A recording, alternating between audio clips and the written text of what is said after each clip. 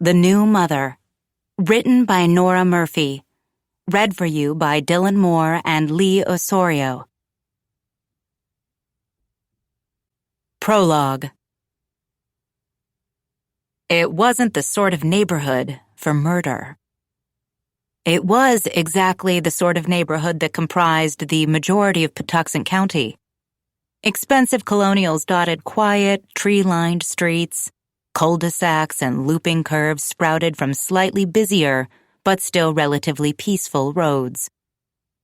It was November, but lawns remained green and free from fallen leaves. It was the sort of neighborhood where yard care services were maintained on contract, and cleaning crews swept into the houses clandestinely and regularly. It was the sort of neighborhood where polite nods and smiles were exchanged when the mail was carried in from boxes, where a sign advertising the existence of a neighborhood watch program was sufficient to make the residents feel comfortable that criminal activity wouldn't come knocking, despite the fact that the neighborhood watch didn't actually exist. It was a neighborhood where doorbell cameras and security systems were superciliously eschewed as unnecessary, where the parents felt safe letting the children ride their bikes in the street, only glancing out the front window occasionally. No need to purchase those signs that read, "Drive like your children live here," to stake in the front yard. But there were no children riding their bikes in the street now. There was no one out at all, as Detective Jill West turned the wheel of her sedan, directing the car down Ashby Drive. She pulled to a stop at the curb. The detective paused before climbing out of her car to look out the window at the particular house in which she was interested. It was tidy and stately and almost interchangeable with all the others. At least it looked that way, didn't it? But it wasn't really interchangeable. It was different from all the rest because all the evidence she had so far was pointing toward this fact: a murderer lived there. No, it wasn't the sort of neighborhood for murder. Yet that was exactly what had brought her here. Part 1. The Downfall and the Letdown. 1. He had never seen me before, but he knew me inside and out. He'd lived, grown, wriggled inside me for 9 months. Here he was, a stranger. Yet, love was brimming up, threatening to spill over my edges. It was too much. It felt excessive and counterfeit, almost sickening to my stomach. They were still pumping Pitocin through my IV. The plasticky contraption was taped to the back of my hand, shooting oxytocin into my veins. It felt foreign and obvious on my skin, even though it had been there for more than 15 hours. It was the love hormone, was it not? Love and chocolate. They were pumping me with love. Was that the reason for the feeling? Or was it natural and real and the strongest force that there was? Was it all that mattered? The love? Decidedly not. I'd asked the nurse if she could remove the IV. She'd told me I needed to finish the bag of fluids and oxytocin.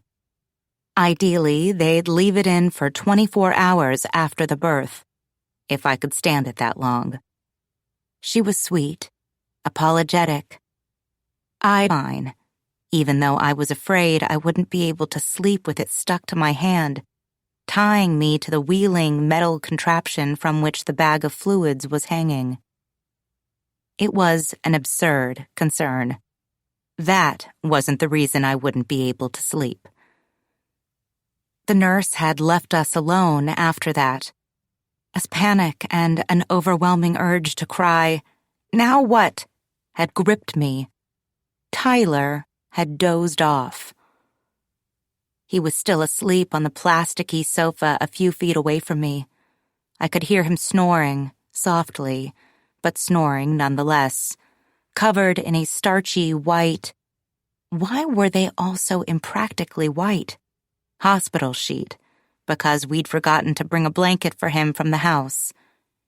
He looked uncomfortable lying there, but that felt appropriate and fair. I felt an urge to reach over and shake him, because that he was sleeping was very unfair. Besides, it was a reflex.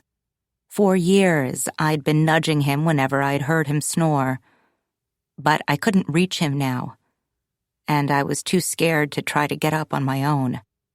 The effects of the epidural had not worn off completely. My legs felt leaden, tied to cement blocks, like someone was planning to toss me off a bridge and wait for me to sink. When we had arrived in the room, which was far smaller than the room in which I'd given birth, the nurse had helped me out of the wheelchair while Tyler stood guard over the baby's bassinet with its clear plastic walls. She'd told me that she needed to make sure I could use the bathroom. I was still feeling high at that point, from the extra painkillers the anesthesiologist had pumped into my IV before I'd started pushing.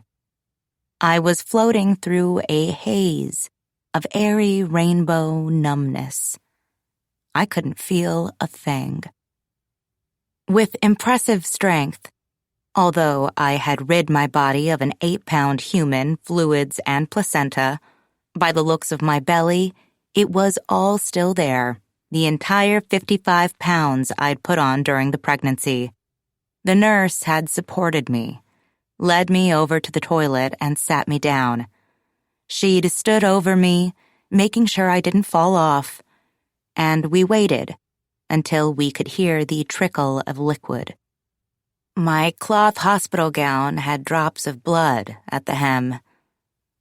Tyler's body jolted. Then he shifted on the sofa, and his breathing evened out. The soft snoring resumed. Between us was the baby, Oliver, the stranger. His arms wriggled, his legs fluttered. We watched each other. I knew exactly what he was doing. He'd done just the very same thing every night back when he lived inside of me. Here he was, out in the world, evicted 9 days past due with the help of 11 hours of Pitocin drip and 1 hour and 46 minutes of pushing. Why should he give up his routine? He showed no signs of sleep. He was free now. I'd told Tyler to leave the bathroom light on, to crack the door so that I could see Oliver. The glare reflected off the analog clock hanging on the wall across from me. It was 3:34. I had been awake for 24 hours. Although I still wasn't sure that I was ready, I used my arms to push my legs off the side of the bed, and I sat. The right leg tingled, fighting its way back in. The left one felt heavy and foreign, as if it belonged to someone else. I stood, gripping the cool metal of my IV stand, testing my own stability. I took a step, then another, then gripped the door frame of the bathroom and swiveled myself inside. The toilet was just a step too far, but I lunged for it anyway. I fell. Calves, thighs, palms smacked the floor. Nat? Benign confusion. I took a breath. Nat? Panic creeping in. I'm fine, I called. A lie. But I couldn't have Tyler coming in here, leaving Oliver unattended. I was relieved he was awake, though. He could take over for a few minutes. Oliver needed to be watched at all times to make sure he was breathing. to make sure his heart was beating. Besides, it seemed shameful to have collapsed on the bathroom floor. I didn't want Tyler to see me like this, which was perhaps irrational considering what he had just witnessed, the birth. I willed my legs to move, but they didn't, so I used my arms to pull myself up and onto the toilet. I was stronger than I thought. I was a mother now. Something poured from me. Perhaps blood? I could hear it more than feel it. I hadn't even felt the need to go to the bathroom. I was only abiding by the nurse's directive. Try to get up every couple hours to use the bathroom if you can. If you can. I'd just birthed a child. I could do anything, and following the rules was in my nature. Doing so was a compulsion, as powerful as the addict's need for a fix. I was a deadline meter, an overachiever, a rule abider. Or perhaps I couldn't do anything. I'd gotten up, but then I'd fallen. My supplies were within arm's reach of the toilet, bless the nurse, my squirt bottle, pads, and ice packs. I unwrapped an ice pack and cracked it in half to activate the chemicals and the glorious cooling sensation. "You okay?" Tyler called. I grunted noncommittally. "Just don't come in here," I said. I steeled myself to stand, but I didn't. Not just yet. I was afraid I might fall again, and I wasn't ready to fall. I surveyed the room as I sat on the toilet. Blood pooled on the floor. I wouldn't be able to clean it up. I couldn't bend down, balance, wipe the ground. It looked like a crime scene. It looked violent and dramatic. It looked like someone or something had died. And it would take some time for me to understand that something had died. As my son came to life, as he entered the world, something else was in the process of dying. 2. "I'm not leaving." "Nat." I poked my nipple at Oliver's chin. His mouth, pink and wet like chewed-up bubblegum, turned down at the corners, remained resolutely closed. He was so beautiful. Peach fuzz of golden hair, eyes that were cobalt in the light, black in the dark of night. "Natalie, let's go home." "No," I said. "I'm not leaving." I tried to squeeze out a drop of colostrum, to wave it beneath my baby's nose. "Home," Tyler said again. He dragged out the word, as if I were a child learning to speak. "Don't you want to sleep in your own bed tonight?" Tyler asked. "Sleep." I almost laughed. My dad had visited us the previous day, followed by Tyler's parents, then his sister. I'd not managed to change out of my blood-spotted hospital gown before any of them had arrived. I'd not managed to shower until after all of them had gone. Then, once they were, and I might finally be able to sleep, I couldn't. My mind raced, and I watched Oliver. The night nurse had come in at 2 a.m. and watched me try to get Oliver to latch. She looked like a ghost, hovering in the doorway in her pale scrubs. "Have you slept at all?" she asked. I hadn't. "I'm fine," I said. "I can take him to the nursery for a couple of hours," she said. "Let you get some rest?" She eyed Tyler, who was sprawled across the sofa, his right arm grazing the floor with a measure of skepticism. The nursery. I knew what that meant. They'd put my son in a plastic bassinet alongside the other babies. They would all look alike. When time was up, They might bring me the wrong one. Would I even know? When Oliver cried, they'd feed him a bottle. A bottle filled with formula. Formula! That's okay, I said. I'll be okay. She had nodded, businesslike. Then she took my vitals, dispensed 2 Midol, and left. I needed that nurse to come back tonight, to ask me again. I might even let myself say yes. I might not, but still, I wanted her to ask.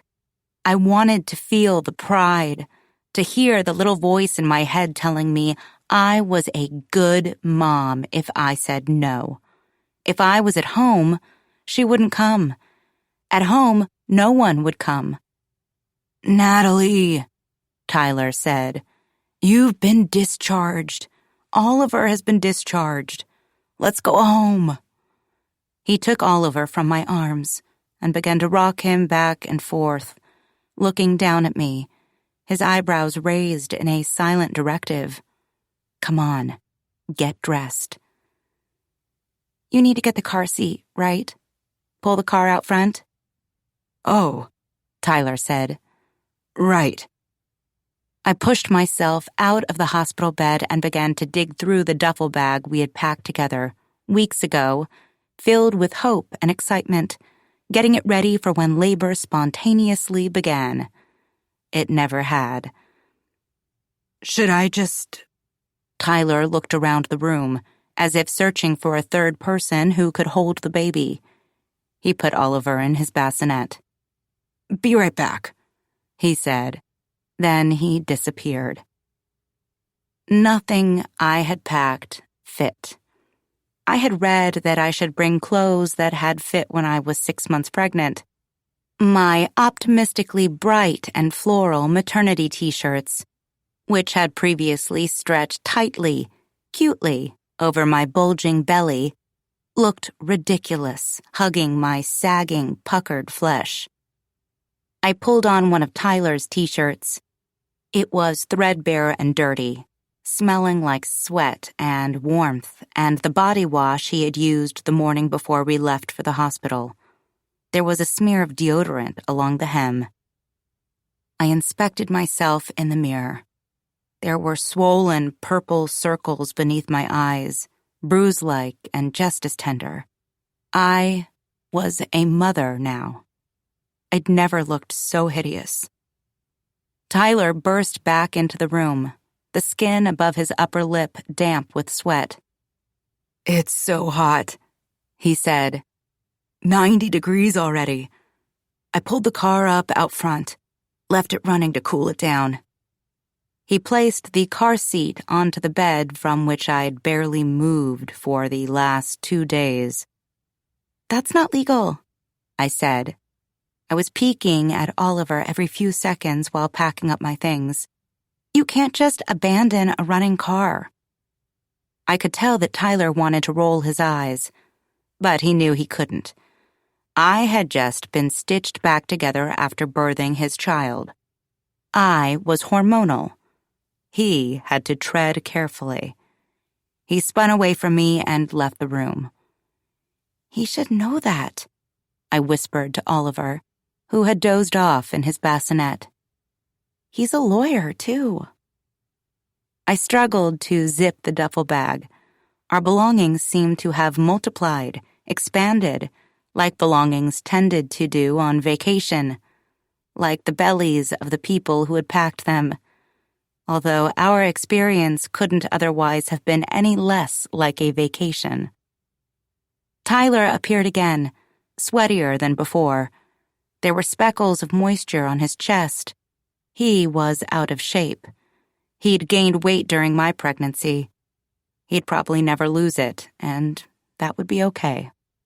Meanwhile, I was overwhelmed by the repulsiveness of my body, now that our child had departed from it. I was struck by a sense of urgency for it to go back to the way it had been before.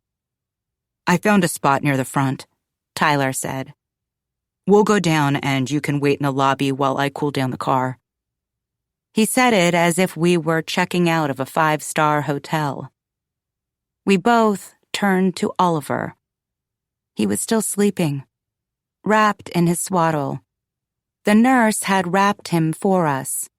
Tyler and I still didn't have the hang of the technique.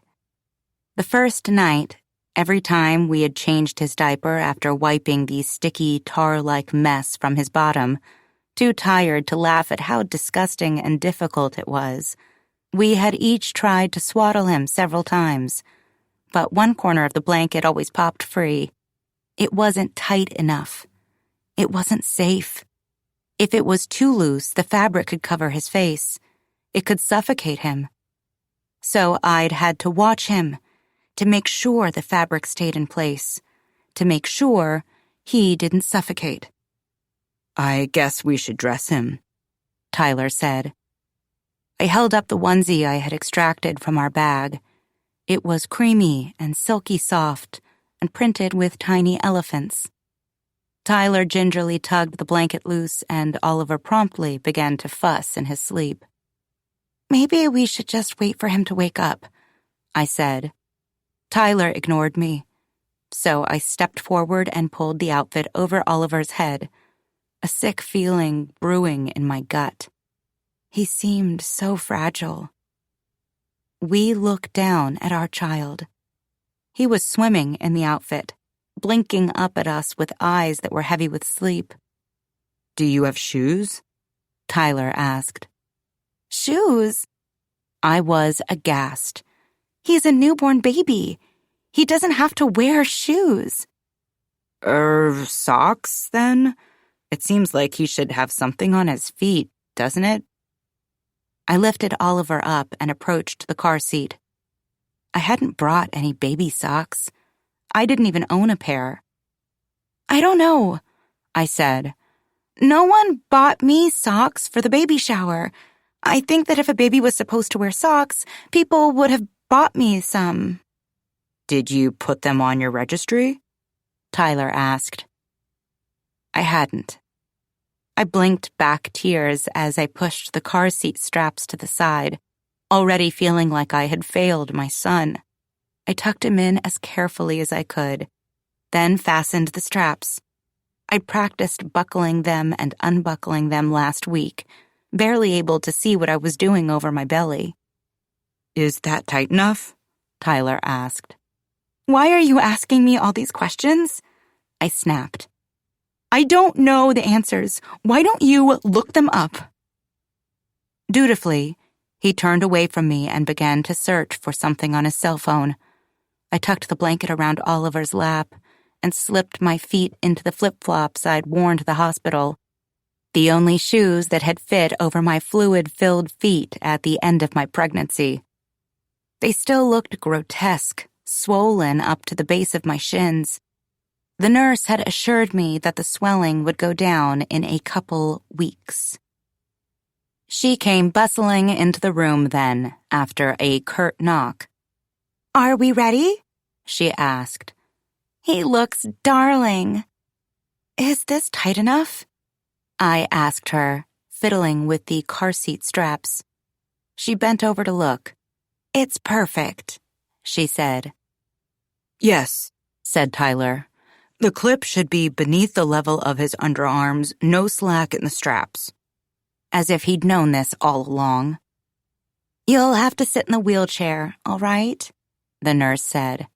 "I know you can walk, but it's policy." "Okay," I agreed. I settled onto it, feeling slightly ridiculous. Tyler slung the straps of our duffel bag over his shoulder and tucked the pillows we'd brought from home under his arms. He had no arms left for the baby. "Here," said the nurse. "I'll put the car seat on your lap." She pushed me through the halls, struggling to round corners. She was a petite woman, and her effort felt shameful, a reminder of all the weight I would have to lose. People smiled at me and moved out of the way as we passed. "Congratulations," they murmured. I smiled back, but I wished they'd stop looking. Tyler ran ahead of us to start the car and pull it up front. "Let's just go outside," the nurse suggested. "Better to wait in the shade outside than in here. Too many germs." I was horrified. I'd not even thought of the germ-infested lobby air as a danger to my baby. I hugged the car seat more tightly to my body, as though I could shield him from illness that way. The nurse pushed me down to Tyler's car. We bumped over the cracks in the sidewalk, and I clenched my teeth, feeling pain echo through my body. Tyler took the car seat and clicked it into place in the middle seat in the back of the car. "Do you want to sit in the back with the baby?" the nurse asked. I could tell she'd forgotten his name. "Yes," I replied, grateful for the suggestion. I hadn't thought of that. Hadn't realized that the days of sitting beside Tyler in the car, fiddling with the air conditioning controls, changing the radio station, feeling his hand reach for mine, were over. "Bye, sweetie," the nurse whispered as I slid into the back seat. "You'll do great." I nodded, smiled bravely. She slammed the car door, and then she was gone. "Ready?" Tyler asked. I wasn't the one who wanted to leave. "Sure," I said. He pulled away from the curb. Oliver had dozed off. I reached into the car seat and slipped my index finger into the hollow of his curled hand. Tyler sped past the road that led to our old neighborhood. "Where are you going?" I almost asked. I'd forgotten. We weren't headed to our little rancher just outside the city limits. We were going to the new house, impractically spacious for just 2 adults and 1 small baby. With soaring ceilings and the white kitchen I had thought that I wanted so badly until I had it. With shiny porcelain tile and dove-gray walls, with 4 bedrooms and glossy wide plank wood floors. With a 2-car garage that we weren't even using because the previous owners hadn't left the remote openers behind, and we were too busy to buy and program new ones. There was no activity along Ashby Drive. A few weeks of summer vacation remained, but school would be starting soon. Colored markers, scissors, glue sticks, and mechanical pencils had been bought. Back-to-school clothes were hanging in closets and folded in drawers, awaiting their first day of school debuts. The high schoolers were almost looking forward to the day. Would they be cool this year? Popular? Would anyone notice their haircuts and tans? As if any of it mattered. They thought it did. I had too back then. It was too hot, too sunny to set up sprinklers in the front yard or drape slip-and-slides along the hill out back. The heat was rising from the pavement in rippling waves. It was the kind of day that conjured thoughts of skin cancer and heat stroke rather than summer fun. Tyler parked in the driveway and leapt out, rushing over to open the door for me, like we were arriving at my house at the end of a date that had gone extremely well. "Can you get the baby?" I asked him after pulling myself out of the car with an astonishing lack of grace. "Of course," he said. He was so chipper. He'd not been awake for 3 days and 2 nights straight. Meanwhile, I feared that I was dying. The burning pain from the stitches, the dull ache behind my eyes. It felt like I was being held beneath the surface of a murky body of water. Everything smelled faintly of blood. I stood in the driveway and watched Tyler unlatch the car seat and remove it from the car. "I'll come back for the stuff," he said. I nodded and followed him up the porch steps. He fiddled with his keys, and I closed my eyes for a second, feeling my body sway, imagining we were standing on the porch of our little rancher. It had been Tyler's idea to move. We needed more space for the baby things, more bedrooms for the baby and his future sibling, because I was an only child, and I had always assumed I'd have 2 kids of my own. We wanted a better school district, a garage so we could shuffle the kids and our belongings and ourselves from house to car while protected from the rain and snow. Sure, those things would be nice. One day, we hadn't needed those things immediately, and we hadn't needed worse commutes. We were already about to experience a massive change that would shatter our lives completely. Wouldn't it be easier to have a smaller house, closer to our respective offices, familiar in its smells and creaks? I could make my way from our bed to the kitchen and back with my eyes closed in that house without having to climb any stairs. But Tyler had been insistent. Interest rates were low. It wasn't a good time to move, but it would never be a good time to move. It would only be more difficult once the baby was born. Besides, the perfect house had come on the market. Just over 3,000 square feet, not including the basement, move-in ready, with a brick porch and grand portico held steady by white columns. Schools ranked 9s and 10s. All of those things that should matter in a house, but in which I wasn't interested, because it wasn't our house. It wasn't home. Tyler had booked a tour the morning the listing went live, and we made a full-price offer that night. The house was ours before I was able to fully digest how little I wanted it. Then came the matter of getting our rancher ready to list. New paint, power washing, replacing light fixtures, having carpets cleaned and hardwoods waxed. Fortunately, it sold in a week.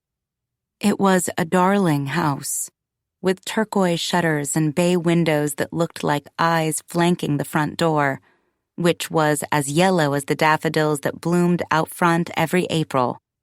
I had painted the door myself the weekend we moved in, 5 years ago. Suddenly, the move was complete. The rancher was no longer home, while the house on Ashby Drive had not yet taken its place in my heart or mind. Unpacking took days, and we had tripled our square footage. We bought and assembled complete rooms worth of furniture. We painted the nursery a soothing green. We hung pictures and measured for area rugs. All of it was at Tyler's insistence. He seemed to believe that filling the house would make me feel more settled. It had only made me feel like I was a guest in someone else's home, sitting on stiff couches, resting my head on strange-smelling throw pillows, gazing at canvas prints that meant nothing to me. Finally, Tyler located the correct key and pushed the front door open. He placed the car seat on the floor in the foyer. Frosty air, unfamiliar, the smell of a stranger's house swirled around us. "You're home," he told Oliver. He turned and went back outside, presumably to retrieve our bag and pillows from the car. I unbuckled the straps and extracted Oliver. He was still sleeping, but I had read that you should never let your baby sleep in its car seat if it wasn't actually riding in the car. Automatically, I limped up the stairs and entered the nursery. I laid Oliver down in his crib. He looked so tiny in the middle of his mattress. His eyes opened, and he turned his head to the side, staring out between the crib bars. It was like he was in jail. His eyes drifted closed again. I wanted to unpack my things from the duffel bag, to take a shower beneath the range shower head in the master bathroom, to pop a Midol, to lie down. But how could I do any of those things now that Oliver was here? I longed, ached to put him back inside me. Then I could go about my business, while knowing he was safe and comfortable and part of me. There had been so much anticipation leading up to Oliver's birth. It had been the center of our lives ever since we had sat cross-legged on our bed and stared down at the tiny word on the plastic pea-soaked test last November while we laughed giddily, nervously, pregnant. Everything we had done since was with Oliver in mind, was in preparation for his arrival. Now, here he was, and I hadn't a clue what came next. I moved toward the door, then paused. I couldn't leave him. I leaned over the top of the crib, reached for his body, then froze. I couldn't wake him either. I sank to the floor, pressing my face into the unusual fleshiness of my arm, trying as best as I could to muffle my cries. It had been a foolish thing to do. Crouching down, letting myself collapse. Pain engulfed me. I needed that Midol. I needed something much, much stronger. Downstairs, the front door slammed. Behind me, Oliver began to whimper. I wiped my face with the hem of Tyler's t-shirt, then pushed myself up from the ground. I couldn't break down. There was this human now. This human we had created. I rolled up Tyler's t-shirt and settled down in the rocking chair. One of the breastfeeding pillows I had received at my baby shower was on the floor beside me, where I'd stationed it, ready and waiting for action. I congratulated myself for the forethought. I had done quite a bit of planning. Planning, preparation, was what gave me confidence. It was what I did before making presentations to partners at work, before stepping into a client meeting, before dialing opposing counsel to negotiate a term in a contract. Preparation and research made me feel competent and intelligent. It wasn't working when it came to mothering. I had planned and researched every tiny thing. Why did I still feel lost? I arranged the pillow on my lap and settled Oliver on top of it.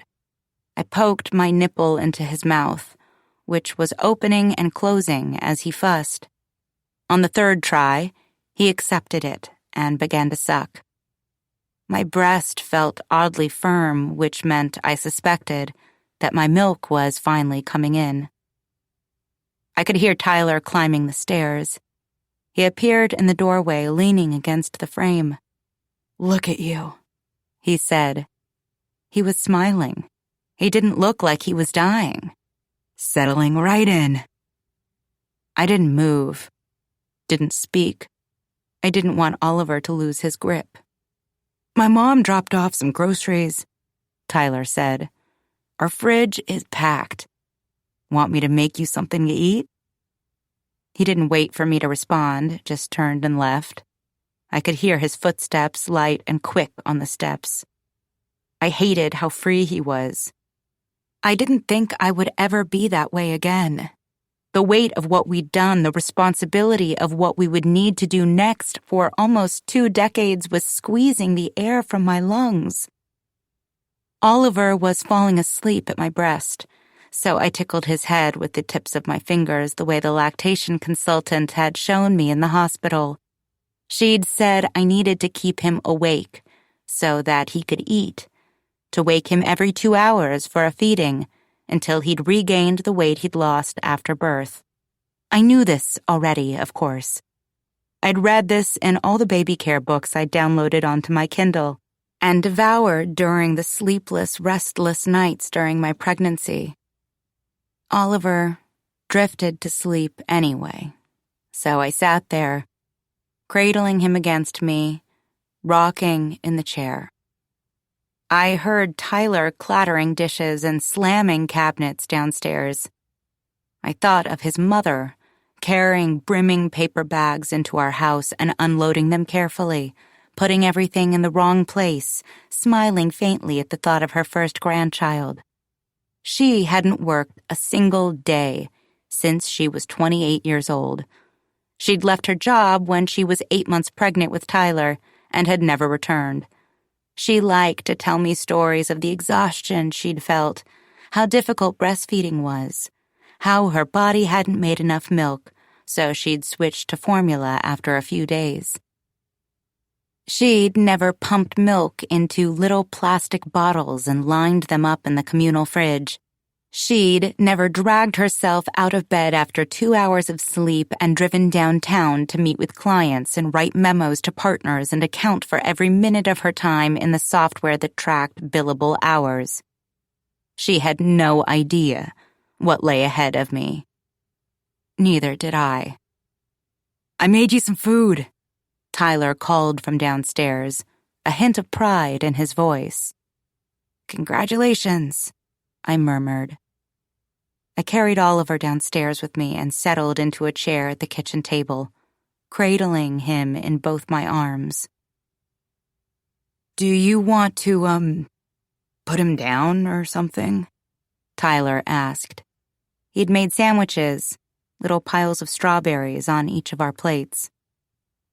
I shook my head, rested Oliver on my lap, my right arm still cradling him, and lifted my sandwich with my left hand. Slimy, deli-styled chicken I never would have purchased or eaten fell out the bottom, along with several leaves of butter lettuce smeared with mustard that looked like wet sand. I started to cry. "Nat," said Tyler. He sounded alarmed. "What's wrong?" I shook my head. I couldn't explain it. I couldn't say what I was feeling. It was too shameful, too wrong. And that was the thing. It felt wrong. Everything did. Everything felt too different, too overwhelming and impossible. What had I been expecting? What had we done? I felt broken, heavy with exhaustion. Hunger was twisting my insides into knots. Pain was ricocheting through me as I sat on the unforgiving wooden chair. I felt like a nuisance to myself, a burden. That my needs and my feelings still existed wasn't fair. How could I possibly care for us both? A tear rolled down my face and fell onto Oliver's forehead. He didn't stir. "Nat?" Tyler said again. I could tell he was scared. I wiped my eyes with the back of my hand. "I just feel a little overwhelmed being home," I said. "But it's fine. I'm fine." It wasn't the truth, but it would have to be. What choice did I have? 3. From its resting place on the dining room table, his laptop screen went dark, as quickly as the blink of an eye, as lasting as a sudden death. It felt like an accusation, an admonishment. He should have been keeping it awake, his fingers flying across the keyboard. Each key was dotted with a shiny circle, right around the letter, worn by the oil of his hands. He wouldn't have minded a new laptop, but a new laptop would make Erin's eyebrows rise. "Do you really need that?" She wouldn't say anything about it.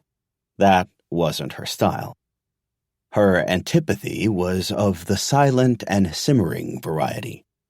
It had seeped between them a long time ago. Years ago, he thought, and had been bubbling there ever since. 750 words. That was his daily writing goal, as he chipped away at the 90,000 or so he'd need for the document that would become his novel. It was a respectable goal, he thought, but perhaps not a particularly ambitious one for a stay-at-home father whose child attended an expensive, we can't really afford it anymore, private school, at which she spent 6.5 hours 5 days a week. Somehow, he still managed not to meet it. "You should aim higher, Paul," Erin would tell him. "Why aren't you writing more? What is it that you do all day?" He cleans her house. He makes her dinner. He pulls her weeds and rakes her leaves. Oh, and he raises her child, the one she treats with coldness and indifference, as if Petra were a mosquito that flew into the house and took up residence on the ceiling. An irritant, but not enough that it would be worth it for Aaron to dust off the ladder, drag it out of the basement storage room, and take care of it. That was his job. He paced through the dining room, back and forth between the two windows, the heavy mahogany drapes rippling slightly in the breeze from the blasting air conditioning, waiting for words to flood into his head so that he could rush over, wake up his computer, and spill them onto the screen. Was it still considered writer's block if it had lasted for more than a decade? Or did that just mean he wasn't a writer at all? Was it just block? He moved into the hallway and smushed his finger into the rubbery button on the thermostat, turning the temperature up, the air conditioning down.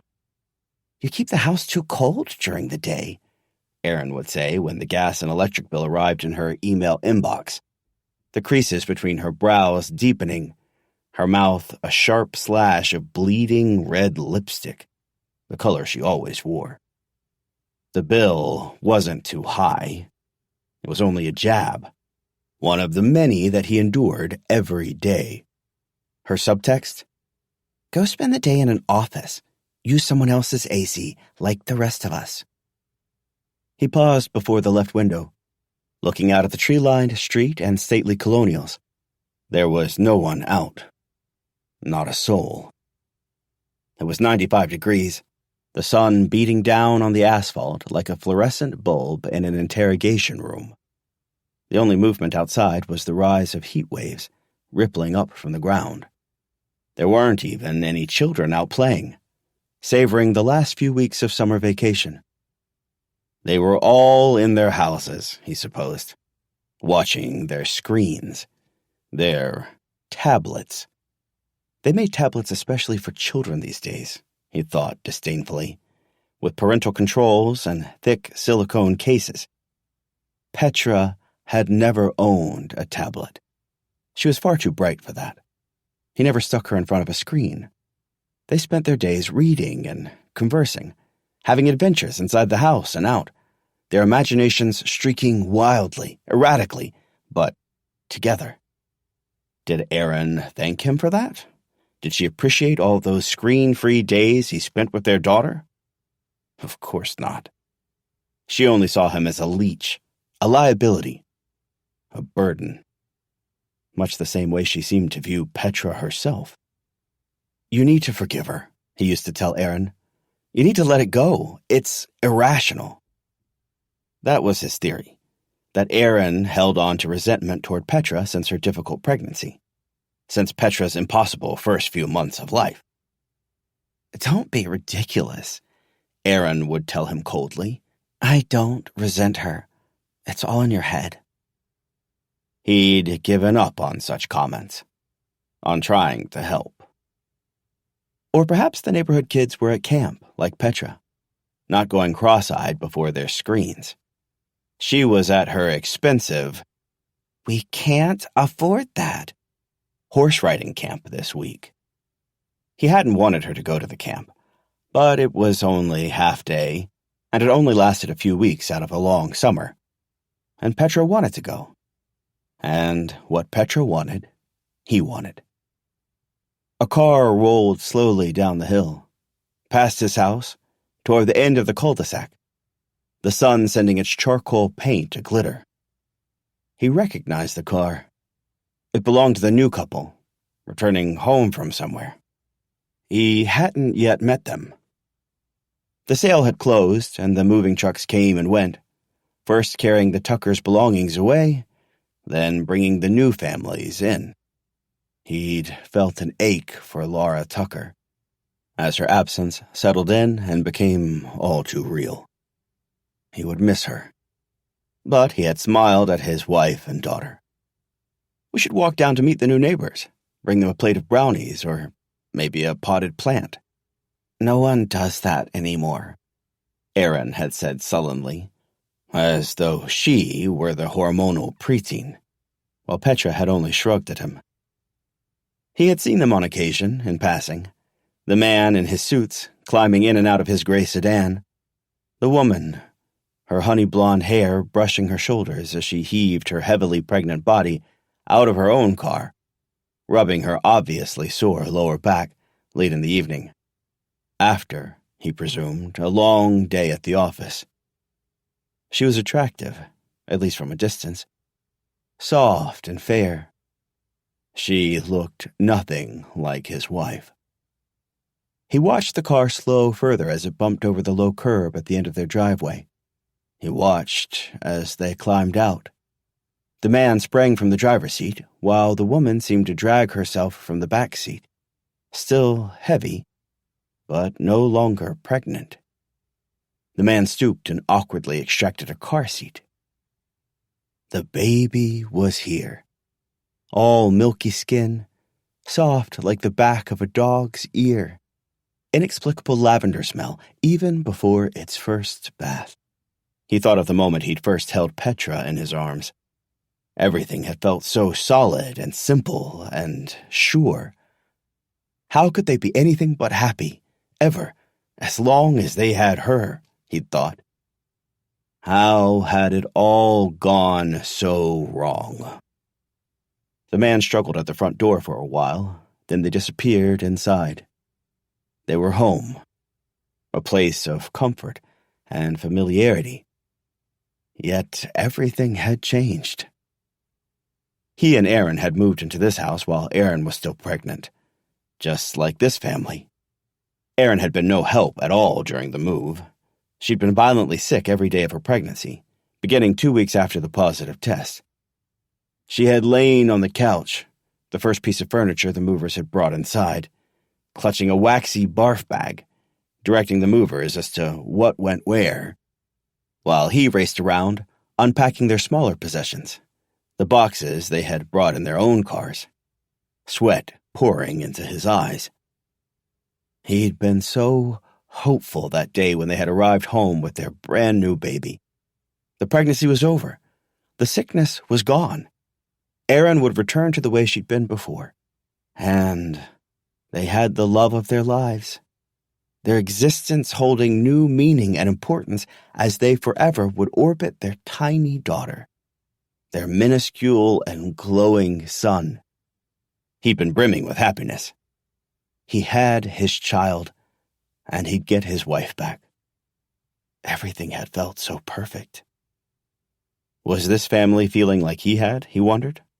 Happy and hopeful and simply just full? Or was one of them feeling like Erin had felt? When the baby was born, when it left the woman's body, had something else snuck in. Something poisonous. Something pervasive. Only time would tell. He wanted very much to find out. He wanted to meet this woman who had moved into Laura Tucker's old house. He wanted to see her up close, to discover who she was and who she might become for him. But not now. Now they'd need space. Time to settle in. He turned away from the window, but he closed the curtains first, pulling them tightly together. To keep the sunlight out, he told himself. To keep the house cool, so that he wouldn't displease his wife. He laughed then, because everything he did displeased his wife. His very existence. The rise and fall of his chest as he breathed. The steady beat of his heart. He returned to his seat at the dining room table, and he woke up his laptop. The empty document blinked accusingly back at him. "You're worthless," it seemed to say. It sounded like Erin. He slammed the lid closed. 4. My dad held Oliver stiffly, just the same way he had when he'd visited us in the hospital. He looked like he'd not held a baby for 32 years. I felt a pang in my chest, and a tiny bubble of resentment, so unfair, popped to life. Because he wasn't my mom. And did a woman ever need her mother more than when she became a mother herself? To his credit, my dad seemed to understand this. "I wish your mom could have met him," he'd murmured when I'd first placed Oliver into his arms. His eyes were wet, and mine had flooded too. I'd only nodded, not able to say anything more, because I simply couldn't. I couldn't think about it, couldn't talk about it. That was the only way I could cope with the fact that my mom had become sick with breast cancer 5 years earlier, that she died only 18 months after her diagnosis, that she'd never been able to meet her grandson, that she wasn't here to hold my hand and tell me what to do and assure me that I was competent and I was strong and I could do this. "Tyler, how much time do you have left before you head back to work?" my dad asked, still stiffly holding Oliver, watching him closely as though the baby might suddenly spring from his arms. I shifted uncomfortably on the sofa, and not because I was physically uncomfortable, although I was. Tyler's return to work was another subject I didn't want to discuss or consider. "I go back a week from Monday," Tyler replied, sounding very blasé. He didn't sound scared or full of dread like I was. What would happen when it was just the two of us? What mistakes would I make? It was like a swarm of bees, the fear lingering behind me, buzzing, distracting, occasionally knocking me in the head. I had called my dad our first night home from the hospital and asked for his advice. Do I have to hold the baby all the time? Can I leave him alone? "Yes, you can put him down in his crib and go do something else," he'd said. "If he's sleeping or he's not crying, you can leave him alone and do what you have to do." But he'd sounded uncertain. I suspected he couldn't really remember. Or else my mom, who, in her role as school librarian, had worked far fewer hours than my lawyer dad, had handled much more of the childcare responsibilities. Was his advice wrong? Old-fashioned and outdated? Acceptable during the same time when it was acceptable to let a baby suck liquor off your finger and go to sleep on its stomach. But not acceptable now. Not when we knew more. Did we know too much? Still, I needed the advice. I needed the rules. They guided me. They gave me purpose. "What about you, Nat?" my dad asked. 7 more weeks of leave?" 8 weeks, I corrected.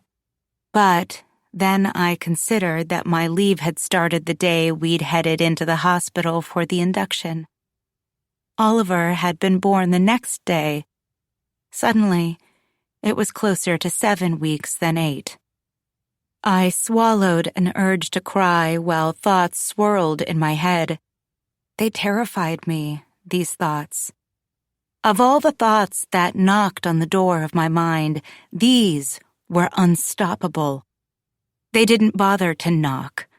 These leapt out of nowhere, screaming, "Boo!" These were the most terrifying of all. What if I couldn't go back? Work had been my identity for so long. I was an attorney. It was what I did. I prepared license agreements and negotiated complex commercial contracts. I attended networking events and helped partners draft research papers to be presented at conferences. Now, those things seemed alien. And how could I leave Oliver? I wanted to work, but the thought of being apart from my baby made me feel like I had just raced up a flight of stairs and couldn't catch my breath. "I don't want to talk about going back to work," I snapped. I looked down at my lap, fiddled with the hem of Tyler's t-shirt, still the only thing I could wear comfortably. "Nat is tired," Tyler told my dad confidingly, as though apologizing for my behavior, and my rage burned. "We had a rough night." Oh? My dad was unruffled, unoffended by my tone. I could feel Tyler looking at me, silently directing me to explain what had happened. But I didn't want to. I glanced around the room, noticed clean diapers littering the coffee table. A stained onesie was draped over the back of an armchair. A pack of wipes had been left open on a blanket on the floor, where Tyler had taken to changing Oliver. The entire house was like this. There were clothes spilling from drawers. Cat hair was collecting in the corners of rooms. Dust had settled onto nightstands and dressers and shelves. Black rings were already forming in the toilets. A thin layer of grime covered the floors. Everything. Me. I'd put a hold on our cleaning service. I didn't want anyone else coming into the house, bringing their germs. After all, I'd be home, not working. I'd have time to clean the house, I'd thought. How had I been so foolish? "Oliver wouldn't sleep at all last night," Tyler continued. "I mean, not at all. He never fell asleep." Even though I'd not wanted to be the one to tell the story, hearing Tyler say it only made my rage burn higher. Because Tyler didn't really get it, did he? He had slept. Although Tyler did look like he'd been up all night too, he was standing in the arched doorway between the dining and living rooms, leaning against the wall. I knew the exact shape of him, the way he moved. I'd recognize him anywhere. From behind, from the side, from a distance, from so close up that my eyes crossed. I'd loved him for a decade, ever since a few weeks after we had met, back in college. So hopeful and burdened and stressed we were, or so we thought, in our LSAT prep course. I'd always loved him, but I hated him now. For the slump of his shoulders, for the droop to his eyes, for how tired he looked. It wasn't a competition. May the most exhausted parent of all be the winner. There was no winner. Or were we both winners? That's how a good mother would feel. Like she'd won, even while she felt like she'd died. "He just wouldn't stop crying, Dad," I said.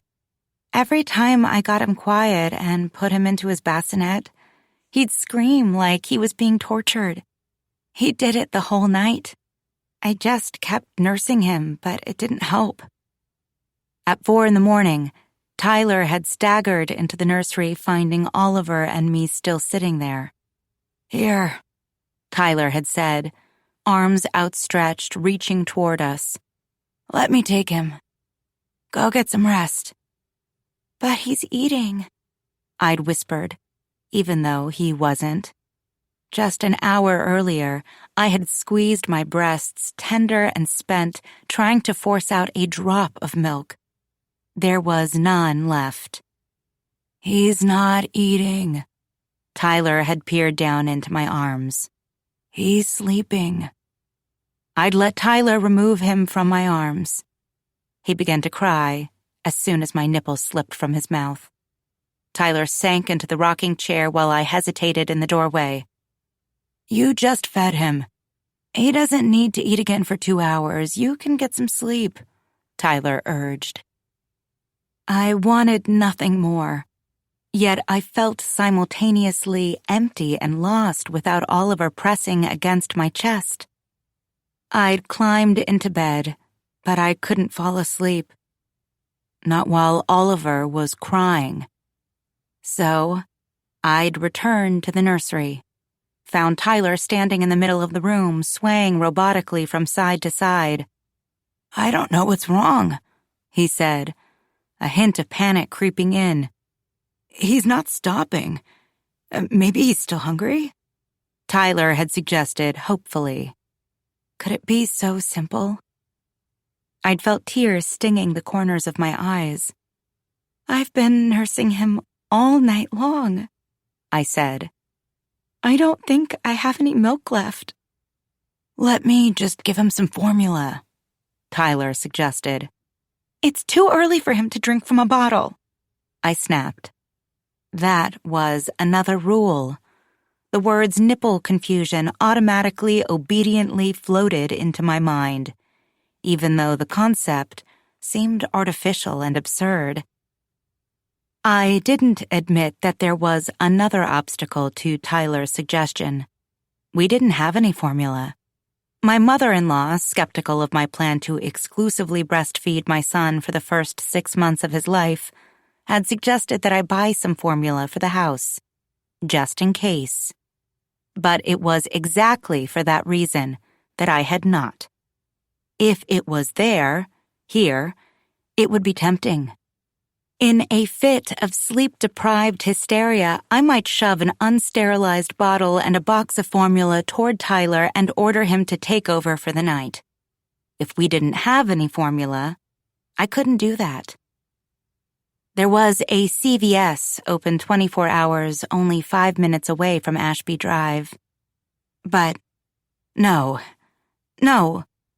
I was only following the recommendations promulgated by the American Academy of Pediatrics. They wouldn't recommend something that was impossible. And if it was possible, that meant I needed to do it. Tyler had sighed, then given Oliver back to me. He had stopped crying immediately, and it sent a shiver of pride down my spine. You can sleep, I told Tyler. At least one of us should be sleeping. Tyler had left then, and I breastfed my son. He fell asleep. I tried to put him into his bassinet, to climb into bed myself. Oliver cried. I tried again, and again, and again. When Tyler awoke, he returned to the nursery. His cheek creased from his pillowcase. The lines in his skin, the rumpled look of his hair were like slaps to my face. Nat, he'd said, you okay? There was fear in his eyes. I broke. This can't be normal. Sobs shook my shoulders, chopped my breaths. I have nursed him all night. If I'm not, he's crying. There's something wrong with him. I could barely understand myself. Let's call the doctor, Tyler said definitively. I'd not wanted to. It seemed ridiculous. My baby won't sleep. He's crying. Was that not what babies did? I was too ashamed to wake the doctor. Was thinking of Elaine, my best friend. She was a pediatrician, often complaining to me about the phone calls she received from new parents. I had promised her that I wouldn't be one of them. So, Tyler had called. The pediatrician on call, Dr. Williams, had been sympathetic, although admittedly groggy. We were scheduled to bring Oliver in to see Dr. Lee the following morning, but Dr. Williams told us that she had an opening at 9 and suggested that we come in then. We brought him to the doctor this morning, I told my dad. I didn't admit that we'd called at 6:30 in the morning. She said Oliver seems fine, that he might have just been hungry. He was cluster feeding, Tyler replied knowingly, reciting the term the doctor had mentioned, as if giving it a name made it something that was manageable, rather than something that felt very, very impossible. Well, said my dad, I'm glad he's okay. I felt a prickle of hurt, because this was my dad. And what about me? What if I wasn't okay? Oliver stirred, his mouth stretched open, and he began to cry. My dad looked alarmed and immediately pushed himself up from the couch. That's my cue, he said, chuckling. Time to go back to your parents. Tyler and I both stepped forward, reached for Oliver. My dad handed him to me. He's probably hungry again, I said, edging away from Tyler. My dad had been holding Oliver for almost an hour, and I was aching to press my baby against me, to smell his skin, to stroke the top of his head. I'm working tomorrow, my dad said as we walked him to the door. But call if you need help. I will, I said, even knowing that I wouldn't. Aged 66, widowed, and living an hour away from his only child, my dad was still working as a public defender. He'd been doing it for 40 years now. Sometimes, I worried that he didn't have more in his life. But mostly, I was grateful that he had his work. The relationships, the stimulation, the socialization that it afforded relieved some of my daughterly duties and concerns. If I needed help, I wouldn't pull my dad away from his job. Same with my best friend Elaine.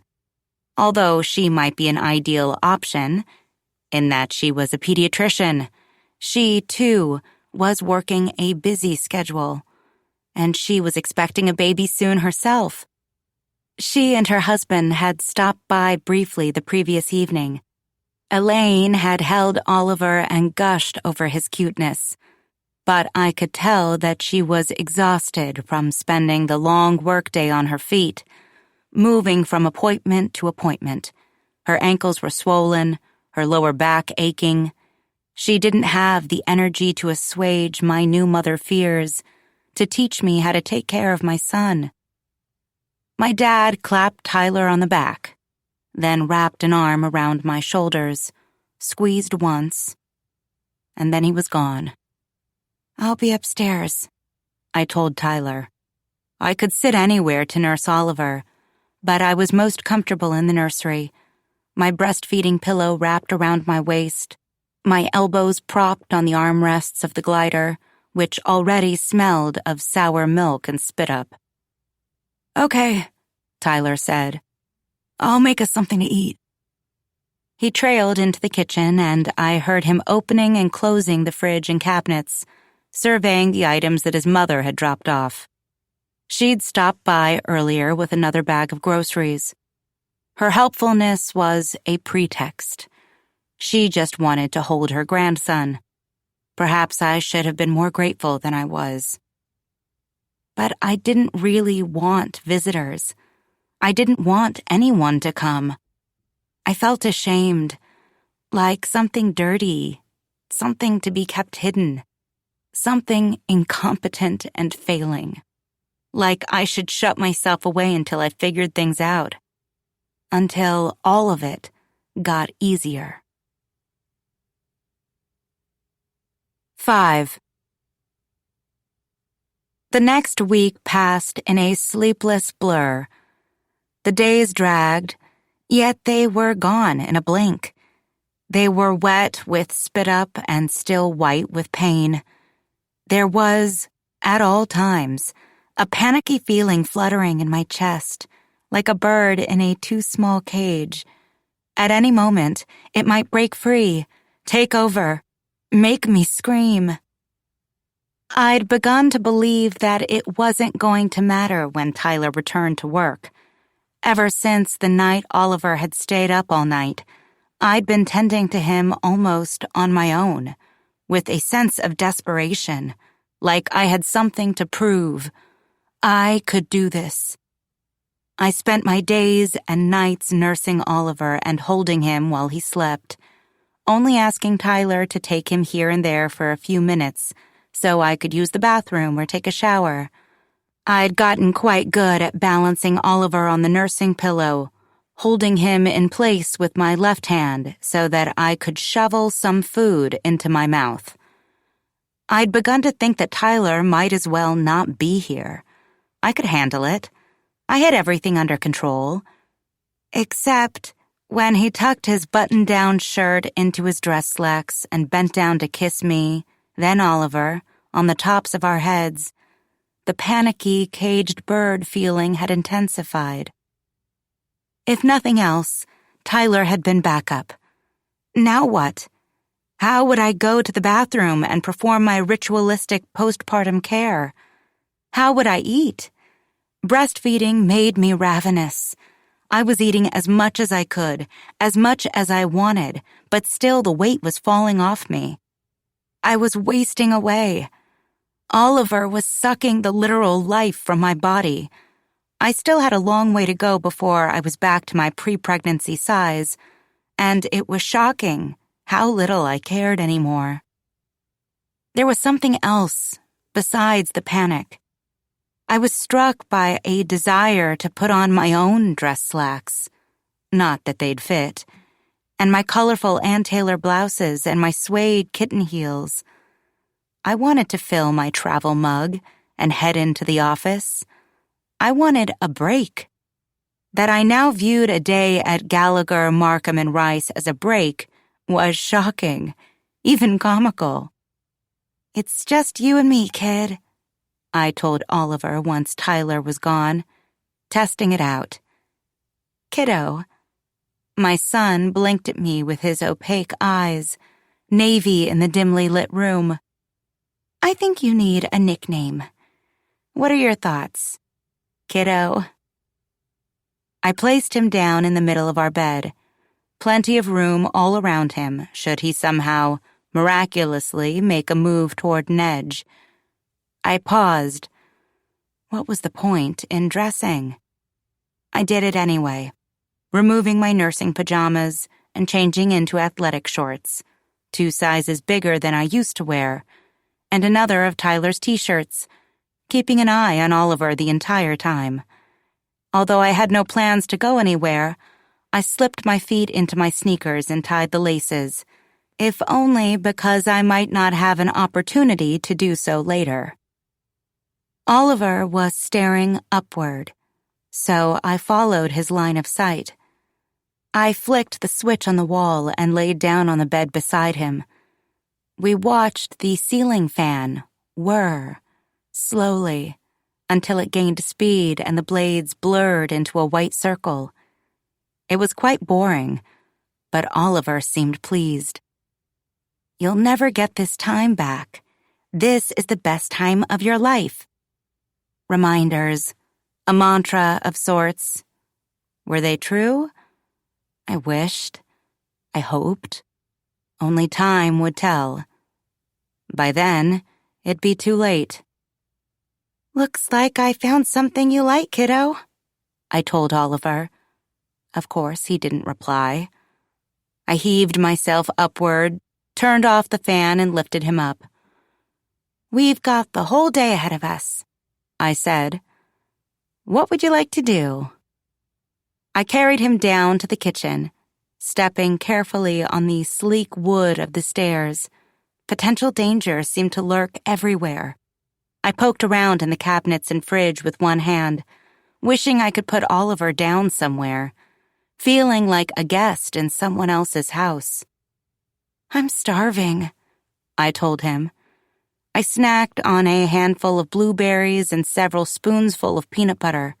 Tyler's mother had purchased a massive jar of it, creamy and dry, not like the grainy, oily, so-called natural variety to which Tyler was partial. Perhaps this was the kind he'd eaten during his childhood. Perhaps his peanut butter preferences had evolved over the years.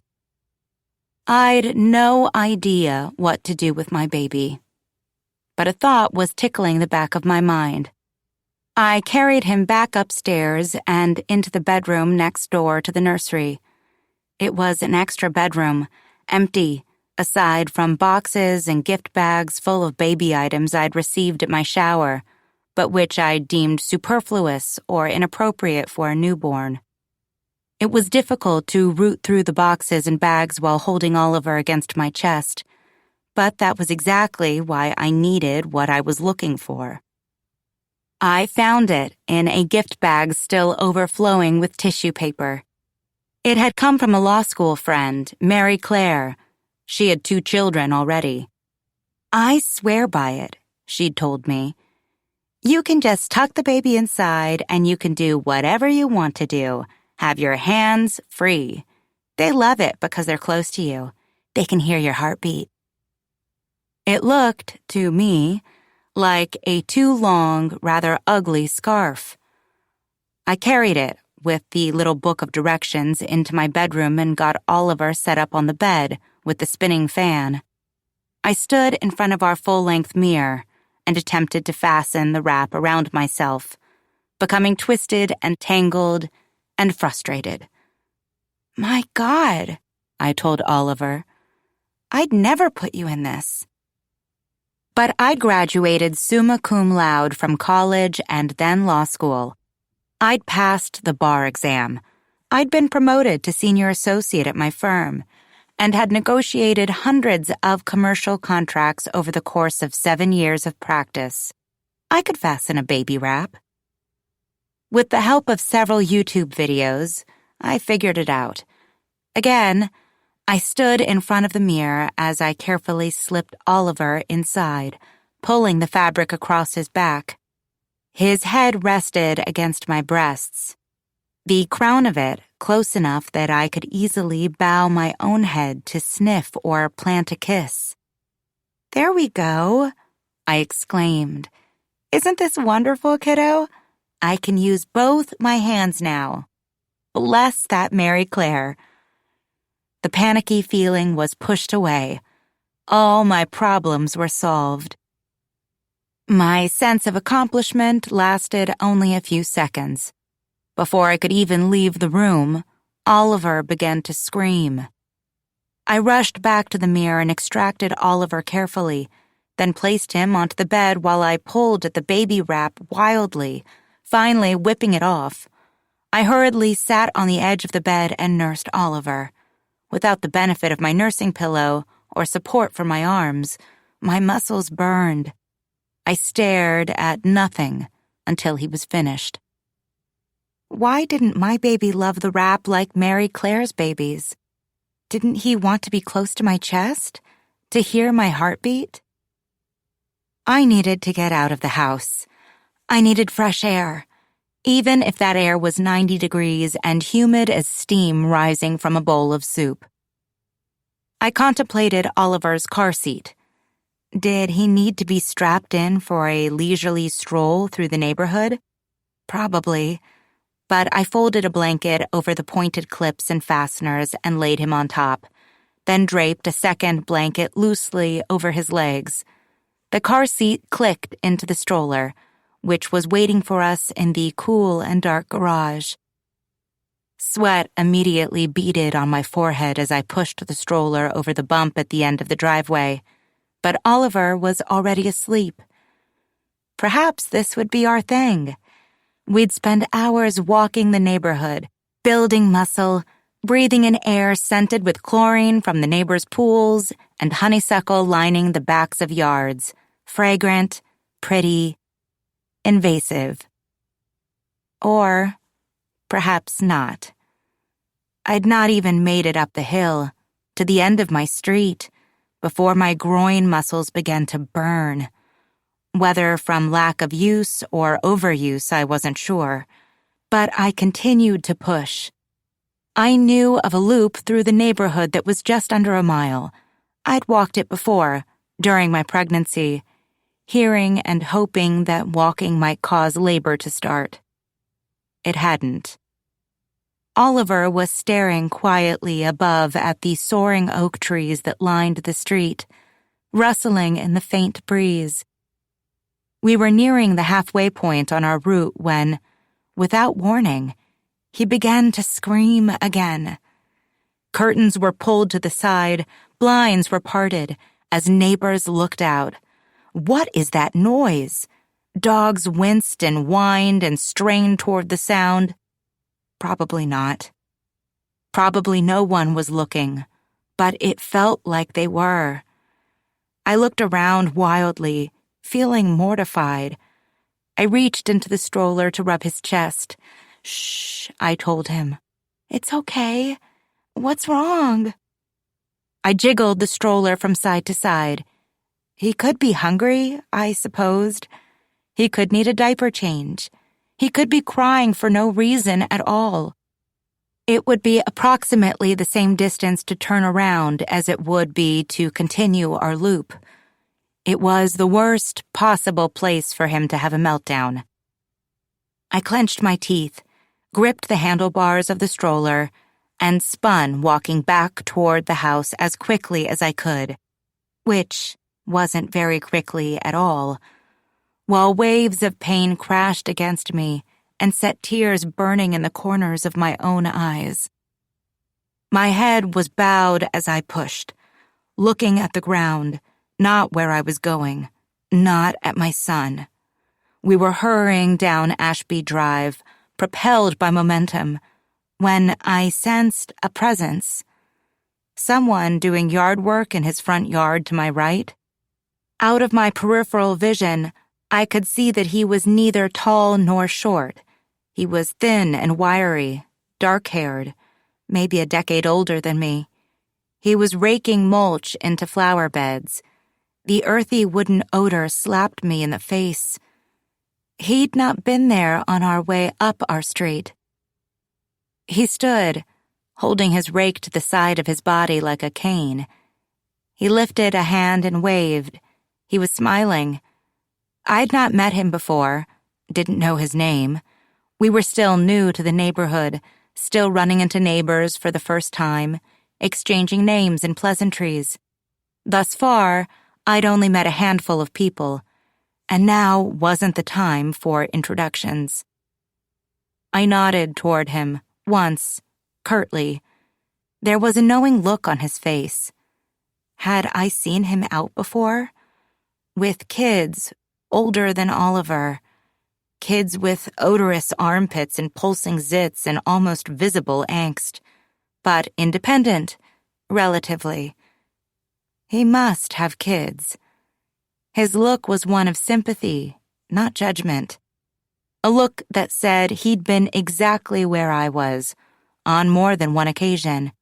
He'd been through worse, and here he was, laying mulch on a Monday afternoon. He'd survived. Would I? Downhill was worse than up, fighting the momentum from my extra weight, the pull of the stroller, dragging me toward our house faster than I was comfortable going. Oliver was enjoying it. His mouth went slack. His eyes drooped heavily. I parked the stroller in the garage, removed the car seat, staggered into the house, knife-like pain slicing through me. I broke a rule. Oliver was asleep in the car seat now, and I left him there on the kitchen floor. I was out of ice packs, the magical cracking ones I'd received from the hospital. I should have hoarded them, secreted them in our duffel bag before we were discharged. I should have figured out where to buy them in bulk. But I'd not known I would need them. No one had told me it would be this bad, that even 2 weeks after the birth, it would hurt this much. I opened the freezer, letting the frigid air dry the sweat from my face. The ice pack was resting in the door, flexible, bright blue and frost-bitten, a match to the stylish lunchbox I used to bring to work. The lunchbox had been packed away in a kitchen cabinet since the start of my maternity leave. I folded the ice pack in half and shoved it into my shorts, wriggled and bent it into the V-shaped space between the tops of my thighs. The relief was instant and sweet. I'd never contemplated such a use for it. It was only one of so many things I had never imagined, had never seen coming. I was so scared to consider what more there might be. 6. It's too early to lay mulch, he told her. We don't lay mulch until September. This was true, not merely an excuse, not born of laziness. None of the neighbors had done the annual end-of-summer yard cleanup. No one else had pulled weeds or raked dark and fragrant wood chips over their flower beds. Not that many, or any of them did this sort of work themselves. But it wasn't the only reason. It was also far, far too hot for such physical labor. He used the back of his arm to wipe the sweat from his forehead, but that did not help, only served to moisten his face further. So he dropped his rake and used the hem of his t-shirt. Of course, Erin got what she wanted. She wanted him to do the yard work, and he told her it was too early. Of course, here he was, doing the yard work. Paul lifted his rake from the ground and resumed digging it into the mounds of mulch he'd dumped on the gardens lining the house. He thought that carrying the bags from the trunk of his car and emptying them into piles would be the most difficult aspect of the chore, but the raking was far worse. A pinching pain was beginning to throb between his shoulder blades, and there was a hint of nausea building in his gut, probably the beginning of heat stroke. God, how he hated her. The thought startled him so much that he froze, the rake hovering just above the ground. It was as if it was a burglar that had broken into his mind, shattered a window, made itself at home. Did it belong? He paused to consider this. He decided that it did. He wasn't sure when exactly it had happened, or how, but he hated his wife. He let the thought, the realization, get comfortable, to recline onto a sofa, drape its feet over an armrest, while he continued his work. It was an unwelcome distraction from the dizzying heat. It wasn't his fault, though. It was Erin's. She'd brought the hatred upon herself.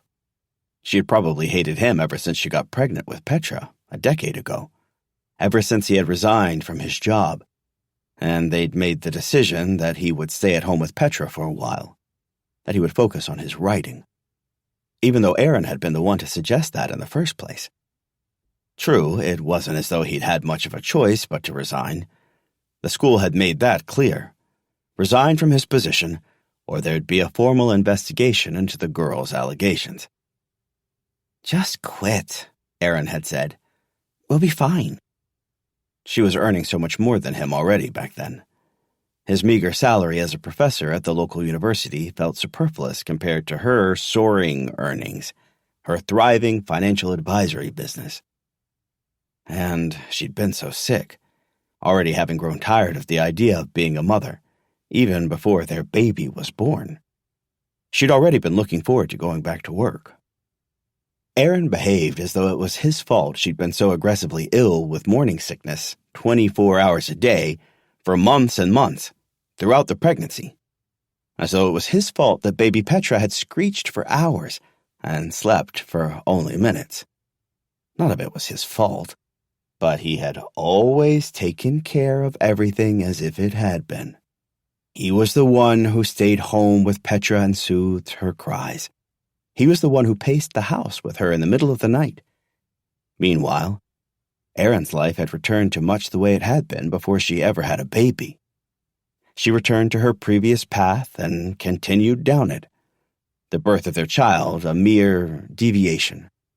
He and Petra took a new path, together, without her. Now Petra was 10, and he was still a stay-at-home father, and his wife seemed to hate him for that, as though it hadn't been her idea in the first place. He could only imagine how much more Erin would hate him if she ever found out about Laura Tucker. Paul glanced toward the end of the street, at the house that sat at 12 o'clock on the cul-de-sac, the house in which the young couple now lived with their brand-new baby. It used to be the Tucker house, home to Mark and Laura and their sons Hudson and Cole. He was certain that Erin didn't know about Laura. Mark had never found out about them either. It was so easy, almost too easy. They were just two stay-at-home parents with the unique luxury of leisure time and empty houses, while their children were at school and their spouses were at work, toiling away, earning the money that allowed them to live in such a nice neighborhood. He and Laura had spent quite a bit of that leisure time together, in the Tucker house. Laura was pretty, enthusiastic, eager to have her ego stroked, to be told she was beautiful while he pressed into her, his hands in her hair. His marriage, his situation, had been far more bearable when Laura was around. But then came the separation. Mark moved out, which made things even easier for them at first, until the house was listed and sold, and Laura and the boys were gone too. And in swept the new family with their careers and sedans, and now, their tiny baby. That was when he heard it, and thoughts of Laura were chased from his mind. Years ago, during those first few days of Petra's life, the sound had flooded him with stress, choked him with panic. With trial and error, with sheer persistence, he had learned exactly how to calm his crying baby daughter. Soothing her cries was the most rewarding thing he'd ever done. He'd carried her down to the basement so that she wouldn't wake Aaron.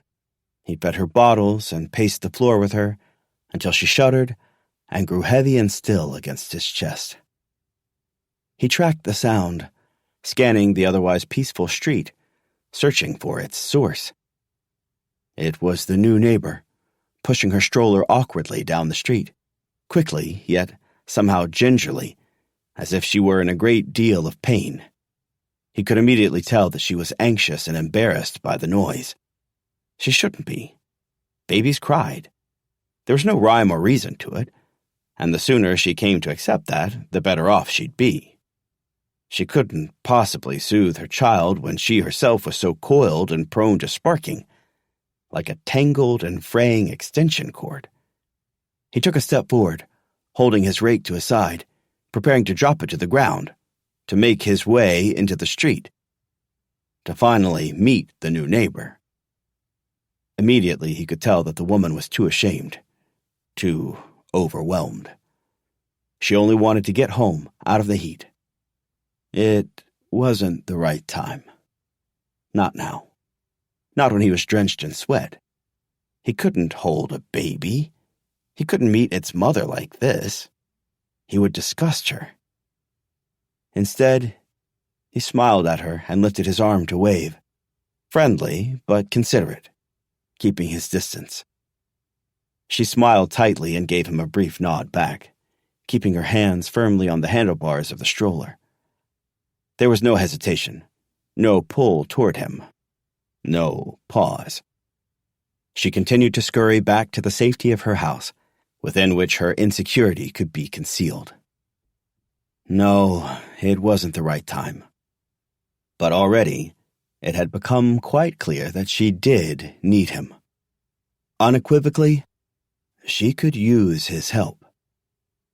And he could help her. He had been there. He had survived. Petra had flourished. He missed those days, tear-streaked, spit-up-coated, ear-shattering, scream-filled days. Days that had been marred, like almost every day since, like today, by Aaron. And perhaps she could help him too. It was the closest he'd come to her since she'd moved into the house at the end of the street, and he could see that she was objectively attractive, if not a bit disheveled. She had moved into the Tucker house, and she seemed to be spending her days there alone. Could she do for him what Laura had done? He wouldn't mind getting even closer. What color were her eyes? How soft was her skin? Of what did it smell? He wouldn't mind finding out. But not now. The time was not right. He turned back to the garden beds. He dug the rake fiercely, bitterly, into the mounds of mulch, finishing the job. For now, it was the only choice he had. 7. "Look," said Elaine proudly, staring down at her belly. Something bulged against it, ran along its front, most likely a tiny foot. I watched and smiled. Oliver was balancing on the top of her bump. "Quite handy," she'd said, laughing, when I had first passed her my baby and she'd settled down on the sofa. "Did you feel that?" she asked Oliver. "That was your future best friend. Girlfriend? Perhaps wife? You better treat her well." I stared at Oliver. Somehow, it hadn't yet occurred to me that he was not going to be a baby forever. He would grow up, go to school. His underarms would smell. He'd mask it with noxious spray. He'd jerk off into towels behind his closed bedroom door. He'd drink beer in friends' basements and lie to me about it. He'd go off to college, maybe several states away. He'd forget to call. He'd get married, to a woman, to a man, to someone. He'd have children of his own. I'd hold them and think of him. I'd miss these days, wouldn't I? "Nat? Sorry," I said. "What did you say?" "I'm sorry it's been so long since I've visited," Elaine said. "Work has just been so busy." "That's okay," I told her. And really, it was. I had grown used to being alone with just my baby. I understand how busy work can be when you're getting ready to go out on leave. Elaine nodded. "How are you feeling?" She was gently tracing Oliver's hairline with the tip of her finger. I rubbed my eyes. Elaine had been my best friend since the 8th grade. We'd stood side by side in front of a mirror, our upper arms brushing, while we did our hair and makeup for homecoming dances. We'd commiserated about our periods. In college, we'd linked arms for warmth as we stumbled back to our dorm or on-campus apartments, returning from parties or bars. We'd gotten pregnant months apart. She knew everything about me. But the horrors of my labor, of my recovery, seemed too sordid to share even with her. And she was a doctor, well-versed in medical things and blood and stitches, but she'd not yet gone through childbirth herself. I didn't want to scare her. But did I wish that someone had scared me? Was that the problem? That no one had told me about the witch hazel pads I'd need for my hemorrhoids, the magical ice packs, the diaper-like sanitary napkins, the billowing hospital-issue underwear, the sitz bath and squirt bottle. "I'm feeling okay, I guess," I said. "It's been more difficult than I thought it would be. I mean, it's been 5 weeks. The pain is still pretty bad. I thought I'd be able to go for longer walks by now, but I can't." "Well, you had, what, a 3rd-degree tear?" Said with the cavalier attitude of a doctor, necessary, not unreasonable. She needed to distance herself. "That's pretty severe." "Right," I said. "Just be glad it wasn't 4th degree." We both shuddered. "Or a C-section. That's my biggest fear, I guess. I just want it to all happen naturally," Elaine continued. "It definitely wasn't natural for me," I said. "I have the whole day off, so I could sit here for hours," Elaine suggested after a pause. "If you want to go have a nap? Do you have any milk for him?" I shook my head. "I haven't tried the pump yet. I'll try it this week, start freezing some milk for when I go back to work." "Good idea," said Elaine. She was gazing lovingly into Oliver's face, peaceful and sleeping, because he was being held by competent, practiced arms. Was that the way I looked when I looked at my baby? Or was there resentment in my eyes? Did he see it? "His doctor thinks he might have reflux," I said hesitantly. "We had an appointment yesterday, and Oliver wouldn't stop crying. The doctor thinks it might be caused by food sensitivities to something that I'm eating. Huh. Elaine's brows were wrinkled. Oliver looked so perfect in this moment. Why does she think that? Well, sometimes it's difficult to nurse him. He's fussy. He doesn't sleep. A bark of laughter. He's a baby. That all sounds normal. I shook my head vigorously. Why did I feel so desperate to convince her that there was something wrong with my child? The doctor watched him trying to nurse, and because he will only sleep for such short periods at a time, it could be that he's uncomfortable. So what are you supposed to do? Elaine asked, her thumb softly grazing the plushness of Oliver's upper arm. Eliminate nuts, dairy, and soy from my diet, and see if he seems more comfortable, I replied. I felt more overwhelmed by the suggestion now than I had when Dr. Williams had first made it. What did that leave for me to eat? I'd quickly discovered that soy and dairy were hidden in most things. Oliver began to fuss faintly in Elaine's arms, as though displeased that we were discussing him. Elaine stood and began to bounce rock him expertly from side to side. She had several years of practice by this point, from her work as a pediatrician. She had tried to soothe many tiny crying newborns during appointments.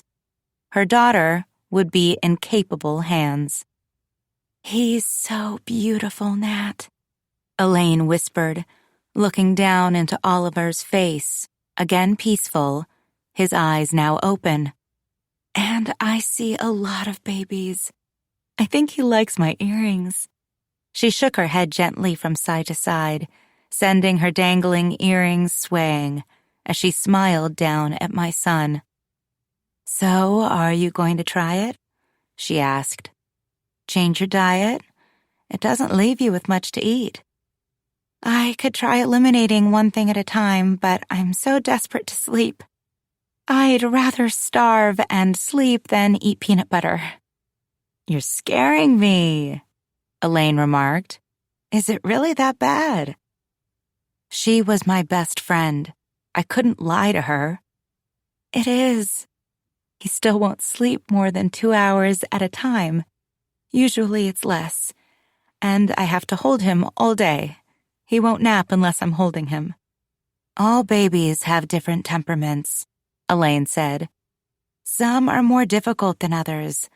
It's just the way it is. Nothing you can do about it.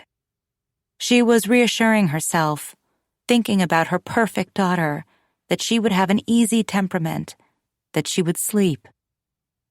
I'd always imagined myself with a daughter, too. I'd cried during the ultrasound, the warm gel coating my belly, Tyler peering at the screen eagerly over my shoulder, as gray and black images swirled, and the technician called out that I was having a boy. She thought they were tears of joy. There's his penis, she'd said. See? There's his nose, his right foot, his left foot. Oh, he's moving. There's his penis again. There's his right hand. There's his penis again. He keeps showing us his penis. Stop it, I wanted to scream. Stop saying penis. Tyler and I had headed into work after the ultrasound appointment, to our respective soaring parking garages downtown, then into our respective soaring office buildings. I'd gone straight into the bathroom, dropped my purse onto the floor, and started to cry again. Because I had never pictured myself raising a son. I had only ever imagined myself raising a daughter. 2 daughters. How could I reconcile that long-held image with the reality that there was a boy living inside my uterus? I would never have 2 daughters. I would have a son. I might even have 2 sons. It was a terrifying thought, and I'd begun to work on conjuring up a new image, one of myself as a mother to an only child. It was ridiculous to resent one's son for not being a daughter. I knew this. It was cruel. So I tried not to do it. I really did try. "I guess I'd better go," Elaine said, passing Oliver back to me. "If you don't want to nap. That okay? I have a few errands to run." I nodded. It's time for him to nurse anyway. I was so envious in that moment. Errands. A day off. A day to myself. Perusing the shelves of Target leisurely, the white fluorescent lights beating down on me, so unpleasantly bright and wonderful. Picking up dry cleaning, wrapped in staticky plastic, which I'd not done for so many months. I missed my smooth pantsuits and silk melon-colored blouses. I missed extra-large coffees in to-go cups, sipped while I wound through the aisles in the grocery store. "Hang in there," Elaine said in the foyer, smiling, biting her bottom lip. I pushed away an urge to ask her to take Oliver with her. I returned to the family room to feed him, dropping onto the sofa, glad that Elaine was gone, relieved that I was alone now, yet also wishing that she would return. I simply couldn't be satisfied. Suddenly, there was quite a bit of noise as someone pushed his way into the house. There was bumping, something scraping at the wall, a faint groan.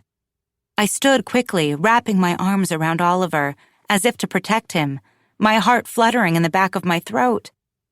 But it was only Tyler. He staggered into the family room, his arms wrapped around a large cardboard box. He was pushing a second with his foot. "Deluxe Cradle Swing" was printed across the side of each carton in curling teal font. "What are you doing here?" I asked him. He dropped the box onto the floor. Several silent blinks passed between us. "I live here?" I rolled my eyes, returned to the sofa. "Yes, but what are you doing home so early?" He never seemed to be home before 6, and Elaine had only just left. "What are you talking about?" Tyler asked. "It's 6:30. I thought you'd be annoyed with me for being later than usual. I stopped for the swings."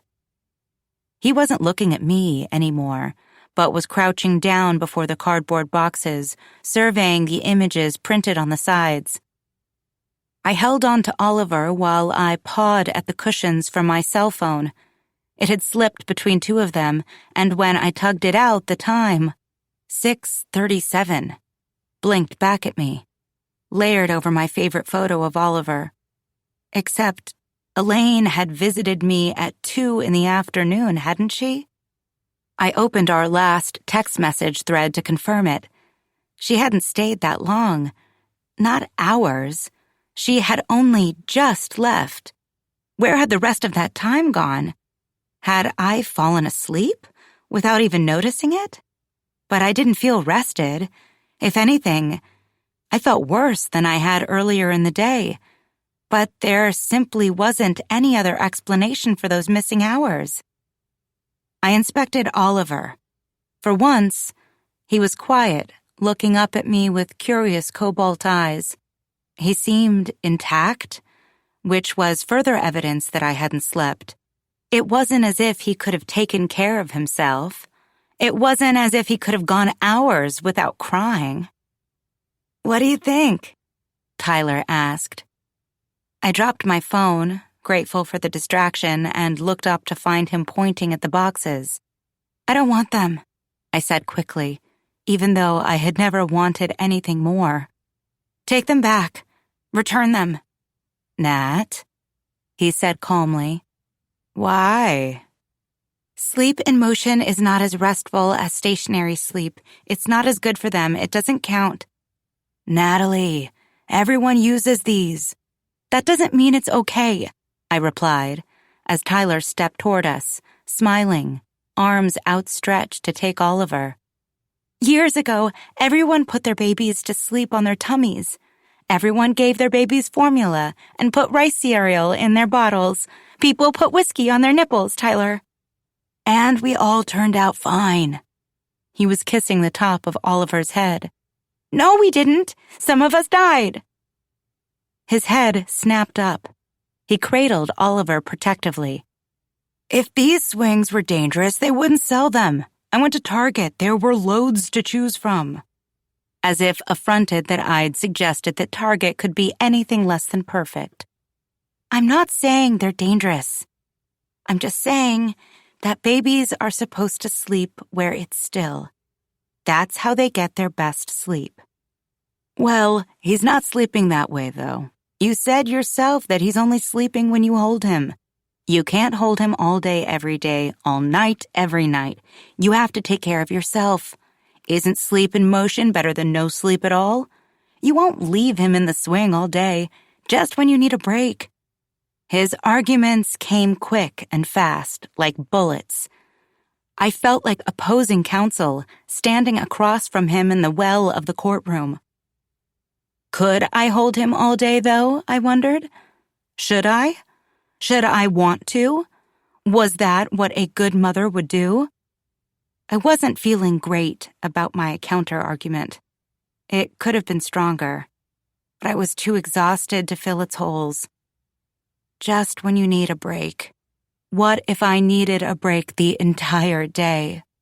Already, I was imagining putting Oliver in the swing, strapping him in, tucking a blanket around his lap, spinning the dial, turning it on. Back and forth it would rock, creaking. Oliver would fall asleep. I would lie down in front of him, on the sofa, on the floor. I'd go to sleep myself, bathed in the unusual silence, comforted by the absence of my baby in my arms. I'd sleep for hours. It was wrong, this fantasy. It was delicious. I don't want them, I said again. I turned up my nose and looked away. I wandered into the kitchen, began to prepare dinner. This was our routine when Tyler arrived home. He would hold Oliver to give me a break from him while I made dinner, as if cooking was a break. All right, said Tyler. He looked dejected. He'd thought I'd be happy to see the swings. He'd thought that I wanted them. The truth was, I did want them. I wanted them too much, and that was why I couldn't have them. It didn't matter what I wanted, not anymore. I was a mother now. Oliver was all that mattered. All that mattered was what was best for him. 8. The seminal advice, as old as time, handed down and regurgitated like curdled milk spit from a baby's mouth, surviving decades of scientific studies and evolving knowledge of best practices. Sleep while your baby is sleeping. Unless you have to go back to work in 2 weeks. Then, pump breast milk when your baby is sleeping and put it in the freezer. This was what the advice should have been. My goal was to pump twice a day during my last 3 weeks of leave, and I had been mostly successful at meeting that goal. I was only able to pump at all because of the swings. I loved the swings. I loved them too much. I'd put one in the family room, in view from the kitchen, and one upstairs in our bedroom. Tyler had assembled them, set them up, said nothing when he returned home the following day to see that I had moved one to the second floor and that both were plugged in. Oliver was strapped into the swing in the family room, and I sat on the sofa in front of him, watching, waiting for him to fall asleep. He was fussing, wiggling his legs. He was tired but fighting sleep. It was the most perplexing of all of his exceedingly perplexing behaviors. Sleep was wonderful. It was all I wanted. Why did my son resist it with everything he had? "It's okay, kiddo," I told him. "Trust me, you're not going to miss anything. Look, kiddo," I said. "Mommy is going to sleep too." I closed my eyes. For several minutes, the fussing continued. Then, there was silence. I cracked an eye open to see that Oliver's were closed. I exhaled, though the feeling of victory was short-lived, as I unzipped my pump bag, pushed the parts together, and pressed the plastic shields against my breasts. I spun the dial on the pump, then listened to the mechanical chugging, felt the pull-twist of my flesh. I leaned forward, as if it would help the milk to flow. It didn't. I waited for 15 minutes to pass before giving up. I ran scalding hot water into a bowl and swirled the used pump parts inside with a drizzle of soap, leaving them there to soak, or out of laziness because I didn't feel like washing them. Oliver was still asleep, so I ate lunch as quickly as I could. I was starving all the time, but almost everything I could eat was unappealing. The jar of peanut butter, now forbidden, seemed to blink at me sadly every time I opened the pantry. I had just finished tying my sneakers when Oliver awakened and began to cry. Overall, I felt satisfied, accomplished. I allowed only 2 naps in the swing each day. The first was used for pumping and eating lunch. If there was spare time, I would tackle a small chore around the house. After lunch, we'd go out for a walk, ambling, succinct, but we were working up to longer distances. In the afternoon, we'd practice tummy time for a few seconds here and there, for as long as he and I could stomach it. Then I'd sit in the glider, my feet resting on the ottoman, and rest Oliver against my thighs so that we could look into each other's faces while I read to him, typically something from my Kindle, whatever I wanted to read, and talk to him about going back to work, about daycare, about the way I had once filled my days with writing and research and negotiations. There would be another afternoon nap in the swing, during which I'd pump again. Dotted throughout the day were diaper changes and nursing sessions and attempted naps in his crib or bassinet, which still only lasted a few minutes at a time. Once Tyler arrived home, I'd finally be able to take a shower, washing sour milk from my hair and sticky, dried sweat from my skin, then prepare dinner, all while Tyler held Oliver, bouncing him and rocking him. Usually, Oliver would cry, and there was no amount of rocking or being pressed against his dad's chest that would help him. He wanted only his mother and her milk. I wasn't sure if this should make me feel happy or irritable. None of it was perfect, and it wasn't exact, but we had a routine, and that was something to which I could cling. A routine meant a schedule, and a schedule meant predictability. It meant accountability. It meant that no further hours would be lost. If we had a routine, time couldn't, simply disappear into thin air. I loaded Oliver into his stroller, draped a light blanket over his lap, and pushed into the driveway. It was September now. School was back in session.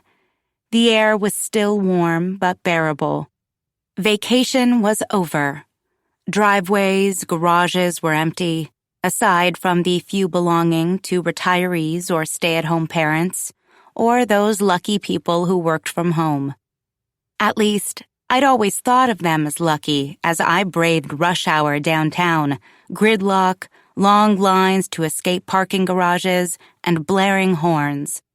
It felt like ages ago that I'd sat in my own car, idling at a red light, cursing as I sat through yet another cycle while trying to make a left onto Howard Street.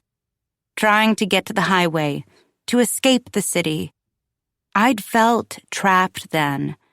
I'd not known what it meant to feel trapped. The sun was beating down on my face, and I was thinking only of its warmth and comfort, not of the wrinkles deepening in my forehead. Deeper since I'd turned 30. Deeper still since I'd become a mother. Oliver was snoozing peacefully again, at least. No one was out, and I began to hum softly to myself, a favorite song, as we swung a U-turn and returned home. A Third Eye Blind song, rife with inappropriate language, but without the lyrics, it was fine. Look at me. I was a joyous, stay-at-home mother, humming lovingly to her son. "Good morning." I startled, turned my head, simultaneously leaning over the stroller, protecting my child, impressed, relieved by my instinct to do so. "Sorry," said the man behind me, laughing gently. He was jogging slowly, almost in place. I'd not heard him approaching. "I didn't mean to scare you." "It's fine," I said. I straightened, tried to smile, willing him to move along, to continue his run, as was customary, polite, when neighbors spotted each other while out on the streets. "You're new to the neighborhood, yes?" He slowed to a walk, drifted toward the middle of the street, giving me space. Sweat glistened on his forehead. He was thin and only a few inches taller than I was, with the lean limbs of a person who ran often, covered long distances. His hair was dark and parted, oddly neat and styled for a person out exercising, and the sun was reflecting off his eyes, turning them a glowing amber. I looked away, trying to recall if I'd ever seen him around before, feeling a hint of anxiety because, while this was my neighborhood, in safe and quiet suburbia, I was a woman, and he was an unknown male. "Sort of," I said. "We moved here in July." Had it been nearly 3 months already? "Thought so," he replied. He reached up to wipe sweat from his forehead with the back of his forearm. "You bought the house at the end of the cul-de-sac? On Ashby Drive?" "Right," I said. "I'm just a few houses up from you. You were lucky to get it. We saw a steady stream of people touring it the first day it went up." "Yes," I said. "We made an offer that day." I reached into the stroller and tucked Oliver's blanket around him busily, unnecessarily, wishing this man would move on. Was he going to walk me all the way down to our street? "I'm Paul," he said, making a show of wiping his hands on his clothes, then laughing. "I'd shake your hand, but you're disgusting, and please leave me alone." "Paul Riley," he continued. "My wife is Erin, and our daughter is Petra. She's 10. "Natalie," I said, because I had to. "My husband is Tyler, and this is Oliver." As though he'd been directed to, had received a cue, Oliver's eyes opened, then scrunched closed like a slinky. His mouth stretched wide, and he started to scream. "Oh, dear," said Paul. He stepped toward the stroller and peered beneath the sunshade, then glanced over his shoulder at me. "May I?" he asked. "My daughter was like this. Oh, how she screamed when we went on walks. I know it put some babies right to sleep. Not my daughter." He laughed softly, as though the memories of his daughter crying in the neighborhood were fond ones. I shrugged. "Sure," I said, even though I had no idea what he was asking to do. There, Paul whispered. He reached in, placing a hand on Oliver's chest, patting gently, murmuring with the sort of calm confidence I'd never possessed. Only 2 blinks later, Oliver took a gasping breath, then closed his mouth. He blinked up at Paul with interest. I stared at the man. Paul. Quite suddenly, I noticed that his features were rather handsome. His sweat had stopped pouring, had dried on his now matte skin. He was trim and fit, not as short as I'd initially thought. He seemed friendly rather than creepy, neighborly, not intrusive. How did you do that? I asked as Paul retracted his hand. It was his turn to shrug. I have a way with babies, he said, though he didn't sound arrogant. I love them, though he didn't sound effeminate, nor pathetic, the way a woman might have, a mother who lived only for her kids, whose only hobby was arranging their photos into scrapbooks, alongside stickers and bubble lettering, who devoted more than a decade of her life to each child, only to realize by the time they were teens that she had been relegated to nothing more than a chauffeur, that she'd be valued more if she made money and bought them things, because it was things and rides and then cars that made teenagers happy, not hugs or homemade cookies. Huh, was my only reply. I was standing quite close to the man, and I suddenly wanted him to place his calming hand on my chest, to coo into my face, to make me feel safe. Like I said, my daughter cried a lot. She was a colicky baby. I've had a lot of practice. He laughed again, and I stared at him.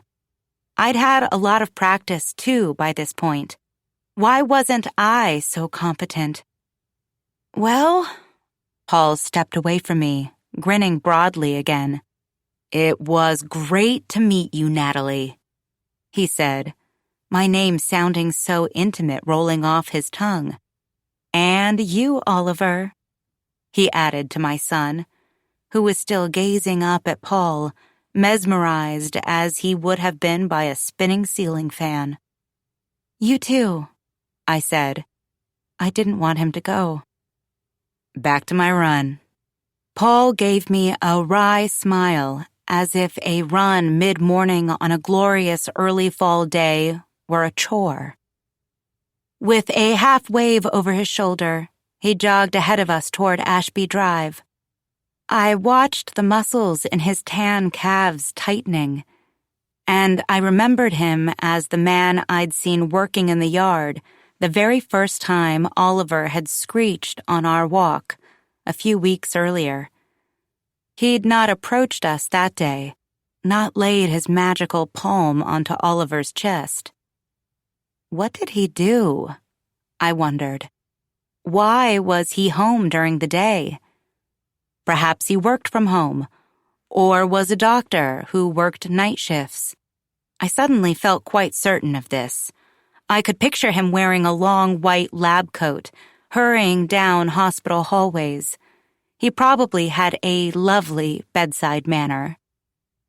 The road curved, and Paul, his pace at least twice ours, disappeared from view.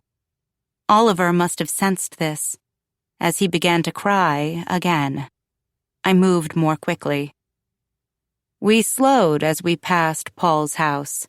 It was pristine. Its red door bright with evergreen-colored shutters, the mulch he'd been laying down a few weeks earlier, held in place with stones lining the gardens. I assumed he had disappeared inside, and I wondered if he could hear Oliver's screams as we went by. How could he not? I tried to mimic Paul's reassuring coos. It's okay, I murmured, like a good mother would. We'll be home soon, and you can nurse. Oliver ignored me.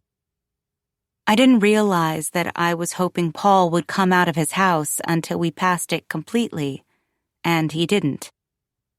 A door slammed and I turned around optimistically, but it was only Mrs. Jensen across the street from Paul's house. She was a retired preschool teacher, another one who loved babies. She had raised 4 of her own. She had told me proudly when she'd stopped by with the glass dish full of blondies, a few days after we had moved in. She'd told me again when I returned the dish, the dessert having been demolished shamefully fast. I didn't even know her first name. She had introduced herself as though I was one of her students. She waved at me emphatically, her expansive floral dress fluttering from the movement. A seemingly friendly overture, but there was disapproval on her face. "What is wrong with you?" She retrieved her newspaper from the end of her driveway without stopping to chat. Averting her eyes, turning her back quickly after she straightened her arthritic knees, she pretended to be staring at the paper through the transparent blue bag, as though riveted by a headline. "You take him," I wanted to shout to her. "If it's so easy, you take him." Every baby is different. That's what the pediatrician told me. Elaine said it too. Some babies have an easy temperament. Some babies sleep. Perhaps that's how Mrs. Jensen's 4 had been. Mine was temperamental. He didn't sleep. She had no idea what it was like to be me. I hated it. I hated the blaming looks, the accusatory stares. That Oliver was such a miserable little human seemed to be all my fault. No one blamed him or Tyler. No one felt bad for me. What had I done to make him that way, they wondered. Surely it was something. But there'd been Paul's face. There had been sympathy in his glowing golden eyes, cat-like in their color, but not in the emotion that they held. Devoid of apathy, brimming with understanding. I wanted to see them again. I wanted to feel seen. 9. He'd left the door unlocked when he went out for his run. That was what people on Ashby Drive, in this neighborhood, did. He was terribly thirsty, but he slipped into the powder room on the way to the kitchen to check his reflection in the mirror above the vanity. His skin was obviously dotted with sweat, but it could be worse. His hair remained in place. His exercise attire was flattering, especially for a man his age. He splashed cold water on his face, then dried it with the hand towel, knowing that he was also drying his sweat, knowing that it was permeating the towel, knowing that Erin would be disgusted by him if she saw him do it. He slipped the towel back onto the brass ring, imagining with admittedly childish satisfaction her drying her freshly washed hands with it, then moved into the kitchen where he filled a glass with water. He'd not been expecting that today, this morning, would be the day he finally introduced himself to the new neighbor. But the opportunity had presented itself, and he decided to take it, rather than turning and taking his run elsewhere, when he saw her, Natalie, ahead of him. She'd seemed a bit standoffish at first, displeased with being approached, but she warmed to him once he had helped her soothe her baby. He could tell she was impressed, even jealous. He could tell she was overwhelmed. She was all alone, her husband clearly having returned to work. It had been the perfect time for him to swoop in and rescue her. He'd known, from the first time he'd seen her, that she would need his help. Today had been proof of that. What more could he do for her, he wondered. What might she be able to do for him? She was pretty, despite her lack of makeup and grooming. Fair-haired and soft, with a dimple in her left cheek. Her eyes a clear blue, a few shades lighter than her baby's. Suddenly, he heard it again, the rising pitch. He carried his glass of water into the foyer and peered through the narrow windows lining the front door. It was the baby, of course, crying again. Natalie was pushing the stroller down the hill hurriedly, her mortification evident from the speed with which she was moving and the anxious looks she was throwing toward the other houses as she passed. She was about a decade younger than him, he guessed, just about the same age he had been when Petra was born. She, like him, was home alone with her baby, but she wasn't handling it well. He wondered whether she was still on maternity leave, or whether she'd given up her career entirely. It was a shame he hadn't been able to ask, that he hadn't been able to spend more time with her. But it was early days, only the first meeting. There'd be time for more. Natalie glanced at his house as she passed, just a bit longer than she was looking at any others. She wanted him to come back out, to quiet her baby, to ameliorate her shame. He wanted that too, and he smiled, feeling a pull toward her as he reached for the doorknob. Perhaps now was the right time after all. His hand was on the knob when he felt a buzzing against his thigh. His cell phone, in the pocket of his athletic shorts. Not a particularly comfortable place for it when he went for a run, but he tried to keep his cell phone on him at all times. Petra was back in school now, and it could be an administrator, letting him know that she'd fallen ill, that she needed him. He couldn't risk missing such a call. If he did, and they tried Aaron next, she would be irritated. This was his job. As far as she was concerned, his only job. Meeting Petra's needs.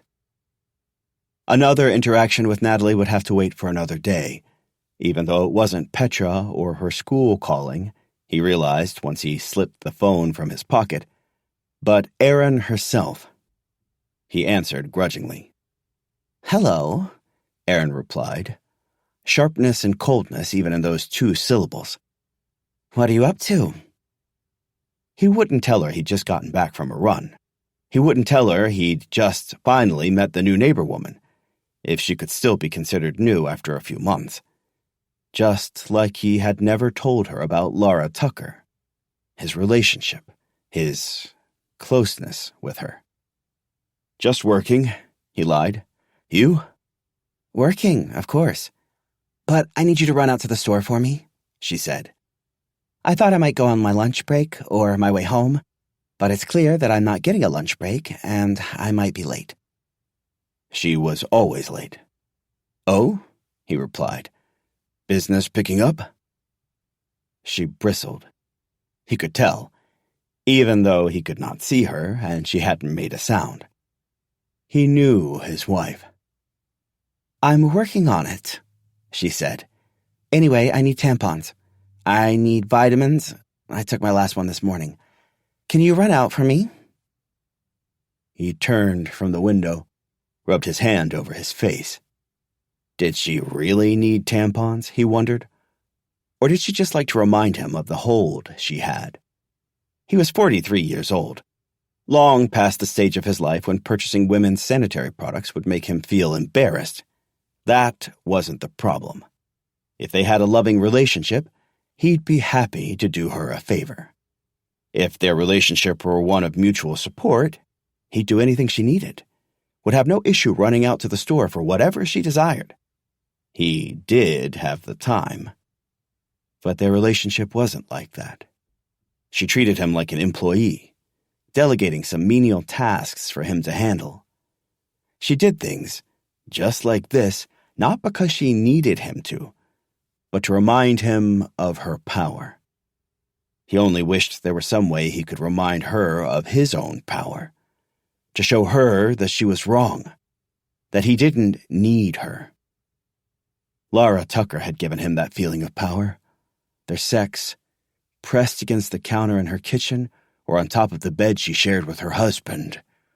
Laura, and the secret he'd shared with her, had made him feel powerful. But Laura had moved to Pennsylvania with her sons, to be closer to her parents, and she'd taken that feeling with her. He missed it. "Sure," he said. "I'll run out before I get Petra from school."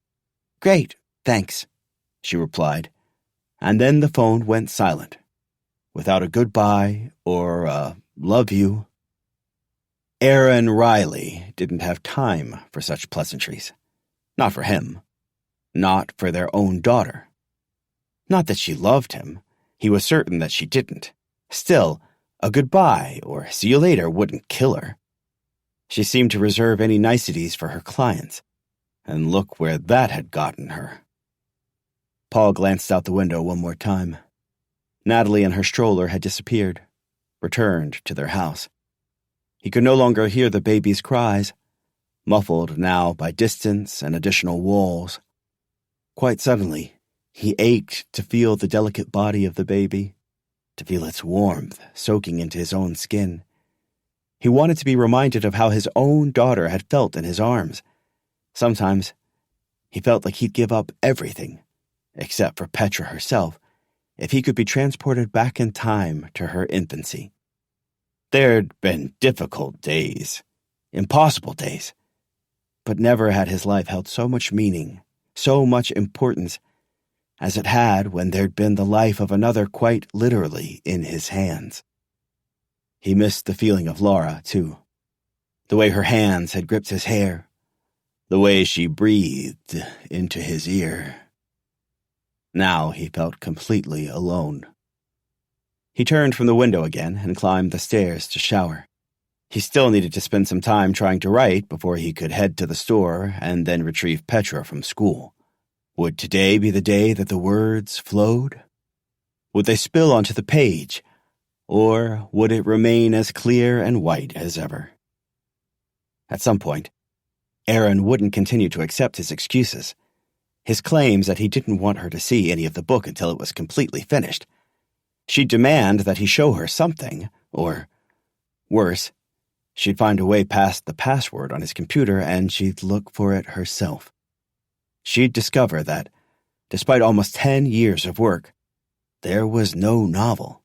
Only erratic thoughts, random scenes.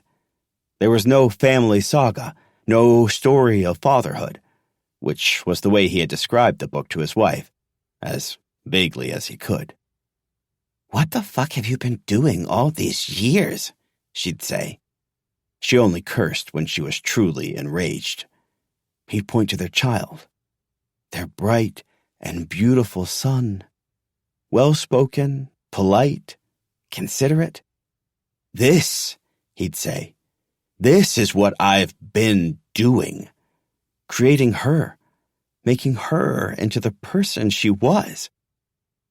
It should have been more than enough." 10.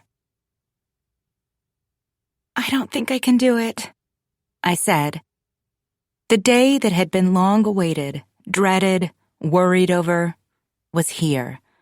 Oliver was 8 weeks old. I'd folded over the waistband of my black maternity dress pants, which were too big, but I'd not been able to pull my regular dress pants over my thighs. I'd dropped 30 pounds in 8 weeks, but I was in pants purgatory. Too small for maternity pants, too large for my old pants.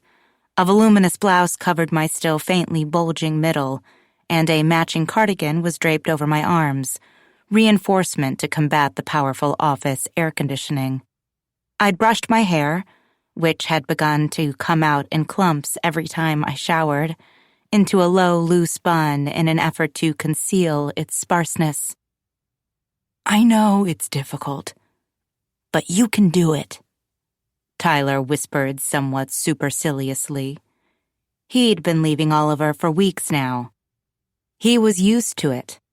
Or maybe not. But he did it anyway.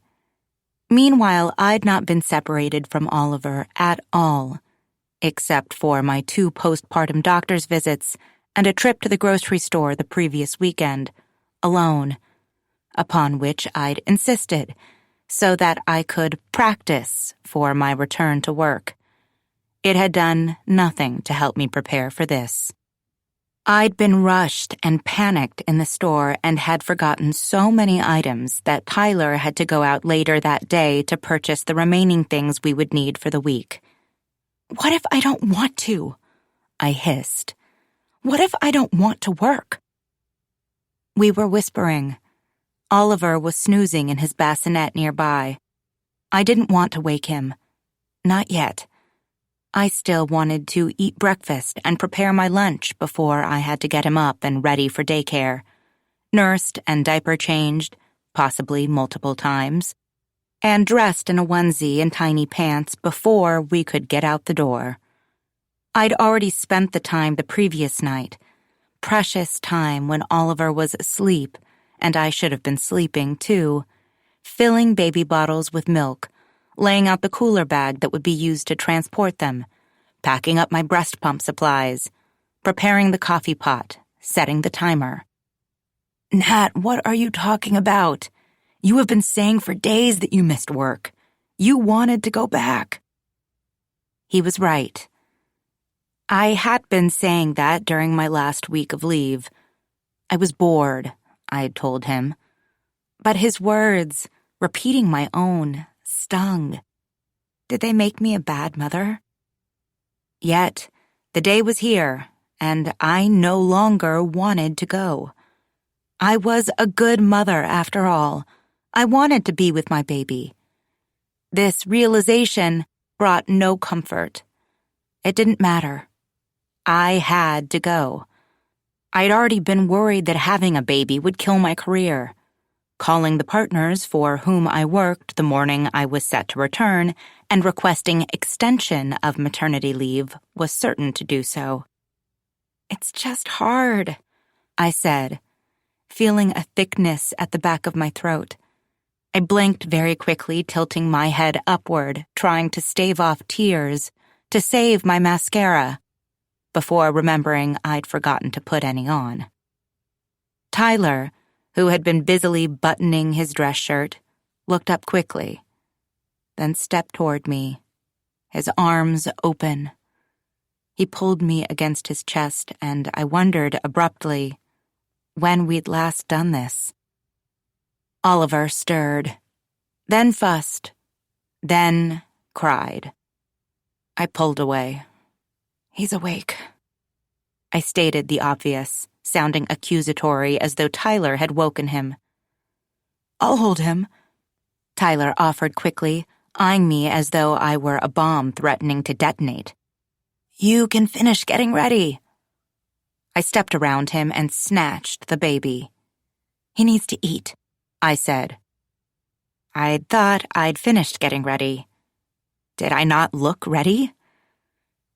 In the nursery, I fed Oliver, then changed him, slipping him into the outfit I'd specially selected for his first day of daycare. Little navy pants, a matching dinosaur-printed top, and minuscule socks. I found Tyler in the kitchen, drinking coffee and leaning against the island, staring at his phone, reading the news or possibly an email, getting started on the day's billable hours quota. My stomach was already churning, thinking about the impossible feat of meeting my own when I'd be spending at least an hour pumping breast milk. "I need to make my lunch and eat," I said, holding Oliver out to him. "Then I want to nurse him one more time before we leave." Tyler glanced skeptically at the clock on the microwave. "Fine," I said, pulling Oliver back to my body, turning toward the family room. "I just won't eat today." Although Tyler had not spoken, I could tell he was anxious to leave, to get to work. He was typically already at work by this time, but we'd decided we'd drop Oliver off at daycare together for his first day. "Nat, you can eat," he said. He followed me into the family room, a worried expression on his face.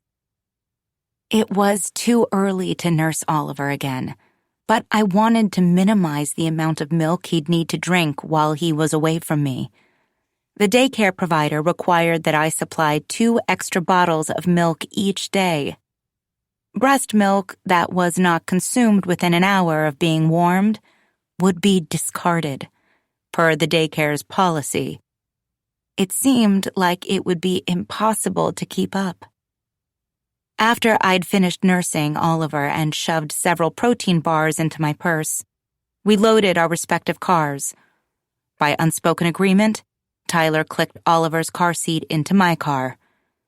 I glanced at my rearview mirror every few seconds while I drove, checking on my baby in the shatterproof mirror secured to the headrest above him. There was a heavy and sick feeling in my stomach. It was a short drive. Too short. The parking lot was bustling.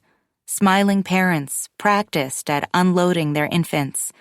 Toddlers bounding toward the building, dragging miniature backpacks along the ground behind them. I parked in the spot beside Tyler and carefully extracted Oliver's car seat. He'd fallen asleep. Tyler collected Oliver's insulated bag of bottles and the bag that held Oliver's crib sheet. Oliver would be taking naps in a crib within a dark, closet-like room in the back of his classroom. This was difficult for me to imagine. He was accustomed to napping in his swings or my arms. Crib naps usually lasted for only a few minutes at best, a few seconds at worst. How would he manage? Tyler held out his hand to take the car seat from me, but I shook my head, carrying it into the building with some difficulty. I just wanted to keep him close to me for as long as possible. Oliver's teachers greeted us enthusiastically, their excitement irritating rather than comforting. "There he is!" exclaimed Michelle. Miss Michelle. Sonia, Miss Sonia, was wearing loose-fitting plastic gloves while she changed the diaper of another baby. They were practical and sanitary, these gloves, yet, inexplicably, they bothered me. Michelle was seated on the floor, legs crossed, holding a picture book aloft over 2 babies, resting on their circular, flat owl pillows. There were 6 children and 2 teachers in each of the infant classrooms at the center. It was a common ratio, and no worse than any other daycare we'd toured. But it didn't seem like enough. What if all the babies cried at once, or even just 3 of them? How would they decide who to hold? The jostling movements and high-pitched voices had awakened Oliver. Tyler removed him from the car seat while I loaded his bottles into the fridge, slipped his sheet over his mattress in his designated crib, and completed the day's paperwork indicating when he'd last slept, ate, and been changed. "Would you like to join your friends for story time?" Sonia asked. She was placing the freshly changed baby onto her owl pillow. I reached for Oliver quickly, somewhat protectively. "Don't cry," I scolded myself. Tyler patted me on the back while I held Oliver, my cheek pressed against his head as though I wasn't ever going to see him again. "We should go," Tyler whispered. "It'll be fine." Sonia held out her arms. "I can take him," she said. She was smiling reassuringly, accustomed to managing infants and clingy mothers. Oliver began to cry immediately, but Sonia quickly started to bounce and rock him expertly, shushing softly into his ear. "He's going to do fine," she said. "Have a great day," Michelle called as we turned and left the room. As we walked down the hall, toward the exit, past the other rooms with babies lying on mats and toddlers squealing over toys, I heard crying. "That's Oliver," I said, stopping in my tracks. "It could be any baby," Tyler said. He placed a hand on my back, guided me forward. I let him, even though he was wrong. I knew it was Oliver. I felt it inside of me. We hugged in the parking lot, our second of the day. I climbed into my car and backed out of my spot before Tyler turned on his engine. I wanted to get ahead of him so he couldn't see me crying all the way downtown. By the time I pulled into the parking garage, I had pulled myself together. The tears were no longer falling. I took a deep breath, then made my way into the office. This was good, I told myself. Work. I liked work. I was good at work. But my footsteps light on the commercial-grade carpet. The motion-activated lights coming to life, following me down the long hall to my small office. My heart felt pierced, incomplete, ripped open. "Welcome back," came a voice. Gina Demetrio, a partner in the Mergers and Acquisitions practice group, had emerged from the communal kitchen, dunking a tea bag into a steaming mug. I'd done only a little work for her and not for several months prior to taking my leave, but she must have noticed my absence, and now my shrunken, saggy belly, my tear-stained face, my broken heart. "You look great," she said. "How's the little one?" I opened my mouth to speak, but no words came. I could feel my bottom lip quivering. Then the tears resumed. I lifted my palms to my eyes as though trying to push them back in. Gina looked startled for a second. This wasn't the sort of thing senior associates did in the halls of Gallagher, Markham, and Rice, before she regained her composure. "It gets easier," she said, smiling at me kindly. But only for a second. It passed quickly, with some modicum of apparent embarrassment on her part, as if her sympathy had escaped unwittingly as a belch out of place inappropriate in a place like this. She patted me dismissively on the back twice. Then she disappeared. 11. I pushed the lock into place with a click. The locksmith had come to install it on my office door while I was out on leave, and someone had affixed a tension rod to the internal window beside my door, hanging a heavy mahogany drape on it. Gallagher, Markham, and Rice occupied the 14th floor of a Baltimore skyscraper. One complete side and one partial side of the building had water views of the inner harbor. These were the partners' offices. Associates and senior associates had city views, and support staff had no views. Their offices were across the hall from those of the attorneys. This arrangement, when you had time to think about something other than billable hours and how much work you had to do and whether you'd forgotten your paralegal's birthday, felt distasteful and unfair. The attorneys' offices had internal windows as well, to allow some daylight to filter into the hallways and the offices of the support staff. The internal windows also served, on occasion, to make me feel like an overworked zoo animal, on display for the partners when they were roaming the halls, trying to decide who was to be assigned to the next new case or project. If you were caught tapping at your phone or peeling your split ends, you were sure to be selected. The windows also presented an impediment to my pumping breast milk during my workday, hence the installation of the lock and curtain to afford me my statutorily guaranteed privacy and then some. The firm had a wellness room next to the communal kitchen. It offered a door that locked, a single dimmable recessed light, a chaise lounge, and a neck pillow. It was a place you could go to cry or have a nervous breakdown during your workday.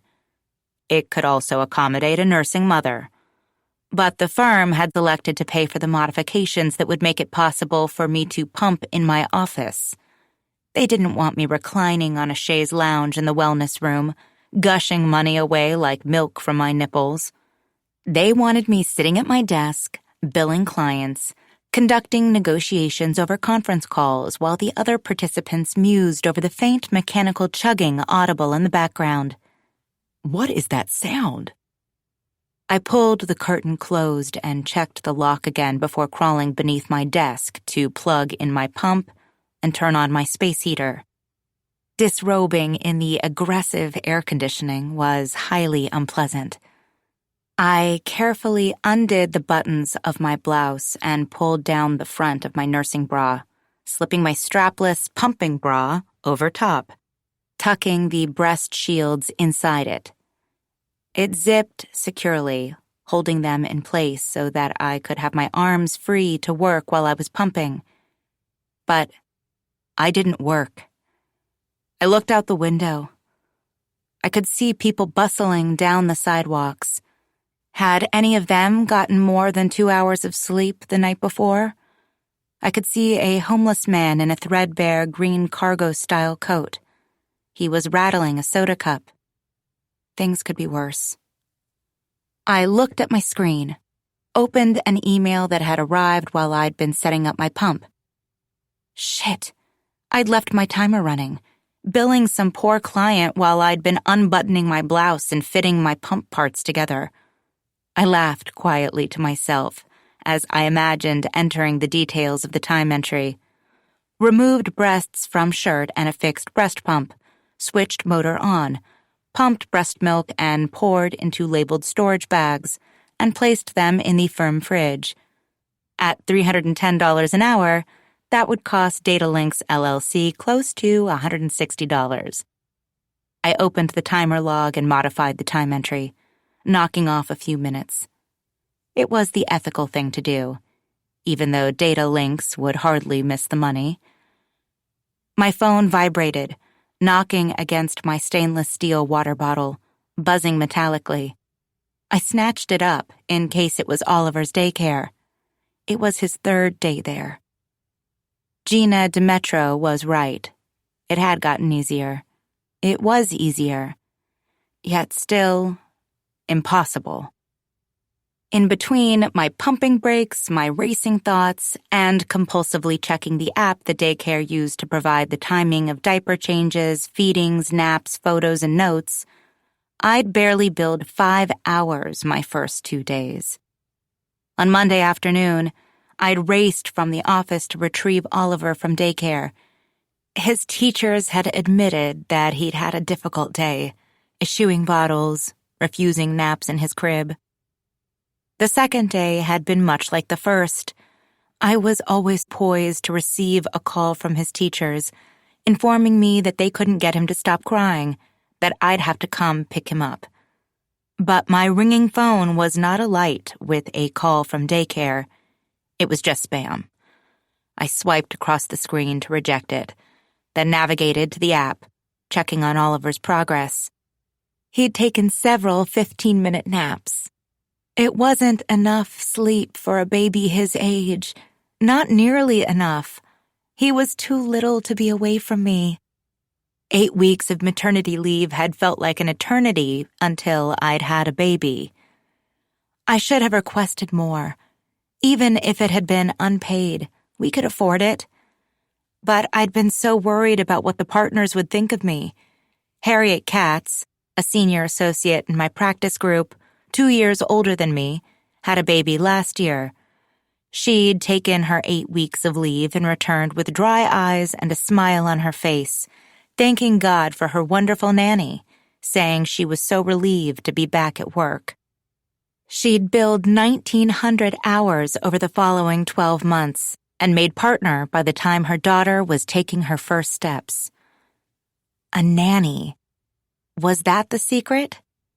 Was that the route I should have taken? A top-rated, highly recommended childcare center had felt so much safer. I didn't want a stranger in my home, alone with my child. Daycare centers had cameras and accountability. There were other babies for socialization. But Oliver was far too young for socialization. Those other babies were nothing more than competition for the arms of the teachers, foul odors and loud noises disturbing his already stilted sleep. The nanny option seemed so obvious to me now. But the thought of finding a good one was more overwhelming than the thought of keeping Oliver at the daycare. I rubbed my hands over my face, then returned my attention to the contract I'd spent the morning drafting. My focus was short-lived, my attention drawn to the bottles dangling from my body. Milk was no longer dripping through the valves, so I unhooked everything and replaced my bra and shirt. I labeled the bottles and tucked them into a soft-sided cooler bag in the communal fridge. Breast milk seemed like a private substance, not to be left on display for my coworkers. I returned to my office, closing the door behind me, reaching for my curtain.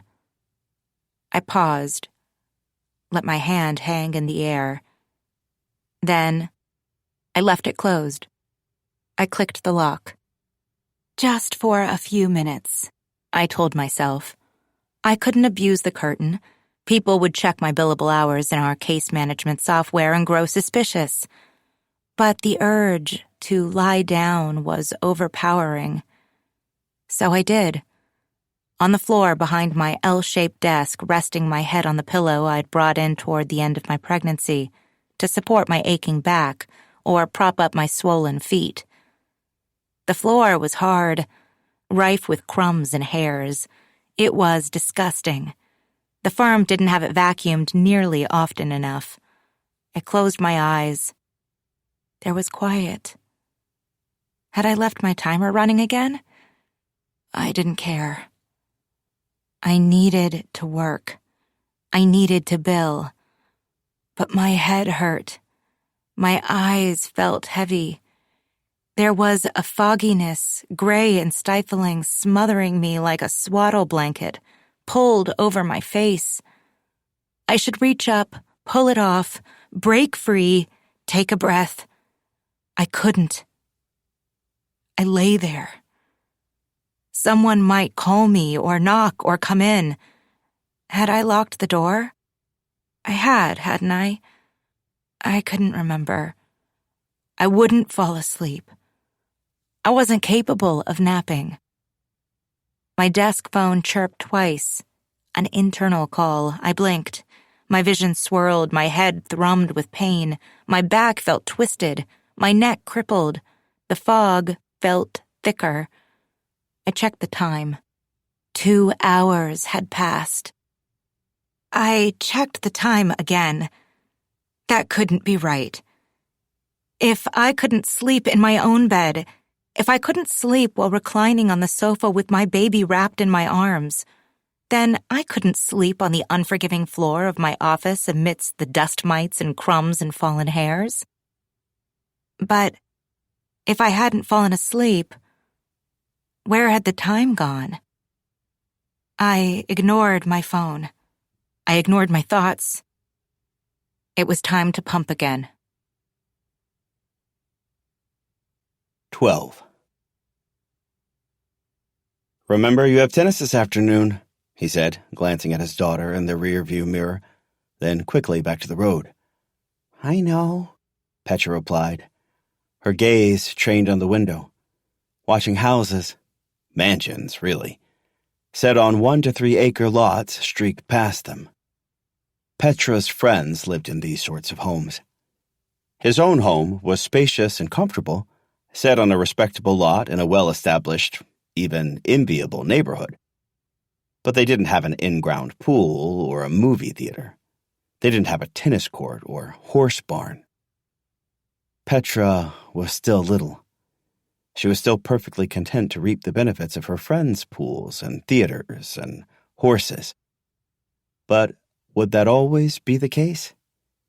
He dreaded the day that she realized that, while she had quite a bit, she didn't have as much as her friends. He dreaded the moment she felt inferior, wrongly so, for such superficial reasons. It was one of the downsides to the school, he supposed. Aaron had certainly become a proponent of pulling her out, of placing her into the highly rated public school to which their house was districted. With Aaron's business struggling, things had become tight, and the tuition, more than $30,000 a year, did seem exceedingly exorbitant, considering the alternative option was excellent and free. Except Petra loved her school. She loved her friends. She wanted to stay. That meant Paul would do whatever he had to do to keep her there, notwithstanding Aaron's protestations, which had been, of late, relentless. He checked on his daughter again in the mirror when he paused at a stop sign, before making the right onto the long, circular drop-off lane outside Glenwood Academy. She'd requested French braids this morning, and he'd managed them quickly, his fingers working through her silken, iced tea-colored waves, then secured the ends with yellow elastics that matched the school symbol embroidered on her polo shirt. The first time Petra had requested French braids, a couple years earlier, he'd apologized and told her that he didn't know how. "Ask your mother," he'd said absent-mindedly as he flipped blueberry pancakes out of a skillet and onto her plate. "I have to get to work," Aaron had interjected. "I don't have time to braid your hair." She'd kissed Petra on the top of the head so quickly it almost hadn't happened at all, then disappeared into the garage. Petra had settled for a ponytail that morning, her disappointment popping silently. Paul had taken Petra to school, then spent the day watching video tutorials about French braids and practicing on several of Petra's dolls. The following morning, he'd brushed her hair out gently. "Ponytail is fine," she'd said, answering his unasked question. She was accustomed to providing her requested hairstyle, as if she were barking out a drink order in a bar. "Not French braids?" he'd asked. "You don't know how to do French braids, Daddy," she'd told him sullenly. "Let's see about that." When he was finished, he walked her into the bathroom, then past her Aaron's handheld mirror, the heavy one with mother-of-pearl on the handle, so that he could show her the back of her head. He'd never forget the look on her face that morning as she'd examined her hair, her golden eyes wide. "Not too busy today," he remarked as he coasted to a stop in front of the school, behind a navy Tesla from which a tiny, dark-haired child was tugging a massive musical instrument case. "Are we earlier than usual?" Petra considered this as she unbuckled her seatbelt and opened the door. "Maybe a few minutes." She removed her backpack from the car, then walked carefully to the driver's side window, which she rolled down. "Have a great day," he told her. "Love you." "Love you too." She leaned in as he leaned out, and they pressed their cheeks together for the briefest moment, kissing the air, then switched cheeks. Petra delighted in this form of salutation. "Very European," she'd remarked knowingly when he had first introduced her to it. He watched her walk past the teachers stationed on the steps outside the stately brick building, then file into the school amongst the other children. There was a hollow feeling in his gut as he pulled away from the curb and made his way back to Ashby Drive. As his car broke the crest of the hill, he noticed movement below, at the end of the cul-de-sac. He slowed, then turned the car carefully into his driveway. Natalie was in her own driveway, loading things into her car. He sat and watched her until she was finished, waited until she'd slammed the doors and her taillights lit up. Typically, he would have directed his garage door to open and pulled the car inside. He never parked in the driveway. But this time he did. He climbed out and turned to face the street, just as Natalie's car was heading past. He smiled, lifted his arm to wave at her cheerfully, hoping she might pull over and pause to chat. He hadn't seen her lately, though he'd wanted to. He'd been contemplating stopping by to see her, to bring her something, a belated welcome gift, or something for the baby. But he'd been afraid he would seem transparent, strange, for waiting so long. Now, he wished he'd done it anyway. Her car turned left at the stop sign, then disappeared from his view. She'd waved back at him as if he were anyone, or no one. She'd been wearing a cardigan and dress pants, ballet flats so slim she might as well have been barefoot. She was off to work. Back to work. She was taking her baby to daycare. She had no need for his practiced coos or expert rocking. She had no need, no time, for him anymore. She'd moved on with her life, and he was disappointed. He thought there would be more time to get to know her. Her leave had been far too short. He supposed he should move on too. He'd missed his chance. But he wasn't ready to move on. He'd been so sure that he could be of use to her, and she to him. He was thinking of her honey-colored hair, her softness and prettiness, and the droop of her shoulders, the desperation in her eyes while her baby had screamed down Ashby Drive, the hopeful way she had looked toward his house. It was not too late. He was not ready to let this go. He opened his garage, and he pulled inside. He would find a way to get what he needed. He always did. 13. My face was inches from the mirror. I tilted my head from the left to the right, frowning. It was the kind of pimple you considered covering with a bandage, telling people you'd had an altercation with your cat, or perhaps the fingernail of your infant son.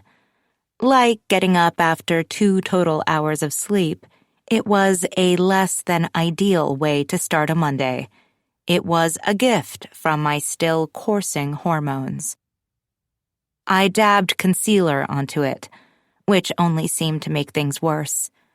I tried to ignore it while I drew eyeliner along my lash line, smudging it with my finger, then wiggled mascara onto my lashes. My tube of mascara was powdery, nearly dried out. Each blink sent specks of black falling onto my cheeks. I grimaced at my reflection, then tried to pat on a little more concealer, realizing too late that I'd used the same fingertip I'd just used to smear my eyeliner. The zit was now black and shiny, bruised-looking. As though he knew what I'd done, Oliver began to cry from his bassinet. "Perfect timing," I said. It sent a tiny jolt of pleasure through me when I made such biting little remarks. I scrubbed the black from my cheek, leaving the zit redder and angrier than before, then padded into the bedroom to get Oliver from his bassinet. Tyler was just beginning to stir as well. I was up earlier than usual. I had a mediation to attend at 8 and needed to be out the door by 7, so Tyler was taking over the morning shift. I would be responsible for retrieving Oliver from daycare on my way home.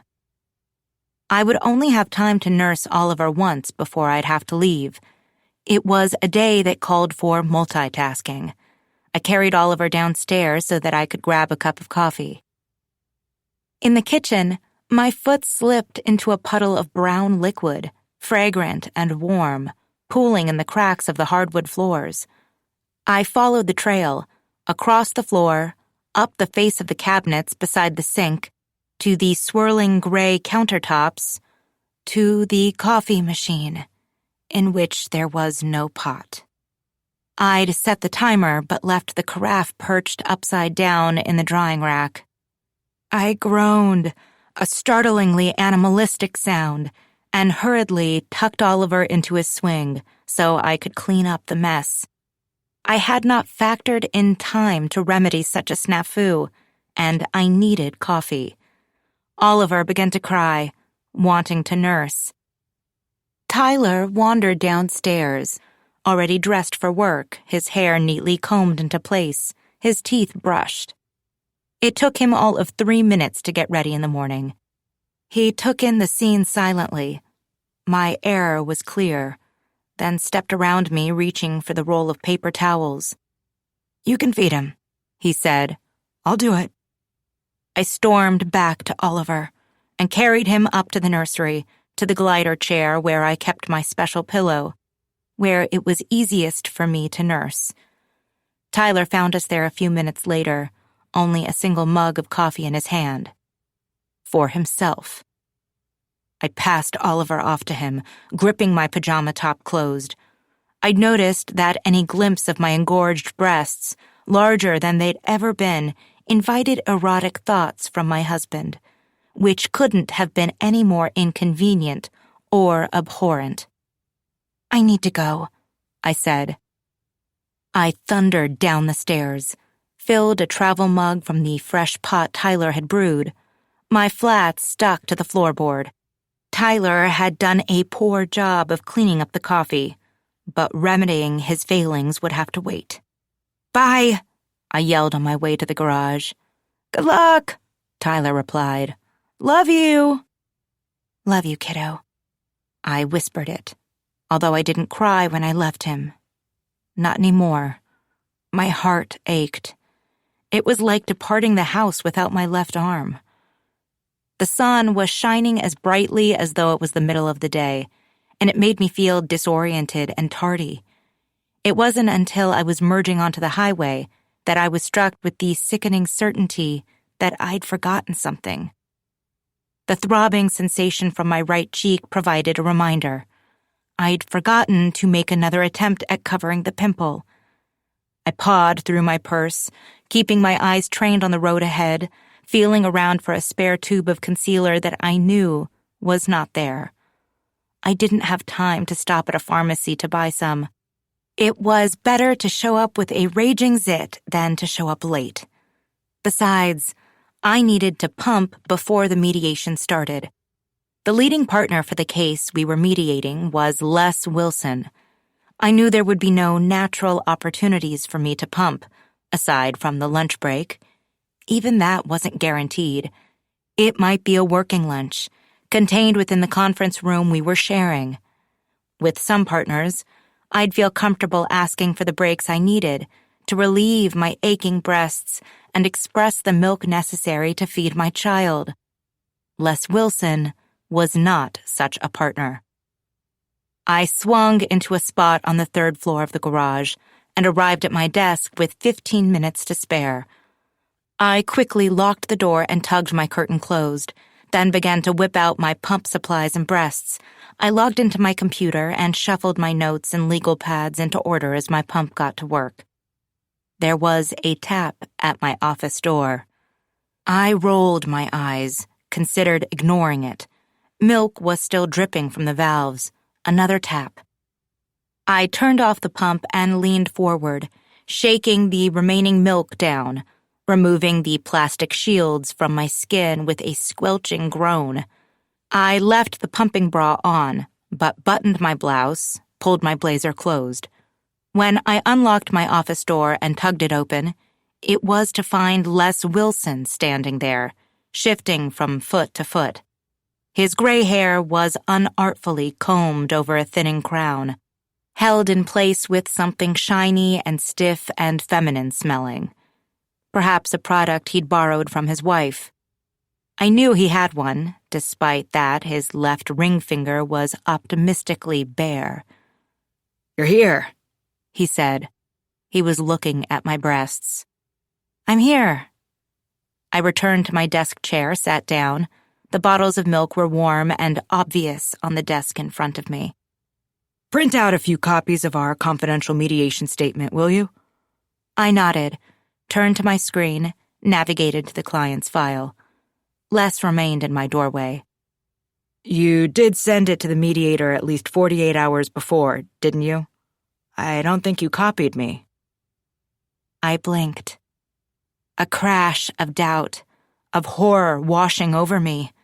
The mediator had requested that both sides prepare a statement, for the mediator's eyes only, providing a recitation of pertinent facts, any perceived impediments to settlement, a list of goals for the session, and the desired outcome. Les had asked me to draft it with our client and email it to the mediator once it had been finalized. I had completed it, and I had sent it over, but my flushed face belied my instinct to defend my competence. I knew I'd finished it. I remembered discussing it with the client's representative late last week, after spending much of the day getting caught up on the file. I had proofread it too, but had I actually emailed it to the mediator? I must have, because I wasn't the sort of person who forgot such things. I met deadlines.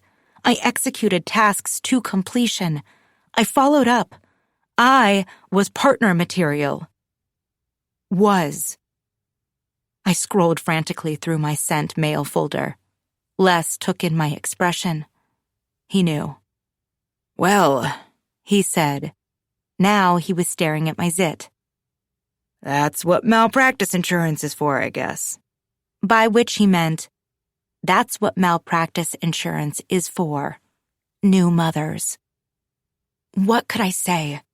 I hadn't committed malpractice. Forgetting to send a confidential mediation statement to a mediator with whom our firm worked all the time wasn't malpractice. Les could give it to him now. There was time to look it over before the mediation session started. It was sloppy, yes, and it was out of character. It was a mistake. I still cared about my career. I was still here, wasn't I? I was here. I was awake. I was dressed. I was just so fucking tired. Les took a step backward into the hallway, but I could still see him. I could still hear him. Others could too. "I'll explain what happened," he said. I didn't know what he meant by that. I didn't ask. "No need for you to participate in the mediation." As if it were a favor. He left, not closing the door behind him. I left my baby for this, I thought, as I screwed the lids on my bottles of milk, my hands shaking. Instead of taking them to the fridge, I pulled my door closed, leaned against it, sank to the ground. This was bad. I should be upset. But the overwhelming feeling rushing over me, as if it were a blast of cool air from the HVAC vent above my desk, was relief. I could pump twice more today, maybe 3 times. I could leave my curtain closed and lie down on my office floor with the dust mites and dead skin cells from the associate attorneys who had come before me. Seconds, minutes, hours would pass. I would leave. I would get my baby. He was what mattered. He was all that mattered. These were the thoughts of a good mother, I believed. These were the thoughts that would take from me everything else I'd once had. 14. "Do you want me to get him?" Tyler whispered into the darkness. Him. Our son. He was only a foot away from me. I could reach out and touch him if I chose to, without getting out of bed. I could pat him on the tummy. I could cover his mouth with my palm. I want him to stop crying. There was a pause. Not a silence. Oliver was still shrieking as if he'd had a nightmare, as if he'd been electrocuted. But a pause. "So, do you want me to get him?" Tyler asked again. I sighed, loudly, then threw the covers off myself. Why did he even ask? Why did he give me the choice? When he asked, my competitive nature, my desire to be a good mom, the best mom, swept in and forced me out of bed so that I could shove my inflamed nipples, burning hot with pain, into my baby's mouth. I reached into the bassinet and picked Oliver up. In a startling moment of clarity, I considered how easy it would be to make him stop. I was powerless, but I had so much power at the same time. I started to cry, too, because I was a monster. Nothing made sense. Nothing was clear. Except that. That felt more and more obvious to me every single day. I was a monster. I was a mess. Hearing my shuddering breaths, Tyler pushed the covers aside as well and struggled out of bed. His foot catching on the loose sheet, he stumbled into the wall. "I got him," he said. I ignored him, carried Oliver into the nursery, and settled into the glider chair. I was beginning to hate the chair. I was beginning to have violent fantasies about the chair. I'd spent countless hours there since Oliver's birth. I might as well be stuck, tied up in the chair, my ankles bound together, my wrists strapped to the armrests, my mouth taped shut. Tyler appeared in the doorway. He looked like a ghost. I was sure I did too.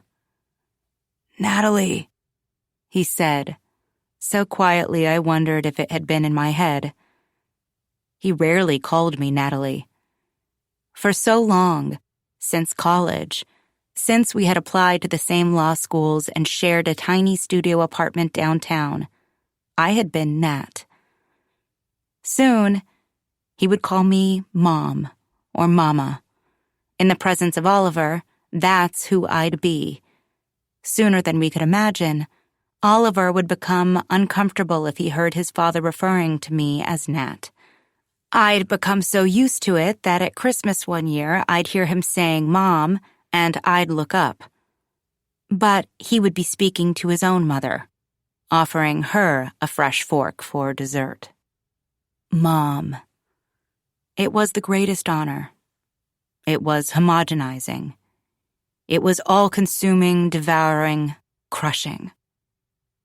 "I'm worried about you." What could I say? I was worried about me too. "I'm fine." I leaned my head back, tilted it to the side. Tyler stepped into the room hesitantly. He sat down on the cream area rug, already becoming discolored from shoes not removed at the front door, cat paws, and sunlight. He sat down, his knees bent, his arms stretched backward, his palms flat, propping himself up. "What are you doing?" I asked. He didn't answer for a long time, and if there wasn't a reflection on the whites of his eyes, I might have thought he had fallen asleep. "I don't know," he said at last. "Solidarity?" I snorted. "That's stupid." I gingerly switched Oliver to the other breast. "You should go to bed." He didn't leave, just sat there watching me.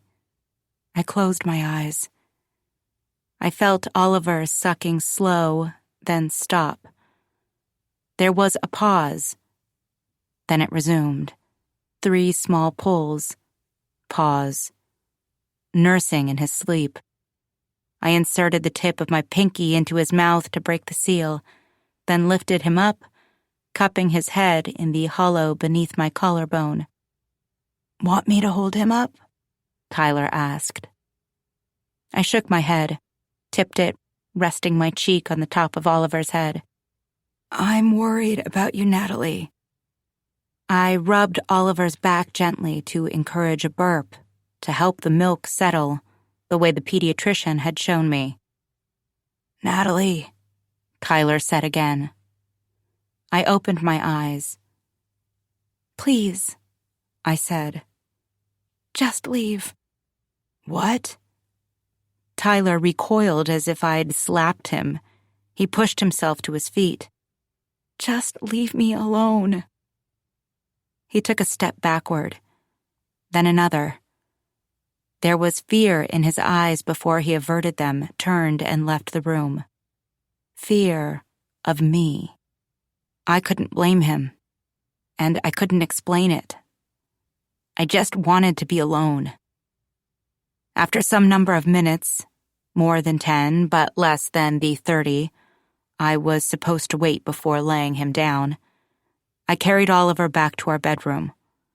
He was asleep, breathing softly and steadily, so I lay him down in his bassinet. My hand caught under his upper back, but I carefully wiggled it out, biting my lip, holding my breath, hoping I wouldn't wake him. Tyler was silent but stiff in bed beside me. The air was thick with alarm.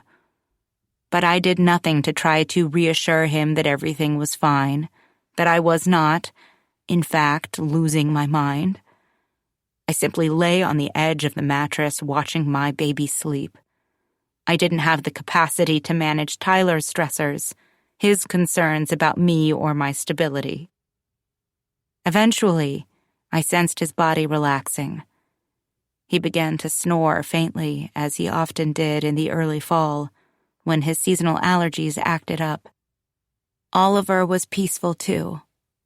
I had an inexplicable feeling that this was going to be his best stretch of sleep for the night, perhaps 2 solid hours. I closed my eyes, wished there were a switch I could flip, a button to press to turn myself off, to switch myself to sleep mode. Instead, my thoughts raced by like a cheetah in pursuit. The same scene was running on a loop in my head, a scene from earlier in the day, me sitting at my desk, my breast pump whirring, milk dripping into bottles. I was staring at my computer screen, reading a blog about baby sleep. I'd heard footsteps, then a grunt. I'd looked up, closing my browser. It was Les Wilson, of course, standing in the hallway, a brimming red accordion file tucked under his arm. My first thought was that I had been caught browsing something not work-related, when it should have been the fact that I could see Les Wilson at all. I'd locked the door, but forgotten to close the curtain. I was too tired to remember everything, to remember anything. Seconds, minutes, hours seemed to go missing from my life. I didn't do things that I was supposed to do. I did things, then couldn't remember why. I felt like the last one to arrive at a party. Everyone else was laughing. I'd missed the joke. I hadn't told Tyler what had happened. Nor had I told him about forgetting to email the confidential mediation statement prior to last week's session. Nor that I'd been uninvited from attending. Tyler wouldn't understand. He didn't know what it was like to so displease a partner. Neither had I, until it had happened. Twice within a week, I had disappointed the same partner. And if any of the firm's partners cared to check out my billable hours since my return from maternity leave, they'd all be disappointed. I wasn't pulling my weight, let alone theirs. And the partners liked associates who more than pulled their weight, who billed enough hours to cover their salaries and expenses and then some, so the partners could gobble up the extra profit and transform it into second homes, boats, bathroom remodels, and custom art for the living room. My mind was stuck on that mortifying moment. Les Wilson looking into my office, at my exposed breasts, at the chugging pump, his expression both lascivious and appalled. As I worried and dwelled, time passed. Then, Oliver awakened and began to cry. I had missed my chance for sleep. I checked the time on my cell phone, ignoring the little icon at the top of the screen telling me that several new work emails had come in since I had last looked. It was 3:12. I'd have to get up in 3 hours to get ready for work.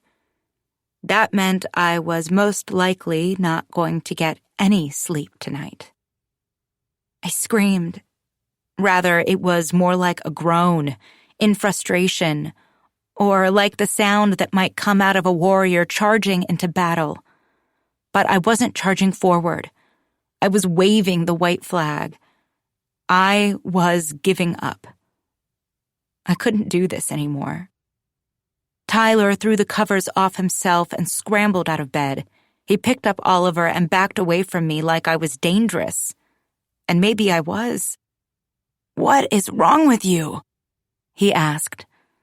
I ignored him, thinking only that I'd never seen him leap up to tend to our crying child so quickly.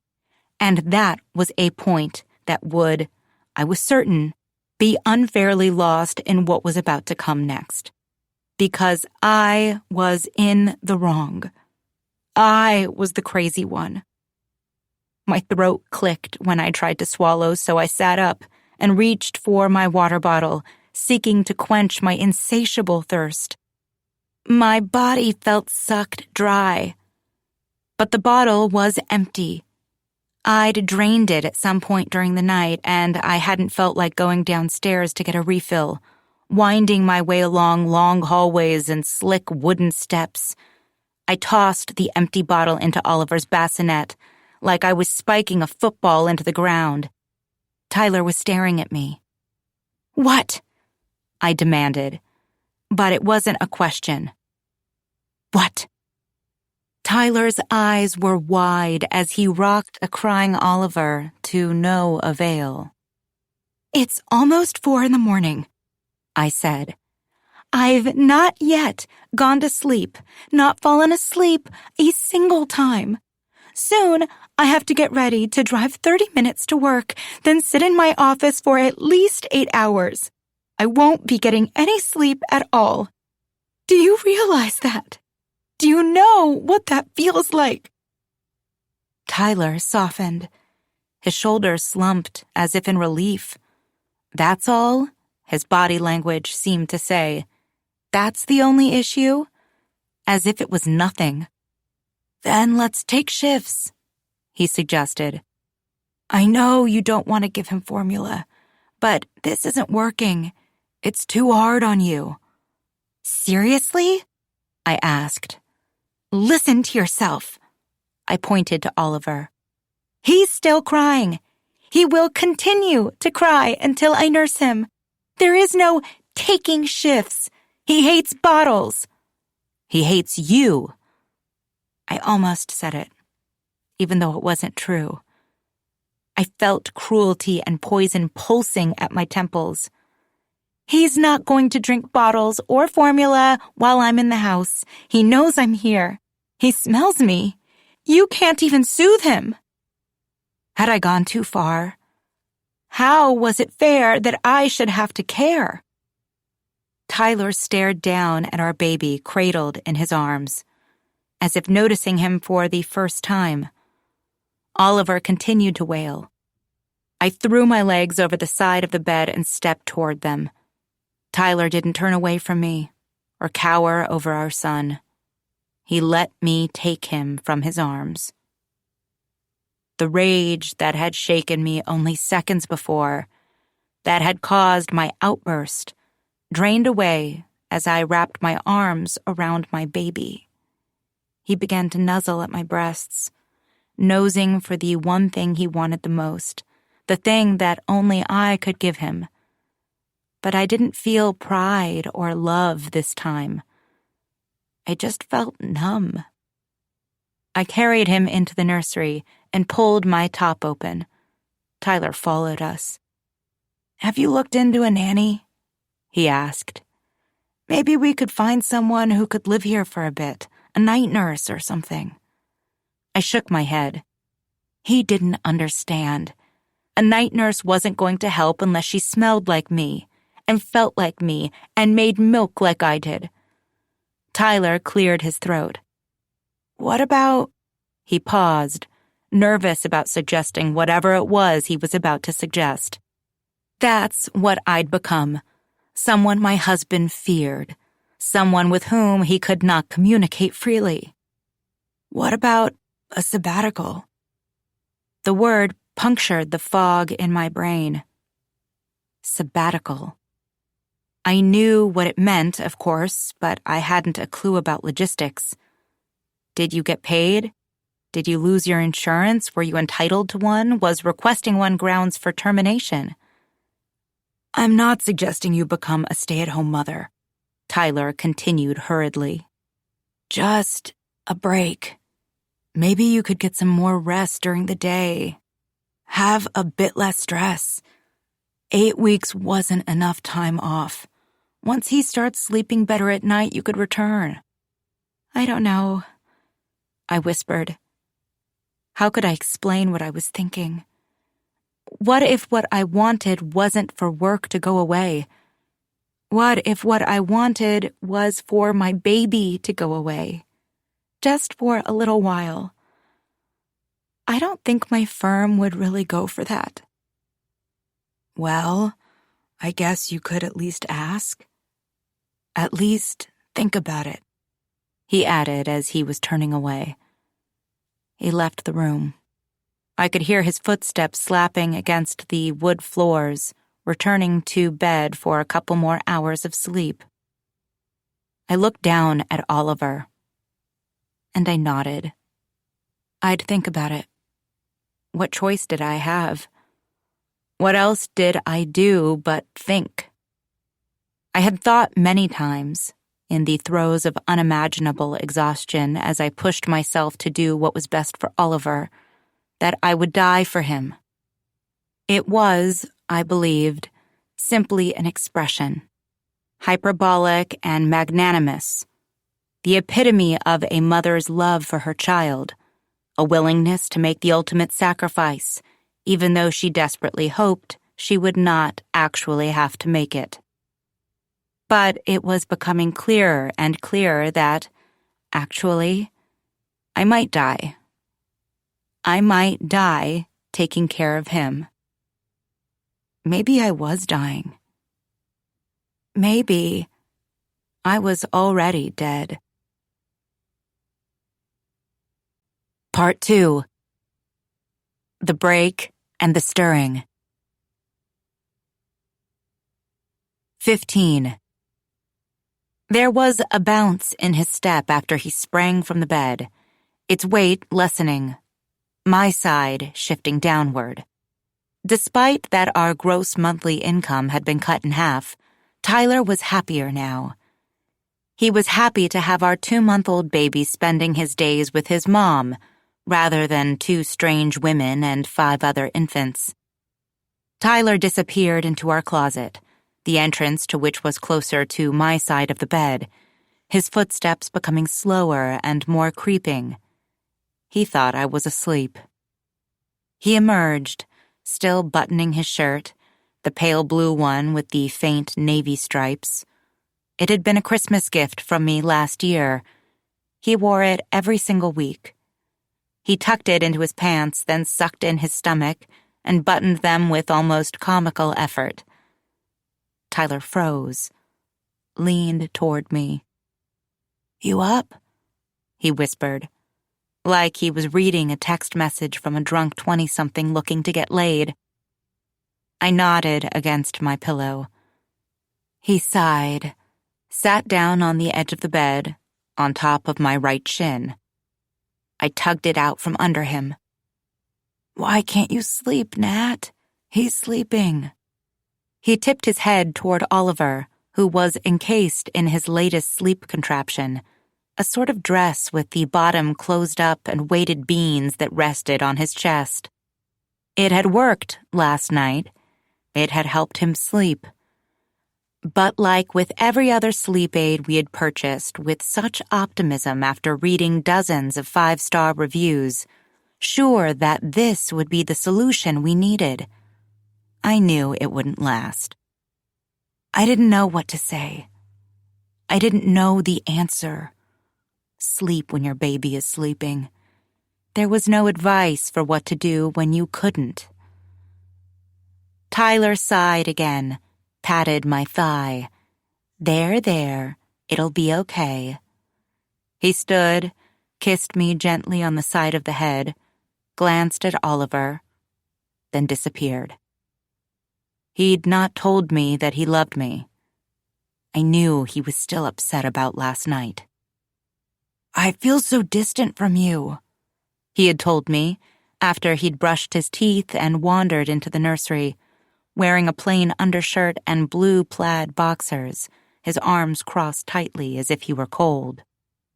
The light was dim, and I was nursing Oliver, trying to put him to sleep so that I could brush my own teeth, crawl into bed, pretend that sleep would come for me too. "Nat?" he asked when I didn't reply. "Did you hear me?" I asked, lifting my eyes to meet his, pretending that I hadn't. "I said..." Tyler cleared his throat, sank to the nursery rug, leaned against the wall across from me. "That I feel very distant from you.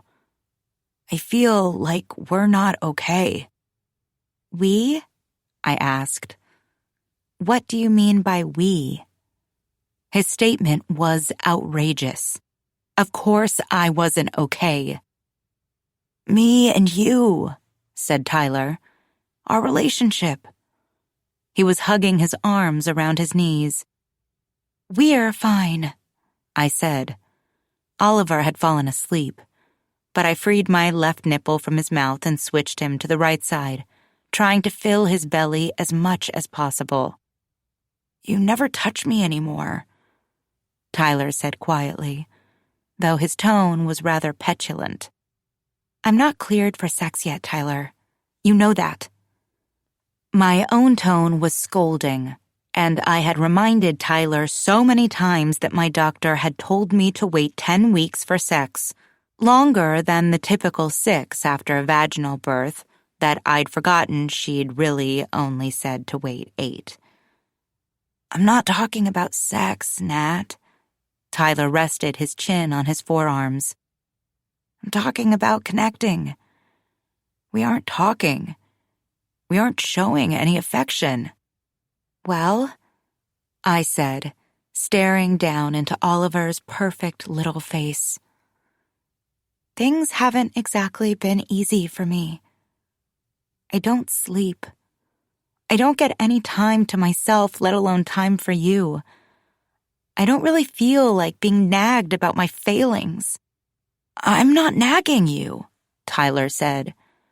"I'm just sad. And I'm sorry about that. I miss being close with you. I miss the way things were before." "All right," I said. "Let's give him away then." "Natalie!" Tyler admonished, using my full name as if he were a parent shaking a less-than-stellar report card in my face. "That's an awful thing to say." "You said it, not me." "That wasn't what I meant." I pulled Oliver's body more tightly to mine and used my toes to set the rocking chair. "It feels like all you care about is taking care of Oliver." Tyler tried again. "That's all you ever talk about anymore. It's all you do. Nurse him and hold him and catalog his sleep." He was picking at a hangnail absent-mindedly. He tugged it loose and cast it aside. I pinched my eyes closed in revulsion. Everything about him disgusted me in that moment. I didn't choose for things to be that way, Tyler. I didn't want to have a baby who is so miserable, who won't sleep ever, who just wants to be held all of the time. "So let me help you," Tyler said. "Let me take him tonight." I shook my head. I was so tired of hearing him say it. I was so tired of him trying to help. We both knew he couldn't help me. Oliver wouldn't allow it. All Tyler had to do was offer to help, like a good dad, then sleep through the night, then go to work, while I died trying to do it all. "We can't argue in front of Oliver," I said testily, although it was my voice, my animosity that had risen. "He doesn't know what we're saying," Tyler retorted. But, realizing he was getting nowhere, he'd stood, his knees cracking. "He can hear the tone," I said, rolling my eyes. "He can feel the tension." "See what I mean?" he muttered on his way out of the room. "He's all you care about." I rolled my eyes again, but Tyler was right. I did feel the distance, the resentment. It was palpable between us, like a murky fog or a wall that was opaque and soundproof, through which I couldn't see, smell, hear, or touch my husband. He was also right that I didn't care. There simply wasn't room. Tyler's suggestion had been a reasonable one.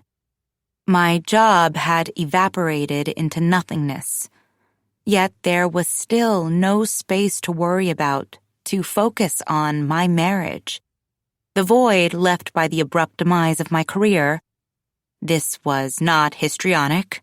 I felt certain my career wasn't sleeping, but dead, likely never to be resuscitated, had immediately been filled in, swallowed up by Oliver.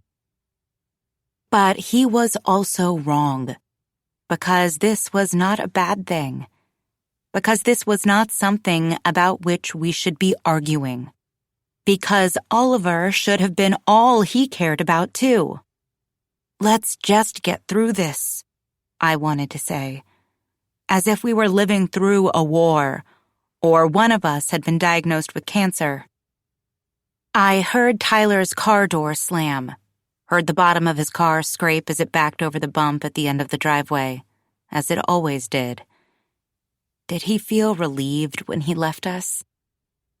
I climbed out of bed and peeked at Oliver.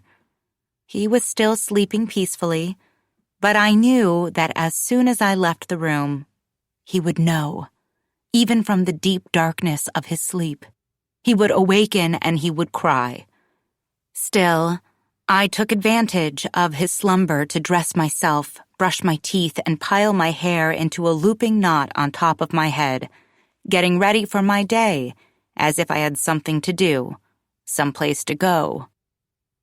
I had looked down on stay-at-home mothers in the past. Right or wrong, I'd felt like they were anti-feminist or old-fashioned. Maybe they were simple-minded, I'd thought, content to spend their days wiping runny noses with tissues balled up in their coat pockets, dispensing animal crackers, changing diapers, washing allegedly washable marker from floors and walls. Maybe their careers hadn't been as fulfilling as mine, their incomes not as high, so there wasn't much to give up when it came time to have children. Maybe they'd always dreamed of becoming mothers. That was all very beautiful and sweet, but where would that leave them when their child started school and they became a teenager and felt embarrassed by his mother and wanted money and things far more than he wanted her time and affection? What would they do when they realized they had given up their lives when they hadn't needed to? They could have had it all, or at least more.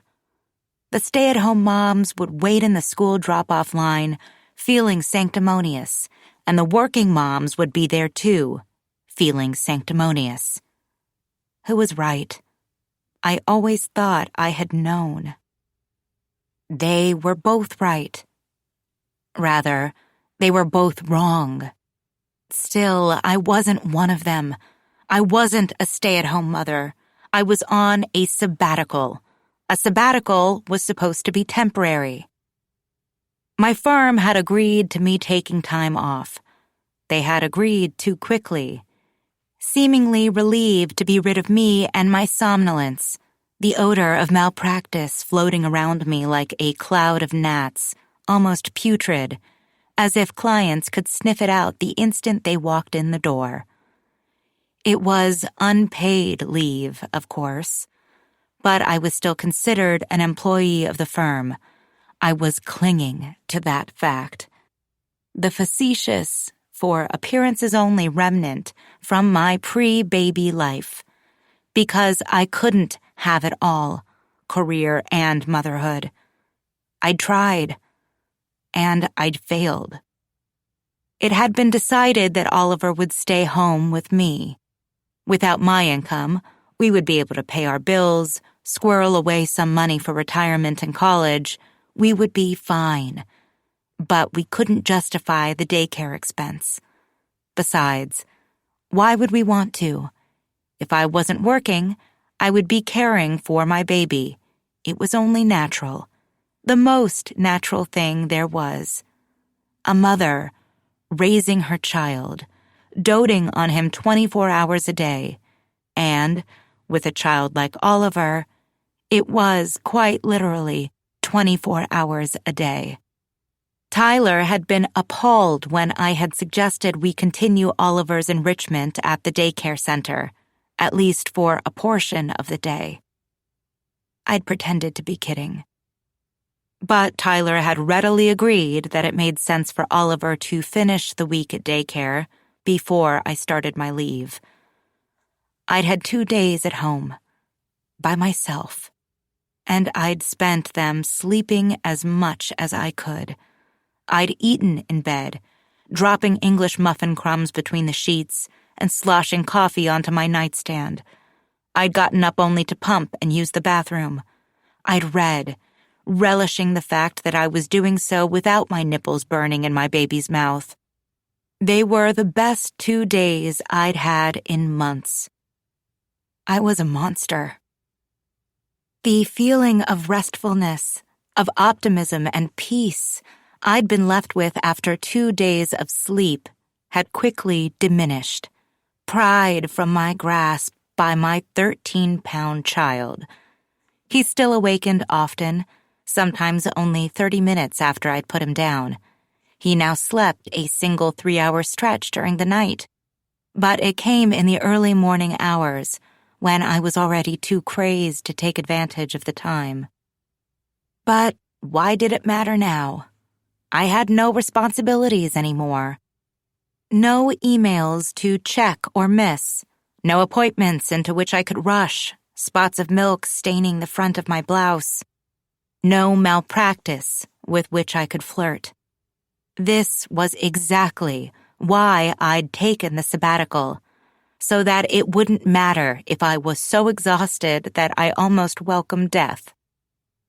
Oliver hadn't awakened after all when I'd left him to go get ready, so I stepped into the hall and paused in the doorway, listening for any sign that he was stirring, then hurried barefoot down the stairs and rummaged through our kitchen for something I could eat. On the island was a recipe card Tyler's mother had brought by over the weekend, one of several.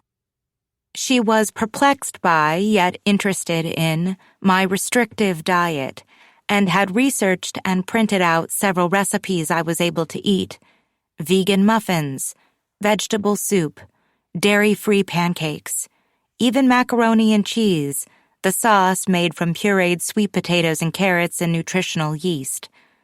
She'd thought she was being considerate, but I found the cards taunting, almost cruel. When would I have the time, the ability to make these things?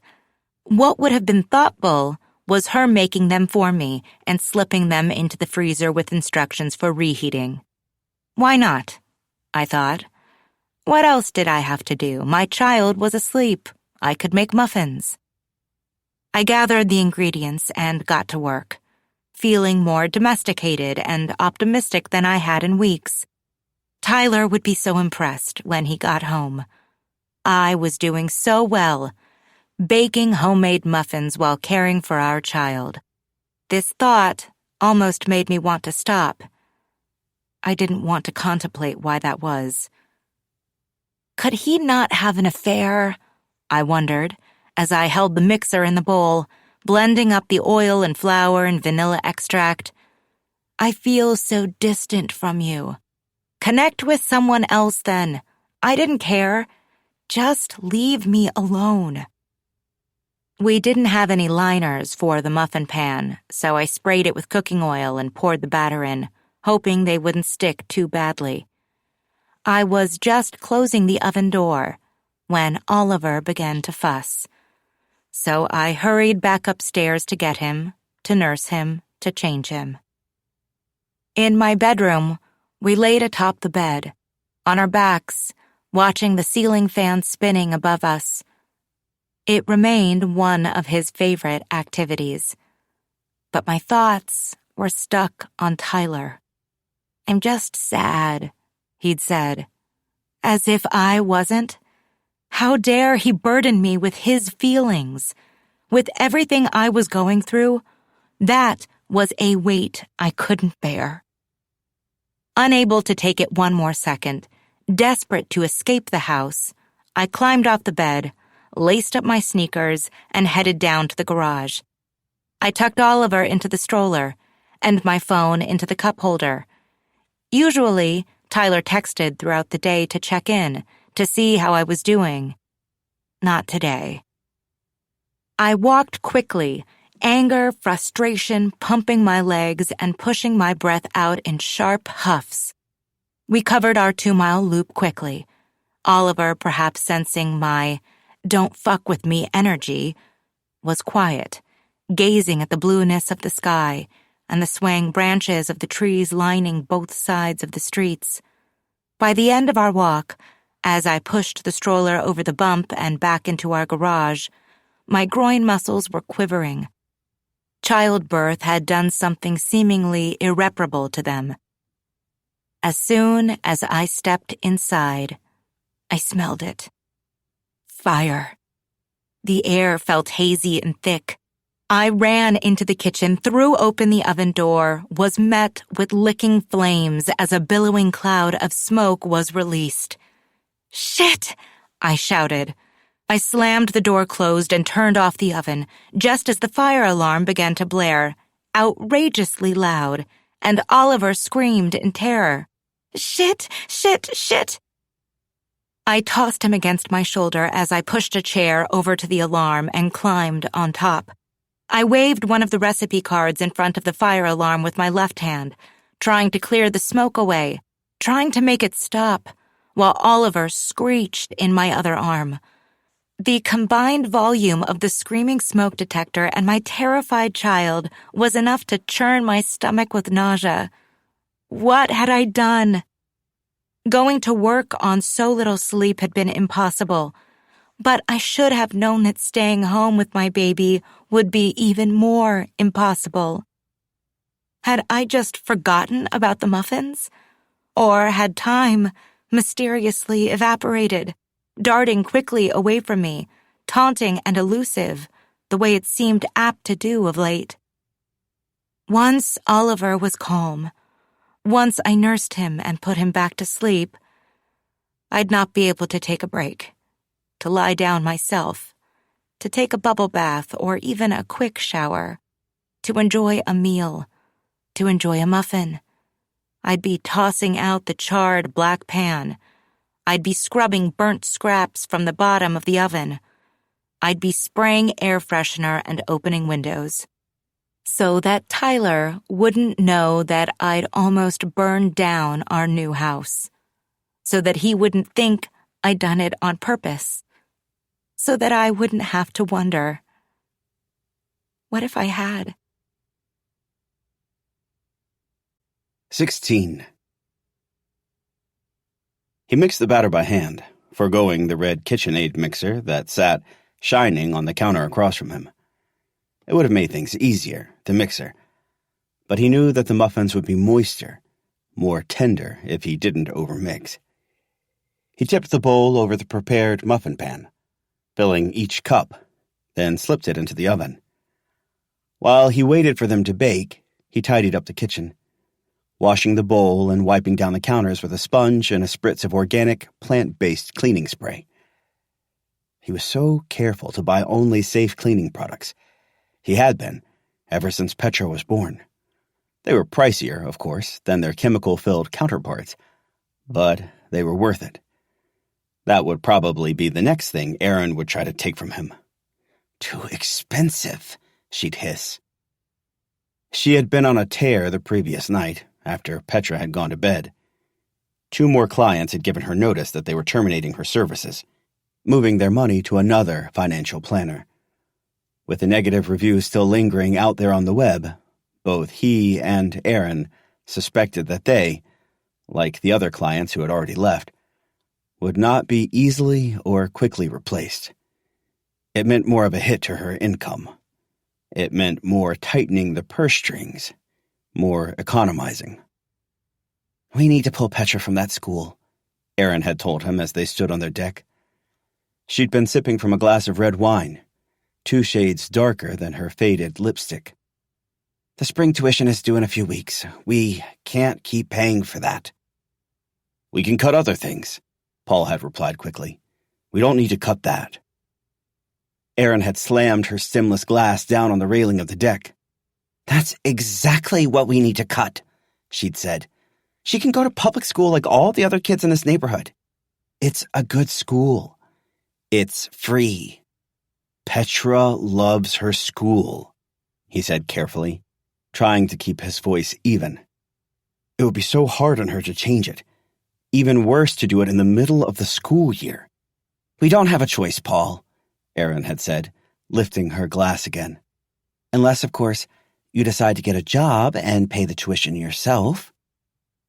He'd looked at her for a long time, then said quietly, You know that would be difficult after what happened back then. And I've been out of the workforce for a decade. It was the truth. He didn't know what options he would have. Well, why don't you give it a try? She tipped her nose up, seemed to look down at him over it, even though he was a good 6 inches taller. Or you could finish up your novel. Sell it. It must be good. You've been working on it for 10 years. Rage had whistled through him then, like steam bursting from a kettle. He pressed his lips together, as if to hold it inside. Public school will be good for her. Erin had drained the rest of her wine, then moved toward the sliding door. I'm not paying the next tuition bill, she said before she disappeared inside. Paul flipped on the oven light and peered through the door. Just a few more minutes. He'd let them cool for a while, then put them in a container and take them down to Natalie. He had seen her out walking the last couple days, but he'd also seen her husband going to and getting home from work a few times. She had either taken vacation time, or she'd changed her mind and extended her maternity leave. Or perhaps she'd left her job completely. Perhaps a week away from her baby had proved too difficult for her. He would bring her the muffins, and he would find out. He needed a distraction. He needed to turn his mind, his thoughts, to something other than his wife, her threats to pull Petra from school, their increasingly painful marital discord, the fact that there was no novel to show her. Perhaps he'd be able to hold the baby. He'd take in its smell, and that would transport him back to the time when Petra had been that young and small. He'd promised her then that he would always do what was best for her. He always had. And he always would. The question now was, what was best? He needed that tuition bill to be paid. He needed to keep her in her school. He just didn't yet know how. Perhaps, too, he'd find comfort in spending time with Natalie. They might grow closer. She'd moved into Laura Tucker's house. It would be rather ideal if she could fill the void that Laura's absence had left in his life. This time, when he peeked into the oven door, he could see that the tops of the muffins were just beginning to crack. They were golden brown, lemon wafting toward him through the warm air. He slipped the pan from the rack and placed it on the counter. They were perfect.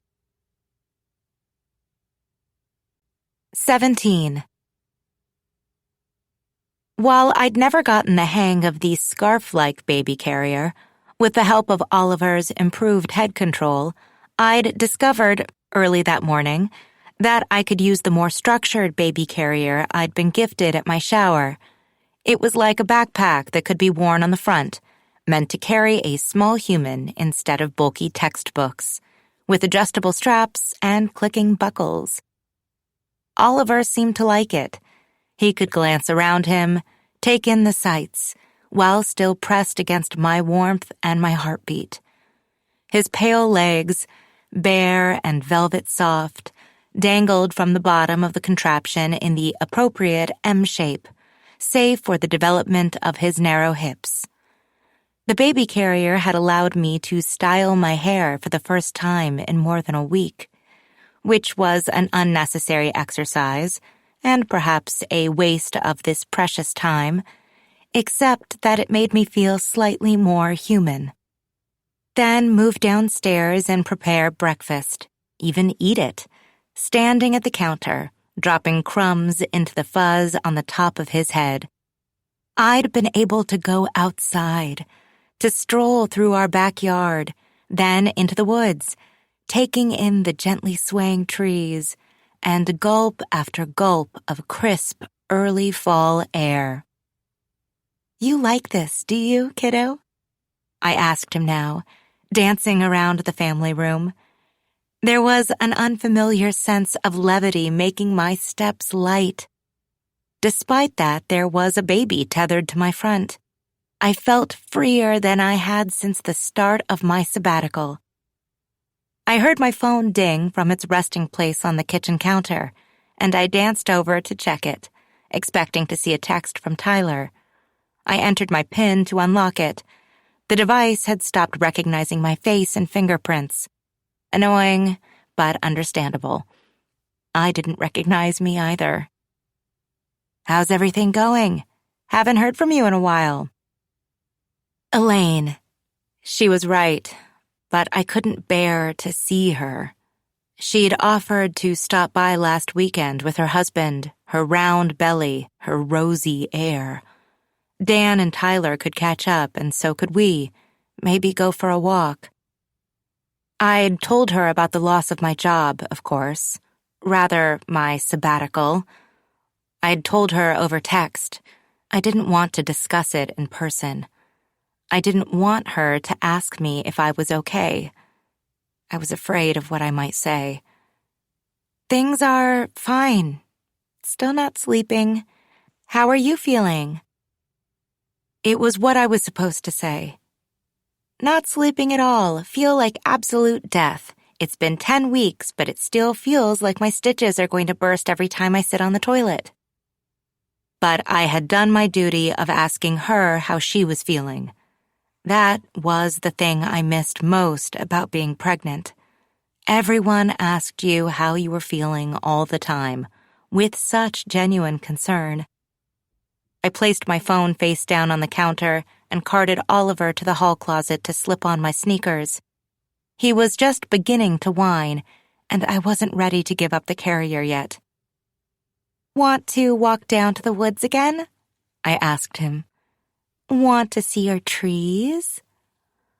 I pushed through the French doors and picked through the grass to the tree line. Oliver gazed at the trees in rapture. He loved to look at the woods. I walked along the edge of the woods, back and forth. Oliver hiccuped and quieted, staring at the swaying leaves just starting to turn. Would he like them better that way, I wondered? Was it the lushness, the green that he loved? Or would he like them more when they were brittle and red, shot through with gold, like trails behind sparklers on a hot summer night? The location of the house had been a selling feature for us. It sat at 12 o'clock on the cul-de-sac, and it backed to a thick swath of woods, at least 100 yards deep, with a stream running through the middle. There was a path that sprouted from the cul-de-sac between our yard and that of our next-door neighbor. It led to the edge of the woods, then abruptly stopped. A path to nowhere. The realtor had suggested it was to designate a county-owned easement so that environmentalists could get to the stream to check on its health.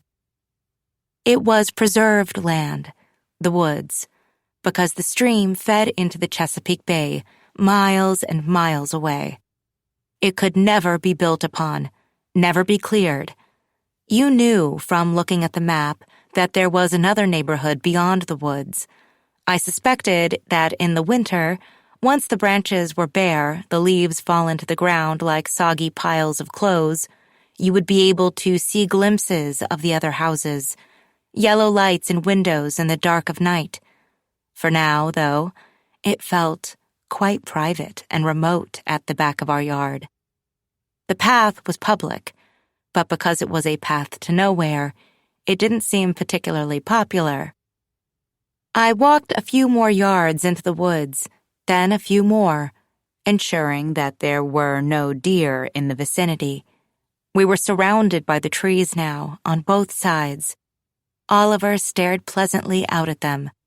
I walked a little deeper still, to the edge of the stream. Abruptly, I understood the appeal. The stillness, the silence, the earthy smell. It was restorative, calming, like an afternoon at the spa, which was something I'd probably never do again. Not, at least, until Oliver was older and wanted nothing to do with me. I felt Oliver's cheek resting against my chest, and I peered down into his face. He'd fallen asleep. I continued to walk, winding along the stream. In the middle of the woods, I couldn't see the houses on either side of it. The woods were too thick and deep, the trees too abundant. There was a makeshift path adjacent to the stream, thin and worn brown into the otherwise ample covering of leaves, vegetation, weeds. I saw another, on the other side of the stream. I didn't know whether they had been created by frequent steps of deer or of people like Oliver and me, seeking solace and peace in nature. I followed the path for a few more steps, then turned and went back the way I'd come. As I entered the house, I caught the tail end of our doorbell. A package, most likely. I couldn't recall ordering anything, but that didn't mean I hadn't. Running errands had become unfathomable.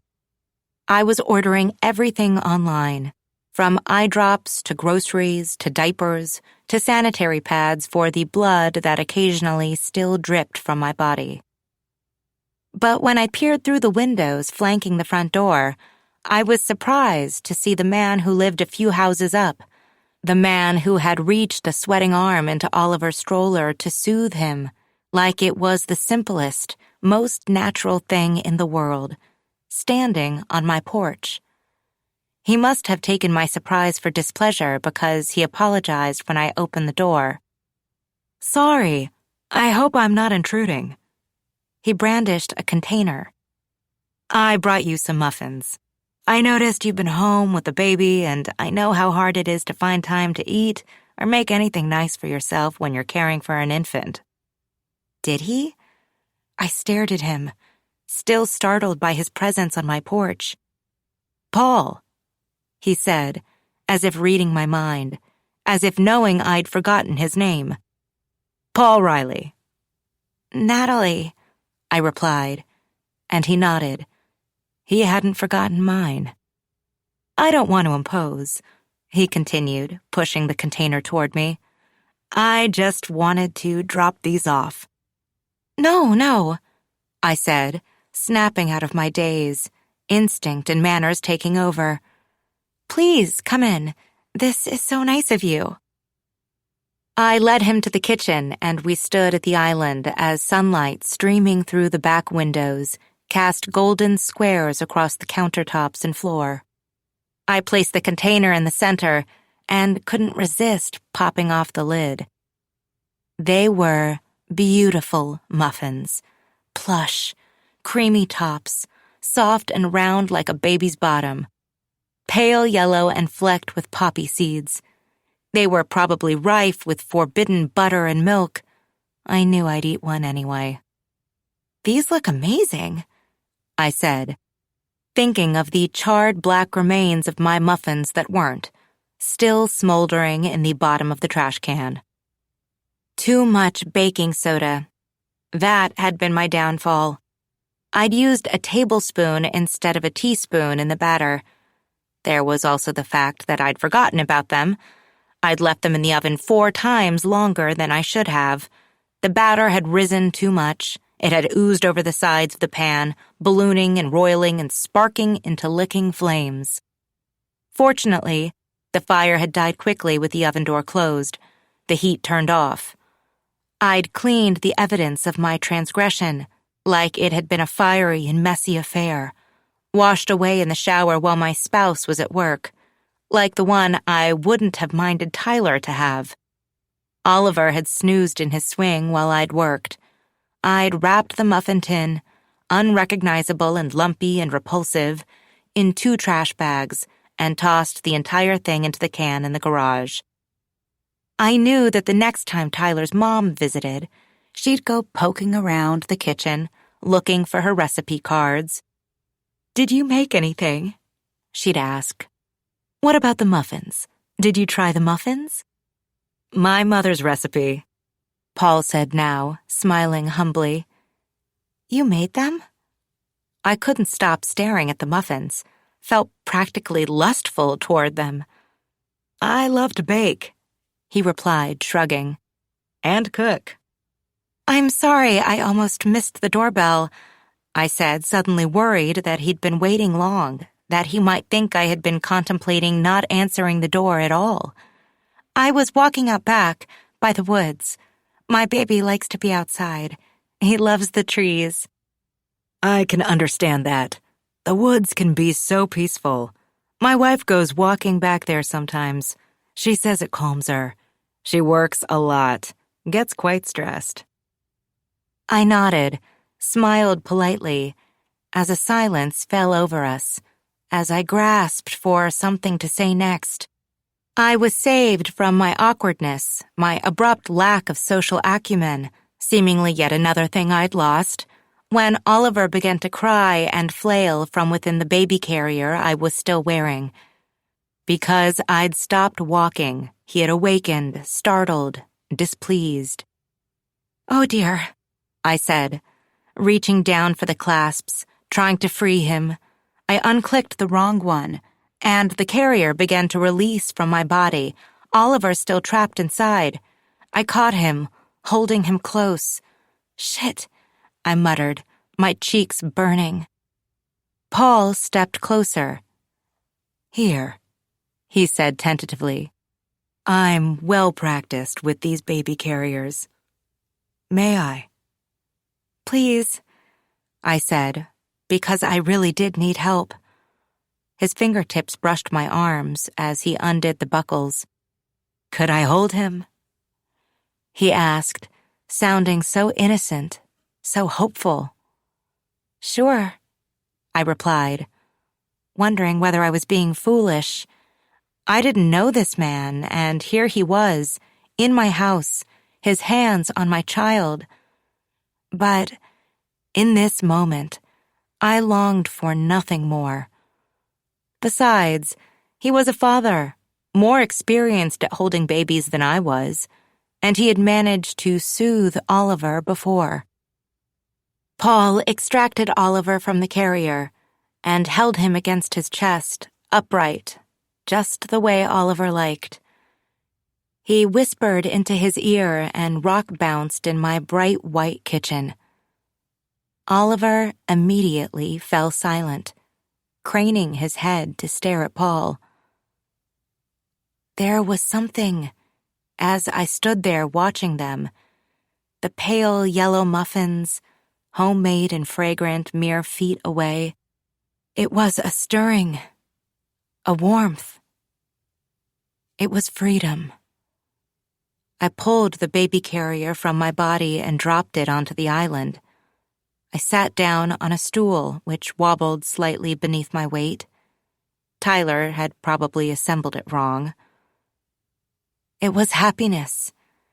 I propped my feet on the bottom bar of the stool and I reached for a muffin, which was softer and more delightful than I could have ever imagined. It was delicious and bright, comforting, like the companionable silence that had fallen over us in the absence of Oliver's cries. It was a break. It was everything I needed. I finished my muffin, and I reached for another. 18. I was standing at the kitchen counter, drinking my coffee like it was medicine, an antidote to a poison I'd ingested, when Tyler came flying into the kitchen, alert and important, wearing a black suit, his dress shoes click-slapping against the hardwoods. He had a trial today, not downtown, but at our local courthouse, nearer to our house than his typical commute. Yet he was ready earlier than usual. I'd risen even before him, so exhausted that I wasn't. "You're leaving already?" I asked. I knew the trial wasn't scheduled to begin until 9:30. The courthouse wasn't even open to the public this early. "I had a thought in the middle of the night," he said, sloshing coffee into a mug. "I need to look at my outline, check something in my exhibits." I cringed as he began to bustle around, removing a banker's box from his car, dropping it on the floor in the living room, settling on the sofa with his laptop. It felt like he was trying to make as much noise as possible. Might as well add that to the list of things for which I despised him lately. Also, the fact that he could have an important thought in the middle of the night and simply roll over and go back to sleep, confident that he'd still remember it in the morning. I couldn't remember what I'd eaten an hour after I'd eaten it. I could barely remember what I was and wasn't allowed to eat. I lost entire hours from my day. I remembered almost nothing. And I despised his nonchalance over his pressure-filled day. He'd stand in the courtroom, beside his client, across the well from opposing counsel and the opposing party, with the court clerk, law clerk ahead of him, the black-robed judge looming above. He'd feel confident and competent. He'd slept. He had deadlines and days full of conference calls, negotiations and 30-page contracts drafted and reviewed with the requisite level of detail, excitement and stress, but stress that invigorated and pumped adrenaline through your veins. He still had all of those things, while I had traded them in for days and nights full of sopping diapers and cries from my baby that filled me with a different sort of stress, and nipples that constantly burned, no matter how many times I slathered them with waxy lanolin.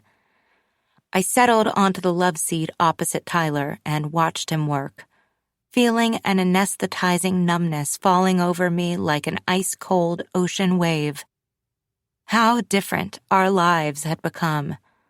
How little we had in common. "Oliver is sleeping," Tyler finally whispered as he shoved papers back into an exhibit folder and slipped it into the box. "You should go back to sleep." Back to sleep, I thought. Back. As though it was something to which I could return, rather than a foreign and unfamiliar place about which I could only daydream. He was right, though. Oliver was sleeping. A marathon session by his standards. Probably it was only because he knew that I couldn't. He hurt me like that, Oliver. It felt purposeful and cruel. I somehow knew that he would be breaking my heart forever. "All right," said Tyler, zipping up his laptop bag. "I guess I'll go. Meet my client in the hall and go over a few things." I could picture them there, hands tucked into the pockets of their dress pants, voices hushed because opposing counsel was only a few feet away. "Take me with you," I almost begged. He moved into the kitchen to retrieve a travel mug full of coffee, his water bottle, something to eat. "Since you're up, can you help me?" he asked, juggling his things at the front door. "Help me load the car?" He shoved his coffee cup and water bottle at me, slipped his laptop bag over my shoulder before I could protest, then moved to the living room to retrieve his box of evidence. I glanced toward the stairs, not wanting to leave Oliver alone inside the house, even for a few seconds, even if I was only going to the driveway. A few seconds felt long enough for anything to happen. If I told him no, it would be an example demonstrating that I only cared about Oliver, filed away and dispatched during our next argument on the subject, ridiculous as it seemed. So I went out to the driveway, barefoot and in my pajamas, self-conscious now that it was light out, and placed Tyler's belongings on the passenger seat of his car. He tucked the box in his trunk and slammed it, rattling the entire thing, then met me by the driver's side. "Good luck," I said, and we kissed spuriously, with coffee breath and distracted thoughts. "Thanks." He was already in his car before the word had disappeared into the dewy October air. I waved from the porch as he began to back out of the driveway, thinking that we must have looked like the perfect picture of a young family in the event any neighbors were watching. Dad was busy and successful. Mom stayed home with the beautiful baby in this spacious house in a neighborhood with highly rated schools and virtually no crime. I turned and reached for the front door, pushing down on the lever, shoving my weight against it. The door always stuck.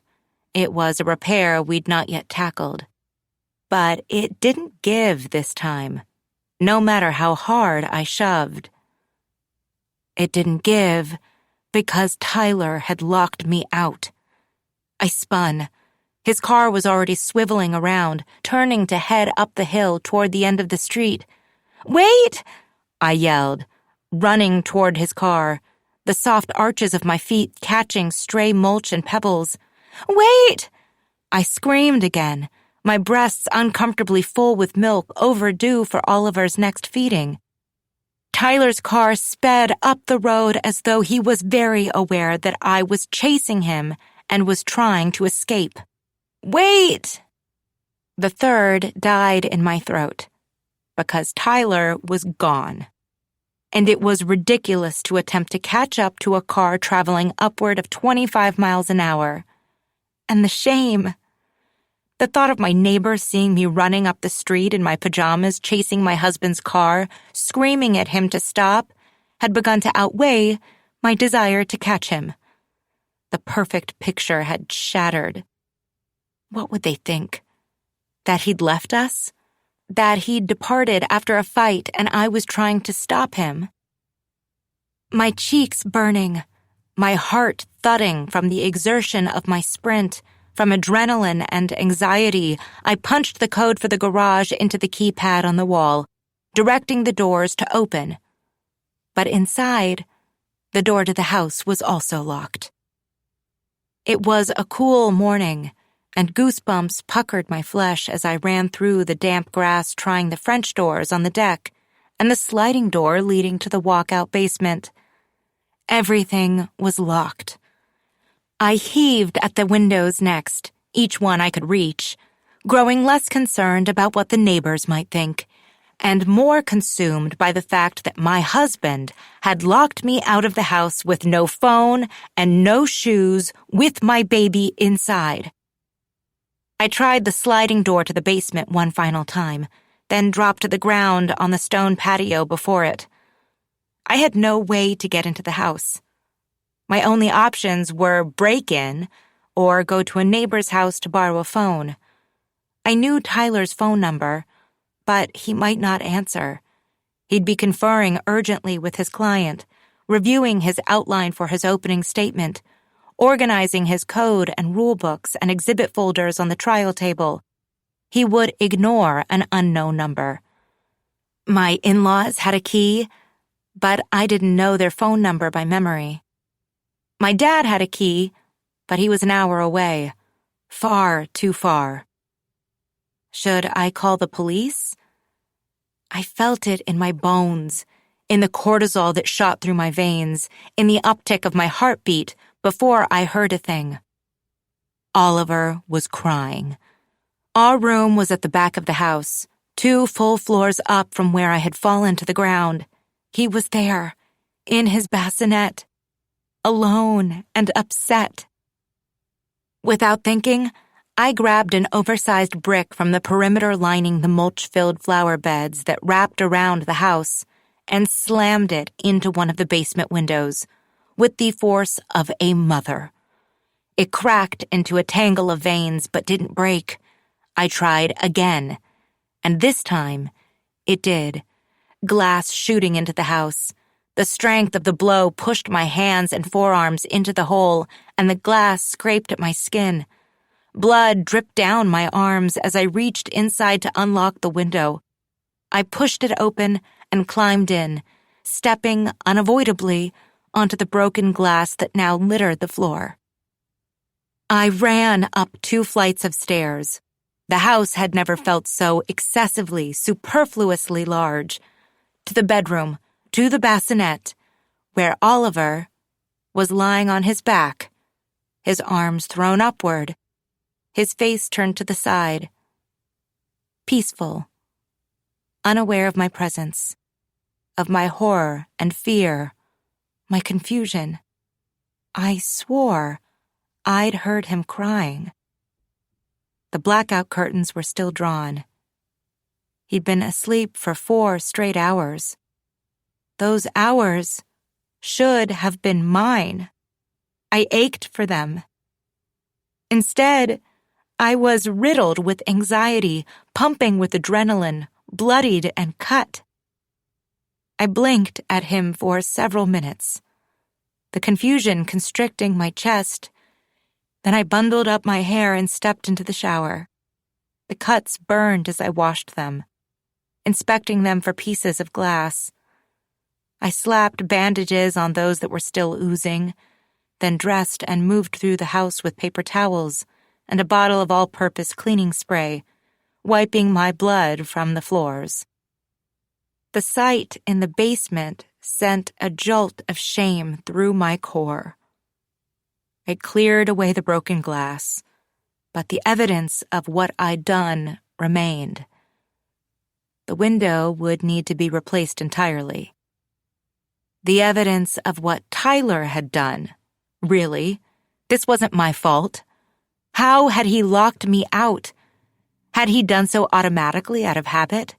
Had he placed his box on the porch while he locked the front door, because that was what he always did?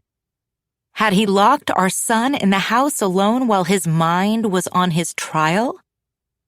I couldn't help but wonder, as I stared at the shattered window, whether he'd done it on purpose. I felt like I was being set up for failure. Even though he, really, was responsible, he'd be appalled by the damage to our beautiful new house. He'd grumble over the cost of replacement, even though we could easily afford it. He'd sigh about the inconvenience of scheduling someone to come to the house to fix it, even though I would manage it without any assistance from him.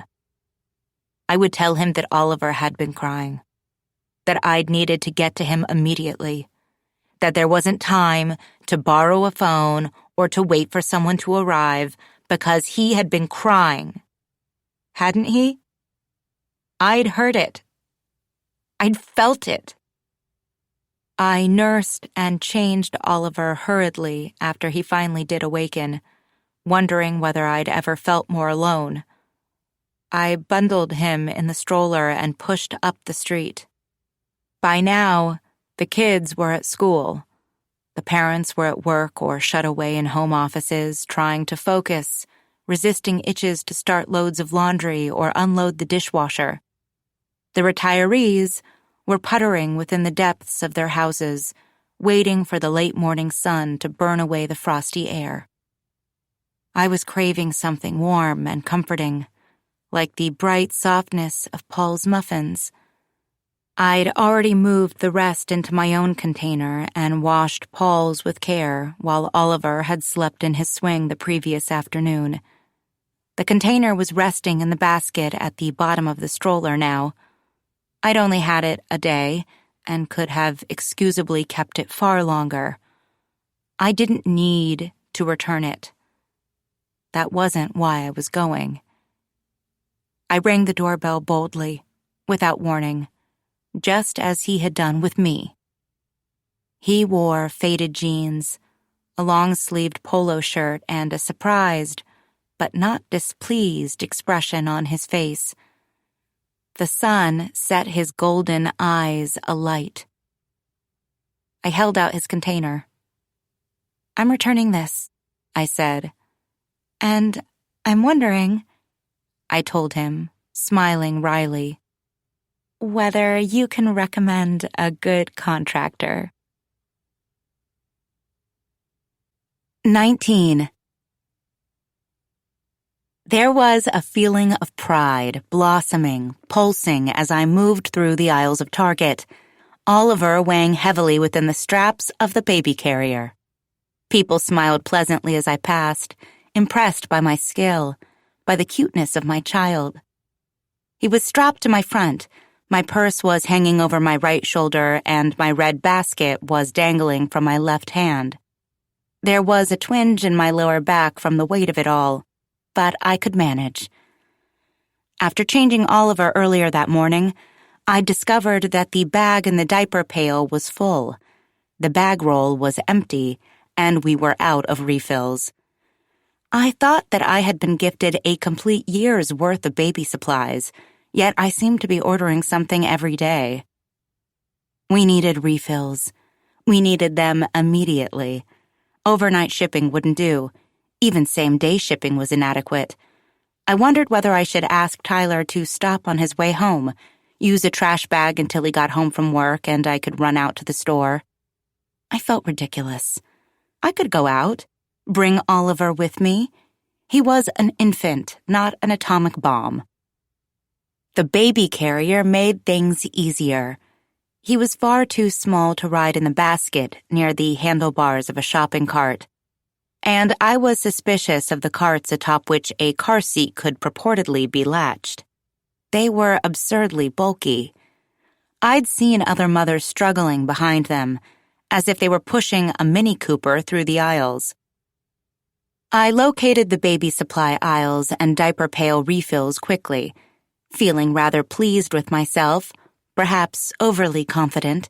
I walked around the store. I dropped a bar of vegan chocolate into my basket and, in a gesture of benevolence, a bar of dark for Tyler. I could use a new pair of tweezers, couldn't I? If I was the type of mother who could take her baby to Target, surely I could recommence grooming my eyebrows. A purple bath bomb and a box of tissues also made it into my basket, and I was feeling quite buoyant as I loaded my items onto the conveyor belt, and they moved toward the pleasant cashier in her red t-shirt and vest. I wouldn't have minded browsing longer, but I didn't want to press my luck. Oliver might awaken and begin to scream at any time, shattering my moment of maternal competence, my brief foray into parental capability. As it turned out, the cracks into my competence and capability were already there, as with our basement window. The window was scheduled to be replaced on Monday morning by a company recommended by Paul. He'd known exactly who I should call. He had arranged for his own windows to be replaced the previous year. He'd listened, the sympathy obvious and honest on his face, as I told him what had happened. He'd looked through his phone for the appropriate number, and he'd held Oliver for me while I called it. I had told him everything. I had told him more than I'd told Tyler. With Tyler, I'd said that Oliver had been screaming, that I'd had to get into the house. But the shrieks I'd thought I could hear, that had reverberated through my body as I'd slammed the brick through the window and stepped on broken glass, had not been the sort of cries from which my baby could recover. He wasn't capable of such self-soothing. It had never happened before, and he'd been pale and dry-cheeked when I arrived in the bedroom. The calm before a storm, not after it. There was only one explanation. Oliver hadn't been crying. I'd only imagined it.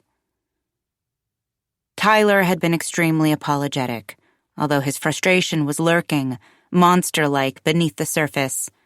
He seemed to believe, notwithstanding his accidentally, automatically, he claimed this was the case, locking the front door after he stepped through it, that I should have been able to determine an alternate solution to breaking and entering. I wasn't competent. I was a sham, a pig in sheep's clothing, a little girl merely dressed like a mom. When I pawed through my purse, my fingertips grazed errant breath mints, tubes of lip balm that I could never find when I needed them, and 3 pens. What I didn't find was my wallet. "Your total is $43.76, said the cashier, as I stared at her in horror. I said, still pawing through my bag as if my wallet, which was quite large and not actually capable of hiding, might reveal itself. "I'm so sorry. I forgot my wallet." "Oh," said the cashier in surprise. She was young and new, unsure how to handle this turn of events. I rolled my eyes theatrically, aware of the closeness of the woman standing directly behind me. "I think I left it in my diaper bag, and then I brought my purse with me." "You know," said the woman behind me, smiling banally, lackadaisically, "I got rid of my purse entirely. It was actually very liberating. I just use my diaper bag now." There was a rosy-cheeked toddler, stony-faced, propped against her hip, and she was loading her prospective purchases onto the belt with almost pompous ease. She had the smooth, well-rested face of a woman who was getting both dependable sleep and regular facials. She didn't look very liberated to me. But I was just like her, was I not? I was a more hideous, more hideously exhausted version of her. "I'll just have to run home to get it, then come back? Would that be okay?" I asked the cashier. She was relieved to be offered an out. "Of course," she said. "I'll leave your things right here." She bent to place my plastic bag on the floor. I practically fled from the store, and I sped home. The wallet was, indeed, in my diaper bag. Oliver had fallen asleep in the car. Once I returned to Target and parked, I stood in front of the open car door and stared at my baby. Couldn't I just leave him in the car? How I hated myself for the thought. I didn't bother with the baby carrier, just raced inside with Oliver cradled against my chest, supported with my right hand, my credit card in my left. There was a line at my previous register, longer than the ones at others, yet I stood in it anyway with nothing to purchase, only a dozing baby in my arms. The woman in front of me glanced back curiously. "They sell babies here?" As if I'd picked him up off a shelf. But who would ever do that? I hated myself for that thought, too. I smiled brightly at the cashier. "I'm back," I said to her confused expression. She'd forgotten my little snafu entirely. This should have brought me comfort. "I forgot my wallet earlier," I explained. "Right." She bent to retrieve my things, and I managed to swipe my credit card and tuck my wrist through the holes of the plastic bag without dropping my child onto the sticky floor. Shame continued to warm my face the remainder of the day. As I breastfed and burped my child and held him upright and stared at nothing. As I changed diapers and shoved them into the pail with its new refill bags without an iota of victoriousness. As I ate the last of Paul's muffins and resisted the urge to visit him again, to tell him what I'd done, to listen to the fact that it was okay, and actually quite funny when you thought about it.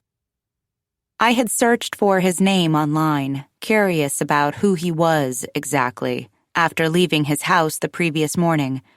I'd scoured Facebook and LinkedIn on my phone, while Oliver nursed, then slept at my breast.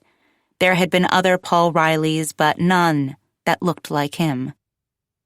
His wife, on the other hand, Erin Riley, there'd been no shortage of results on her. She was Ivy League educated, and she owned a small financial consulting company in a suburban office building not far from our neighborhood. It seemed as if she was very successful. Her hair was thick, shiny, and almond-colored. Her features were unremarkable, and her lips, unsmiling, playing the part of serious finance-type person, were a bright red. I wasn't sure why I cared about any of this. Tyler burst through the front door with no warning. I knew better than to question his presence so early, knew better than to give any indication of the fact that time seemed to slip away from me some days. Like the hours were a horde of toddlers who scattered erratically at a theme park. I couldn't keep track of them. But I checked the time. Just after 5. It was unusually early for him to be home. My sabbatical had afforded him the prerogative to work as much as he pleased. He had good news, apparently, was practically overflowing with joy and pride. I sat on the sofa in the family room, nursing Oliver, while Tyler knelt to the floor before us, like he was going to propose, his eyes crinkling in delight. "Nat," he said, placing his hands on my upper arms. "I made partner." My first reaction was confusion. Partner? As though I didn't know what the word meant, didn't understand the significance of the term. My second was anger. A ball of fire, red and echoing, like a shot from a cannon. Third came the slow burn of envy. I could already tell it would never die. Partner. I made partner. These were, perhaps, the 3 words every private practice attorney yearned to say from the moment they started the timer to bill their first 10th of an hour. "Wow," I said. It was all I could manage. "They told me today. Promotions and raises aren't supposed to be announced until next week, but Jim told me early." He was beaming at me, but not looking for my approval. He didn't need it. He had what he needed now.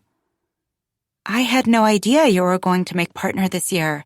"Me neither," he said, with childlike wonder, while sickness was twisting my gut. Because we'd graduated from the same law school. My grades had actually been better. I'd made law review, order of the coif. Tyler hadn't. We'd both begun careers with large firms downtown, and he'd made it partner at age 32, a mere 2 months after our child was born. His income, his ego, his importance would skyrocket. And here I was, on a sabbatical with stinging nipples at the ends of drained and sagging breasts, spending my days changing diapers and shoving the dirty ones into a diaper pail for which I forgot to purchase refills. My 7 years of higher education useless and inconvenient, like a persistent mosquito buzzing around my face. Unfair felt a callously inadequate descriptor for this place where we found ourselves, but it captured the general idea. And why? Why were we here? Because I could feed our child with my body while Tyler could not? Because, as an educated person, capable of understanding the benefits of breastfeeding, that was what I was expected to do. Tyler prattled on about the way they'd told him, the reasons he'd been promoted, what would come next, while I sat there holding Oliver, who had fallen asleep, more disinterested than me in his father's success. "Let's order a nice dinner," he said. "Have something delivered." "Sure," I said. "You pick." I hadn't the energy to remind him about my restrictive diet. He chose Italian, which left me with virtually no options, as cheese and butter abounded on the menu. But I ate my shrimp with marinara, on angel hair pasta, with no Parmesan on top, and pretended to be happy for my husband. When it was time for bed, later than I usually attempted it, Oliver settled quickly, seemed to be sleeping soundly, as if in cahoots with Tyler, who wrapped his arms around me after we climbed between the sheets and pulled me close. Apparently, the promotion, the prospect of more money and power, had turned him on. and I bit back horror and disgust as he kissed the back of my neck, felt a firmness poking me in the back. "Is it?" Tyler asked, hesitantly, courteously. "Is it okay? It's been 10 weeks. "Okay," I said, even though it wasn't okay. But I had been cleared. Weeks ago, actually. And the more I put it off, the more impossible it would seem. But not with Oliver right here. It felt wrong, with our child mere feet away. "Right," said Tyler, as though he'd forgotten about our son entirely. Perhaps he was too busy dreaming of the way his profile would look on the firm's webpage. Tyler Fanning, partner. He climbed out of bed and took my hand, led me to the never-used guest room, which we'd fully furnished anyway. I reclined on the bed, bracing myself, knowing that it would be worse if my body was tense, but unable to relax. I gasped, cried out. Tyler mistook the exclamation for pleasure. "Oh, Nat," he murmured into my ear, his breath hot and wet and reminiscent of the garlic sauce he'd eaten with dinner, a fact I might have found endearing a year ago, but which now just made me sad. How did he know me so little? I was not in rapture, not consumed with lust. I was thinking of the Wüsthof knife tucked into its smooth wooden caddy, resting on our swirling countertops in the kitchen. The largest knife. The one we used to slice whole watermelons on warm summer afternoons. I felt as though it had been plunged inside of me. I'd never look at it the same way again. Would wince every time I used it. And I had never hated my husband more as he moved above me.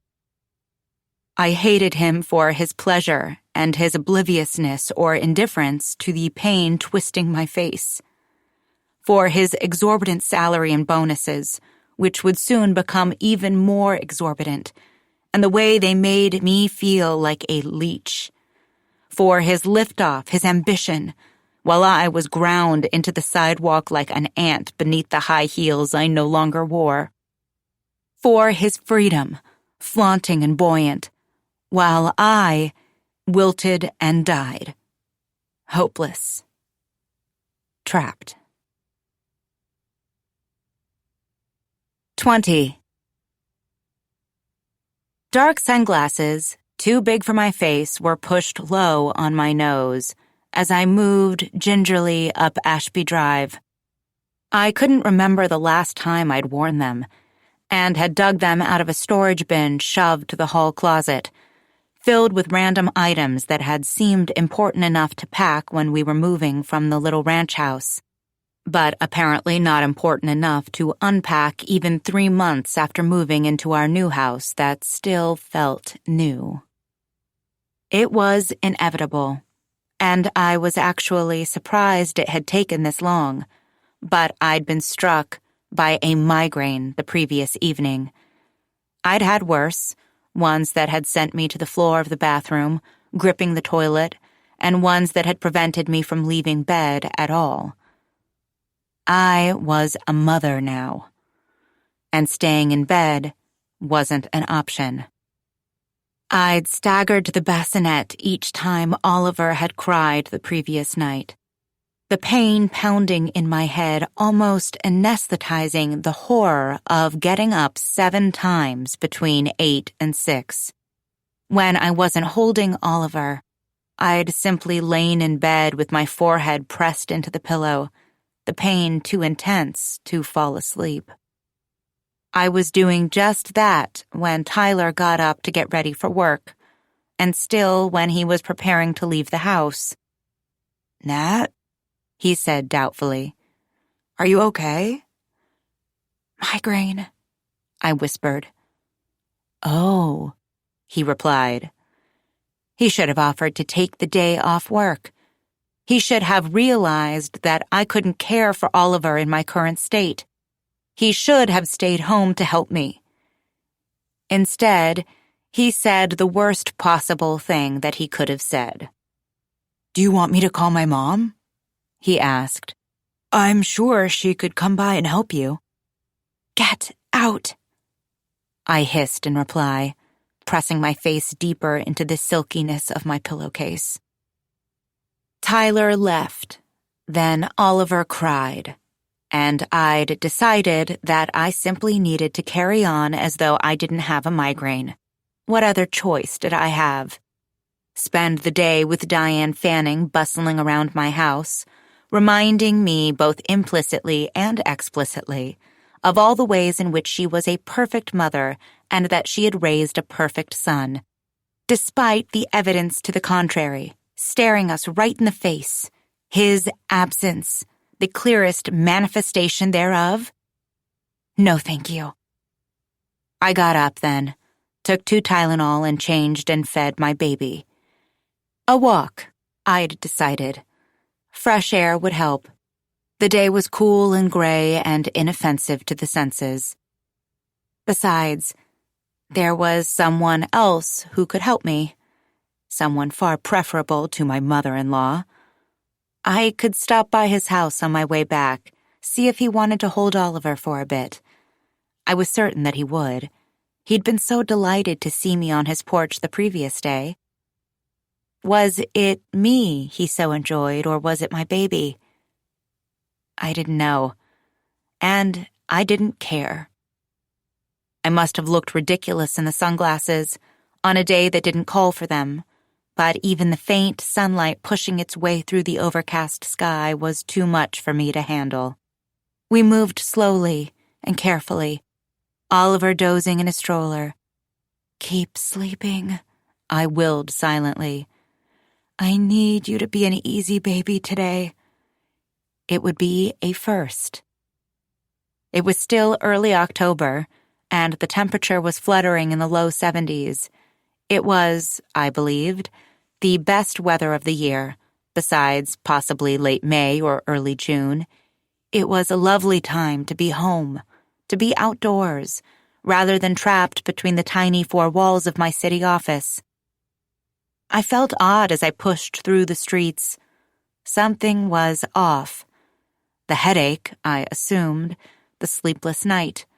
Months of them in succession. It was adding up. It was a dreamlike state in which I found myself as I wound through the streets. Rather, more accurately, it was a nightmare. I'd intended on the 2-mile loop, respectable, but not overly ambitious. Somehow, somewhere, I'd gone wrong. Nothing looked familiar. The neighborhood was large and tree-lined, the streets weaving and looping and connecting, filling the area between Elkhorn Lane, a busier street than the peaceful roads off which the driveways sprouted, and the woods and stream that ran behind the neighborhood. It was a good neighborhood for running. Tyler and I had discussed when we'd bought the house, offering many variations of loops and routes. Neither of us had taken advantage of that since moving in. I began to walk more quickly, scanning my surroundings for something that looked familiar, a house, a street name. Nothing did. There was no one out. I turned around, walking as quickly as my damaged muscles would allow, ignoring the pain squeezing my brain. Turn around and retrace my steps, I decided. But had I already turned around? I couldn't recall, and I didn't recognize anything around me. Without warning, tears burned my eyes and my breath came quickly. Far too quickly. My chest constricted. I kept moving until I couldn't. I doubled over, the stroller's handlebar slipping from my grip. It began to roll away from me, and I watched it go as blackness pressed inward from the outskirts of my vision. Footsteps, approaching rapidly. Someone was chasing me. Oliver. I needed to get to Oliver. I pushed through the blackness, stood, but I fell to my knees again. The footsteps were louder and closer. They passed me. A man, dark-haired and spry, in shorts and a jacket. He ran right by and grabbed the handles of the stroller, pulling it to a stop. I let myself collapse then. It was over. Oliver was gone. My immediate feeling, through the pain pressing against my chest and head, was relief. I'd be able to sleep now that Oliver was gone. The man turned and began to push the stroller back toward me. Unlike the surroundings, he was familiar. I knew him. He crouched beside me and placed a hand on my back. "Natalie," he said. "What happened?" I cried in earnest then. I let go, because I knew that I could. "It's okay," said Paul, his hand still pressing gently against my back. "I'll get you home. Can you walk?" He helped me stand, and I tried to take a breath. This time it worked, filling my lungs. Some of the darkness dissipated. Paul held the stroller with one hand, his other arm wrapped around my waist. We walked home that way in silence. I was conscious of how this must look, concerned what the other neighbors might think, but not enough to push him away. When we reached my house, I stood frozen before the garage. The front door was locked. The garage doors were closed. I didn't know the code. Paul read my mind.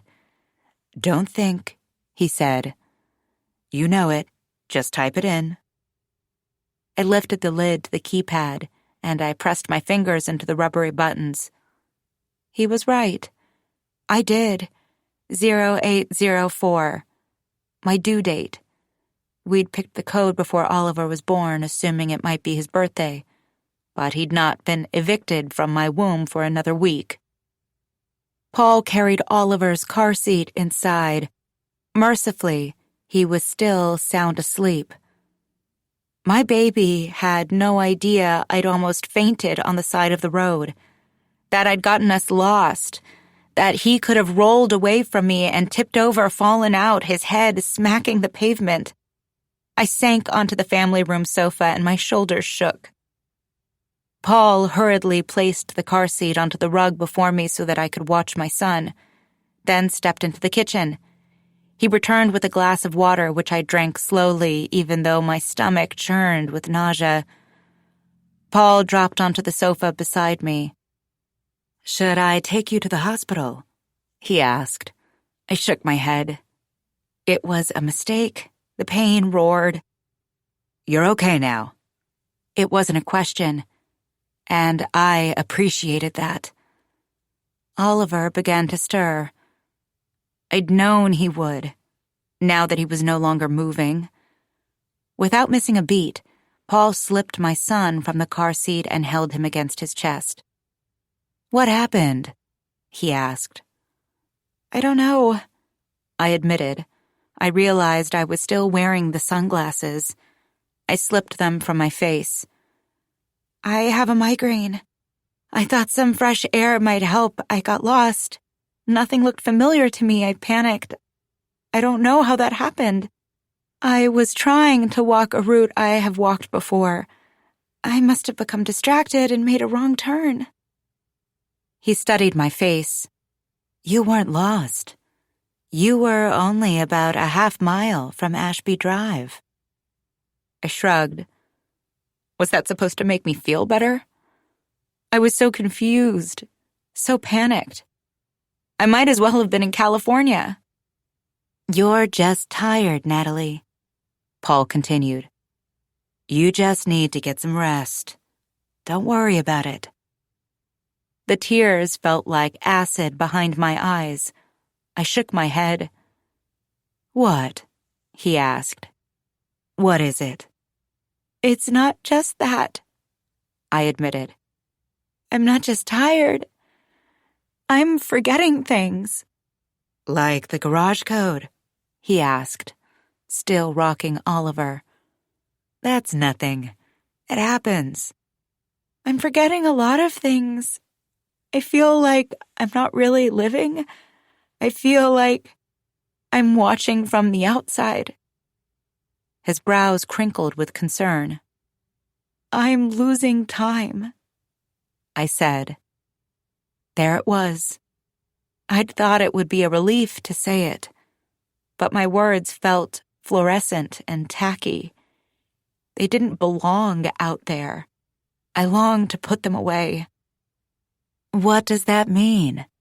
Paul asked, patting Oliver's back. His face had gone slack with sleep. Sometimes, all of a sudden, I realize it's a half hour or an hour or more later than I thought it was. Time slips away from me. I can't remember anything.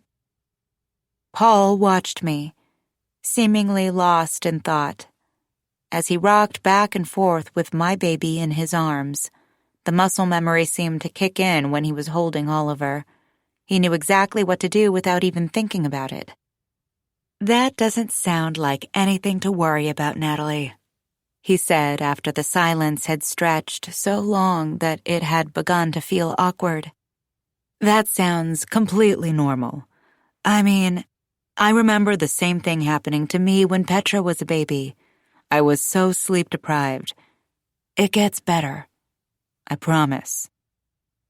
I nodded miserably. I didn't know if he was right, but my mind was too weak, limp, like something overcooked or broken to argue with him.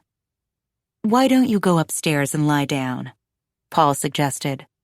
I can watch Oliver for a bit. Maybe take him out for another stroll, since I didn't get to finish my run, if that's okay. He grinned.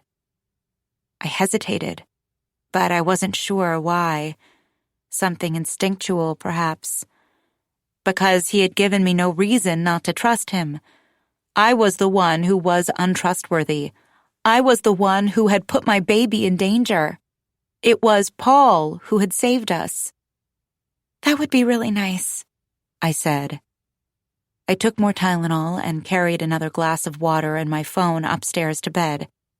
I had left the phone resting on the kitchen island when I'd left for our walk, distracted by the migraine or something.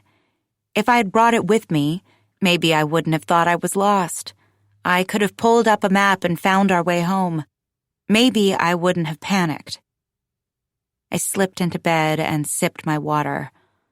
I could hear Paul's silky, soothing voice as he chatted to Oliver downstairs, footsteps off and on. I lay down, even though I knew I wouldn't be able to sleep. Yet, somehow, I did. Sleep pulled me under, dark and stifling. I awakened several hours later, pulled back out by the sense that someone was watching me. He was. Paul. He smiled sheepishly. Sorry, he said. Petra will be getting out of school soon, and I need to run a quick errand first. I sat up as quickly as I could, brushing away the unfamiliar fog of slumber, embarrassed by my mussed hair and sleep-stale breath. Of course, I said. I'm sorry. Thank you so much for your help. I feel better. It should have been the truth, but I wasn't sure if it was. Any time, said Paul. He passed Oliver to me. Take care of yourself, he added. He paused, and I thought for a second that he might bend down and kiss me on the top of the head, or perhaps somewhere else. Thinking better of it, he nodded once, turned, and he was gone. 21. He hurried down her stairs, into the foyer, then out the front door. He turned the lock before pulling the door closed behind him, even though it was perfectly safe to leave the front door unlocked. He always did when he was home. Apparently, though, her husband was in the habit of locking the door behind him. Paul thought of the morning she'd shown up on his doorstep with his empty container, telling him she needed the name of a contractor. Her husband had locked her out of the house, she'd said. She thought her baby was crying, and she'd smashed a window to get to him. Turns out he hadn't been crying at all. She'd only been imagining it. Then there was this, getting lost in her own neighborhood, crumpling to the ground in the street, letting her stroller, her baby, roll away from her. She was an unbridled disaster, this one, hurtling recklessly through motherhood. Paul jogged down the steps of her front porch, then made his way down the driveway, wondering if the other neighbors were watching him. Had they seen him walking her home, his arm around her? Had they seen him entering her house beside her, while her husband was at the office and his wife was at work? Were they getting the wrong idea? Were they getting the right one? She was forgetting things. She couldn't remember the code to get into her own garage. She was losing time, too. He'd told her it sounded completely normal for a sleep-deprived new parent. Nothing to worry about. He'd even told her that the same thing had happened to him. It hadn't, but he'd said it anyway. For Paul Riley had worked it out, just like he'd known that he would. He'd allowed his mind to wander, away from his miserable wife, away from her failing business, away from her cold demeanor toward him, toward their daughter, away from her failings, all the ways in which she was a blight upon what might otherwise have been the potential to be familial perfection, suburban bliss, away from the fact that, despite almost 10 years of work, there was no novel, a fact that Aaron might discover at any time. When he had least expected it, his mind had stopped wandering through these problems, these pieces. It had landed upon the solution, upon one particular wildflower in a meadow lush with weeds. An exhausted, desperate new mother. Alone and lost in time, in fact. She was suffering, perhaps, from postpartum depression, maybe even something more serious than that. Her mind was not well, which was actually quite perfect. Perfect for him, at least. The solution to his problems was her. Now, it was just a matter of waiting for the right moment, for the perfect time to make his move. 22. I knocked my knuckles against the window, testing its sturdiness. It held. It hurt. My fingertips were smarting, stinging. Oliver was looking into my face, his expression the baby version of an eye roll. But would it hold against a brick? I hoped I wouldn't have to find out. The doorbell rang. The contractors, recommended by Paul, were long gone. It was Paul himself, standing on my porch, something charcoal gray and wrapped in plastic in his hands. Smiling, reaching out. The relief, when I took the plastic-wrapped item from him and released Oliver to his arms, was palpable, sweet. But gone in a blink. The sweetness was soon chased away by a sour aftertaste. The pervasive sourness of mom guilt. I got you this, he said after we'd moved deeper into the house, to the family room into which the late morning sunlight was streaming. I thought it might be helpful. Oh? I said, startled by his thoughtfulness, pleased that he'd been thinking of me, that he had seen me, that he knew I needed help.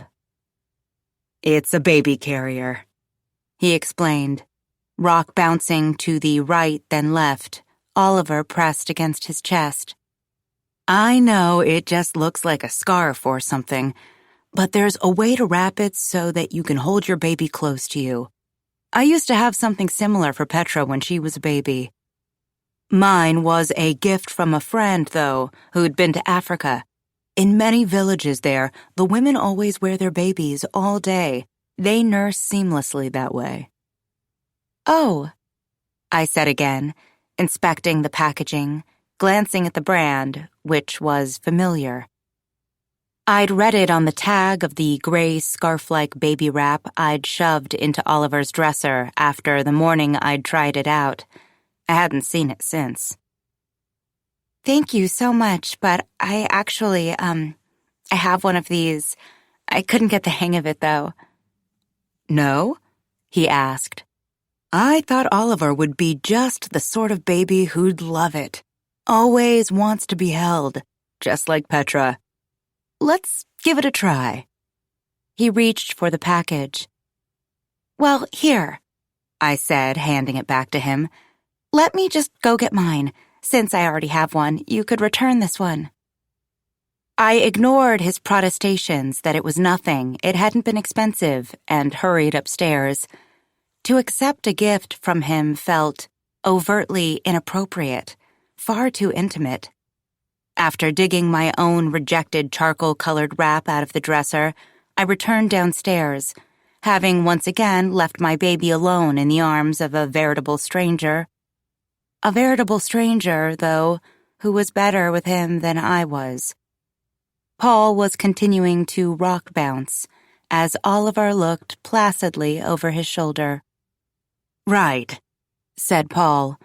He glanced around, then placed Oliver into a swing, and buckled the 5-point harness faster and more easily than Tyler ever had. I let him take the wrap from my hands. May I? He asked.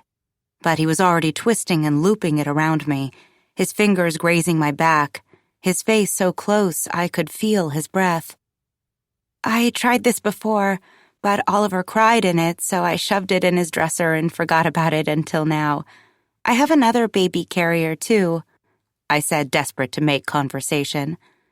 One of the backpack sort that you wear on your front. Oh, this is much better than those, he said. Softer, more womb-like. He retrieved Oliver from the swing and helped me tuck him inside the outer fold of the wrap. He stepped back, admired us. There, he said. Maybe this will make things easier for you. I nodded and bounced, gently, my hands pressed against Oliver. So, I said, not sure what to do next as I continued to sway. Were you home quite a bit when Petra was born? I was embarrassed to realize that even with all this time we'd spent together, I had never asked what he did for a living, never asked why he seemed to be home so much. Paul laughed, the skin around his golden eyes crinkling outward, like rays from the sun. I've been home ever since, he said. Really? I remarked, rudely startled by his revelation. I didn't realize. You're a stay-at-home father? Well, I'm a writer, too. I used to be a college professor. English. But my wife's career was taking off before her pregnancy. We'd been trying for a long time to have children. We're beginning to wonder if it would ever happen. She was focusing on growing her business. Suddenly, she was pregnant, and we decided it would be best for the family if she returned to work rather quickly and I stayed home with Petra. That way, I could care for her and devote some time to my writing. It's been my greatest joy to have that time with her. I blinked at him, unseeing. His greatest joy. Best for the family. She returned to work. I stayed home. Tyler and I had both been senior associates when Oliver was born. We were earning almost the same salary and bonuses. Tyler only slightly more, evidence of our respective firms' implicit biases against me and in favor of him. Why had it been so obvious, so automatic, that it would be me to take the sabbatical? It could have easily been Tyler who stayed home to care for Oliver, to hold him all night, to be slowly, steadily broken by lack of sleep. Except, Tyler was a partner now. And besides, I was the one who fed Oliver, who kept him alive with my body. If only Tyler could lactate.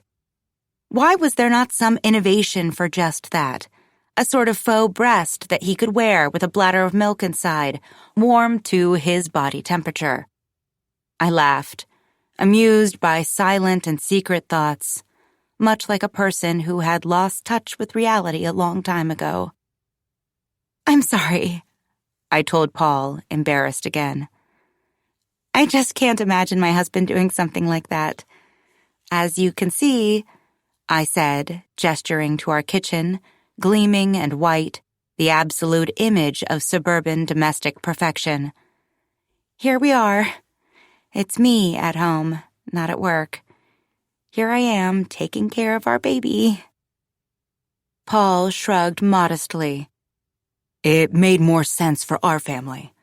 Petra was a difficult baby. Like Oliver, it seems.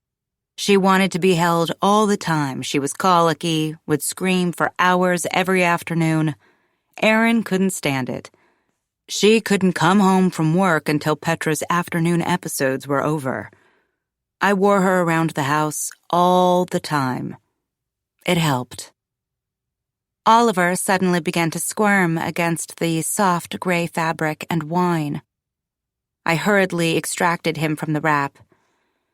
"It's probably time to nurse him," I said apologetically, but Paul didn't appear remotely disturbed by the shrieks. He held out his hands, and I passed Oliver to him. Paul held Oliver against his chest and patted his back, while I unlooped and removed the baby carrier.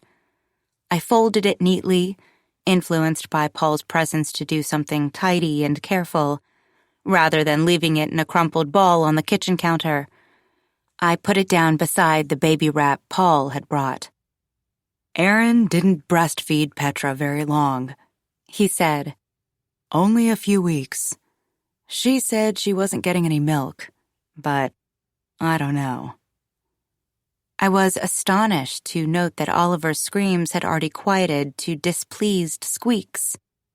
Perhaps he didn't need to eat, after all. Perhaps he just smelled, heard Paul, wanted to be held against his chest instead of mine. It was hurtful, but only for a second. More than anything, it was freeing. "Yes, Petra was a very difficult baby," Paul continued as if I'd asked a question. "And Erin had a horrible pregnancy, too. She was violently ill. Sometimes, I wonder if she's never quite forgiven our daughter for that. It wasn't her fault, of course, but rationality doesn't always prevail when it comes to our children, does it?" My phone began to vibrate on the island nearby, alight with the words, "Kids First Pediatrics." Oliver's doctor. I snatched it up in surprise. Why would his doctor be calling? And answered the call after muttering a quiet, "Excuse me," to Paul. "Mrs. Fanning?" asked the voice. "Yes," I said, although hearing the name still made me think of my mother-in-law. "This is Melissa from Kids First Pediatrics, checking whether you are still coming in for Oliver's appointment this morning.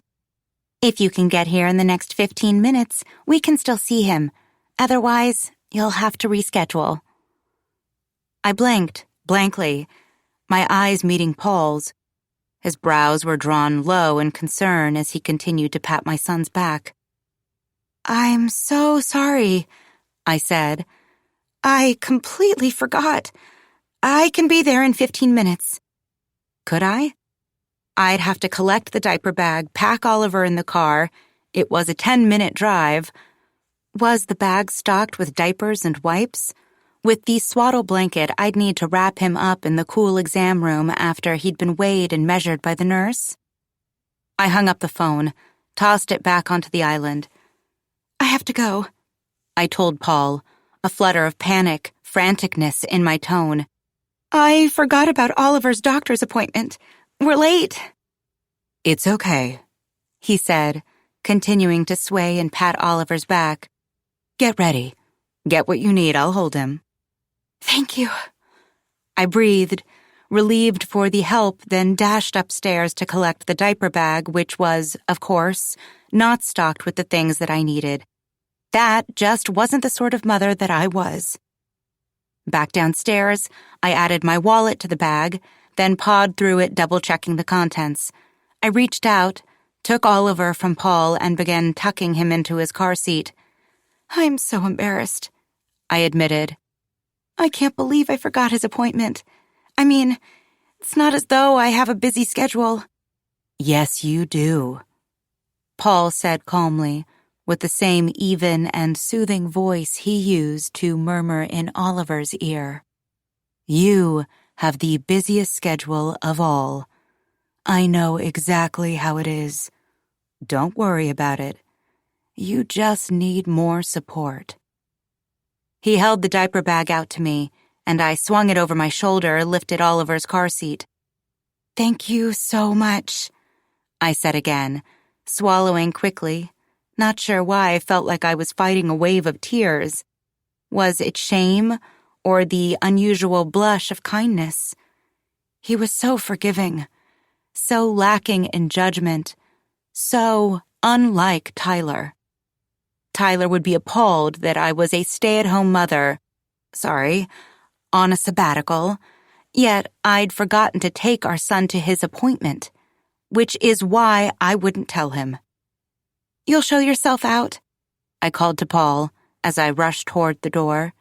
He was still lingering in my kitchen, his energy so steady and peaceful that I wanted to run back in and press my arm against his in case it might rub off on me. Of course, he said, and good luck. Don't worry about it. You're doing great. I closed the door on his words, but brought them with me.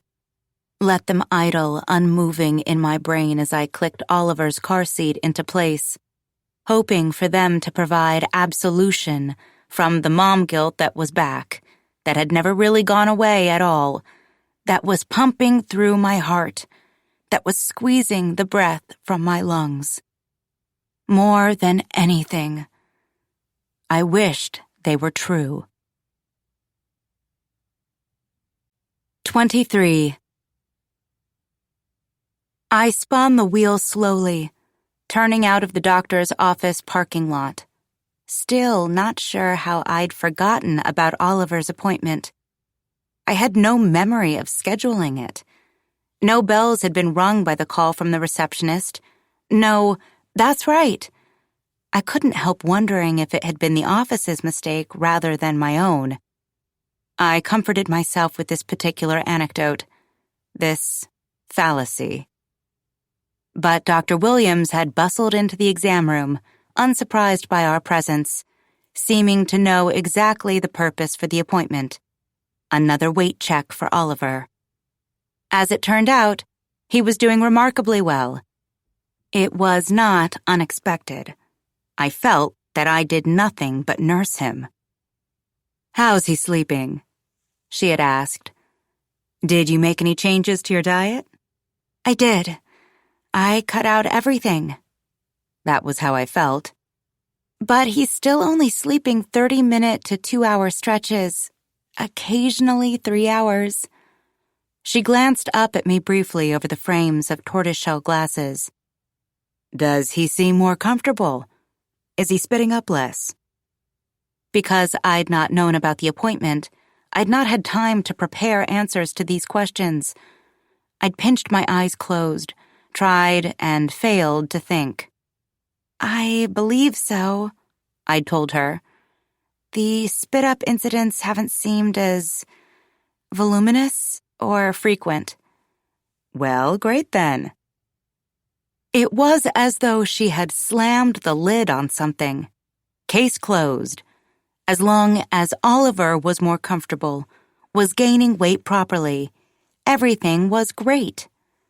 Had I known about the appointment, I was certain I would have had questions for Dr. Williams. I would have typed a list of them in my phone, because my memory was such that I needed to put every important thought into writing before it was lost forever. Just as I had prepared no answers, nor did I have any questions, so the appointment wrapped up quickly, and Oliver and I had been back in the car, with the obligatory age-inappropriate sticker, my arms aching from lugging his car seat around, the shame of my forgetfulness still lingering on my skin like a sunburn.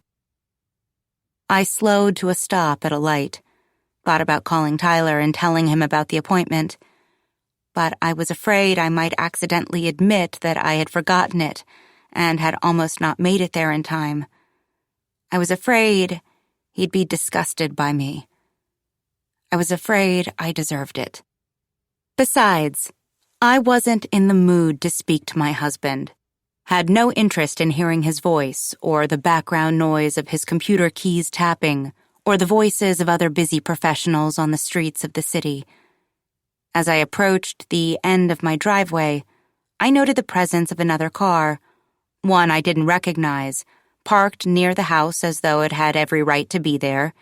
It was a burgundy compact SUV. It didn't belong to anyone I knew. Curious, I parked in the street instead of behind or beside the car as though I were the guest.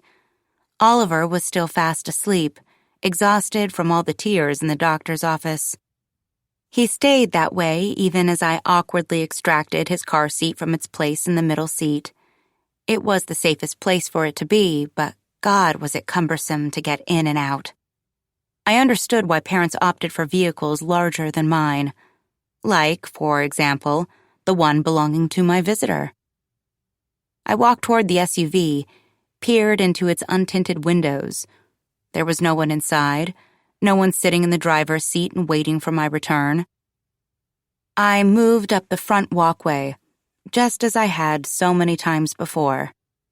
On the front porch, I froze, my keys dangling from my right hand, the left still holding onto Oliver's car seat, my body tipping that direction uncomfortably from its bulky weight. Something wasn't right.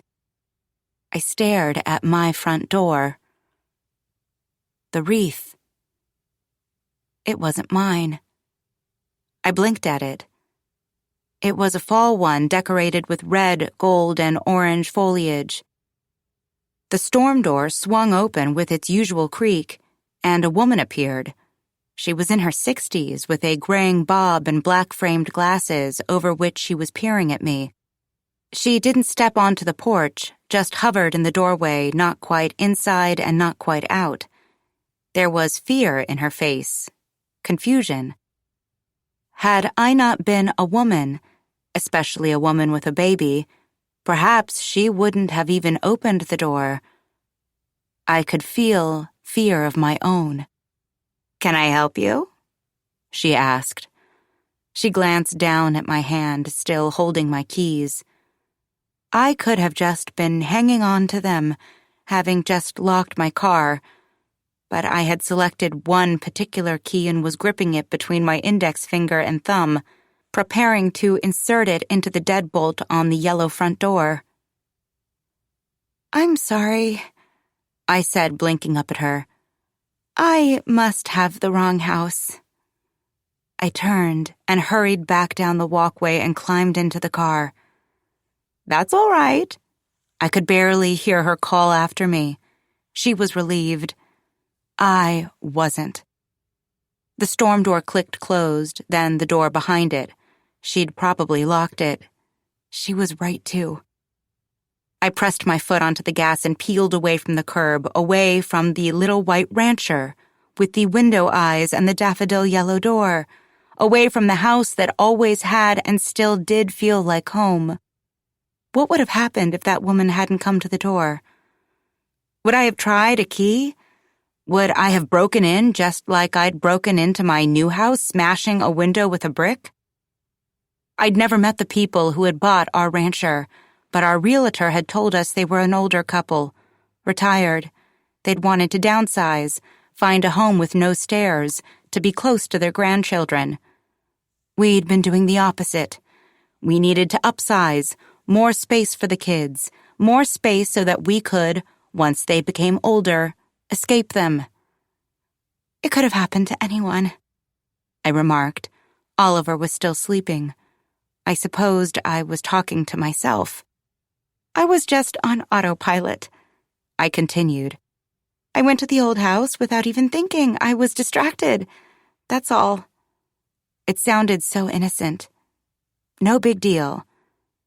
Sometimes, I lied to myself in that way.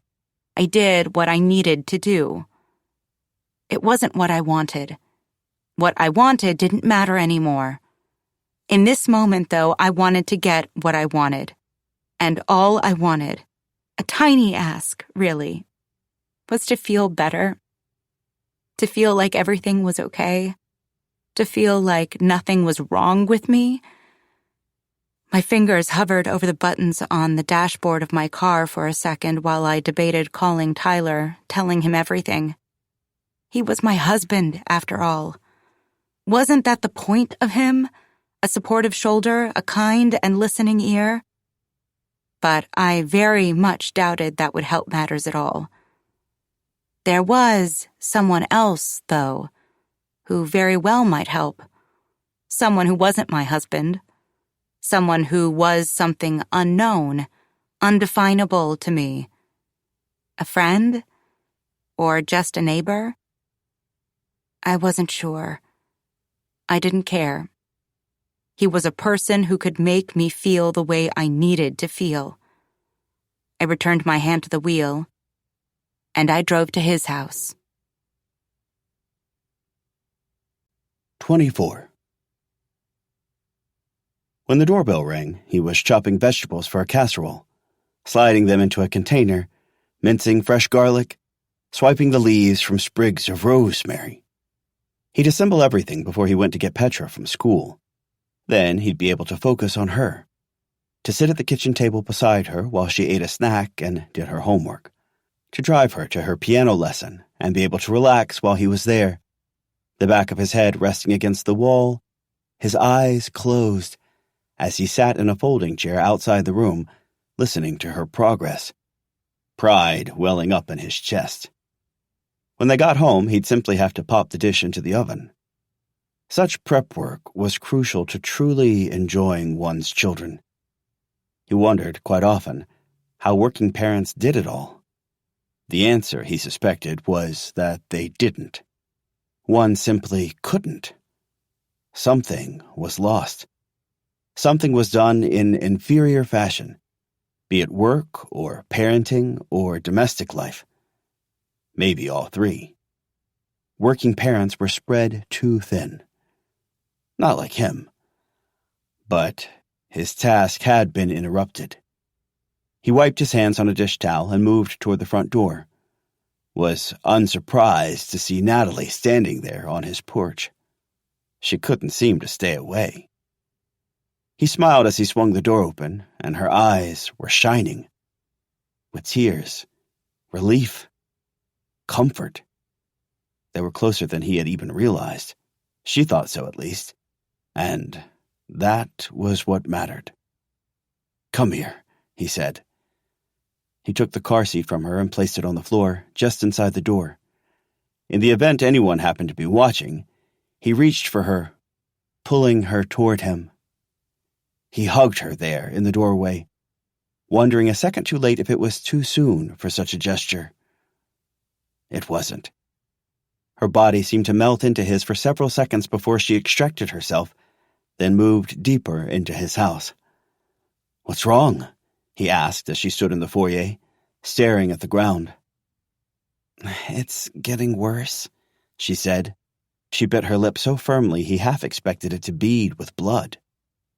He picked up the car seat again and ushered her into the kitchen, setting her up at the breakfast table with a glass of water. "Can I make you a tea?" he asked. "Chamomile?" She blinked at him as though overwhelmed by the offer. "I'll make you one," he said. "No problem." He pushed the chopping board aside and tucked the containers into the fridge while he waited for the kettle to boil. "I'm sorry," Natalie said. "I'm interrupting you." "Not at all," he replied. "You are welcome here anytime. Anytime, both of you." It was important that she understand this. It was important that she continue to stop by. Paul poured them each a mug of tea, noticing his phone screen come to life on the counter as he moved past it. A notification. He'd missed a call from Erin. He hesitated, considered calling her back, then delivered the teas to the kitchen table, carrying his phone with him. Erin would call again. She always did on the rare occasion that he didn't answer. "So," he said, as Natalie looked into her cup as though it might tell her future, dunking the tea bag up and down. "What's going on?" Oliver began to stir, so she reached out a leg and began to rock the car seat to and fro with her foot. "I left the doctor's appointment," she said, "and I drove to the wrong house." She covered her face with her hands. "I mean, how does that happen? I drove to our old house instead of here. We haven't lived there for 3 months, Paul." He slumped, as though relaxing in relief. "That's all?" he asked. "Natalie, that could happen to anyone. You were just distracted. It was only muscle memory." "But I got out," she protested. "I walked to the front door with Oliver. I had my keys out. The woman who lives there now, she opened the door. She was scared. She was scared of me." Natalie rubbed her hands over her face. Oliver began to cry in earnest. "Let me," Paul said. He stood and extracted the baby from the seat. "I forgot my son's appointment. I forgot where I live. I forgot to do something for work. Did you know that? My firm was disappointed in me. I was a liability. I was a more serious mistake waiting to happen. Before I left, I forgot to close my privacy curtain while I was pumping. My boss saw my breasts, Paul. I forget everything. I forget my wallet. I forget what I've done and where I've gone. I broke into my own house." She began to laugh then. It was rather unsettling. "You're too hard on yourself," he said. He stepped closer to her and placed a hand on her shoulder, solid and reassuring. He wanted her to become accustomed to his touch. He wanted her to think nothing of touching him back. "You should be kinder to yourself, Natalie. What you're doing is so hard. It's the hardest job there is." "Other people do this," she said. "You did this. People do this all the time. Other people are able to do other things while they take care of their babies. They keep working." "But every baby is different. Oliver is very difficult, but he will grow out of it. I bet that when he's a toddler, he'll sleep like a champ. He'll potty train easily. It won't be like this forever." His phone rang again, vibrating on the table in front of them. "Erin." "Sorry," he said. "This is my wife." He rolled his eyes. "Let me just make sure everything is okay." She looked embarrassed then, for crying at his kitchen table while his wife was at work. "Hey, can you pick up my prescription?" Erin said when he answered. "Sure," he replied. "I'll get it before I pick up Petra." Of course, her antidepressants. She'd been taking them for years, though not as long as she should have been. She'd probably needed them after Petra's birth. She'd been suffering from something too, he suspected, like Natalie. Her indifference toward baby Petra, her temper, her general apathy. He'd not considered that it might be postpartum depression until much, much later. Even then, he still maintained the belief that his wife simply wasn't a good mother. Great. He could tell she was about to hang up. Message delivered. She could have texted such a short message, but she always preferred to call. Perhaps it was ingrained in her, from the way she had been trained to treat her clients. Phone calls made for better client service than written communications, which could be easily misinterpreted. "How's it going?" he asked. There was a pause. Fine, she said. He didn't usually ask her that. She didn't return the question. Our neighbor just stopped by again, he told her anyway. His eyes on Natalie. With her baby. I know you've been looking forward to meeting her. Aaron was silent. No, I haven't. He could tell that's what she wanted to say, but she was too polite. All right, he continued. I'll let you go. He hung up the phone, hoping it had been enough for questions to begin forming in Aaron's mind. A young woman, alone with her husband. Again. She never knew about Laura, but she knew about Christy Larson, about Christy's allegations. Aaron would not like this. Not at all. Paul returned his phone to the table. I should go, Natalie said. I need to feed Oliver. I'll walk you out, he said quickly. You don't have to do that, she replied. She held her tea mug uncertainly. Leave that, he told her, as he tucked Oliver back into the car seat. I'll get that later. And I know I don't have to. I want to. He looked up, met her eyes, watched the blush creep along her cheeks. He carried the car seat to the car for her and clicked it into the base in the back seat. He remembered how to do it. Still felt like it was just yesterday that he'd been slipping Petra into her own car seat. Natalie stood nervously beside her car. Thank you, she said. He wasn't sure what she was thanking him for. Carrying the car seat, the tea, or his words. He stepped toward her and pulled her against him again. She wasn't that much shorter than he was, but he rested his cheek on the top of her head for a second. Her breasts were pressed against his body. She was much taller, much softer than Aaron, than his usual type. He had always preferred petite women, but he could feel a stirring of attraction while he held her. He tried to tamp it down. It would only get in the way of what he needed to do, and he had to remain focused on that. He turned his thoughts to the baby wraps he'd swiped from her kitchen counter after she'd left him alone in her house. He'd found a gallon-sized Ziploc bag in her pantry and had tucked the wrap she had used inside. He'd concealed the closed bag, along with the other wrap, beneath his windbreaker before leaving the house. After returning home, he'd hidden the wraps in a duffel bag on the top shelf of his closet before returning to the first floor to begin washing and chopping vegetables for that night's dinner. It had been too easy. He hoped that continued. They broke apart, and he gripped her upper arms. You're doing great, he told her. She nodded once, smiled wryly. You're kind, but you're a liar, it seemed to say. She slid into her car, and he waved her off. He had not been lying. She was doing great. She was doing exactly what he needed her to do. 25. It was automatic, a foregone conclusion that we'd spend the day together. The weekend had been excruciatingly slow, needlessly long without him. Finally, Monday had arrived, and there he'd been, on my porch. I wanted to see how you're doing, he told me, the worry clear on his face. He cared about me.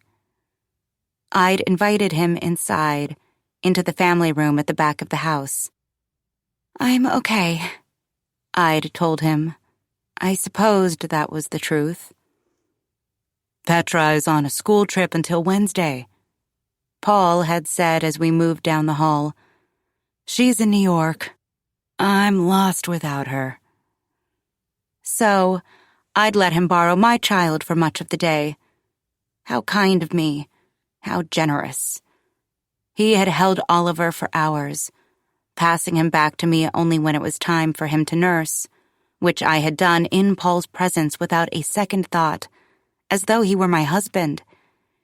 He had even changed Oliver twice, which perhaps should have given me pause. But what could I say? I trusted him immensely. I trusted him with my baby. I trusted him more than I trusted myself.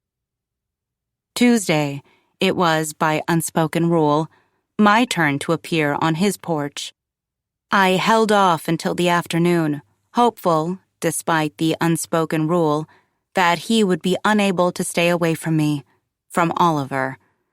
That I'd find him on my front steps in the morning. But it was past 1 and he hadn't shown up, and it turned out I was the one who couldn't stay away. I packed Oliver into his stroller and pushed up Ashby Drive. Petra was still in New York with her classmates until Wednesday evening. Aaron was at work. I rang the doorbell, then stepped back and waited, jiggling Oliver's stroller. Paul opened the door within seconds, like he'd been standing just inside waiting for us. Instead of stepping to the side to let me into the house, he hurried out and extracted Oliver from his stroller. "There he is," he exclaimed, as though he'd not seen Oliver for weeks, when it had been less than 24 hours. I might have been offended that he didn't seem nearly as excited to see me, but I wasn't. I followed him into the living room, tidy as ever, with artfully draped throw blankets, carefully placed candles, their wax-covered wicks still cream-colored and intact, and abundant coasters resting on corners of end tables that were shiny and free from watermarks or coffee rings. The Rileys' house was certainly pristine, though I didn't know whose doing this was, Aaron or Paul. It was hard to imagine keeping my own house so neat. Maybe it would be easy with a 10-year-old like Petra. I'd not yet met her. When I visited the house, she was always at the expensive private school to which Paul and Aaron sent her, despite that the local public schools were some of the best in the state, even the country. But there were pictures of her all over the house. Photographs in frames on the mantel, bookshelves and tables.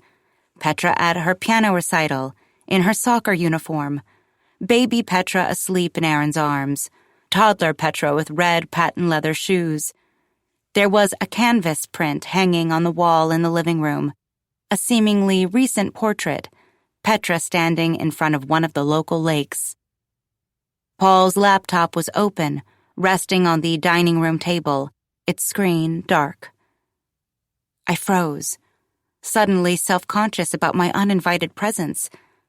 "I'm sorry, am I keeping you from your writing?" I asked. No, Paul brushed me off quickly. "Not at all." He didn't elaborate, and I didn't ask him to. I moved to his sofa, sank onto it. Immediately, I felt a rush of something warm. My period, returning already. I shifted uncomfortably. The last thing I needed was to bleed on his sofa. "Could I use your bathroom?" I asked. "Sure," said Paul. He pointed to the hall, then snapped his fingers. "Actually, I forgot. There's something wrong with the toilet down here. I need to call a plumber." He removed his hand from Oliver's back to rake it through his hair. "I'm sorry," I said, hesitating in the doorway. "You can go upstairs. There's a hall bath up there." "Thanks," I said, turning toward the foyer, then climbing the stairs to the second floor of the house. It was uncharted territory for me. I had never been upstairs. The hall bath clearly belonged to Petra. Fluffy pink mats dotted the floor. The walls were lavender, and the shower curtain was printed with neon butterflies. I kept walking, past Petra's bedroom, which was similarly outfitted in stereotypically girly fashion. I don't know why, but I'd expected more sophisticated taste out of Petra.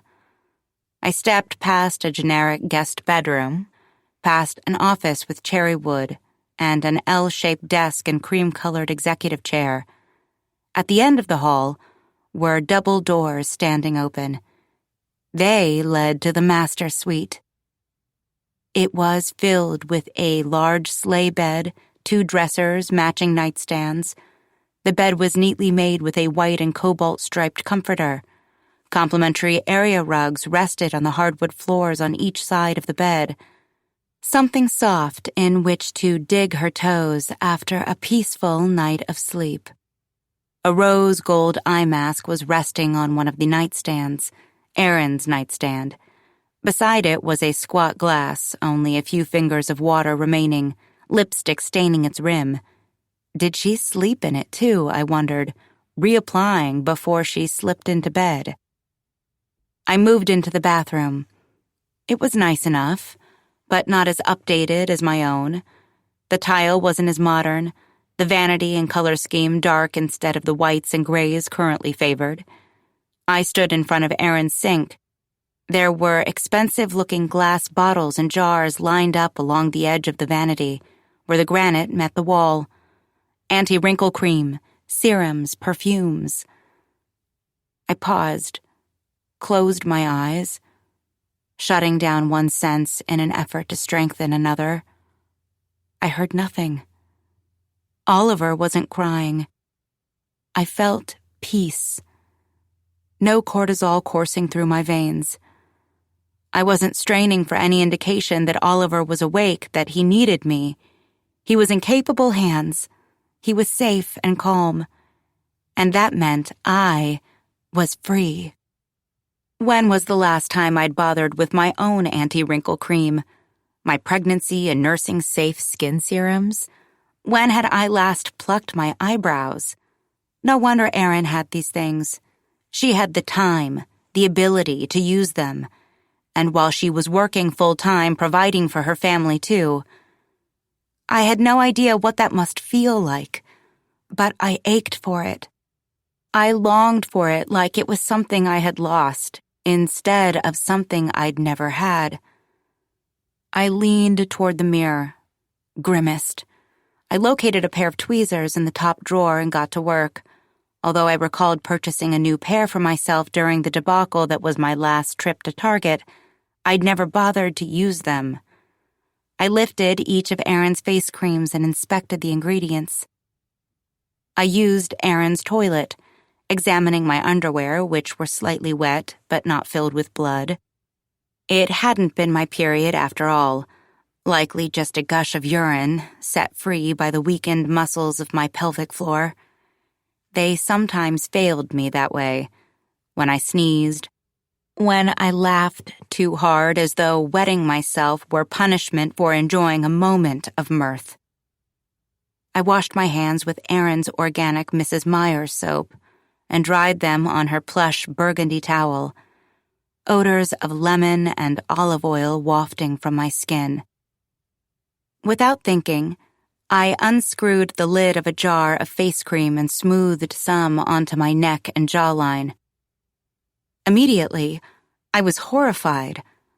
I was supposed to be using the hall bath, and here I was helping myself to Erin's things. When I returned, Paul might notice that I smelled like Erin. I dampened a tissue and wiped at my skin vigorously until redness bloomed. Downstairs, Paul was still walking the living room floor with Oliver in his arms. He said nothing about my extended absence, nor my freshly groomed eyebrows. He didn't tell me that I smelled like his wife. He said nothing at all. We settled into what had become our usual routine. He rocked and spun his way around the room, Oliver in his arms, occasionally mentioning how comfortable, natural it felt to be holding a baby again, while I sat on the sofa nearby, melting into it, allowing myself to experience the crushing exhaustion I always seemed to be fighting. We chatted, idly, companionably, our words ebbing and flowing, about our lives before our children and how they changed. Our eyes met, our bodies stiffened. When we heard the garage door creaking upward, a car door slamming, then the squeak of a door being pushed open. Someone was home. Erin, of course. This was not part of the routine. Not at all. She emerged from the hall, strode into the living room, her living room. She wasn't surprised to see me. Perhaps she'd noticed my stroller parked out front. It was the first time I'd seen her in person, despite that I'd spent hours in her home. Her hair was thick and golden brown, brushing her clavicle, left exposed by her emerald-colored boat-neck sweater. Her lips were a slash of crimson. "You must be Natalie, our new neighbor," she said after we'd all stared at each other in awkward surprise. She stood in between the living room and dining rooms, her thin arms crossed in front of her flat chest. "I've heard so much about you. And baby Oliver." She peeked at him, at his little face resting against her husband's shoulder. Was she remembering when her own child had been that young and small and fragile? Was she marveling at her husband's almost uncanny way with infants? "He's precious," she said. "Nat," said Paul, stepping in. "This is my wife, Erin." Her mouth formed a thin line, as did mine, only for a second, while I wondered why he called me Nat. Usually, always, I was Natalie. "It's so nice to meet you," I said. "Your home is beautiful." I felt anxious, socially inept. What to say next? Would she ask me what I was doing here in her house, with her husband, in the middle of the afternoon? It would be a reasonable question, but I wasn't sure of the answer. But Erin said nothing more. She took a handful of steps to a credenza pressed against the back wall of the dining room. She popped the stopper from the mouth of a half-empty bottle of red wine and poured a serving into one of two glasses perched on a tray nearby. "Can I offer you a glass, Natalie?" she asked after she took a sip. Red wine stained the side of the glass. Her lipstick left behind a half-moon of color. "Oh, no," I said. "I can't. Thank you, though." She nodded, moved across the room to stand beside her husband. In her presence, I felt bovine-esque, milky and soft, as compared to her bird-like petiteness, her delicate wrists, her narrow hips and child-sized hands, the way she moved sharply with efficient elegance. "I remember those days," she said. She took another sip, and her breath fogged the inside of her glass for a second. "Tell me," she said, taking another step closer to Paul. "How are you settling into the neighborhood?" "It's been very nice," I said. "It's a lovely place to raise a family." A canned response. Would I ever mean it? "Have you spent time with many of the neighbors? Or is my husband the only one fortunate enough to benefit from your visits?" With the right tone, it might have been a charming comment, but hers was tinged with sarcasm, like a paper with blackened edges burning from the outside in. I've met a few people," I said, not sure if it was technically the truth. I had met a few people in passing, Mrs. Jensen, the retired couple who lived 2 houses away, the family across from the Rileys whose grown children and grandchildren always seemed to be visiting. I knew there was a family with 2 teenaged boys, perhaps twins, who lived next door to me. They had 4 cars, and I could always tell when it was the teenagers or their friends coming to or leaving the house. Their engines roared. Their speed was always a little too fast. On the other side was a middle-aged woman who lived alone. She seemed to work long hours. I'd seen her checking the mail, dressed professionally, moving stiffly like a person who'd spent a long and sedentary day behind a desk. We always waved to each other, but had never said more than hello. Paul was the only person with whom I'd become friendly. He was the only person I'd cared to get to know more, with whom I wanted to exchange more than just distracted waves in passing. "Well, you've not yet been to the annual block party," Aaron continued. "You'll get to know people better there." "That's right," Paul said, snapping. "Have you heard about that, Nat?" Nat? I shook my head. "It's the Saturday before Halloween every year in the afternoon," he continued. "The kids can dress up, the adults too if they want. People take turns hosting it. This year, it's our turn. We'll have it out back." "Sounds nice," I replied. It didn't. "And motherhood?" Aaron asked. "How's that been for you, Natalie?" My heart began to pound. It shouldn't be a terribly personal question, but for me, it was. Admittedly, though, it was my answer that made it so personal. If my response was, "It's amazing, perfect, beautiful," well, that could be shared with anyone. And coming from her, with her icicle-sharp demeanor, it felt like an accusation. "It's been difficult," I admitted. "He's not much of a sleeper." I nodded toward my son, still cradled against Paul's chest, asleep and angelic, as if proving me a liar. "I understand," Aaron said. She smiled, revealing teeth-stained burgundy with her afternoon wine. "Fortunately, I had Paul. He took more of the overnight shifts than I did." I smiled back and nodded, and an uncomfortable silence fell over us. Paul didn't step in to remedy it, so I pushed myself up from the couch. "Well," I said, "I'd better get home. Time to nurse him, put him down," I added. "Right," Aaron said, already moving to the door to show me out. "Nice of you to stop by." The sarcasm wasn't veiled this time, wasn't hinted at. She might as well have slapped me across the face with it. "And so nice to finally meet you," I murmured as I held out my arms to accept my baby from Paul. Our eyes locked and our fingers touched. Why was she here? What did she want?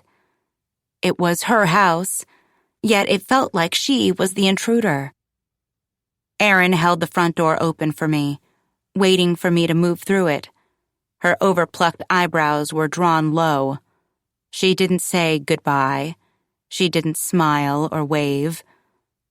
I glanced back at her. She hadn't closed the door yet. Our eyes met. "Bye, Natalie," she said, her tone pleasant. But then, she slammed the door. The deadbolt flipped into place. It felt like a clear admonishment. "You're not welcome here." I slipped Oliver into the stroller a little too roughly. He started to cry. Gripping the handlebars tightly, I pushed it hurriedly down the hill back to my house. "Yes, I am," I thought wildly. "I am welcome." I needed Paul's comforting words, the competent hands with which he held my son. She wouldn't take that from me. 26. My house was safer than his, after his wife had surprised us the previous afternoon. What if I'd been nursing Oliver when she'd come in? I'd wondered later. What would she have thought if I'd been sitting on her sofa in her house with her husband, my breast on display? I was relieved then to find him on my porch. There was a thick black picture frame dangling from his right hand. "Oh," I'd remarked in surprise and pleasure as he held the frame aloft, smiling. "Any interest?"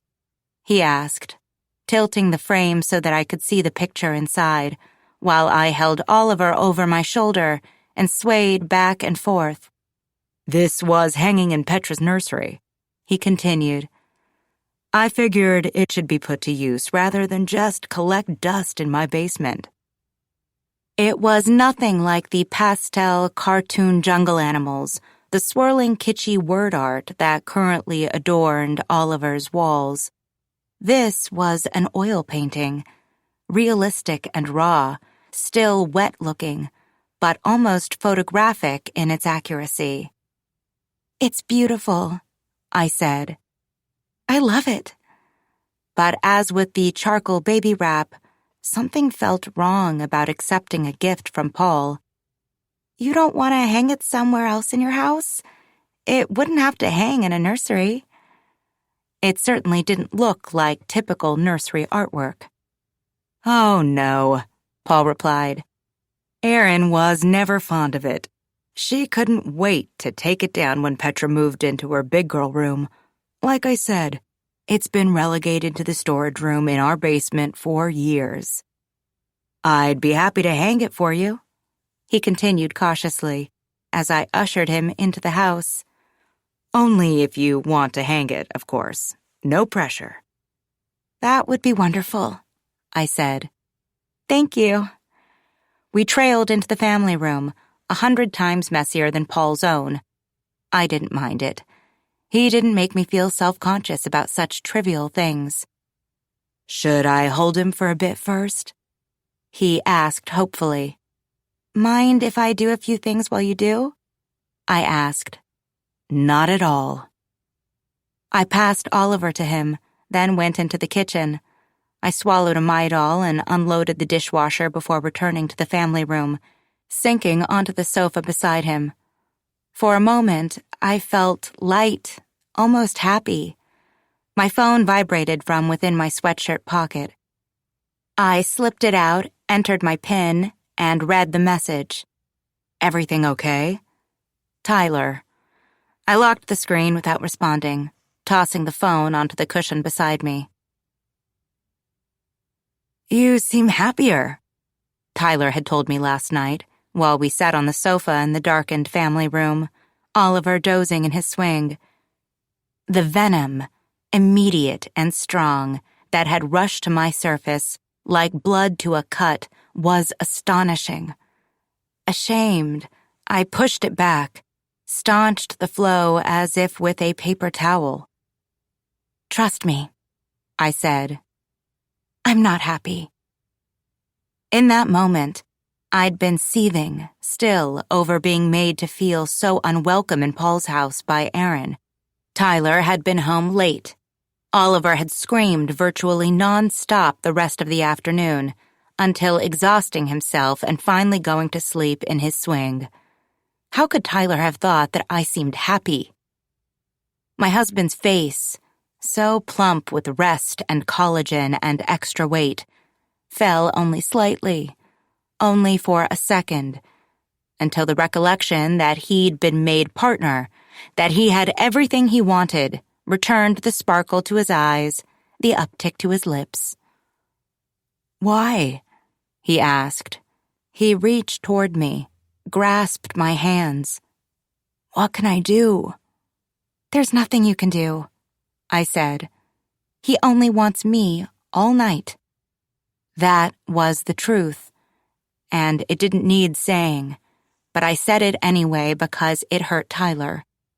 Much like the way he'd hurt me by making partner in the face of the abrupt demise of my own career. "He's too dependent on nursing," Tyler said. He extracted his hands from mine, pulled them back to his lap. "No shit," I said. "We need to teach him to be soothed in other ways," Tyler continued, ignoring my blatant animosity. "If he could be soothed in other ways, I could help you at night." It was a conversation we'd had many times before, never to any avail, and I was exhausted of it. "We can't teach him, Tyler. We can't teach him anything. He's a baby. He's too little to be trained." I said it, But I still didn't know if it was true.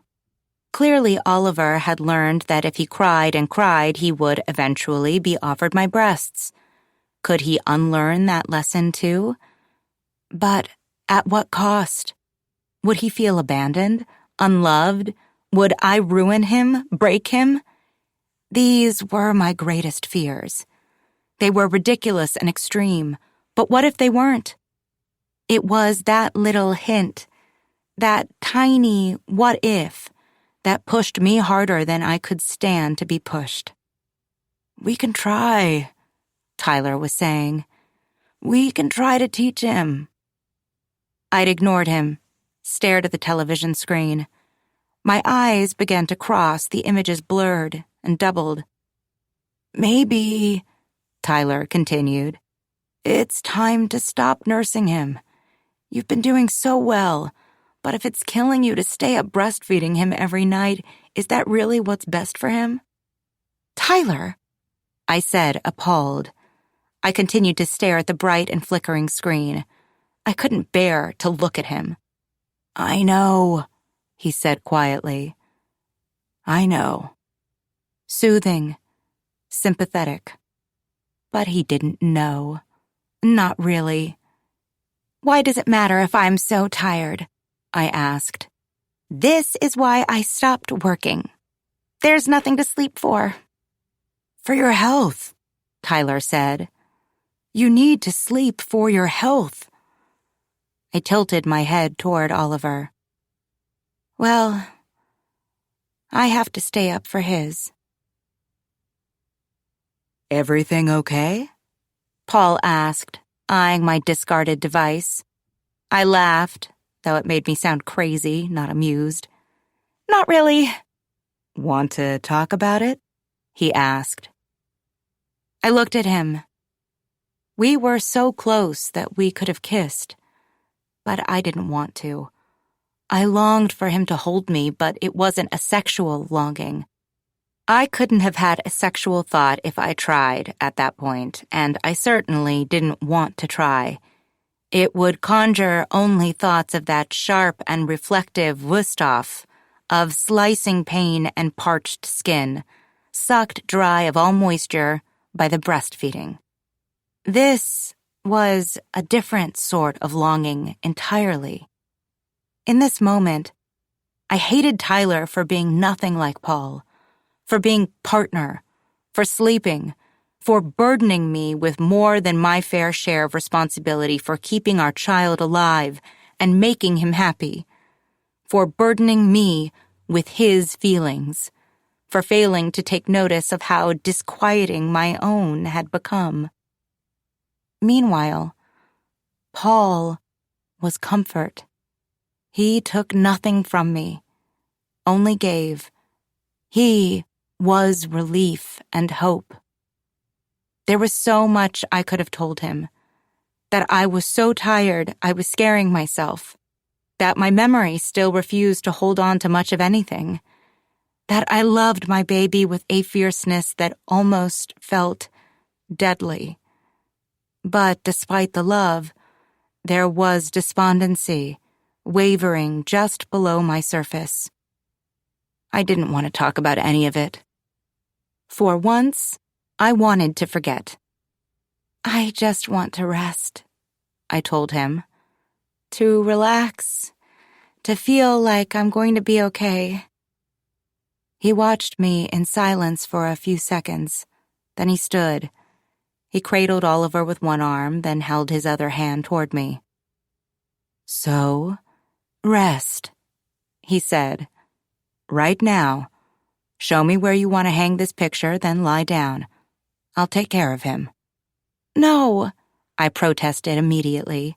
"I couldn't." "You can. You need to."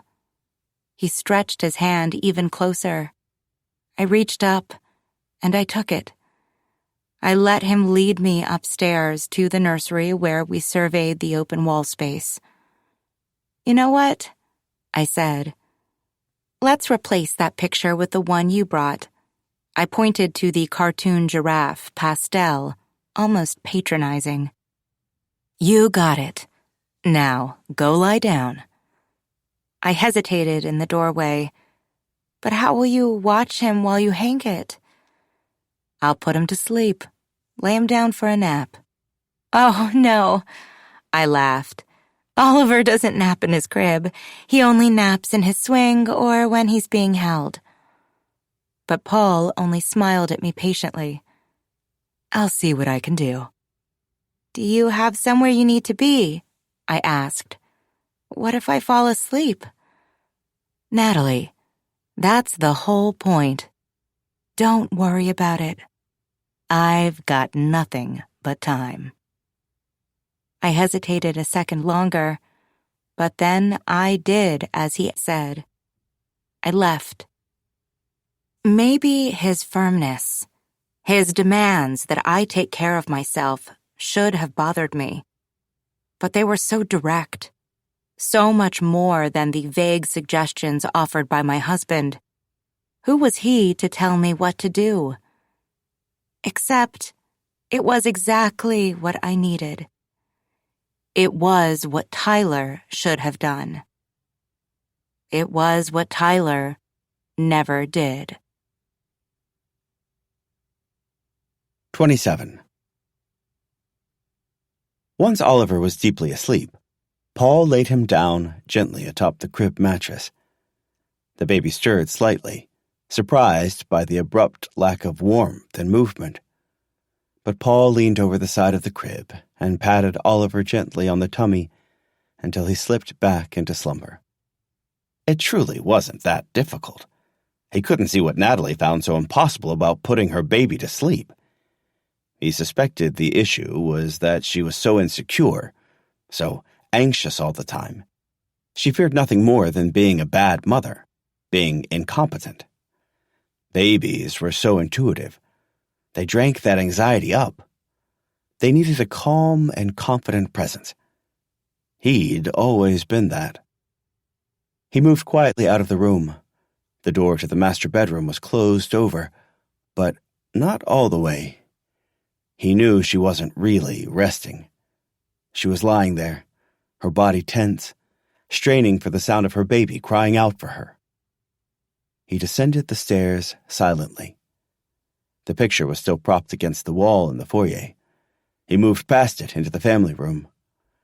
He felt lucky to find that her phone was still resting on the sofa, partially concealed within the crack between two cushions.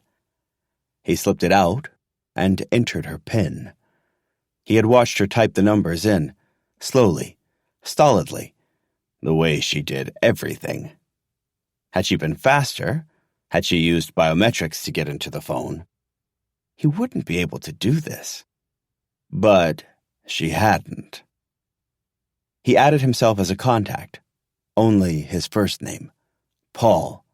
They had never exchanged numbers, had only been walking to each other's houses. He fired off a string of messages, from her phone to his. I need to see you. Please. Please don't ignore me.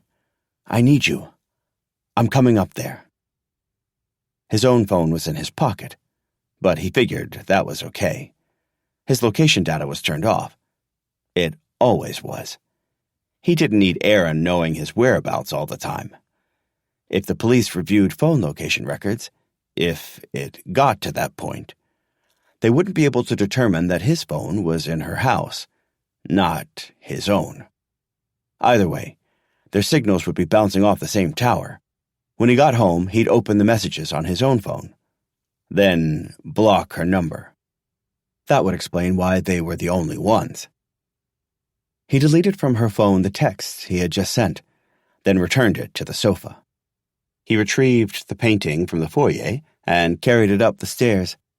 Oliver was still asleep in his crib, his features slack and relaxed, his left arm thrown upward in bliss.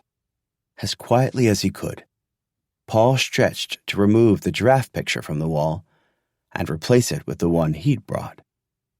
When he told Natalie that Aaron had always hated the painting, it was too lurid, she said, too graphic.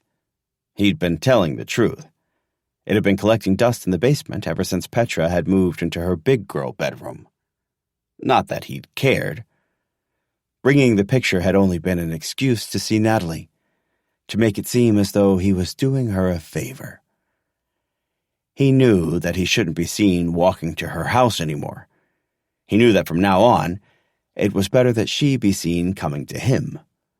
He no longer wanted the neighbors to think they were having an affair, that their relationship was mutual. That wouldn't help him. His attraction toward her had been pushed aside, hidden away, by his purpose, his plan.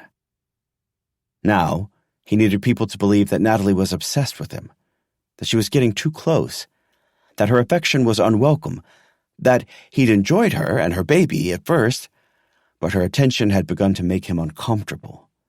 She wouldn't leave him alone. When the body was found, all eyes would be on him. That was inevitable. But with his careful planning, with the evidence he was creating, it wouldn't stay that way for long. Suspicion would shift. Paul stepped back, admired the way the painting looked hanging against the cool green wall, admired the way Oliver was still asleep in the crib, despite the noise he'd made hanging the artwork. For a second, he felt bad for Oliver. He'd lose his mother. It didn't seem fair. But his mother was a mess, and he would still have his father, just the way Petra had, in a way, only ever had Paul. Oliver would be fine. He only needed one more piece to click into place. It was almost time. Part 3. The Victim and the Murderer. 28. Is everyone coming this year? Erin asked as she shook a bag of chips into a basket and placed it on one of the card tables lined up on their deck. She stepped back and surveyed the area, as though admiring her work, as if emptying a single bag of chips into a basket hadn't been her only contribution. Paul had bought Halloween tablecloths and napkins, faux spiderwebs, orange twinkle lights. He had purchased all of the food, snacks and finger foods only. This was the tradition of the party. It was meant to be informal and relaxed, to take place outdoors, weather permitting. It wasn't a full dinner party, even though every year someone brought something that required plates and utensils, something that the host was ill-equipped to serve. There were coolers brimming with ice, cans of sparkling cider, beer, and bottles of wine. Traditionally, neighbors brought their beverage of choice to the party, but Erin had told Paul to buy some options, not complaining once about the cost. In fact, she hadn't complained at all about the expense associated with hosting the party, although she continued to complain about every other purchase he made, including the groceries he bought to feed the family every week. "Must you get everything organic?" she had asked on Thursday, while inspecting the crumpled receipt that he'd neglected to toss into the recycling bin. This was because while Erin wouldn't allow Paul to forget their financial struggles for a single second, she'd do whatever she could to hide them from the neighbors. Of course, some of them used her for their financial planning needs. It was possible they had seen the negative reviews that disgruntled client had posted over the past year. Erin had made a poor investment choice for the man. It happened. But he'd felt that she didn't listen to him. He'd been close to retirement age, and she'd been aggressive when he'd asked for caution. He had lost quite a bit of money. Retirement had been postponed, so he'd fired her and left a slew of extremely unflattering reviews all over the web. Erin had contacted the websites, asked them to take the reviews down, but with no success. He was a bona fide client. The reviews were cruel, but they weren't technically untrue. Other clients had left since. New clients had been more difficult to find. The result had been a steady decline in her income, their family's income, over the past year. The result had been Erin, whose career was everything to her, who had sacrificed so much more than she should have for said career, who was already prone to being rather serious and prickly, becoming fairly unbearable to be around. The result had been Erin threatening to pull Petra from her private school, trying to force Paul to get a real job, demanding information about the progress of his novel, a novel that still didn't exist. "I think so," said Paul in response to her question. "Not the Wilsons, their sons have soccer games, but most everyone else should be here." Petra darted into the backyard then, as though shot from a cannon. Her costume, a unicorn outfit, had apparently given her new energy and vigor. A swirling rainbow horn was held to her forehead with an elastic band. "People should be here soon," she said excitedly. "Are we ready, Daddy?" That she directed the question to him alone filled him with a jolt of pleasure. He looked around with animation. Petra had helped him arrange the games for the children that morning, hanging a jack-o'-lantern piñata, setting up the pin the tail on the black cat poster board, hiding Halloween-themed favors around the yard for the kids to find. "I think so," he told her. He held out his arms, and she launched into them. "You look wonderful." He snapped his fingers after he'd released his daughter. "You know what?" he said. "I think Mommy needs something, doesn't she?" They both looked at Erin. She wore a black sweater and ankle pants, leopard-printed flats on her feet. She looked like she had just returned from the office. In fact, she had gone into the office that morning, even though it was Saturday. To her credit, she was trying to work her way out of their financial downturn. "Yes, Mommy," Petra said. "You need a costume." Paul had gamely donned his khaki vest and wide-brimmed safari hat. He wore the same half-hearted costume every year. "I'm a leopard," Erin said, lifting her left foot and wiggling it to show off her printed shoes. "More like a panther with leopard paws," Petra was laughing. "I got Mommy something," Paul said. "It's in our bedroom, on the dresser. Go and grab it for us, will you, darling?" Petra blinked at him for a second, then sprinted back inside. Erin turned her displeased expression upon him. She hadn't noticed that her red lipstick, she might as well have it tattooed on, he sometimes thought, was bleeding into the skin around her lips. He hated when that happened. It almost made him feel bad for her. "You know," he said, "I think the new neighbors are coming.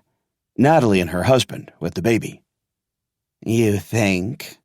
She crossed her arms around herself, even though it was an unseasonably warm afternoon. "She told me they were stopping by." Erin watched him. "She's still been inviting herself over?" she asked. "Inviting herself in when I'm not home?" He rubbed a hand over his face. "Yes, she has." He sighed, gazed toward the tree line at the back of their yard. "What?" Erin asked. She pulled her arms tighter. "There's just something about her that makes me uncomfortable," he said, as though grudgingly. "She seems a little, I don't know, obsessed with me." Erin's mouth tightened. "It wouldn't be the first time that's happened," he reminded her. "That's why it makes me so nervous. That's why it makes me nervous to tell her to go away, to leave me alone. I'm afraid what she might do if I embarrass her like that. That's what got me into trouble before." Erin didn't agree, but she tilted her head, seeming to indicate acknowledgement. He was referring, of course, to the reason he'd resigned from his job 10 years ago. He could barely see her face clearly anymore, the student, but he would never forget her name. Christy Larson had been a freshman in his American literature course. She was a young freshman, though. She'd skipped a few grades, and everyone knew this. Being a young college student didn't make her a prodigy or enviable in the eyes of the other students, who were fairly cruel. She wouldn't be able to get into a bar or purchase alcohol. She was of little use to them. Christy had taken a liking to Paul. Every day during office hours, there she was. She'd invite herself in and sit in the guest chair closest to his desk. She was well-read and intelligent. He'd enjoyed her company, had thought nothing of her frequent presence. He'd believed that she only needed a friend, someone to talk to, because she was too bright, too young for her classmates. He didn't find her attractive. She was a big-boned young woman. She was still a girl, really, with hair that frizzed around her face. He wondered what might have been different if she'd been delicate and pretty, and more his type. But she wasn't, and so the day she'd practically launched herself at him, planting a kiss that had landed somewhere near but not on his mouth, he'd grabbed her arms firmly and pushed her away. "No," he'd said, as if she were a jumping dog. She had left his office in tears. She had run directly to the dean. She had reported him.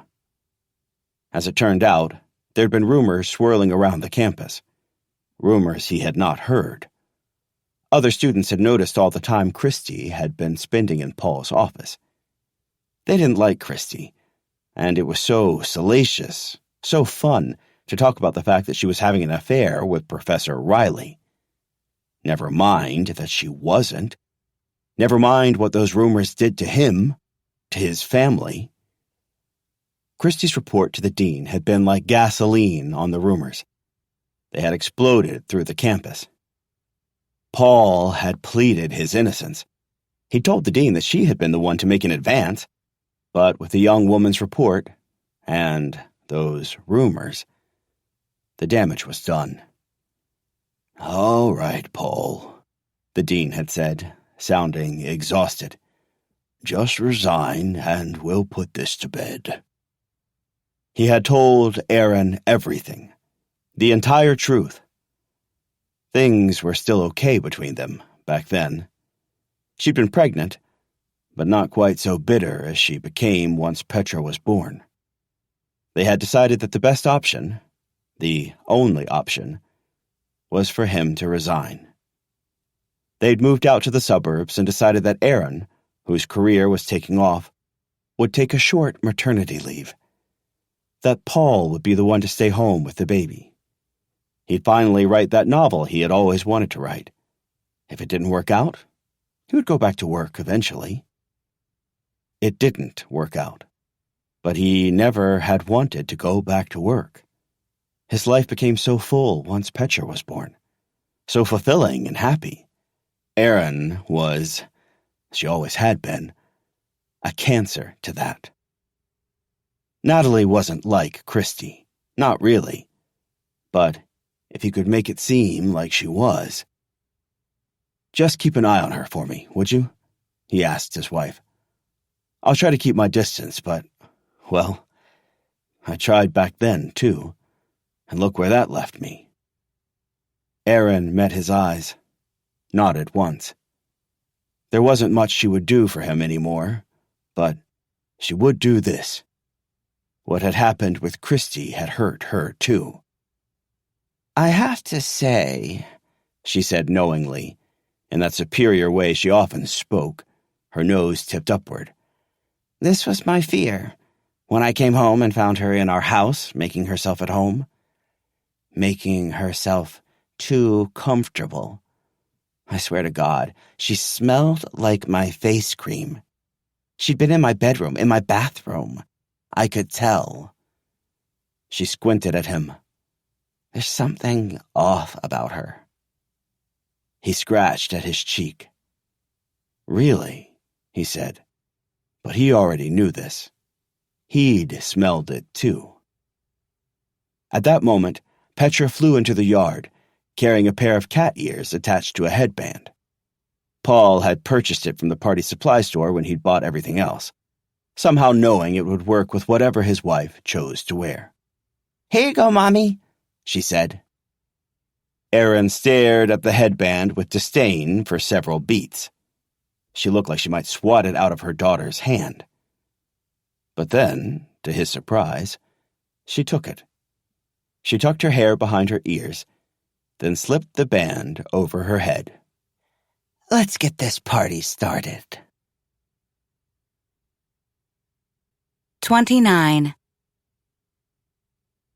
Oliver was dressed like a lion. I'd put the costume on him at the last possible minute, knowing he would hate it. I had been correct. He was flailing and screeching in my arms. Tyler stood in the living room, peering out the window. He'd been watching the other neighbors spill from their houses and make their way to the Rileys. "We should go," he said. "I know you wanted to go late to just stop by, but it started over an hour ago. We'll miss the whole thing." Tyler was happy to go to the party. I knew exactly why. "So nice to meet you, and what do you do?" the neighbors would ask him politely. "Oh, I'm a partner at a law firm," he'd reply with cavalier modesty. I didn't want to go to the party. "And what do you do, Natalie?" "Oh, I'm a stay-at-home mother." I could get away with saying I was a lawyer, too, that I was taking a little time off, that I was taking a sabbatical to spend more time with my baby. I knew such a response would make me feel like a wolf in sheep's clothing. And I didn't want strangers peering into Oliver's face, breathing their germ-infested breath into his perfect little nose, his underdeveloped immune system. Besides, I'd forgotten how to socialize. I didn't know what I could say and what I couldn't, which remarks about raising a newborn might garner hilarity, nostalgia, which would bring about shame, nervous chuckles, knowing glances exchanged above the rims of cups. But I'd have one friend, one ally at the party. I didn't want to offend him by not showing up. He knew I didn't have alternate plans.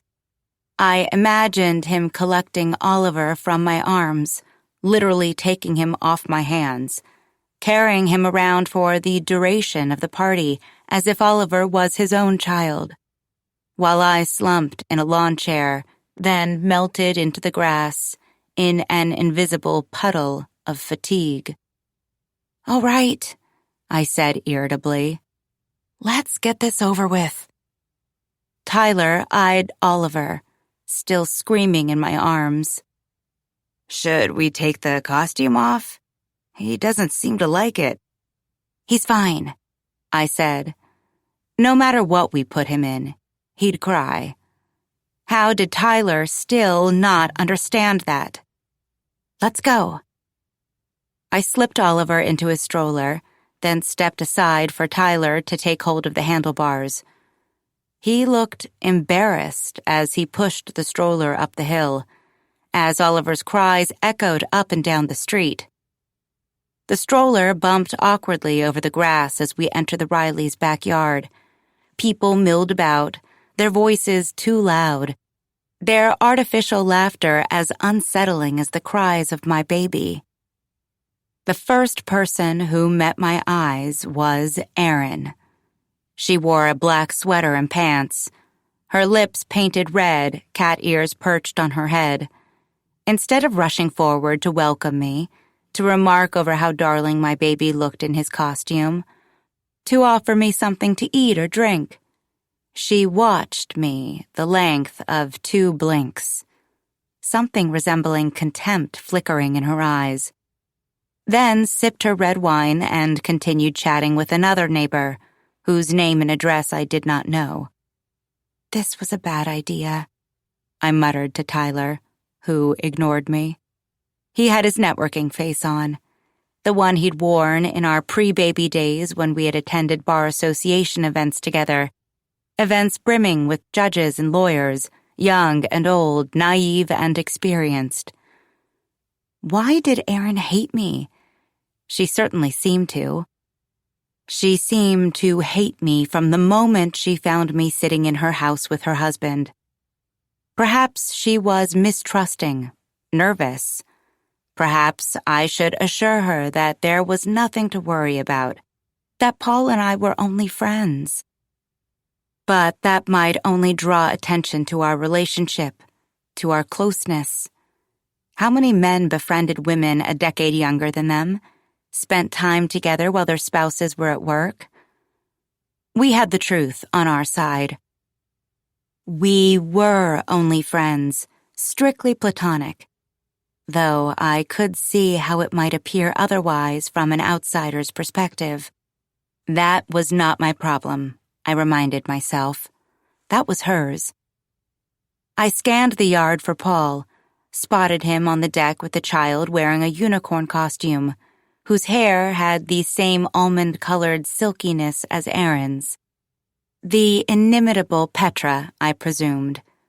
I veered toward them, relief inflating my chest as I drew closer to him. Tyler followed me with the stroller.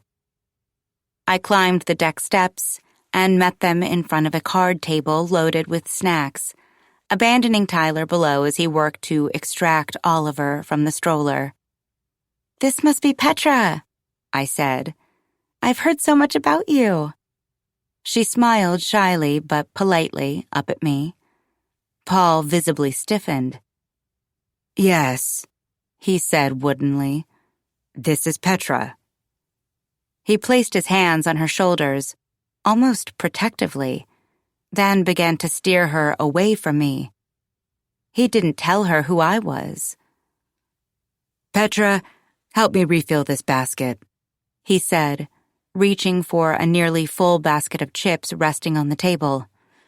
"Excuse me," he muttered belatedly, as he disappeared into the house with his daughter. Tyler arrived at my side, Oliver in his arms. "That Paul?" he asked as the sliding door closed behind them. Tyler, unlike Aaron, didn't seem to harbor any suspicion.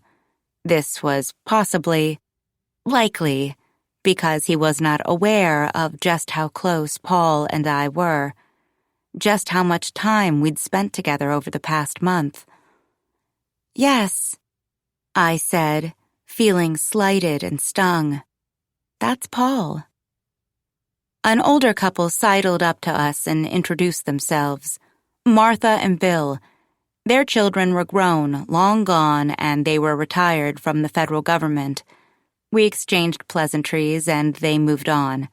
A younger couple, perhaps our age, appeared as well. They lived at the corner of Ashby Drive, were childless and worked in the tech industry from home. They'd chosen the neighborhood for its peacefulness, for its spacious houses with abundant room to work from home. Their names were lost to me the moment they shared them. I was staring at the sliding door. Paul reappeared. My eyes never left him, so I could tell that his were avoiding mine. I glowered as the young couple wandered away, was replaced by another older couple, the one that lived across the street from the Rileys. They introduced themselves as Tom and Penny. The woman reminded me of smaller and friendlier Mrs. Jensen, who was also present, lurking nearby, wearing a billowing muumuu. Oliver began to cry again, and I reached for him automatically, began to sway and bounce, rubbing his back. He rooted at my breasts, even though I'd fed him just before we left. I looked for Paul again, noticed him standing in the grass below. "Excuse me," I said, then descended the stairs. There was a shattered piñata hanging from the eaves of the deck, its guts littering the ground. I stepped over them. My gaze found Paul's, but immediately he was in motion, brushing past me. I stood there alone, watching him stop at his wife's side. She'd been standing with the woman I recognized as my next-door neighbor, Linda, the woman with whom I'd only ever exchanged waves and hellos.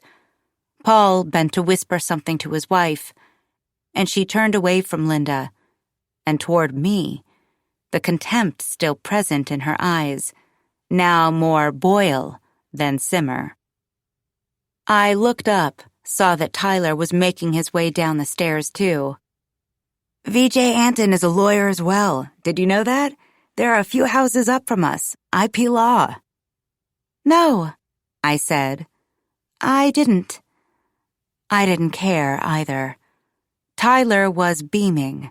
He'd probably uttered the revered phrase, "I'm a partner at a law firm.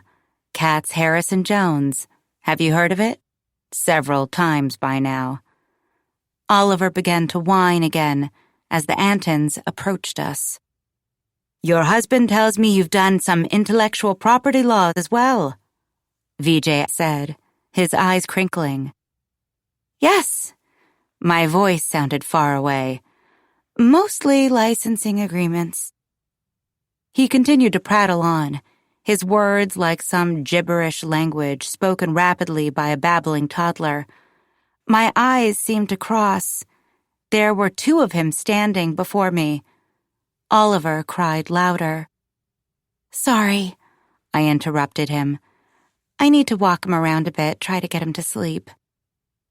I stepped around the Antons, leaving Tyler there to discuss riveting things like contract terms and commercial disputes, things I had, at one time, actually found riveting. Again, I scanned the yard as I paced along its perimeter, looking for Paul. I located him on the opposite side, standing alone. Perhaps I'd been imagining his coolness. Perhaps he was only acting like a host, ensuring that he was spreading his attention fairly, that his guests were taken care of. Still, I didn't understand. How could he treat me with such apathy? I hurried across the yard toward him. He saw me approach, his face grim. "Paul," I pleaded once I'd reached him. "Is something wrong?" His mouth became a thin line. He didn't reply, only turned away, trying to brush past me. I adjusted Oliver, pressing him against my chest with my right arm. My left shot out, grabbing onto Paul's. "Wait," I whispered. "Don't touch him!" The shrillness of the words, their high-pitched quality, caused them to rise above the other sounds filling the yard, above the chatter and laughter and crunching of chips and click-swish as soda cans and water and beer were opened. Erin was hurtling toward me like a bowling ball, her red lips bared, her tiny fists clenched like the curling paws of an animal dead on the side of the road.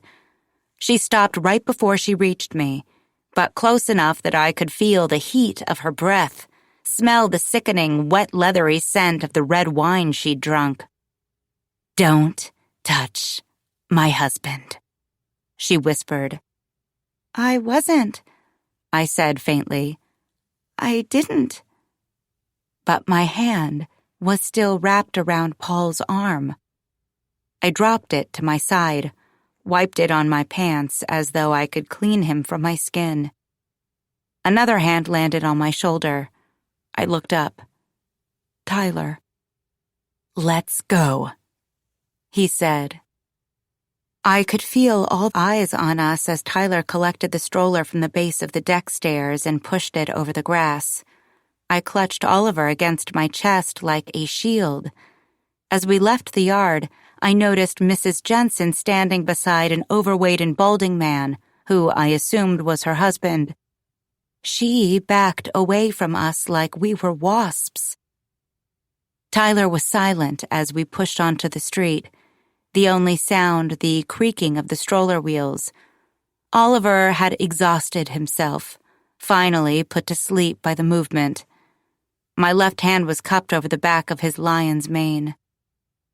Tyler didn't speak until we reached the garage doors of our house. Something was burning, tingling on the back of my head. The stares of the neighbors as they had watched us go. What must they have been thinking? "What?" Tyler hissed. "The fuck was that?" He never cursed. He was livid. Not with Aaron. With me. He expected the worst of me. He thought that this was my fault, that I'd done something wrong. Why did she say that, Nat? Why did she tell you not to touch him? Why did you grab his arm like that? I stared at my husband. I could have lied. I didn't need to. I have no idea.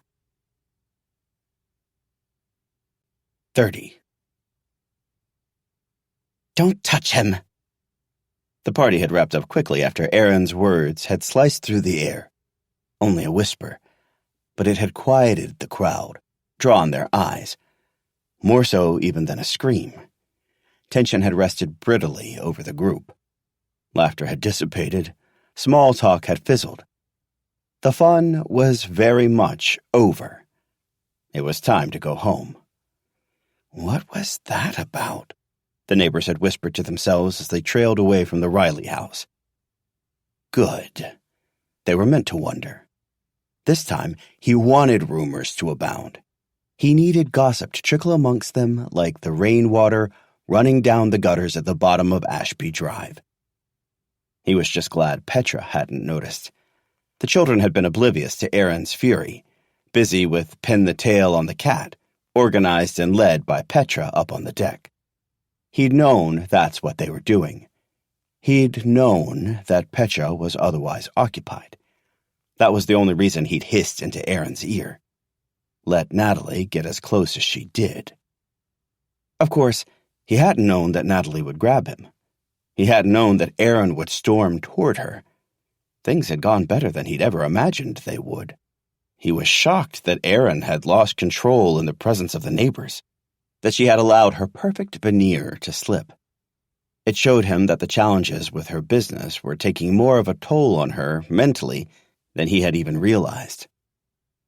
"Thank you," Paul said as he slipped a tablecloth from a card table and folded it into a neat square. "Thank you for standing up for me." Aaron was leaning against the deck railing, finishing off her bottle of wine and watching him clean. She wasn't helping. She felt that not cleaning was her prerogative as financial provider. "You need to be firmer with her, like I was," she said, as though her words to Natalie had been calculated rather than an uncontrolled explosion. "I know," he said. He collected a few empty cans from another table and tossed them into the recycling bin, which he'd rolled out back. "She just seems so vulnerable. I think she's having some postpartum issues. You know me," he smiled sheepishly. "I'm a softie." Aaron drained her glass of wine. Darkness was falling quickly, and her hazel eyes looked almost black. "Well," she said, "I'm not." She lifted a beer bottle from the floor of the deck, then returned to the railing. Without warning, she spiked the bottle downward. It crashed into the recycling bin below and shattered, the sound of glass breaking as startling as her words, "Don't touch him." She turned to face him. "I'm not going to let her do this." He wasn't sure what this was. He was sure, though, that Aaron cared little about him. But she cared about status. She was a successful businesswoman. She was in control. Her disgruntled client had taken control away from her. So had baby Petra all those years ago. Her pregnancy had taken the reins, driven her into illness. Then Petra had been uncontrollable, inconsolable.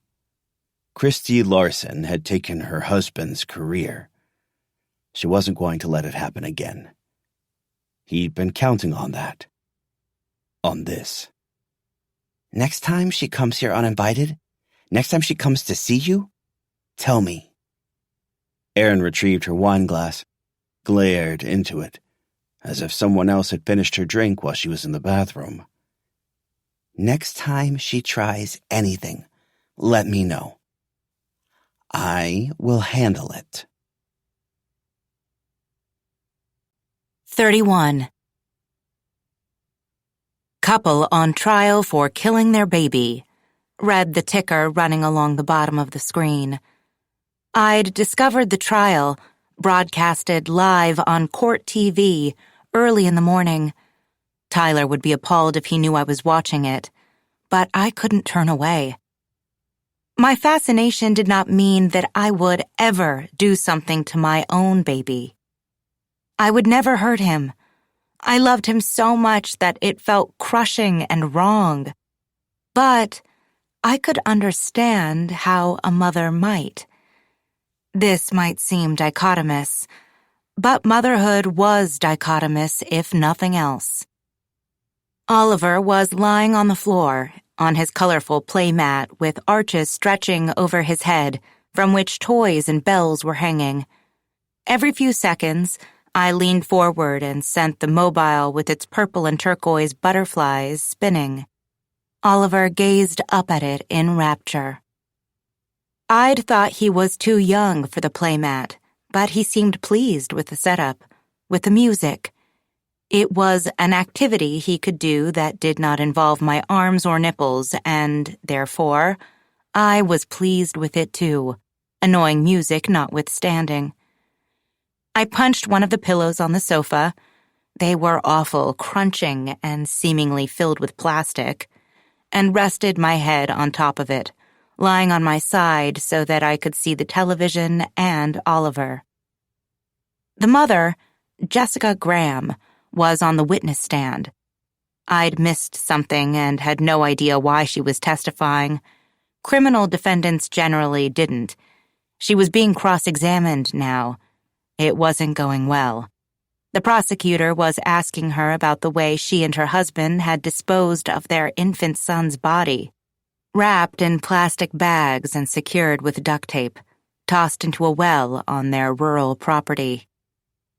I had missed the part I'd most wanted to see, the part where she explained why they'd done it.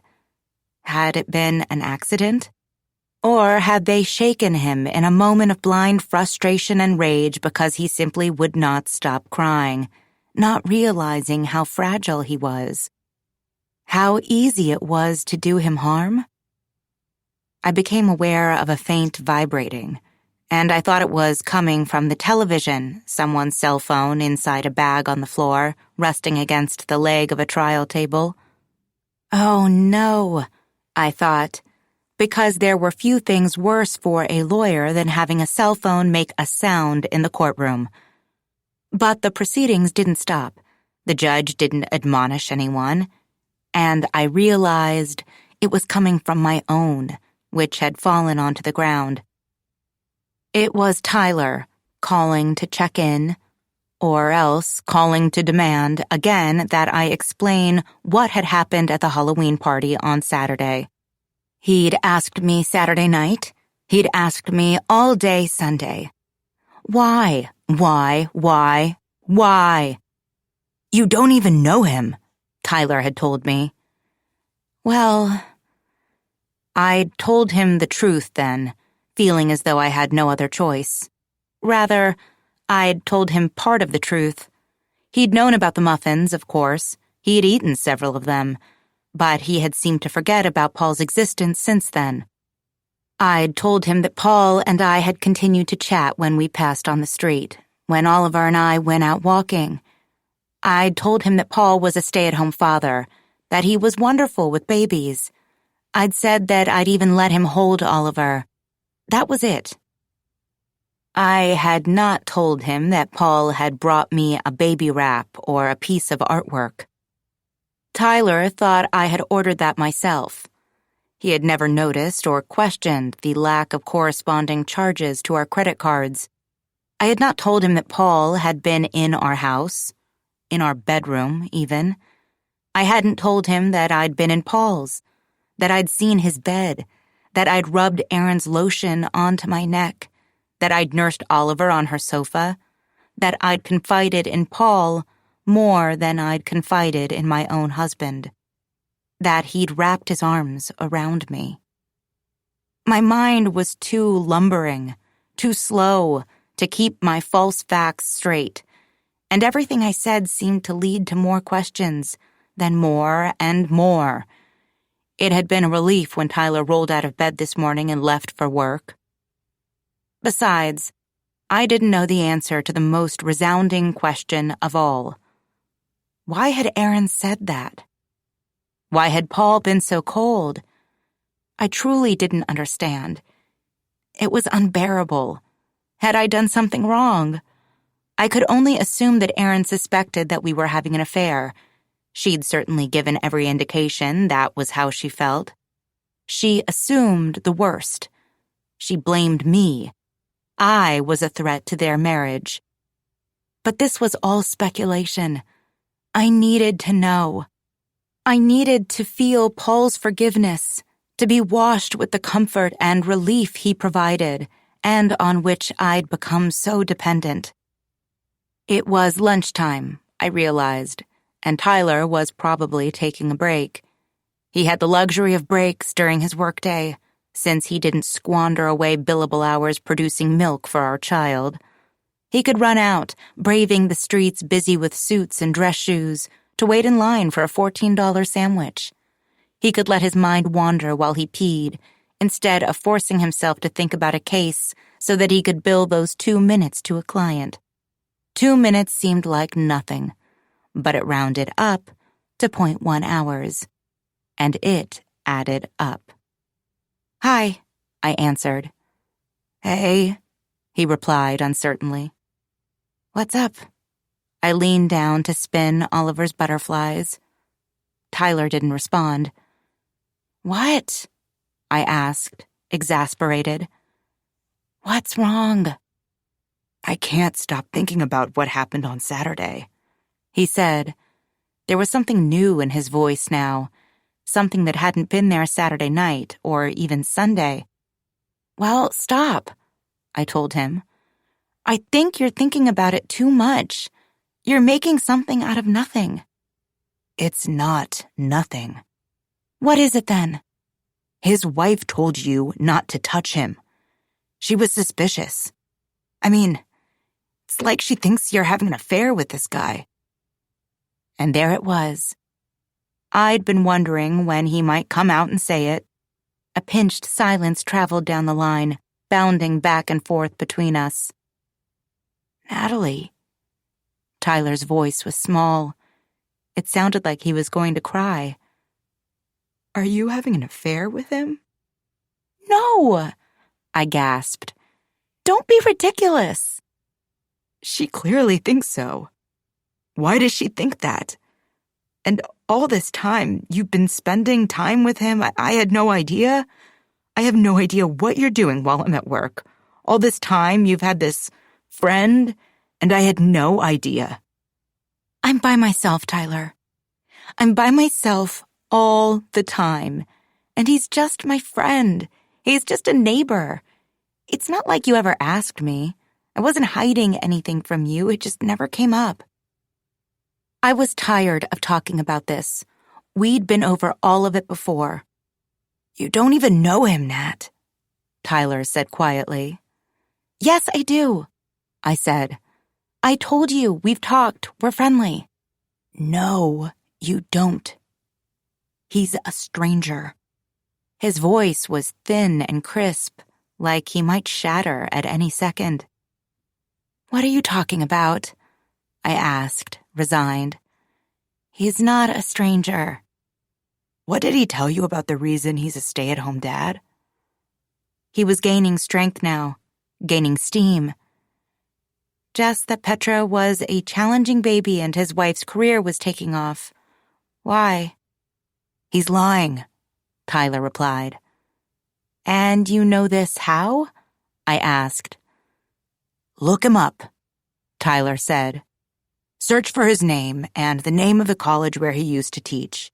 He resigned from his position. He was asked to leave because he had an inappropriate relationship with a student." I shook my head, but there was a feeling of dread bubbling to life deep within me. "She was 16 years old, Nat." "Who?" I asked numbly. "The student. She skipped several grades and was attending college. He was twice her age, Tyler continued. There were rumors of an inappropriate relationship, and he was forced to leave his position. No, I said. That's not true. Oliver's head snapped toward me. He started to cry. I lifted him off the floor and tugged my shirt up to nurse him, cradling the phone between my shoulder and ear. Listen to yourself. Tyler's voice was rising. You're defending him, he said. You let him hold our child. You don't even know him. There it was again. You don't even know him. But I did. It couldn't be true. It didn't fit. It made no sense. His wife was right to tell you not to touch him. Don't see him again, Tyler said. Stern again, scolding. He'd said it before. He's a predator. Now you know. Don't go anywhere near him. I blinked angrily, tears blurring the television screen. Jessica Graham was still on the stand. Tyler thought Paul was the monster, that Paul was the one who we didn't know at all. He had no idea. Fine, I said. It was better, easier to just agree with him. He wasn't my keeper. He wasn't my boss. He could not tell me what to do. My career had been pulled out from under me, my entire life as I'd known it. I now held my life in my arms, 15 pounds and fluttering eyelids and solid but fragile warmth and petal-soft skin I could touch and smell forever. I loved him so much, it felt impossible and stifling and heavy in my chest. I'd brought him into this world. He existed only because I'd decided for him to exist. And yet, being with him day after day, minute after minute, second after second, had driven me insane. How could I explain it? I have to go, I said. Okay, love. I tossed my phone aside and turned up the volume on the television, forcing my attention on the trial of the state of Ohio versus Jessica Graham. A mother on trial. And I almost laughed at the irony of it, because she was on trial for killing her baby. But we were always on trial anyway. We were on trial all of the time, because we lost our tempers on occasion when we were expected to exhibit Herculean patience at all times, because we fed our toddlers processed, rocket ship-shaped cheesy crackers, because we packed juice boxes rife with high-fructose corn syrup in lunch boxes, because we sometimes let pee diapers sit for a while. But only pee, we promise. Because we accidentally fed our babies purees laced with arsenic, even though no one told us it was there, and wasn't it the manufacturer's faults? But no, it was our fault. Because we should have somehow known it was there, and because we should have been making homemade baby food in the same Ninja blender we had purchased to make our weight loss smoothies. Because we occasionally let our baby cry in his crib for 5 minutes when he awoke from his nap, because we were so exhausted that we couldn't even fathom lifting him from the crib, because we ordered our own ice cream cone and let it drip sloppily onto our sagging stomachs while we ate, instead of stealing just one lick from Dad's, who was, of course, entitled to a judgment-free cone of his own. Because we were mothers. 32. I wasn't just on trial. I'd been convicted already. I was rotting in jail. Whatever happened to due process? To innocence until guilt was proven?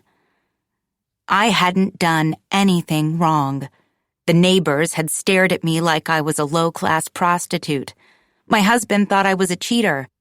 Aaron Riley had shrieked like I was a raccoon stealing the food for the party, rabies pulsing through my veins.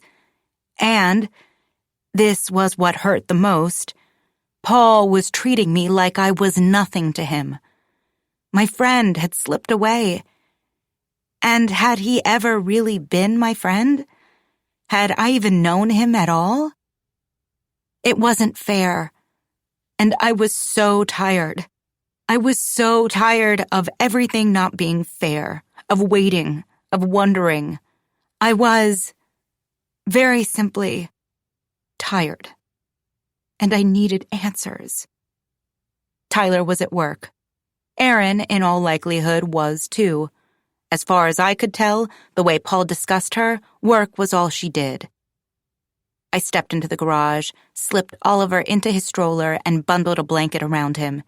He began to fuss as I pushed onto the driveway. "Not now," I said irritably. "I have something I need to do." Miraculously, he listened.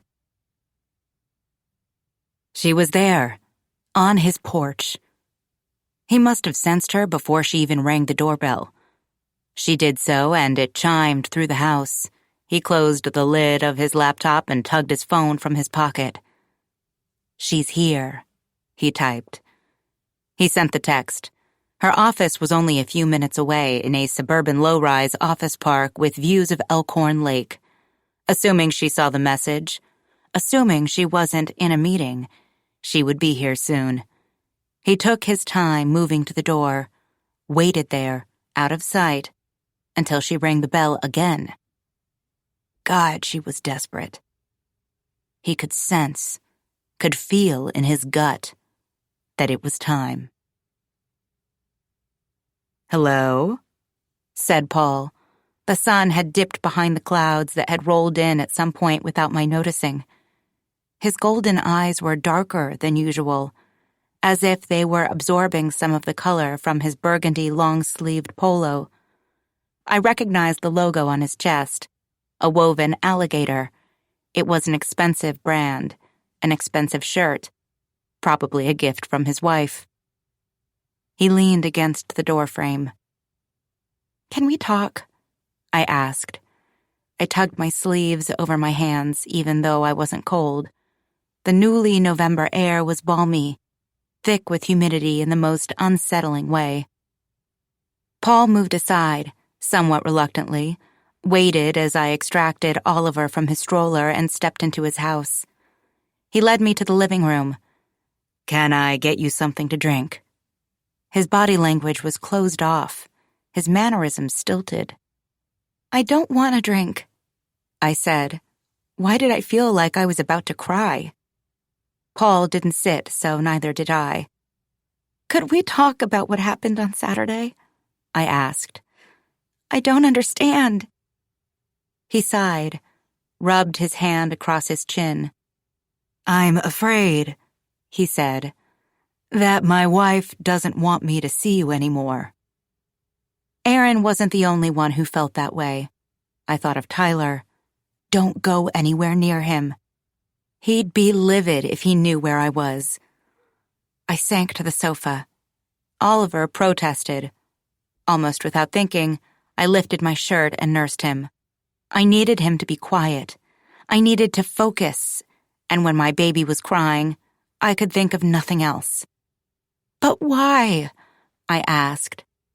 "Natalie," he said, "you can see how it might look. You're young and beautiful, here, in our house, while she's at work." "No, I'm not," I said. I wasn't sure what I meant, which part I was denying. "She's jealous, I think. She's afraid that something has happened between us, or that something might happen. She doesn't want me to spend any more time with you. I tried to keep my distance at the party, but she saw when you tried to approach me and she lost it. If she knew you were here..." He shook his head. "But it's not like that," I said. "Nothing has happened. We don't have that sort of relationship." Paul rubbed his face again. "I know. That's what I told her. But you have to admit that it's a little bit hard to believe." I didn't want to admit it, but he was right. I stared at the wall across from me, at the portrait of Petra hanging above the wood-burning fireplace and the antique tools set on the hearth before it. Neither of us spoke for a long time. "There's something else that's bothering me," I began hesitantly. "I read something about you." Paul shrugged.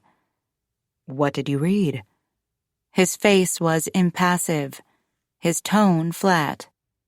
"About the reason you left your teaching position," I said. "There was an article about it." He snorted. He didn't look away from my eyes. "There was more than one article about it." I peeked down to check Oliver. He was falling asleep. "None of it's true," Paul continued. "I hope you know that." I waited. "It was nothing but rumors. That girl." For some reason, the term made me bristle, even though at 16 she was still a girl, which was the point, "was having a difficult time. All of the other students knew she was younger. At that age, being younger wasn't a good thing. She didn't have friends. She came to my office hours often. She was a gifted writer, and I told her that her challenges felt like the end of the world, but they'd pass. All of a sudden, there were rumors. The kids spread them. All of it was just more cruelty toward her. They could be so selfish. They never stopped to think about what it would do to me. The student made an allegation that wasn't true, and the rumors somehow got back to the dean, and I resigned. To be honest, I'd been thinking about it anyway at that point. Erin was pregnant and becoming increasingly stressed about taking an extended period of leave. He shrugged. It was shameful. A blight to my reputation. The local media even picked it up, even though there was never any proof. But ultimately, it was for the best. From then, I devoted my life to Petra. I hope she never finds out about those rumors. I chewed my lip. I could see it.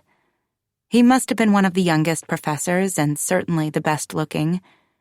I could understand the other female students feeling jealous when they saw the youngest of them all receiving attention from Professor Riley. I hope you believe me, he said quietly, seriously. A slow burn crept across my cheeks. Why? I asked. Why does it matter? Our friendship is over. I said it because I wanted him to correct me, to tell me that wasn't true. He didn't have time to respond. This time, I had no warning that she was here. The garage door hadn't rumbled upward loudly. I'd not heard the slam of the car door. She'd not had to fumble with her keys to get inside. The slow burn on my face burst into flames. She looked sloppier than I'd ever seen her. Her lipstick was smeared above her top lip, like she'd reapplied it in a moving car. Her eyes flicked from my face to my breast. Oliver had dozed off, still sucking in his sleep.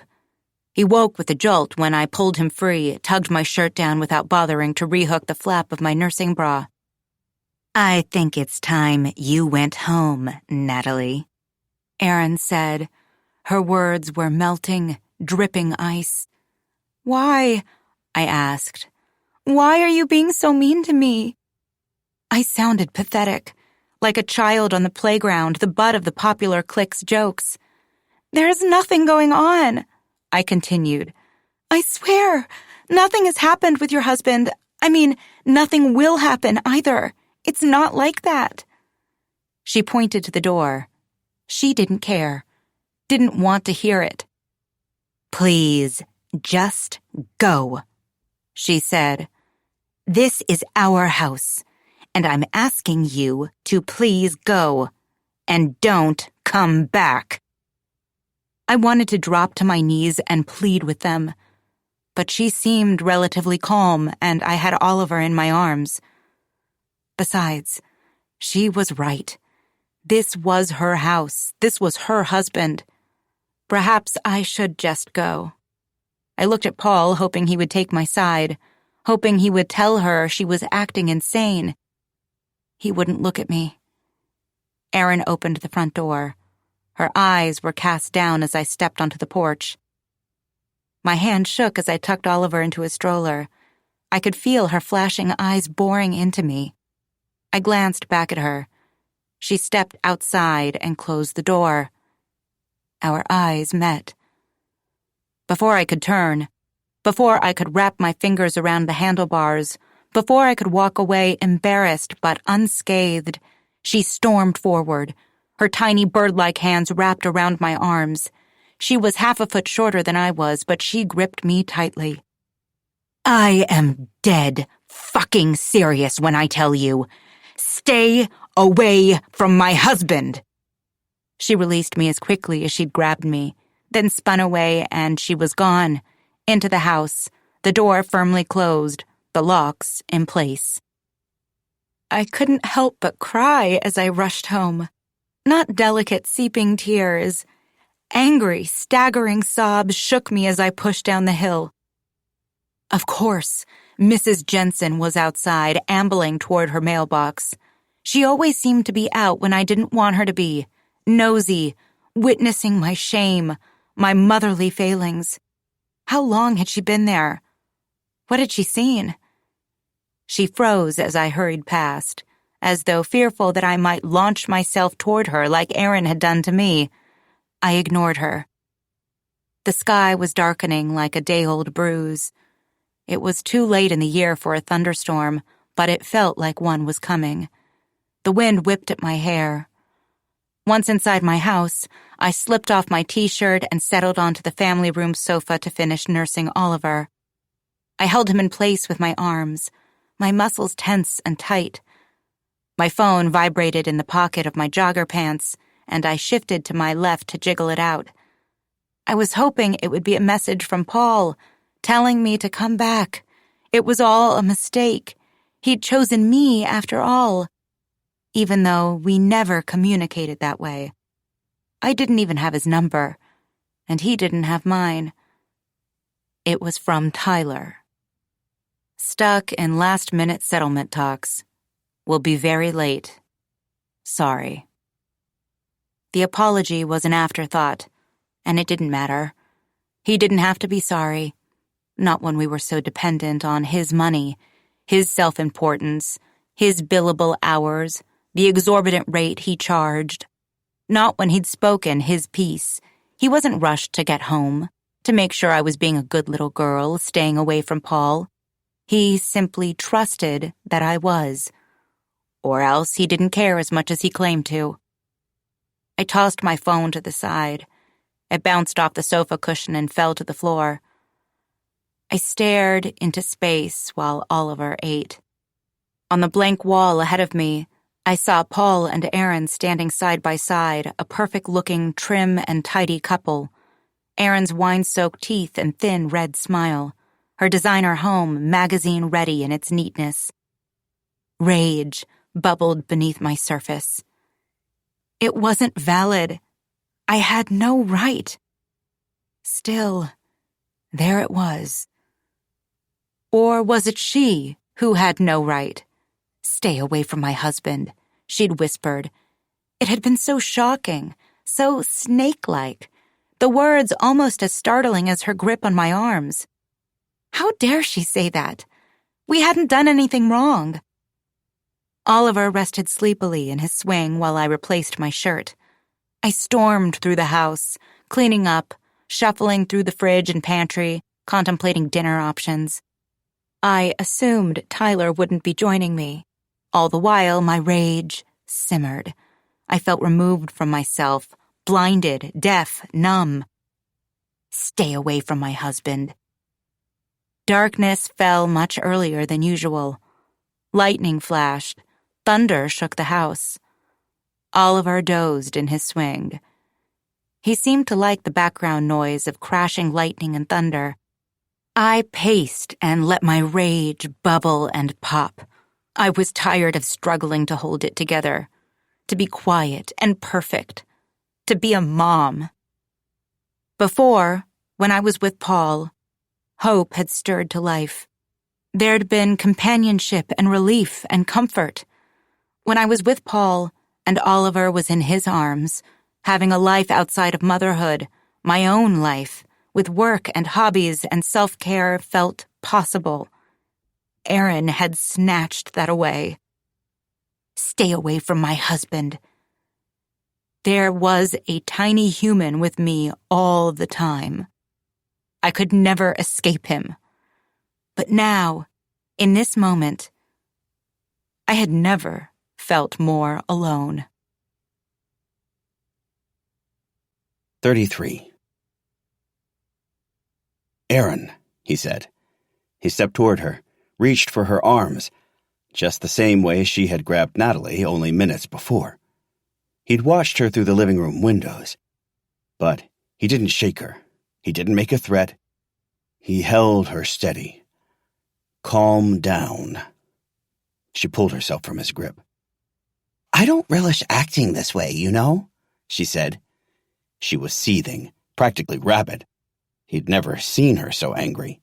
I did it to protect you, to protect our family. I know, he said calmly. I know.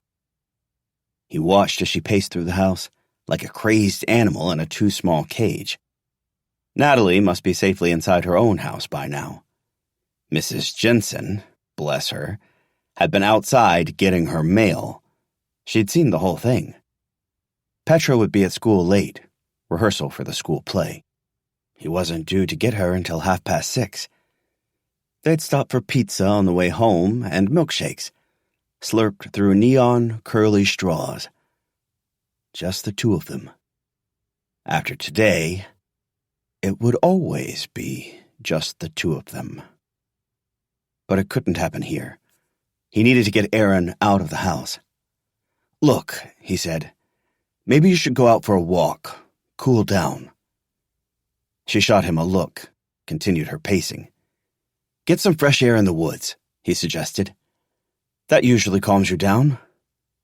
He moved into the kitchen and retrieved a stainless steel tumbler, one with a lid.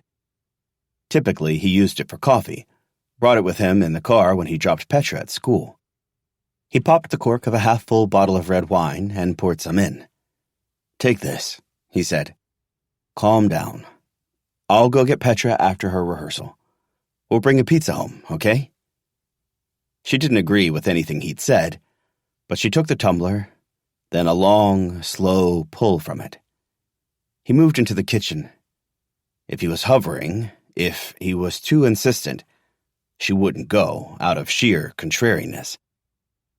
The front door swung open, then closed again. He moved to the front windows and peered out. She'd slipped on a windbreaker, one of his, and was walking quickly down the hill, the flaps of the unzipped jacket billowing behind her like a cape. This had always been his plan. He knew that he couldn't kill her in the house. He had always wanted to kill her in the woods, particularly once he'd learned that Natalie also liked walking there. Doing it outdoors seemed safer. That was his only option. To follow her there when she went out for a walk. To do so without being seen. And there she went. Paul sprinted up the stairs. He pulled a sweatshirt over his head, then stepped into his old sneakers, the pair he wore for yard work, knowing that when it was over, he'd have to get rid of everything he was wearing. It had been a balmy day, and a storm was coming, but the weather was due to turn cooler, more seasonable over the next few days. Perhaps Petra might want to sit by the fireplace, to roast marshmallows, to take her mind off the fact that her mother had gone missing. He'd keep the fire burning after Petra went to bed. He'd add a few items in with the extra logs. He'd sweep up the ashes that remained and toss them out with the trash before the body was even found. The baby wraps were still in his duffel bag on the top shelf of his closet. He slipped the one concealed in the plastic bag into the waistband of his pants. He stopped by the pantry to slide a pair of black, latex gloves onto his hands. He wore them to preserve his skin when he scrubbed the kitchen sink, disinfected the counters. His serial killer gloves, Aaron used to call them.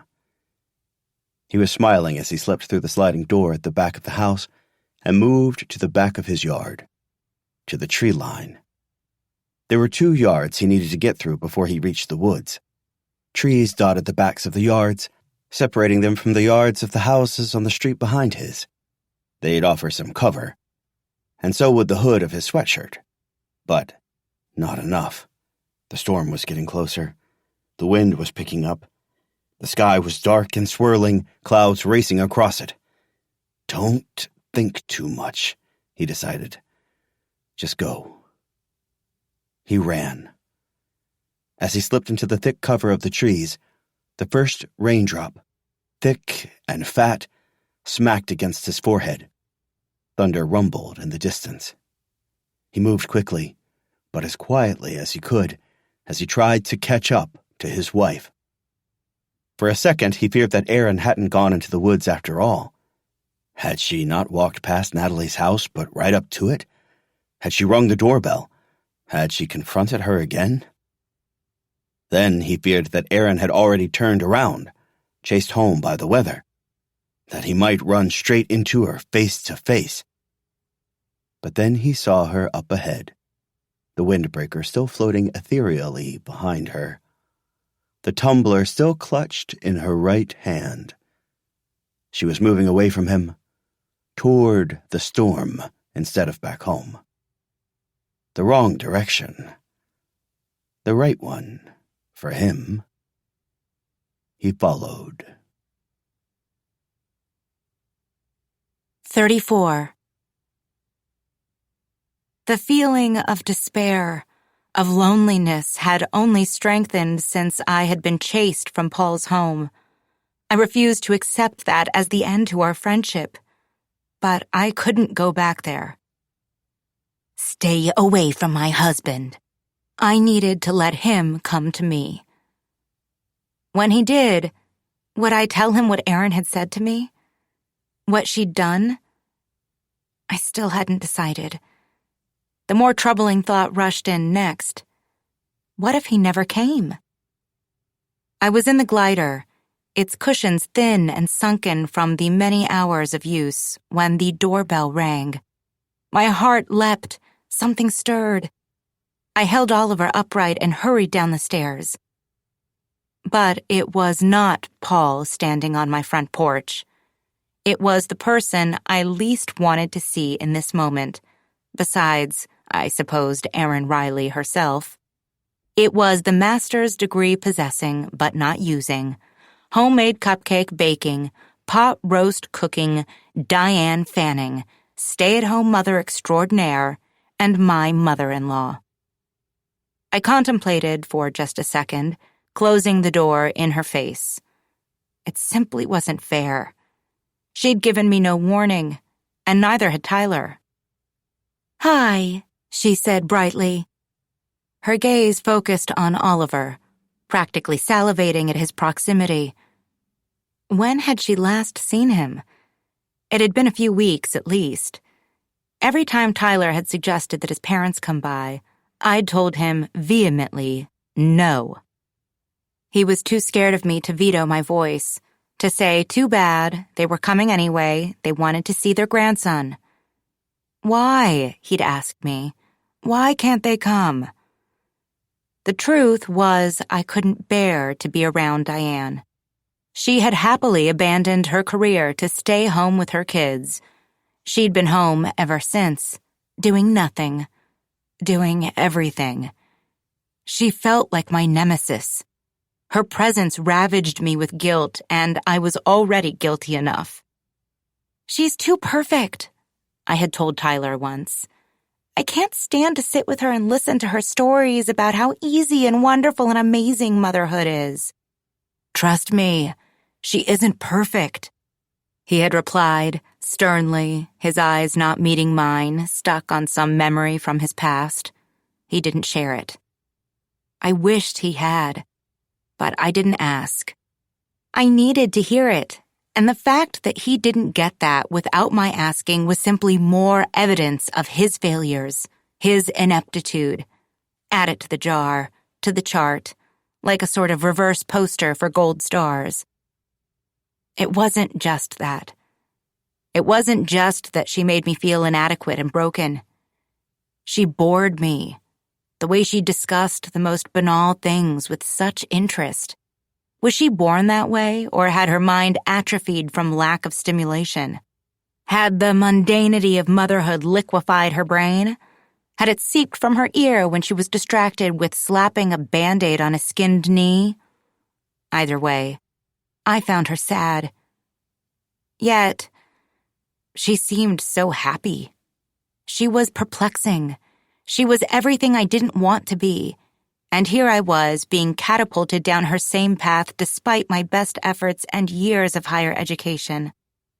"I don't want to impose," Diane said. I stepped to the side, and she entered the house. I was conscious of the dirt and the clutter. Diane's house was always pristine. Never mind that she didn't clean it herself. She ignored the mess and parked herself on the living room sofa.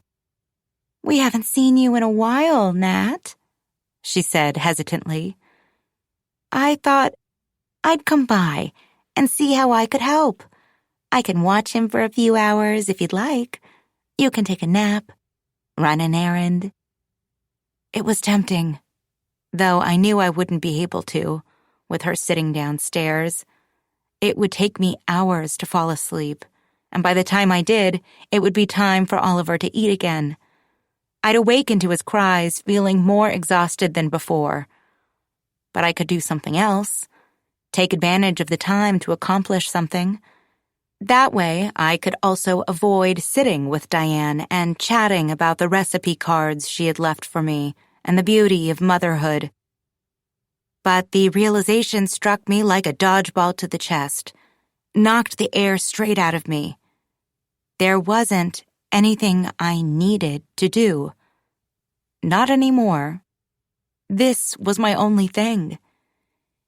It would be rather satisfying, though, to take her up on her offer, to let her try to soothe my child to no avail, to show her how he only wanted me, to make her understand how difficult that was.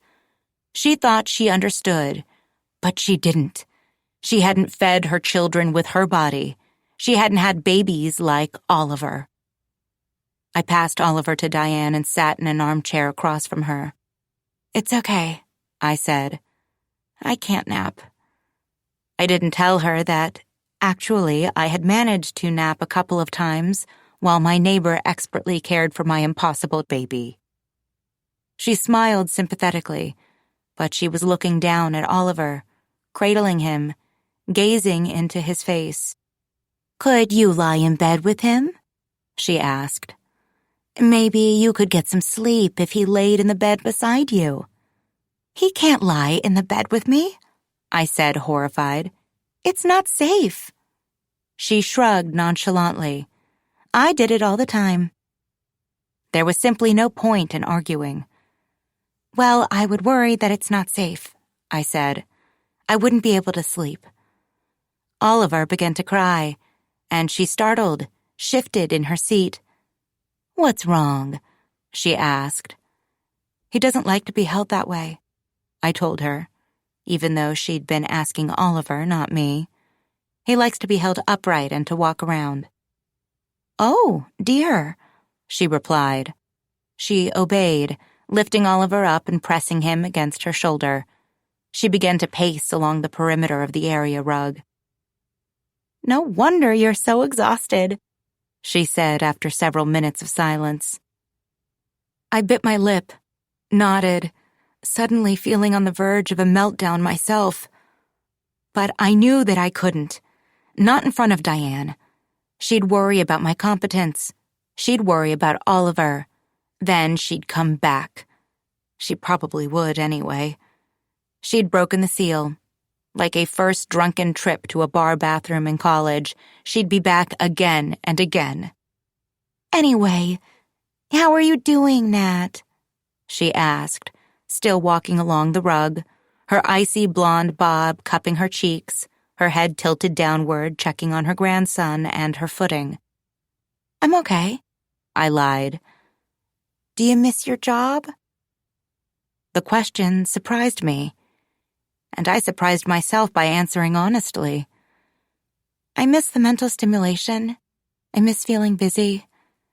I miss my office and my work. But I miss the way it used to be. With Oliver staying up all night, every night, I couldn't manage it. She nodded, as though she understood. Eventually, Oliver dozed off in her arms and she settled back onto the sofa, leaning against the cushions. She looked tired, but utterly content. It was clear on her face. What, I wondered, was clear on mine? Unable to bear the awkward silence, she launched into her typical small talk.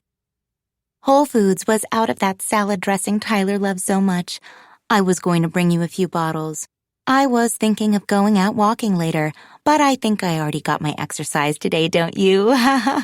Chilly today, isn't it? The leaves are falling quickly. Seems like it happened earlier than usual this year. That storm did a number on them. Strange that was, wasn't it? Such is Maryland weather, I guess. Finally, Oliver stirred, then began to punch and fuss in her arms. It's probably time for him to eat, I said. Oh, she brightened. I could give him a bottle. I don't have any bottles. There were a few bags of milk in the freezer, solid and speckled with frost. It would take ages to warm them up. I couldn't wait ages for her to leave. Sorry. Right, she replied. No problem. She grabbed her jacket and moved toward the front door. Remember, she said, placing a hand on my upper arm. I'm here. Anything you need. What I needed was for her to not be here, but I nodded and smiled as she bent down to kiss the soft spot on Oliver's head. I closed and locked the door behind her and trailed into the family room. I'd just settled onto the sofa when the doorbell rang again. Back already. Had she forgotten something? Did she need to sniff her grandson one last time, to plant one final kiss into his sparse hair? But this time, it was Paul standing on my porch. He wore a bulky sweater, jeans, and chestnut boat shoes. His dark hair was slightly rumpled as though he'd just awakened from a nap. Relief and affection came rushing into my house behind him, but only for a second, as everything that had happened over the last few days came rushing back to me. Don't touch him. Stay away from my husband. He didn't reach for Oliver. He began to pace from the front door to the foot of the staircase, then back. There were lines of concern contorting his face. I was wondering, he said, have you seen Erin lately? No, I said with surprise. I haven't seen her since yesterday. He froze, his eyes searching mine. You saw her yesterday. And? When she had surprised us in his house. When she grabbed me. How could he forget? Yes, with you. At your house. I stared at him unblinking. Was I losing it? Was he? He shook his head vigorously, impatiently. Then she came here. What happened? I squinted at him. Oh, I replied. No, she didn't. I continued. I saw her at your house. I went home. I haven't seen her since. Why? Is something wrong? I crossed my arms. I was irritated. I felt I deserved an apology for the way they both had treated me, not a grilling. She's missing, he said, his eyes now closed as if the words were unthinkable, and I supposed they were. My wife is missing. Missing, I repeated, like I'd never heard the word before. Missing. He pressed the heels of his hands into his eyes. Missing. I've told the police, but they're not doing anything. Not yet. I'm going door to door. He dropped his hands and turned away from me. He still didn't tell me he was sorry for all that had happened. He didn't ask me how I was. He hadn't even looked at Oliver.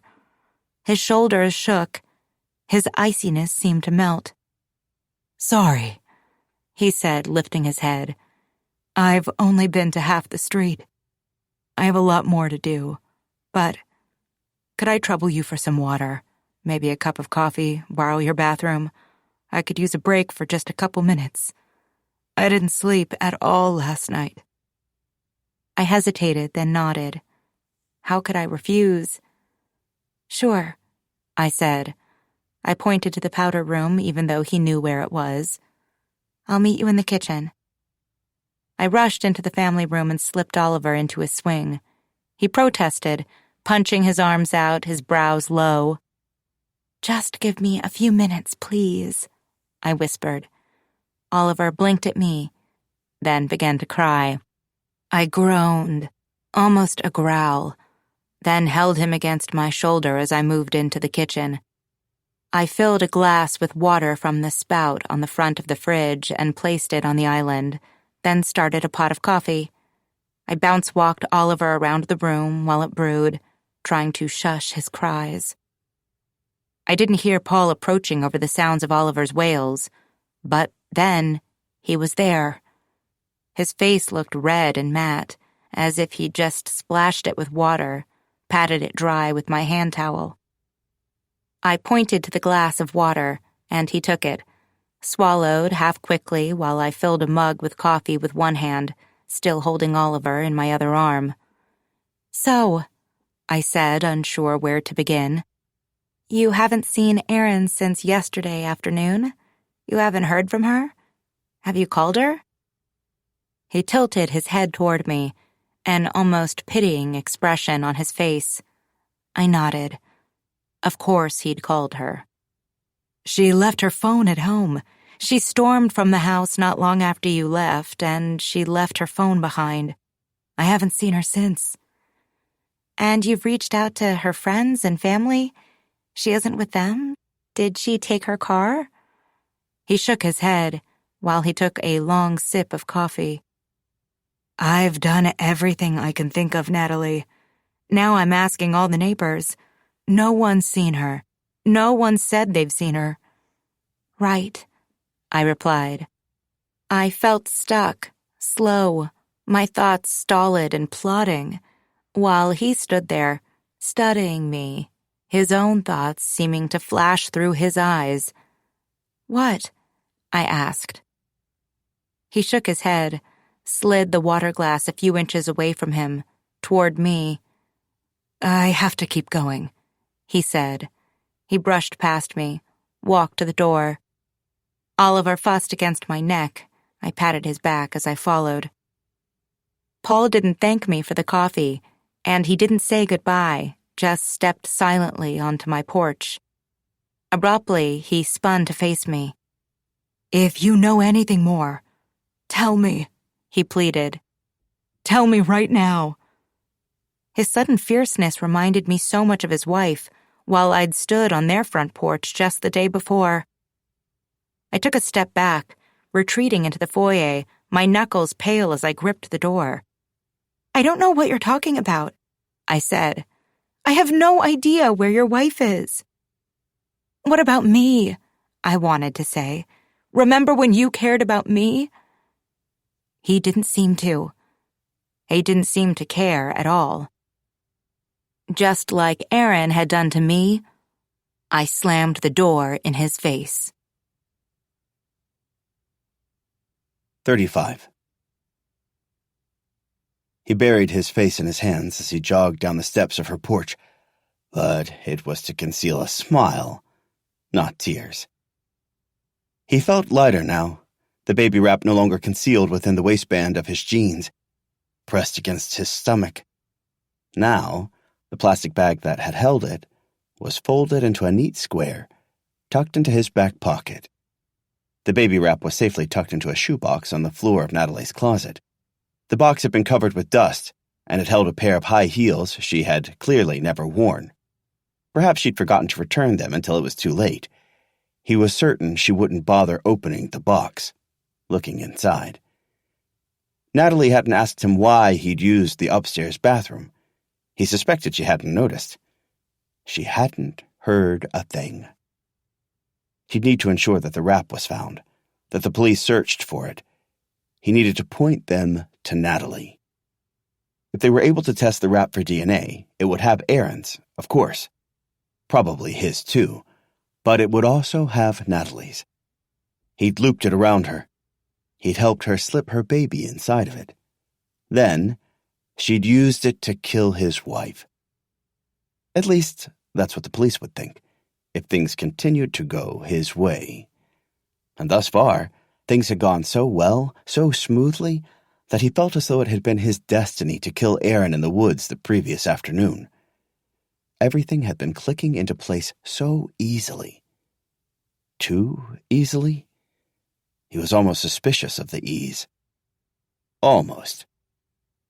Once he was sure that Aaron was gone, once she was still and gray, her neck a bright tattooed red, he had tucked the baby wrap back into the plastic bag, concealed it in the waistband of his jeans, then used his shoe to push some fallen leaves onto her body. Her fair skin, her brown hair, seemed to blend in with her surroundings well. If anyone happened to spot her, it would be because of the damn windbreaker. But he didn't feel as though he should take it off her body. She dropped the tumbler of wine. Deep red liquid spilled from it, seeped into the ground like bloodshed, even though hers had been a bloodless death. He'd followed her fairly deep into the woods, knocked her down by the stream. He knew there were no cameras there, no witnesses. If there was any evidence that implicated him, it would be of a physical nature. He could only hope the falling rain, the drops heavy and thick as a toddler's tears, would help with that. She'd not managed to fight back for long, to rake her nails against his skin.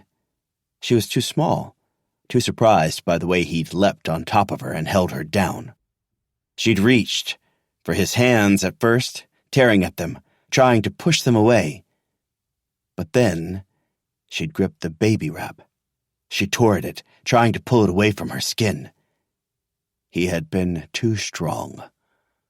Although she'd not succeeded in ripping the wrap, he had torn away the tag that bore the brand name and the instructions for washing it, and arranged it beneath Aaron's lifeless hand, hoping it would be protected there.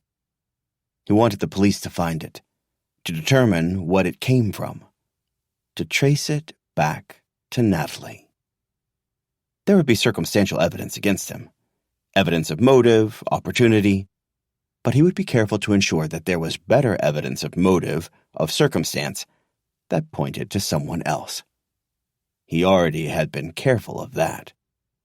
He'd run back home the same way he had come, hoping that he was beyond the view of any neighbors or any security cameras stationed above back doors, then removed his shoes in the grass, walking barefoot into the house. He stripped and shoved his clothes, his sweatshirt, long-sleeved polo, jeans, and shoes into a paper bag, which he hid on the firewood shelf in the garage. He stacked a few pieces of wood on top of it, as if to remind himself to burn it the next time he set a fire, which would have to be soon.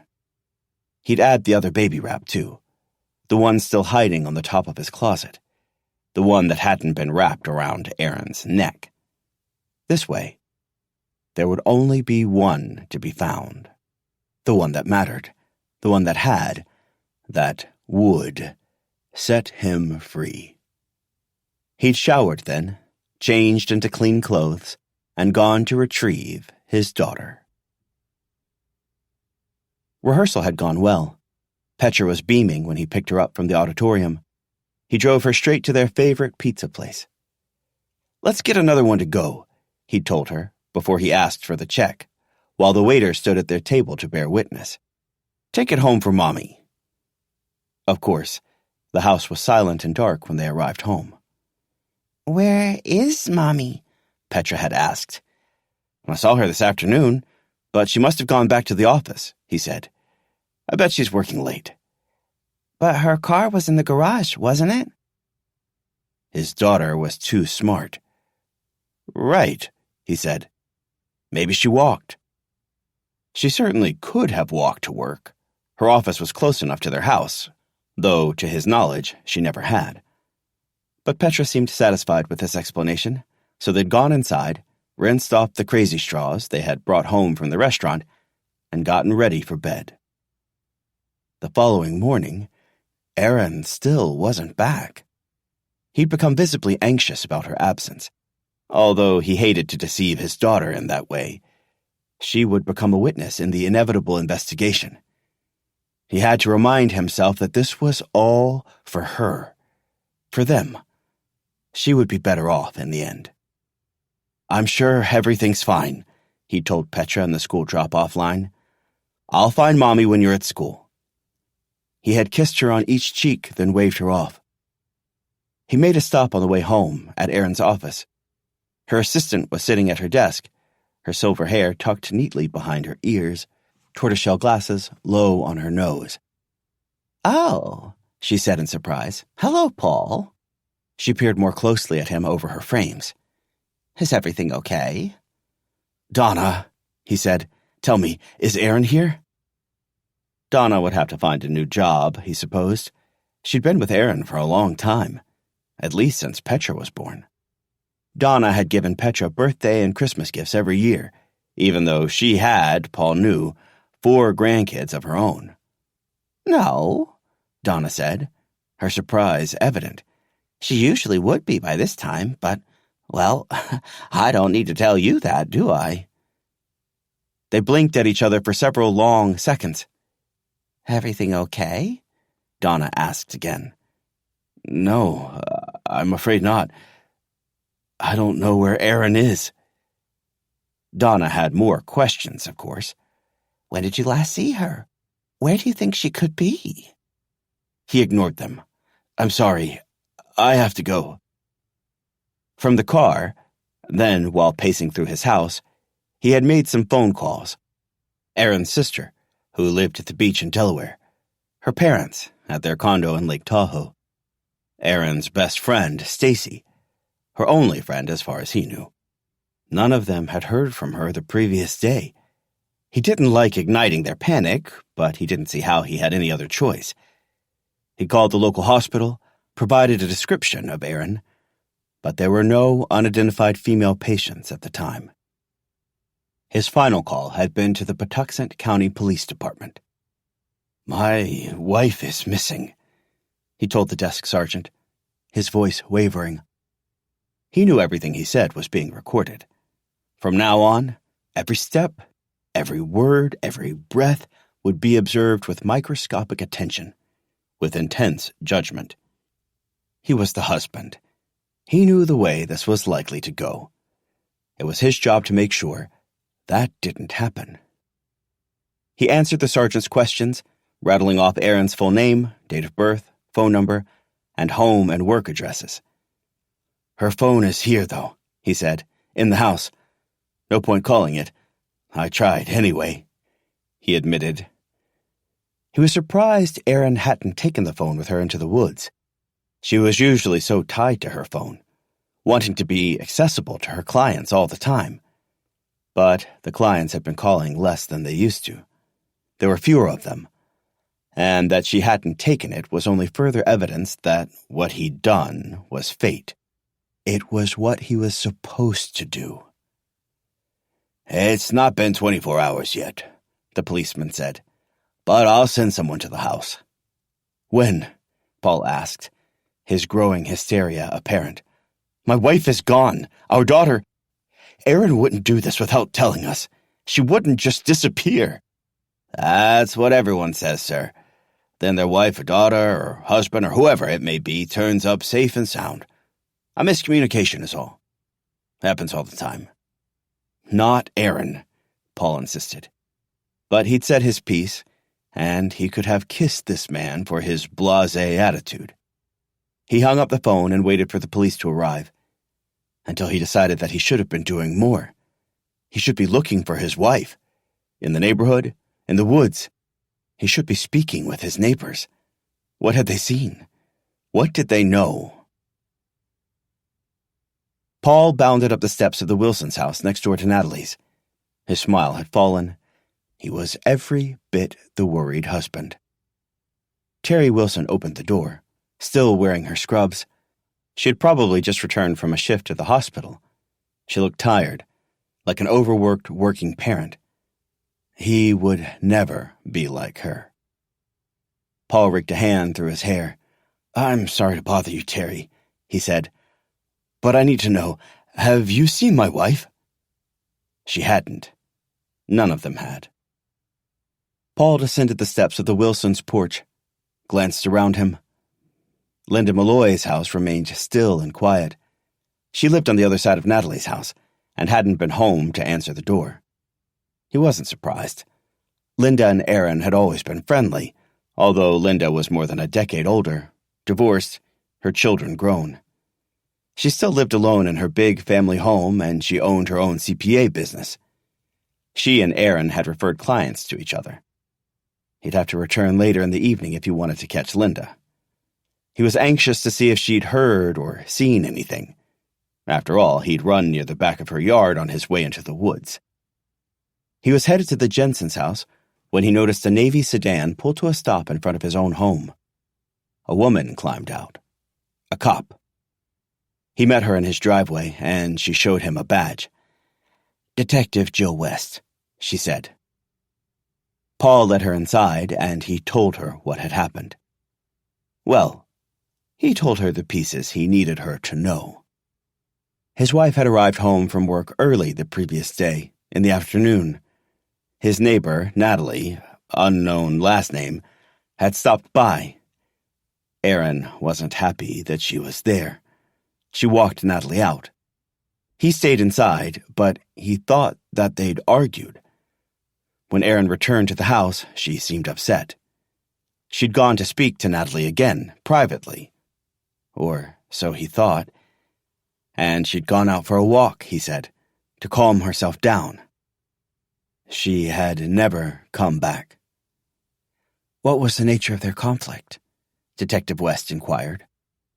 "Well, Natalie had been visiting me while Aaron was at work, and Aaron didn't like that. For a while, I felt bad for the woman. She seemed so isolated, taking care of her baby alone all day. I'm a stay-at-home father. I know how lonely it can be. I was kind to her, but to be honest with you, it became a bit much, her coming by all the time." Detective West wasn't taking notes. She only watched him, ginger eyebrows raised. "And have you spoken to this woman since your wife left? Did your wife actually go there?" "I did. I was going door to door," he said. "Natalie told me Aaron never stopped by. She told me she hasn't seen her since she left her house." He shook his head. "But I don't know." "All right." Her affect was cool, flat, and emotionless. He didn't know whether that was how she forced herself to be, out of self-preservation, or whether that was how her job had turned her. "My wife works a lot. I thought she might have returned to her office. She could walk there, in theory, but without her phone? Without telling me?" He shook his head. That which was concealed inside the brown paper bag in the garage seemed to pulse with secrecy as they spoke. Detective West didn't notice. She glanced down at her vibrating cell phone and excused herself, moving into the hallway. "I've got to go chase something down," she said when she returned. "I'll check in tonight and tomorrow morning. If nothing has changed, we will open an investigation." He protested to deaf ears. She deflected his objections with rote and meaningless expressions. Lack of resources, budget cuts, busy caseload, wife an adult, not missing long. He was pleased when she left, rather irritably. It was actually quite perfect. He'd stop at the store for graham crackers, blocks of chocolate and marshmallows before he picked up Petra from school. He'd build a fire in the living room fireplace. They would roast the marshmallows over the licking flames, and Petra would soon understand that Aaron being gone wasn't really all that different from the way it had been before. In fact, it was better. She would go up to bed, and Paul would then do what he needed to do. He'd keep the fire going long into the night, as long as he needed to, until everything was gone. He glared at the detective as she slid ungracefully into her car. By the time she returned, by the time she opened an investigation, he would be ready. Back to his rounds, he decided. Back to the Jensens. He couldn't wait to hear what Carol Jensen would have to say. 36. The woman on my front porch wore a gray herringbone suit and plain white blouse. Her black shoes were chunky, rubbery, sensible. Her short red hair was pulled back into a tiny ponytail. She reached into her pocket and removed a badge. "Mrs. Fanning?" she asked. I studied the badge distractedly, knowing that her presence at my house, uninvited and unexpected, had something to do with Aaron Riley. Patuxent County Police Department, it said. "I'm Detective Joe West," she continued. "Could I come in?" Wordlessly, I stepped to the side, allowing her to enter. We moved into the living room, and I was conscious of the mess, just as I'd been conscious of it when Diane had stopped by the previous day, but not, apparently, conscious enough to do something about it after she'd left.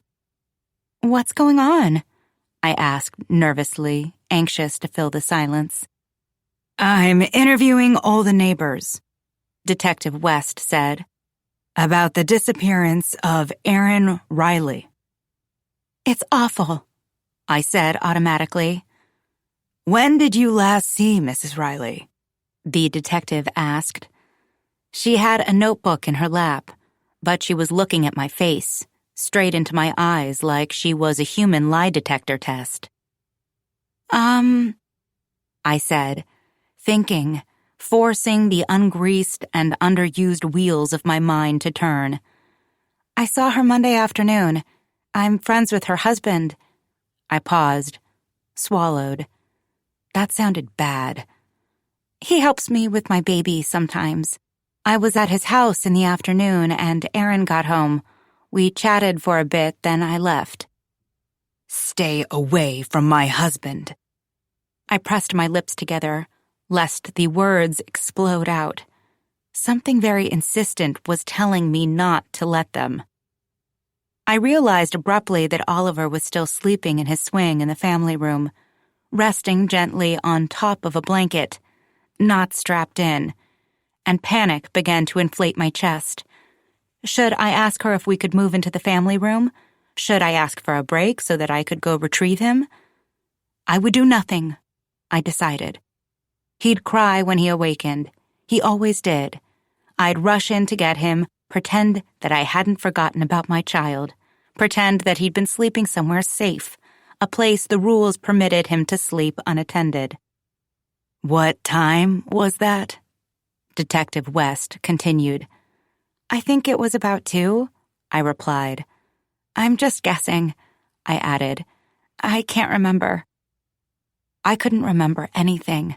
What day of the week it was, doctor's appointments for my son, emailing confidential mediation statements, how I'd spent seconds, minutes, hours of my days, where I lived, who I was. "And you didn't see her again after you left her home?" I wished she'd look away, blink, something. "No," I said. "I don't think so." Silence fell upon us. I could hear the mechanical creaking of Oliver's swing. "Where do you think she went?" I asked. "I can't say yet," the detective replied, which wasn't the same as "I don't know." "If you're friendly with her husband, haven't you spoken with him about it?" "He stopped by to ask me if I'd seen her. Yesterday." I shook my head. "He said she was missing, that's all. He seemed very anxious." "Naturally," Detective West said. "His wife has vanished." "Right." I plucked a cat hair from the sofa, tossed it to the floor as though that were a better place for it. "Are you certain that Mrs. Riley didn't come here?" she asked abruptly. "Here?" I asked, My voice cracked. "No," I said. "I mean, I am sure." And I was. So why did I sound like I was lying? "She didn't leave her house and walk here to continue the conversation with you." I shook my head wildly. "She didn't come here." "Did she?" My silent question went unanswered. "You may have noticed police and others searching the area." Detective West closed her notebook with a slap. "You're useless," it seemed to say. "No," I replied, startled. "I haven't." "Her husband has organized a search party. You haven't helped?" "He didn't ask me to help," I said, feeling a sting. "But I don't think I could help anyway. I have to look after my baby," I continued. The detective glanced around, then nodded knowingly, because I wasn't looking after my baby, was I? She stood and moved toward the door. "Thanks for speaking with me," she said. "If you think of any information that might be helpful, please do call the police." "Of course." I tried a smile, but it felt wrong. She looked at me strangely before stepping outside onto my porch. I closed and locked the front door behind her and hurried into the family room. Oliver was still sleeping. I paced the room. It was a strange dichotomy, one of so many. I longed for him to sleep, yet when he did, I found myself bored, half wanting him to wake up. When Tyler waltzed in the door at 6:30, I had dinner ready. He seemed impressed. "Don't get used to it," I said. Oliver had been oddly peaceful and quiet the remainder of the afternoon. I'd laid him on his activity mat on the kitchen floor while I cooked. He'd not whined to be held a single time. Tyler prattled on about a new case he was working on while we ate. Finally, once his plate was clear, he asked about my day. "A detective came by," I said robotically. He swiveled in his seat. "What? Why?" "About Paul's wife, Erin." "Right," he said. I'd told Tyler that Erin was missing. He seemed rather callously disinterested in Erin's well-being. Perhaps it was loyalty, after the spectacle Erin had caused at the block party. Perhaps he didn't blame me for that, for any of it, after all. "She had nothing new to share, really," I told him. "Just wanted to know if I had any information." "Hasn't Paul told you anything?" Tyler asked. "No, I haven't seen him since the party, since you told me not to." I lied. I couldn't tell him about what happened on Monday afternoon. "Stay away from my husband." He would be livid with me. It would only prove the points he'd made. "He was going door to door asking if people had seen Erin, and he asked me too," I continued. "But that's it." "Probably for the best," said Tyler. He stood up to clear our plates. "What do you mean?" I didn't get up to help him. "Well, his wife just vanished from their house while he was home?" he asked. "Come on. It seems suspicious." "Maybe someone picked her up," I said. "Maybe she was out walking and someone abducted her." Tyler didn't reply over the clanging of the dishes as he tucked them into the dishwasher. While he finished cleaning up, I placed Oliver into his swing. I chewed at a nail, thinking about what Tyler had said. What exactly was he suggesting? "You seem shaken," Tyler said. He was half looking at his cell phone, probably skimming over an email. "Well, yeah," I said. "Our neighbor is missing. She just disappeared. It's a little alarming." It wasn't the truth, but it sounded right. The truth was, it was disturbing just how unshaken I was. It was something else that had shaken me. "Don't touch him. Stay away from my husband." She'd grabbed me. Neighbors might have seen her. What would they think? Right, Tyler said, still looking at his phone. Why don't you take a little break? Go for a run or something. There was that rage again, so familiar it almost came as a comfort.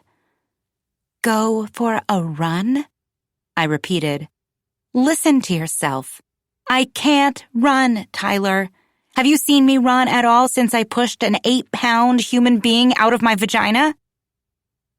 I'm sorry, he said, appropriately chastened. I forgot. Jesus Christ. Must be nice. I focused my gaze on Oliver, on the rise and fall of his chest, making sure that it was still rising and falling. Take some time for yourself, Tyler continued. That's all I meant. I shook my head, continued to stare at Oliver. What about a bath? Can you take a bath? A bath. A standalone jacuzzi tub had been quite appealing when we had first toured the house. I'd pictured myself in there with a glass of Pinot Grigio and a flickering candle. Except I'd been pregnant when we moved in. I couldn't drink wine, and I couldn't recline in a hot bath. Too scared I'd overheat the baby. But now I could, in theory. You tell me, I said to Tyler. Can I take a bath? Of course, he said, leaping up from the sofa, placing his phone onto the armrest, as though Oliver had awakened already and was starting to scream. I will watch him. I turned away to conceal my rolling eyes. He made it sound like he was babysitting, not parenting. He looked at me, as though awaiting his instructions. I'll be home by 9. Help yourself to anything in the pantry. Upstairs, I wiped the tub clean with a wad of toilet paper. It had collected dust from lack of use. I filled it, adding a drizzle of bubble bath, then undressed, letting my clothes fall to the floor, averting my eyes from the mirrors hanging on the wall across from me. I had just sunk into the water, rested my head against the back of the tub and closed my eyes, when Oliver began to cry. Tyler's murmuring traveled up the stairs. He would need me, and soon. I cracked an eye. The bubbles were dissipating already. I could see my angry red nipple, grotesque in its raw meat-like appearance, rimmed and puckered from Oliver's persistent gums. I used my fingertips to pull a mound of bubbles across the surface of the water to cover it up. Oliver continued to cry. I sank deeper and deeper, beneath the surface of the water, letting it swallow me up. Oliver's wails traveled through the ceiling and floor, or perhaps a vent, dulled but still audible. The pressure from the water swirled around me. My lungs began to ache. Nat? So quiet I could barely hear it. The crying I could hear. I could feel it in my gut, my chest, my blood, more powerful and piercing than the lack of air. Don't touch him. Stay away from my husband. And now Aaron was gone. Paul seemed to hate me for it, as if it were my fault. I pushed myself up to the surface, opened my mouth, let the oxygen rush in. The stirring was gone. The hope. Everything that my time with Paul had given me was gone now. I wiped the water from my eyes. Tyler was standing in the doorway, Oliver in his arms, a look of horror, of fear on his face, as if he'd found me drowning. And maybe he had. Maybe I was. I heaved myself out of the tub. 37. It was an ugly bush. It had been ugly ever since we had bought the house. Ugly and close to death. At a certain point, we'd known, We would have to put it out of its misery. But why now? Why with his own hands? Tyler had unearthed a reciprocating saw from somewhere in the basement, while I looked on disapprovingly, Oliver in my arms. Where did that even come from? I asked. Tyler glanced at the box, shrugged. I can't remember. I bought it for some project at the old house. It was true. He had a spurt of activity, playing handyman, when we had first moved into the old house, trying to fix various items that had come up on the home inspection report, but that the seller refused to repair. He'd not done the same thing when we had moved into this house. There'd been fewer things to do. The house was newer, in better shape. But there was that bush on the side, scratchy and sharp, green and yellow, but also tangled with dried and dead branches, brown, disintegrating. We had agreed that we would eventually tear it out, put in something more attractive and less dead-looking. The lawn service had stopped coming for the year. Fall cleanup, leaf raking, and weed pulling weren't included, and weeds abounded in the garden beds lining our house. In the morning, Tyler had emerged from our closet in a hideously old pair of jeans and a threadbare sweatshirt. I'm going to work in the yard, he'd said. My head snapped up. What? Why? There are weeds everywhere. That bush is almost dead. It's embarrassing. Okay, I'd said, adjusting Oliver in my arms. Then call our service for an estimate. Why would you do it yourself? Tyler shook his head. I'm perfectly capable of doing it myself. He disappeared downstairs, and irritation bubbled. Because that wasn't the point, his capability. Because he should have been holding Oliver, spending time with him. That's what he should have wanted. What kind of person chose non-urgent yard work we could have easily afforded to have someone else, a professional, perform, when he could instead spend time with his son? The bush was on the same side of the house as the path that led to nowhere. I sat in a chair at the dining room table and watched Tyler work. Oliver was on his playmat on the floor in front of me. The excruciatingly upbeat song, so at odds with my mood, was blaring repeatedly. He'd begun enthusiastically, the saw whirring as he hacked at branches, tossing them into a tangled pile. He had taken a break to come inside to dig out his thick fleece snow gloves. I assumed the dried branches were pricking his skin. He looked ridiculous. I would have laughed if I weren't so angry. He had slowed then, his energy waning, but he persisted.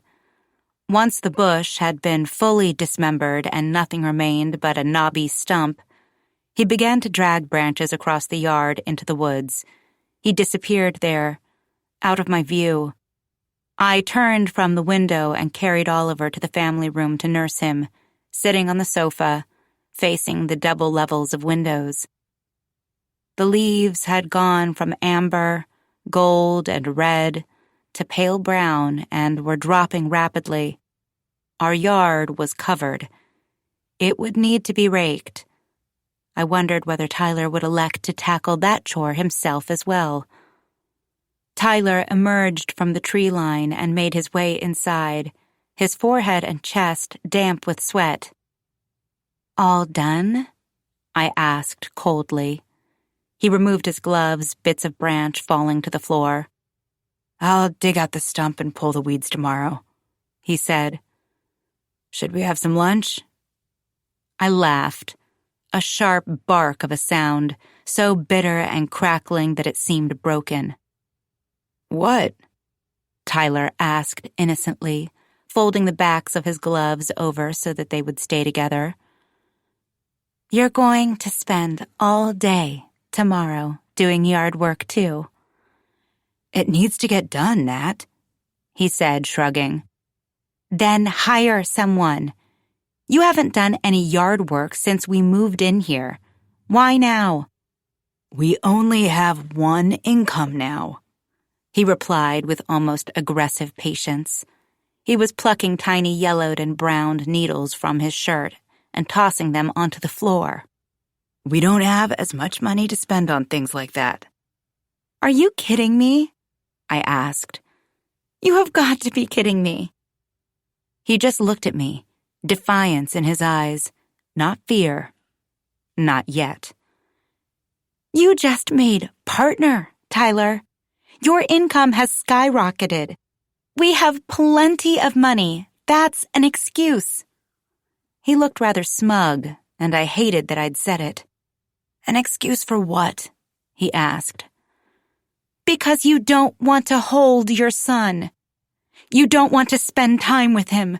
You'd rather be working in the yard than spending time with him." "That's not true," Tyler said. He shook his head sadly as if he pitied me. "He doesn't want me to hold him. He only wants you. If I was holding him, he would only cry for you." "Oh, so that's a reason not to do it?" I asked. "Oh well, he doesn't like me. Too bad. I'll just give up and not have a relationship with my own child." Oliver was beginning to wriggle in my arms. Our voices had risen. I stood up and draped him over my shoulder. "No," said Tyler. "He's a baby.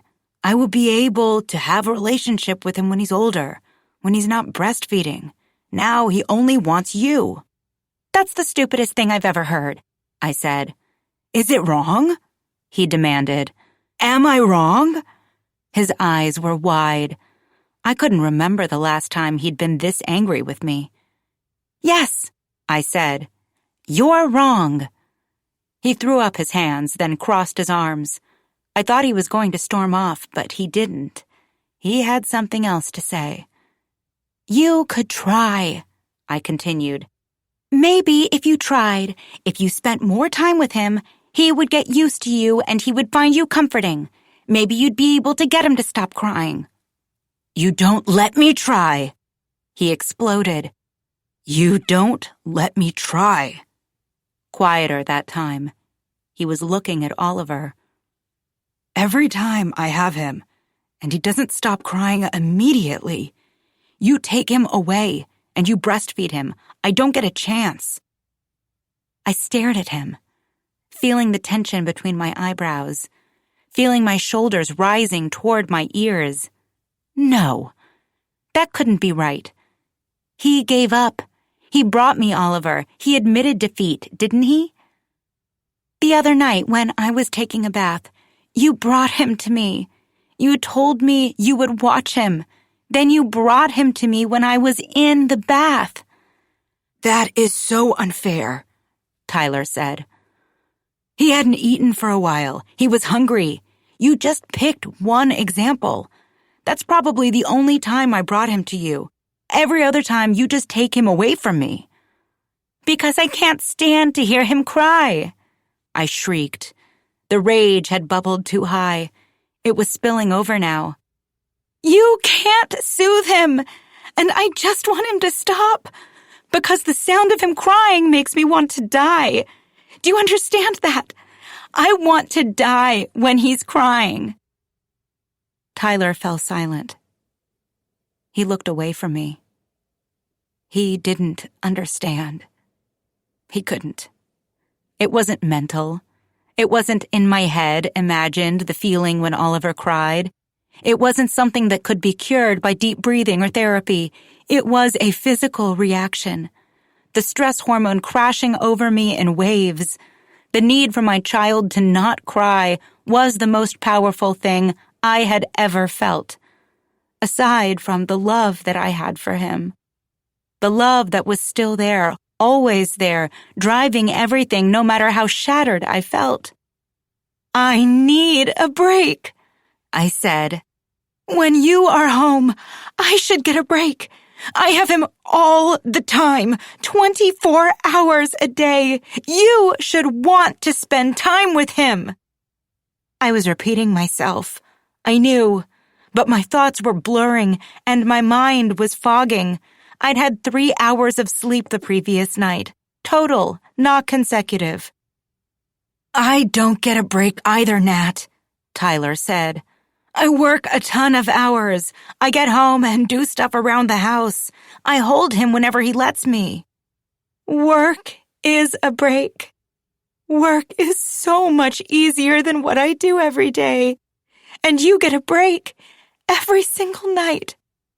I cried. The rage had simmered down now. Not gone, but dormant. I felt desperately sad. "You sleep every single night.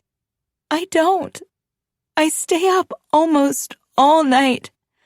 I have for 3 months now. Do you understand what that is like?" Tyler shook his head. "That's been your choice. You're such a martyr," he said, his voice icy, his words clipped. "Why do you have to be such a martyr?" The word caught in my mind like a speck of gold in a sieve. It hung there, glistening. I couldn't process it, was too tired to recall what exactly it meant, but I liked the sound of it. It felt right, like a pair of worn sneakers molded to the high arches of my feet. It didn't sound like a bad thing. "Whatever," I said. I could no longer remember how or why the fight had started, and I was too exhausted for it to continue. It didn't feel like either of us had won. Tyler stepped around me without another word. I heard him climbing the stairs, then, a minute later, the shower turned on. He'd shower leisurely, enjoying the sound of only the water pounding on his back in the tiled floor. Oliver always seemed to be screaming when I showered. He'd dress, then come downstairs. He'd probably fire up his laptop and bill a few hours as the day wore on. He'd drink a couple beers, watch something on television. He'd do what he wanted to do, his life resembling its pre-baby state so closely. I put Oliver in his swing and sank onto the family room sofa. I absolutely refused to make lunch. I already knew that Tyler would come downstairs and glance around, expecting it to be done. The unfairness of it all was crushing. And why? Why was it like this? I didn't understand. I'd done everything I could not to fall into this role, yet here I was. I felt like a mindless milk machine. I might as well be a cow. You could put me out in the barn, walk me out when needed. In the meantime, I'd stand there, banal, mundane, quiet, using and needing very few brain cells. I thought about crying. It might provide a small measure of relief, of release. It might elicit some measure of sympathy from my husband. But then, I thought of Paul. Was he the real reason I was falling apart? Was it just that I'd been relying on him to give me what I needed, and he wasn't available right now? Perhaps I was only missing his help and his comfort. Things were so fresh, so confusing with Aaron having just gone missing, I told myself. He just needs... Sometimes all we need is a few minutes of soft music to come back to ourselves. This is your moment. Thank you for being here.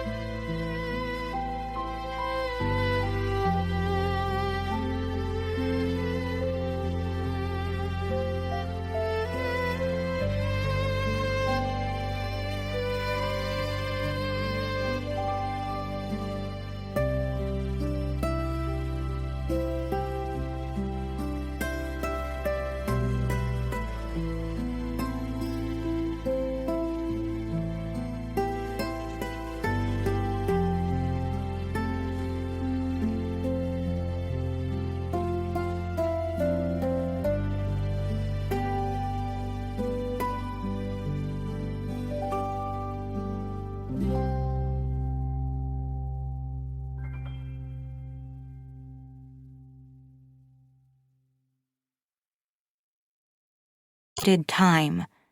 In time, he would be available again.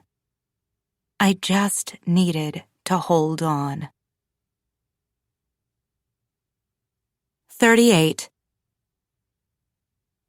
My knees were aching as I sat folded on the floor in Oliver's bedroom, removing tiny onesies, pants, and footy pajamas, and even tinier socks from his dresser and piling them into a storage bin. Oliver always seemed to be outgrowing clothes and pulling two small things from his dresser, replacing them with new ones, felt like an incessant, never-ending chore. It seemed, although he'd not told me I was right or apologized, that Tyler felt badly about our fight. He'd not headed back out to the yard this morning to finish his work. He'd muttered only that he'd be calling our lawn service to handle it, would ask them to rake up the leaves, too. He'd been doting on Oliver much of the day, playing peekaboo, offering to give him bottles, reading him picture books while peering down at him. Oliver gazed at the images in wonder. Tyler had suggested he watch Oliver while he napped in his swing so that I could take a break. I could have gone out for a walk or lain in bed, tried to fall asleep myself. But I could walk with Oliver, and I knew I wouldn't be able to fall asleep. Perhaps in an effort to demonstrate to Tyler just how hard I worked all the time, I decided to tackle Oliver's dresser, even though the chore wasn't urgent. I typically chipped away at it, pulling out a few items of clothing when I was preparing to change him or packing some away after I did his laundry. Even though there was a great deal of pressure and discomfort emanating from my groin as I sat on the hard floor, at least it was quiet. Being away from Oliver when he wasn't crying, having him out of my sight, gave me time to miss him. And I needed that. We both did. I could hear murmurs from the television traveling up the stairs from the family room. Tyler must have grown bored and turned it on. I could only hope he didn't wake Oliver. I needed more time. I tucked a few too small onesies into the storage bin and snapped on the lid, then pushed it into the spare bedroom, which was still used exclusively for baby items. When we'd bought the house, we had talked about how it would become Oliver's childhood bedroom. We'd move him in there after we had our second child, and the baby would take over the nursery. Now these thoughts sent a spike of horror through my gut. "Nat!" Tyler shouted from downstairs, his tone desperate, shocked. Panic flooded into my mind. Oliver. I ran faster than I'd run in months, maybe even a year, down the stairs into the family room. But Oliver was still sleeping peacefully, swaying back and forth in his swing, the tinkling music playing from the mobile on top. Tyler was not looking at him, but at the television screen in front of him. It was a picture of Erin. Her blown, straight hair, bright and smiling eyes, her lips red as always. The picture disappeared, was replaced by a reporter standing outdoors. I looked at the text emblazoned across the bottom of the screen in bold white font. Body of missing Patuxent County woman found in woods. Erin Riley. Husband has identified her body, the reporter was saying. That's our woods, Tyler said, pointing to the television. He was right. It was our woods. I'd recognize it anywhere, thick with trees and vegetation that had become obscured by the fallen leaves, surrounding the stream, neighborhoods on either side of it. The reporter was on site in its midst, surrounded by yellow caution tape. Uniformed bodies moved in the background. We haven't seen any news vans or police. You'd think they would park here if they walked into the woods, Tyler said. I didn't reply. Maybe they parked in the neighborhoods on the other side of it, or farther down? He continued in my silence. There's been no formal ruling as to cause of death at this time. We will await results of the autopsy, but a police spokesperson has indicated that the death is being treated as suspicious. Tyler was looking at me. "Holy shit," he said. "She was murdered." "You don't know that," I snapped, still watching the screen, although the images had blurred before my eyes and dizziness was sweeping over me. "That's what they just said," Tyler retorted. "They just said they don't know yet," I told him. "I heard it." "Did her husband say anything to you about what might have happened?" Tyler asked. I shook my head numbly. "I told you," I said. "I haven't talked to him since he was going door to door asking all the neighbors if they'd seen her." "Good," Tyler said, suddenly fierce. "You should not be hanging around that guy ever again." "What guy?" I asked, even though I knew. "Her husband." "Paul." I couldn't help myself. "Paul," he said, imitating my tone, "could have killed his wife." My defense of him was automatic and assured.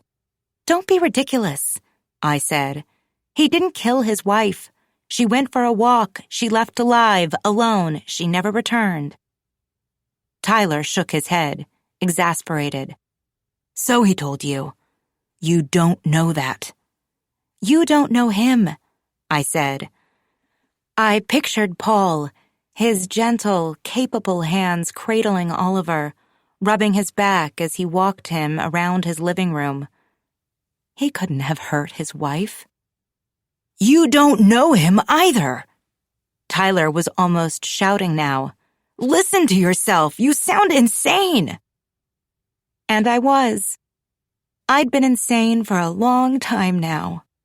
"He could be dangerous," Tyler continued.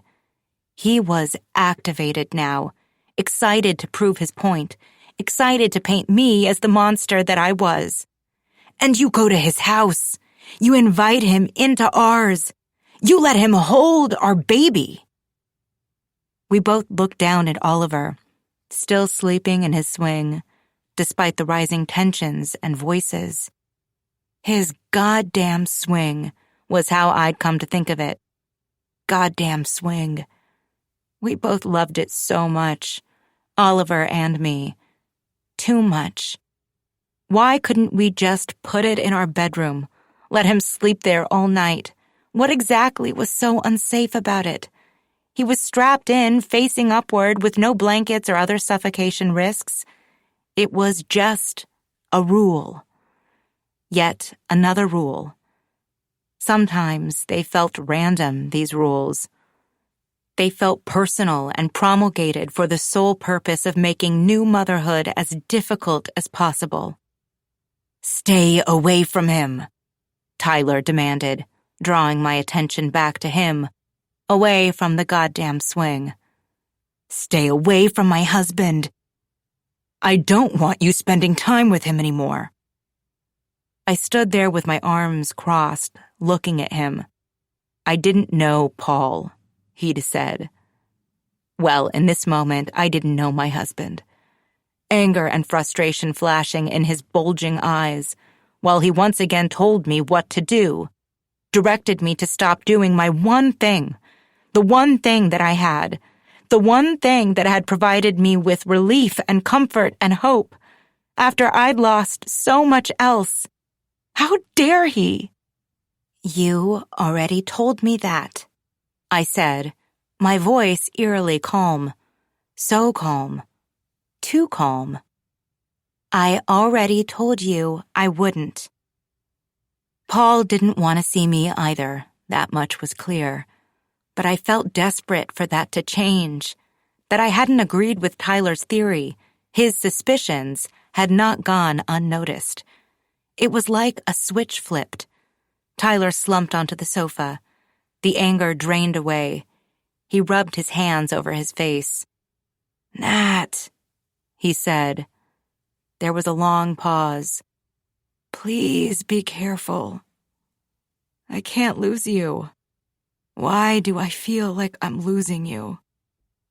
I gazed down at him, blinked. Once. Twice. I said nothing.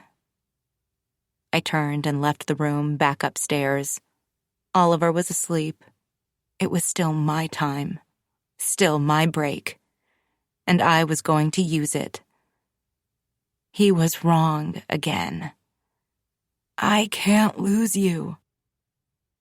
He'd already lost me. I'd lost myself. 39. Bed rest, she said, echoing her text message, the one that had sent me hurtling into the car with Oliver, of course, on Monday morning for a spontaneous visit to my best friend. I sat on the edge of her bed, Oliver in my arms. Downstairs, her husband, Dan, was clattering around. He'd greeted me with a look of panic on his face. He'd taken a few days off, he'd told me, but that was all the time he could afford to take until the baby was born. Elaine would be on her own, on bed rest. The pleasant perfection of Elaine's pregnancy had come to an end the previous night.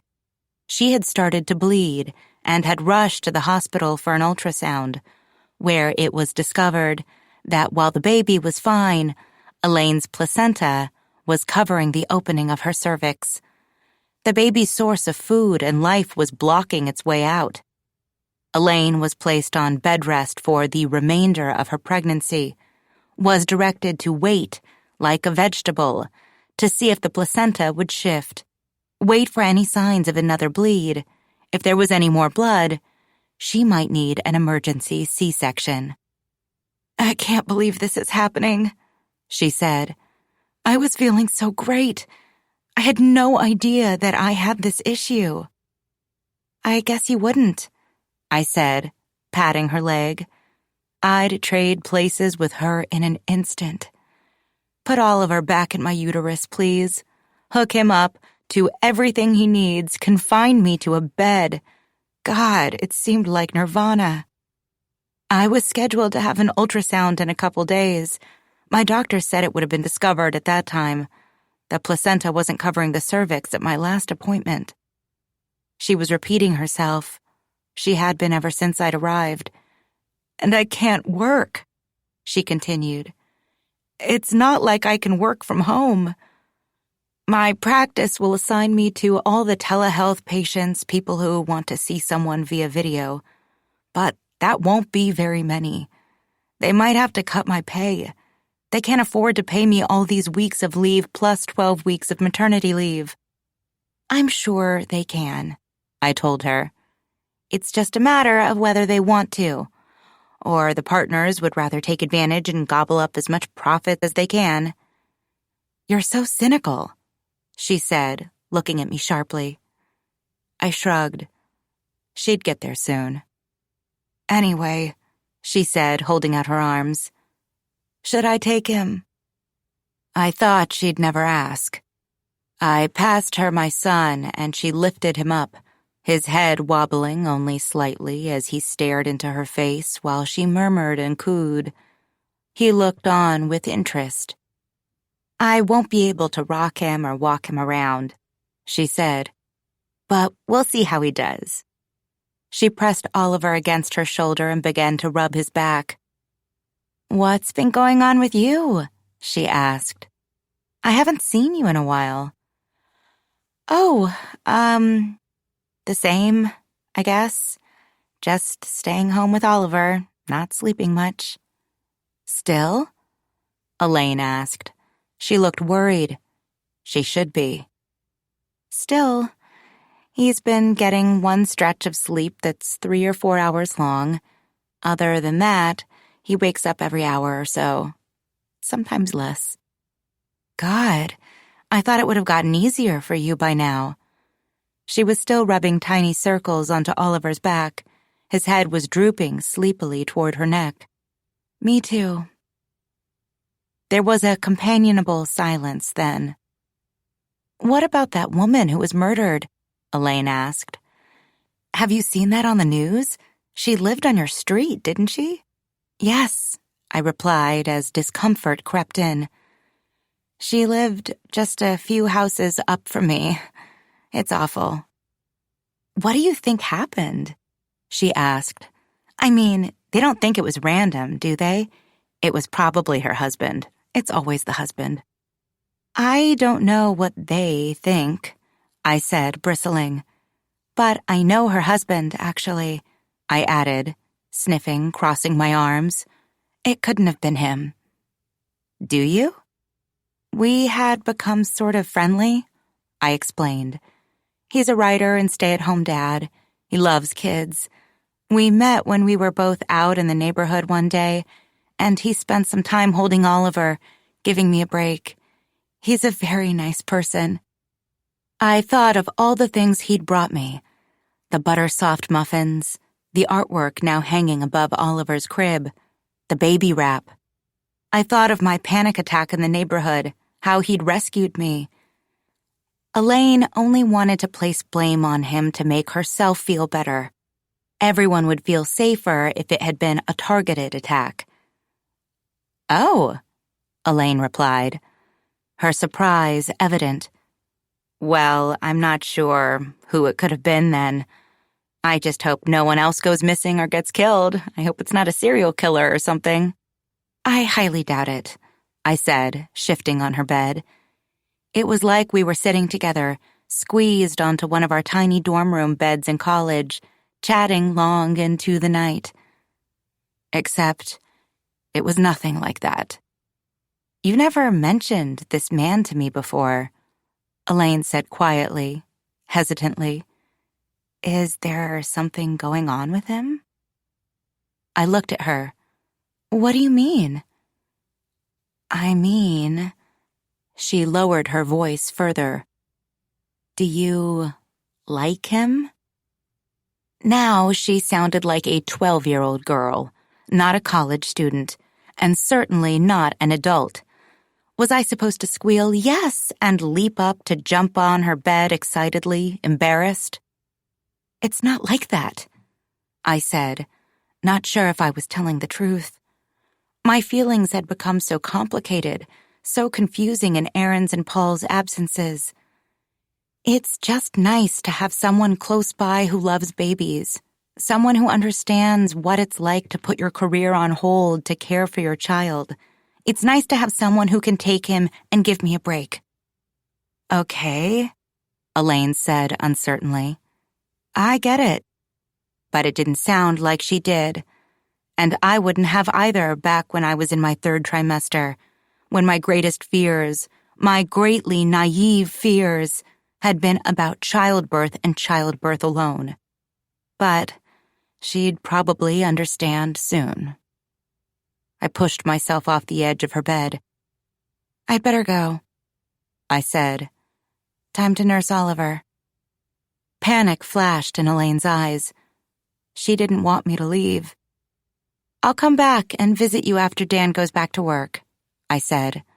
I can keep you company sometimes. Okay, she said, pacified. That would be nice. I collected a dozing Oliver, gave her hand a quick squeeze, and departed. 40. When I slowed down on the hill of Ashby Drive on my way home from Elaine's, I noticed a navy sedan parked in front of my mailbox. Detective West was back. I'd known that she would be, but I'd hoped that it wouldn't be so soon. She met me in the driveway as I was extracting Oliver's car seat. He'd fallen asleep in the car, of course. I'd been planning on waking him to nurse, then trying to put him down for a nap so I could take a little time for myself. Now, I'd have to leave him in the car seat so that I could be interviewed by the police. Good morning, Detective West said brightly, as though she were a friendly neighbor who'd spotted me while she was out front watering her azaleas. Oh, hello, I said, as if I'd just noticed her too. Can I help you with something? She nodded toward my sleeping baby. Asleep in the car, I see. They do that, don't they? It never failed with my son, too. I used to drive around for hours, sometimes in the middle of the night. I stared at her. Was she telling me the truth? Or was she lying, trying to draw herself closer to me? Trying to trick me into opening up to her? "Could I come in and chat for a few minutes?" she continued, then began walking toward my house, not waiting for me to reply. I heaved the car seat off the driveway. "All right," I said. She followed me up the porch steps and into the living room, where we took our seats after I had positioned the car seat so that I could watch Oliver sleep. "I want to speak with you again," Detective West said, "about the day Aaron Riley went missing." "Okay," I said, shifting uncertainly on the sofa. "I think I told you everything." Instantly, I regretted my use of the word think. The detective tucked a loose crimson hair behind her ear. "You said you left the Riley house and you never saw her again." "Right," I replied, nodding, waiting. "She didn't come to your house that afternoon?" The detective was staring into my face. "Aaron? I already told you she didn't." Why was she asking me again? "Are you sure?" I looked up. Suddenly, I saw her. Aaron, on my porch, in my house. No, just in my yard.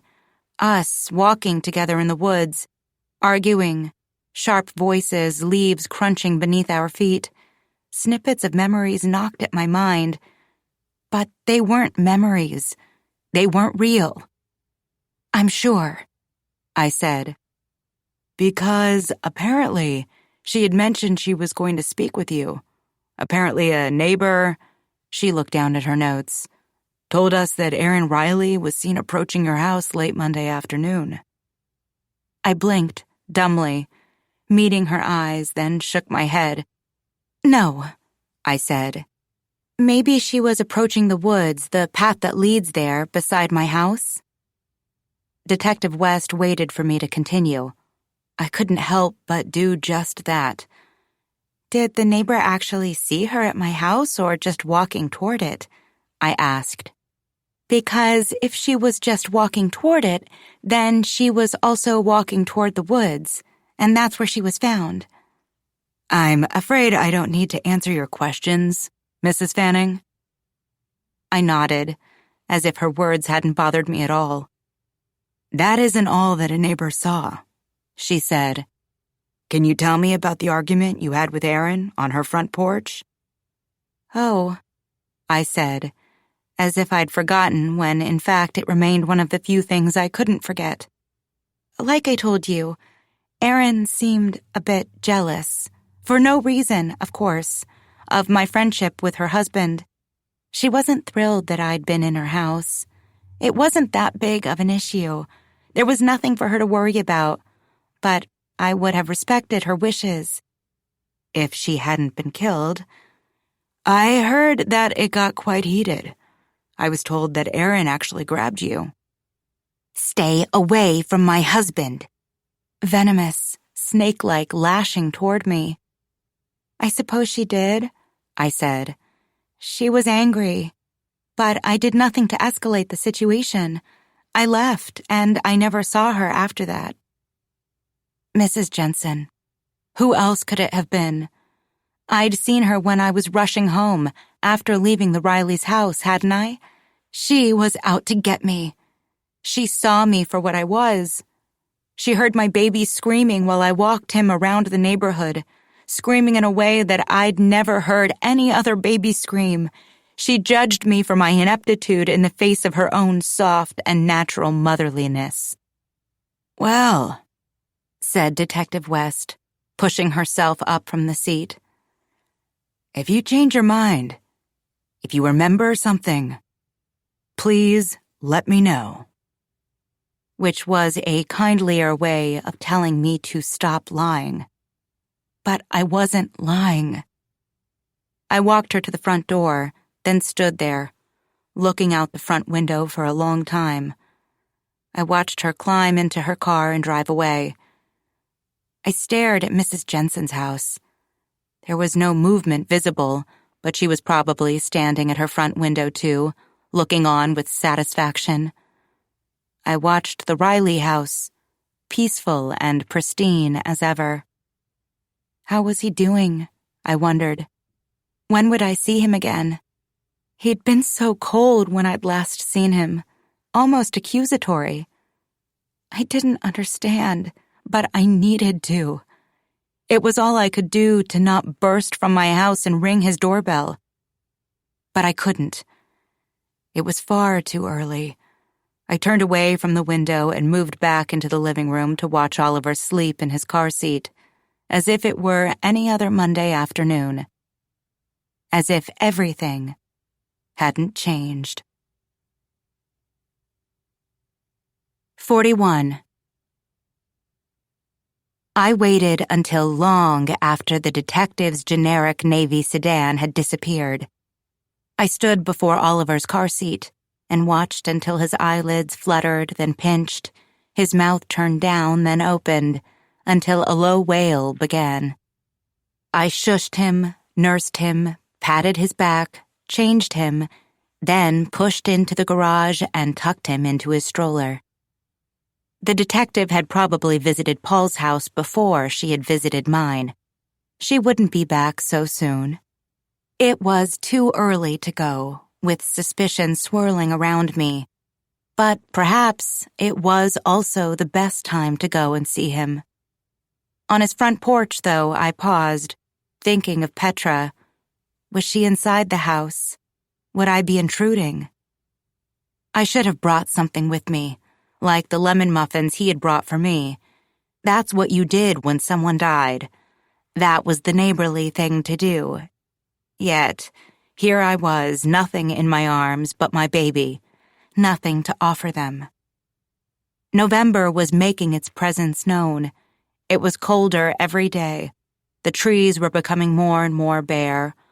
I held Oliver tightly against my chest, tugging the lapels of my jacket around his little body.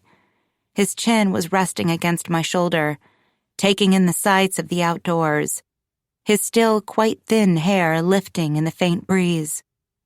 I'd forgotten a hat for him. Did I even own a hat that might fit? The obligatory pink and blue striped hospital hats he'd worn as a newborn would be far too small by now. Not that I knew where they were. I knew I'd saved them, but they could be anywhere. I should have tucked them carefully into a memento box, along with his inked footprints and a lock of his hair, to take out as he grew, to finger and smell. I'd probably lost them.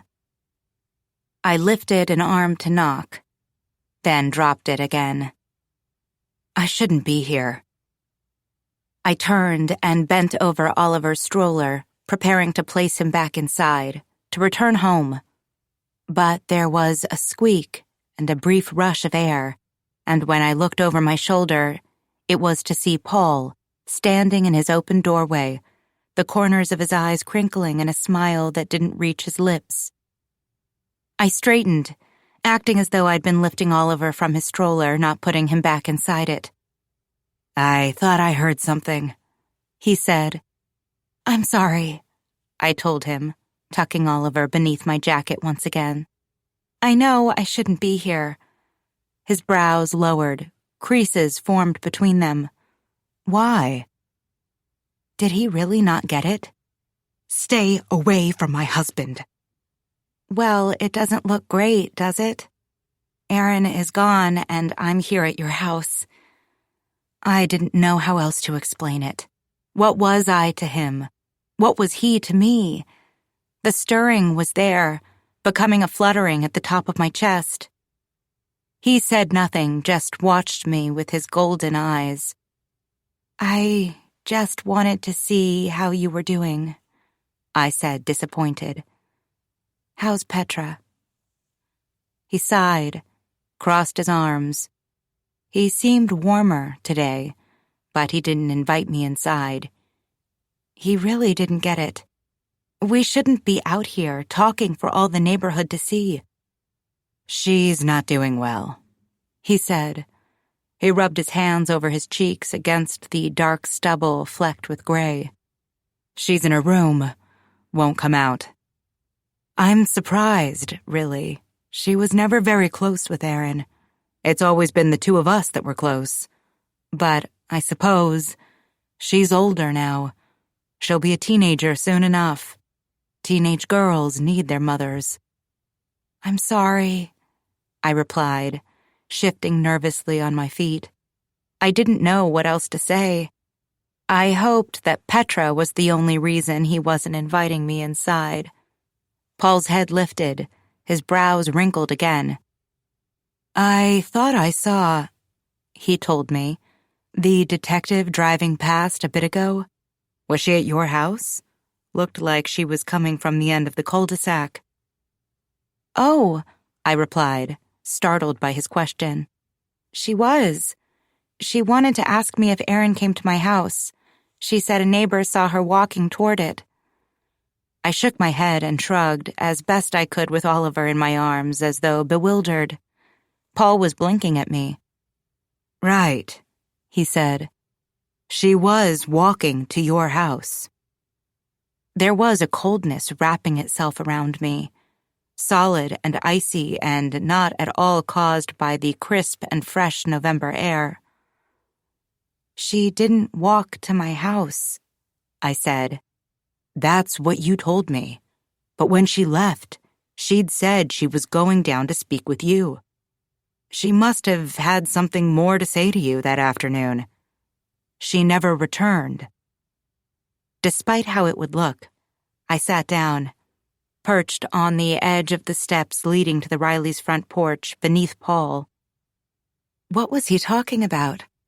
Why hadn't he told me this when he'd first stopped by the day he was going door to door? Or had he? I couldn't remember. "Why do you think she wanted to talk to me?" I asked.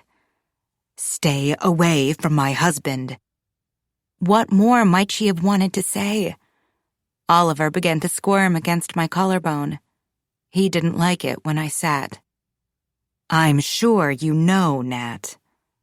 There was an air of frustration, exasperation, a whiff of, "We've been over this."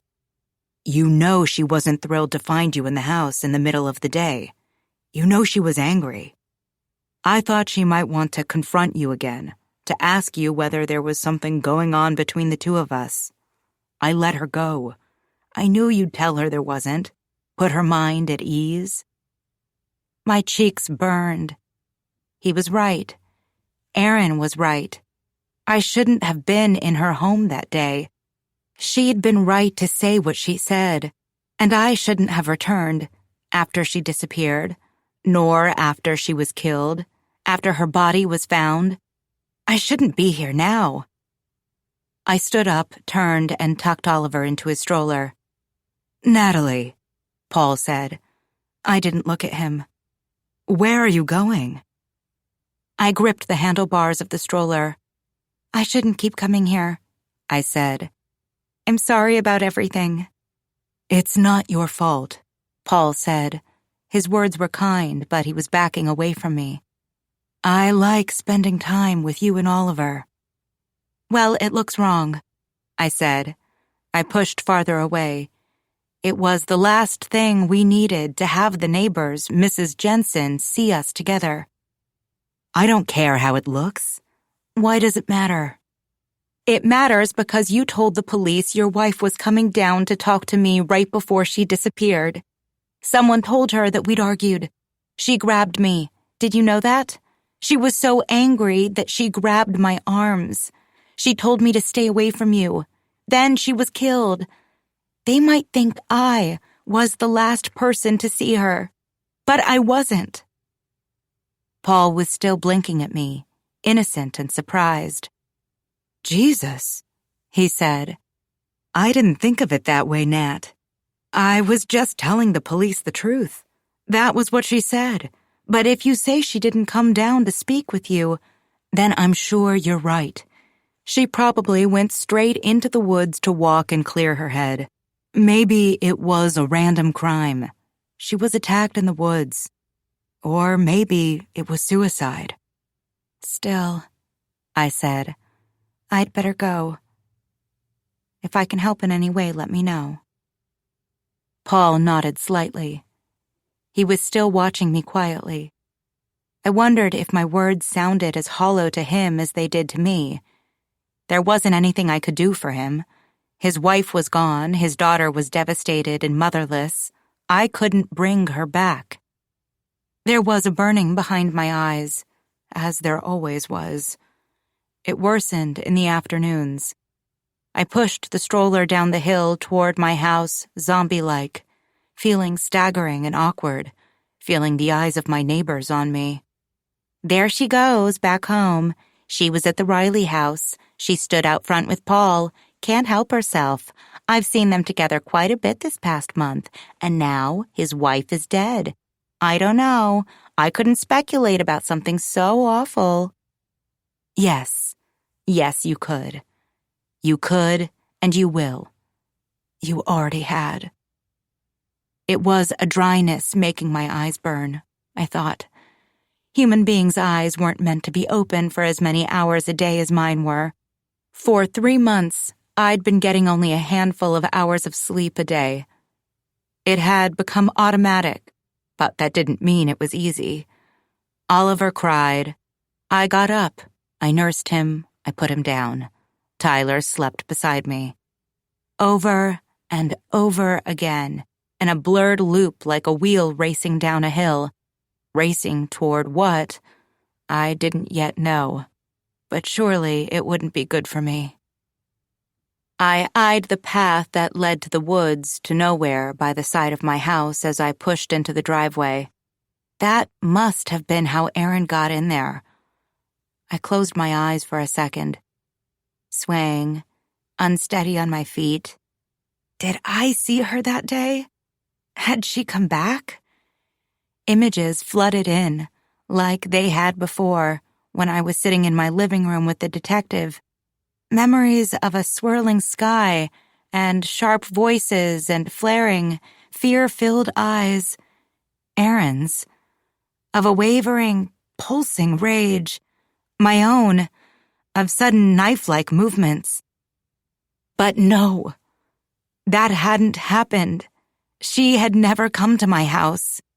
So why had she told Paul she was going to? Why had someone seen her walking here?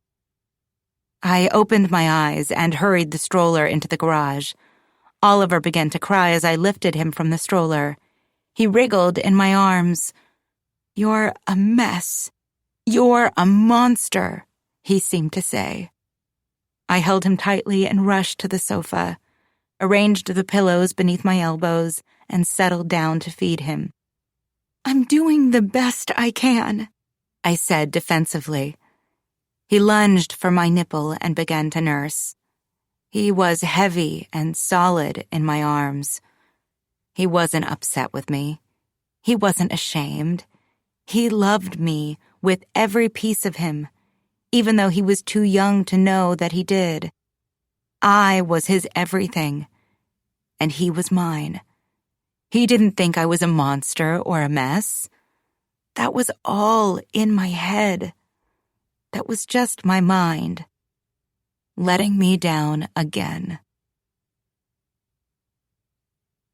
42. He stood on his porch, arms crossed, and watched her go. He was pleased that she'd stopped by to see him, and he'd wanted her to understand that. But it was equally important that the neighbors, the police, believed the opposite.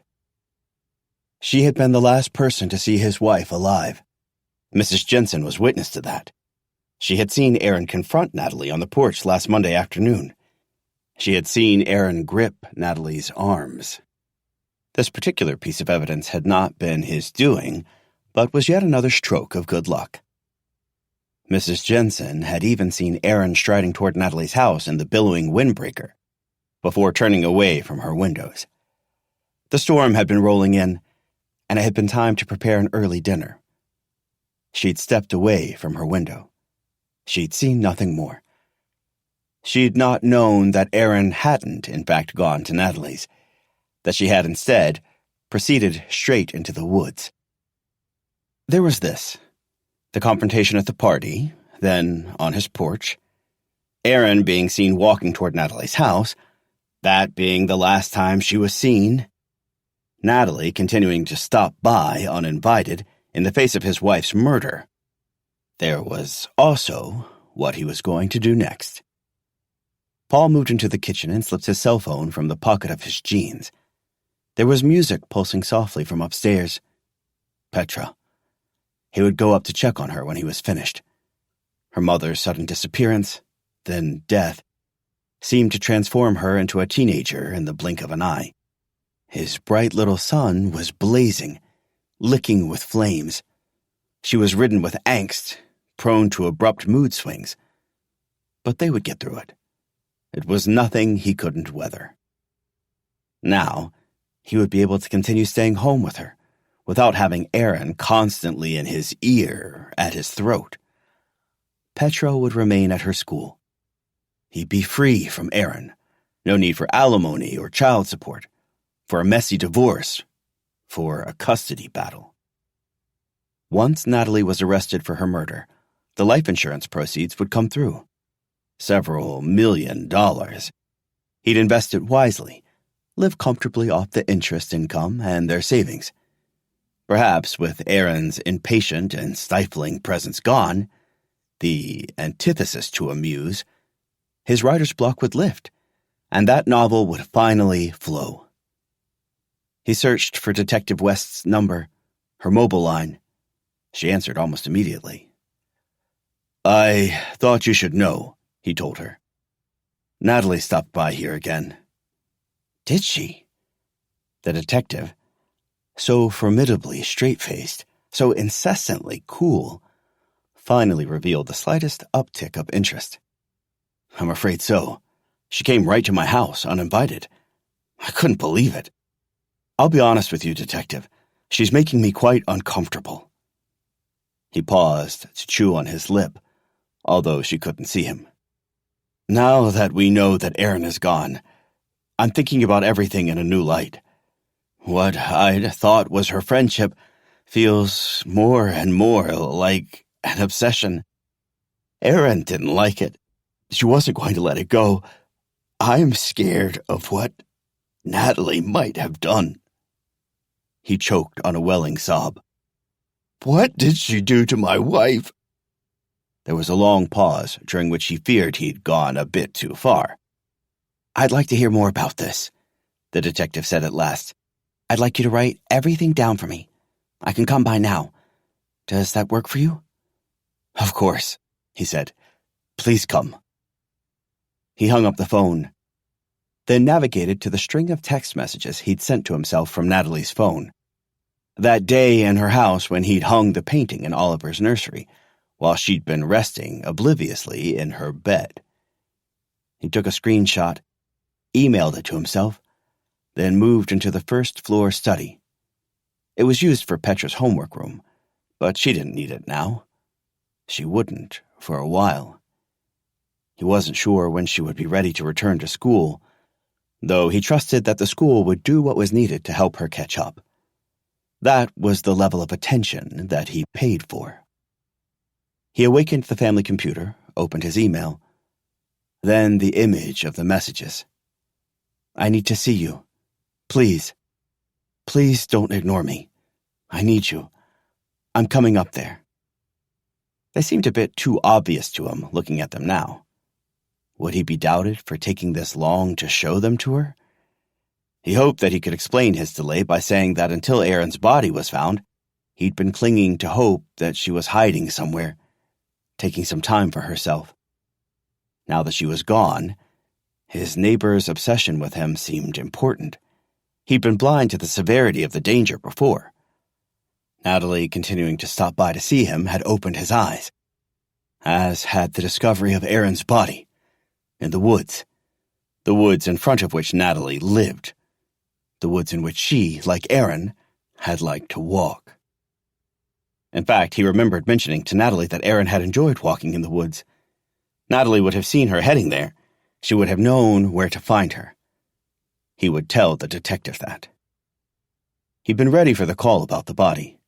He knew that the police were finally combing the woods with dogs who'd been trained to detect Erin's scent. He'd handed over pieces from her laundry hamper to the police for the dogs to smell, to become acquainted with his wife's odor. While the search parties of friends and family arranged and led by him had managed to miss her corpse, the dogs had not. By then, though, all physical evidence of his presence in the woods had been destroyed. At least, that was his hope. He'd had to identify her body, of course, a formality, as he'd known better than anyone that it was her. But it had given him an opportunity to collapse in shock and grief. After that, the police had come to search his house, looking for any indication as to what might have happened to his wife.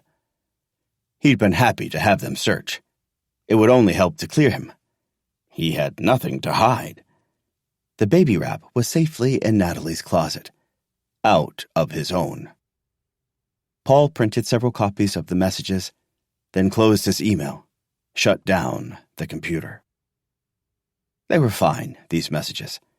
They painted a picture of a woman obsessed, of one-sided affection, of a woman who was frustrated, who was not willing to accept rejection, who wouldn't let Erin tell her no.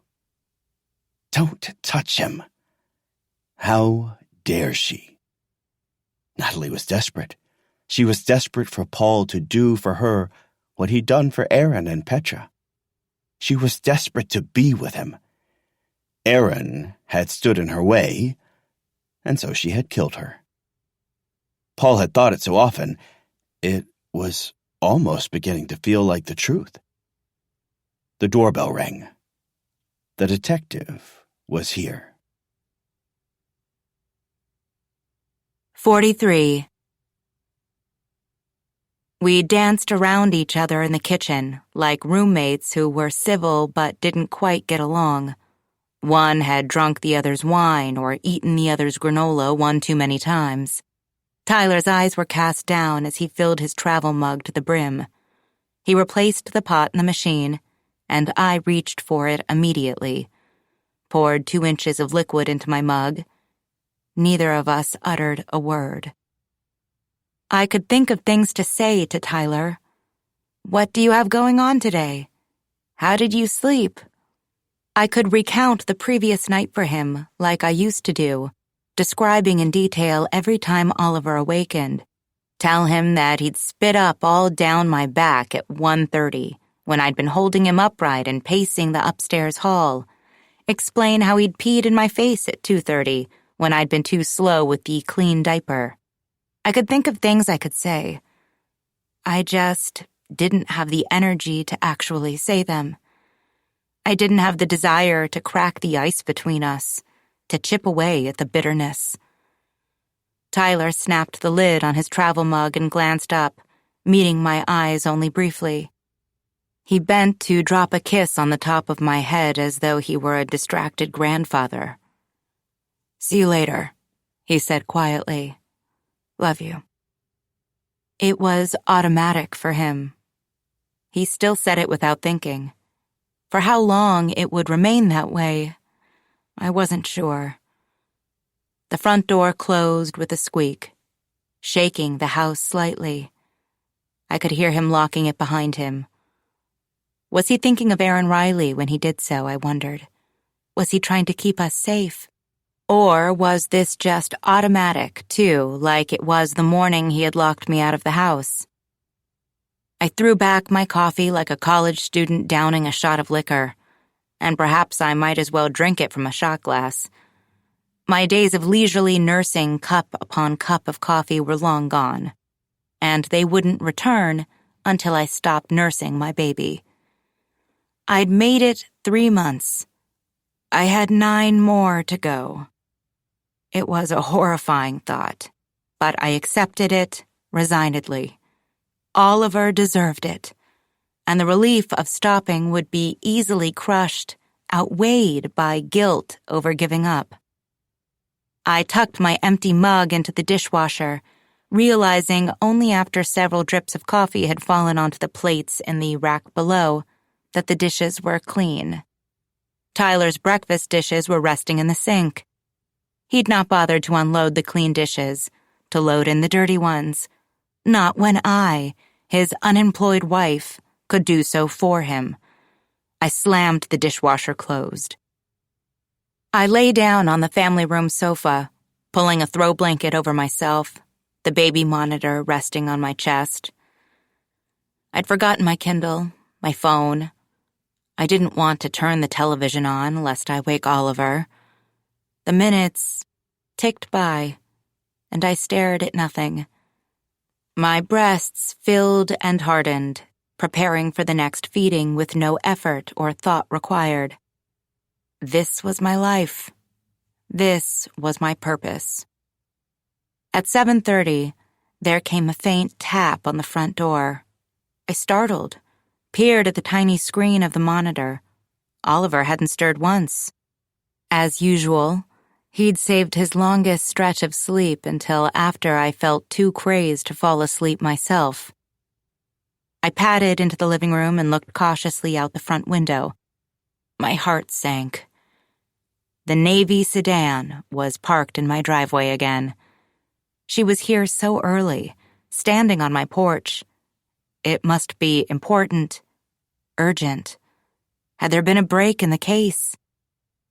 I opened the front door and crossed my arms self-consciously over my braless chest. "Good morning," said Detective West. She didn't smile. "Can I speak with you?" As if I had a choice. "Sure." I stepped aside, let her enter. I did have a choice, though. I knew that. I was a lawyer. I didn't have to talk to her.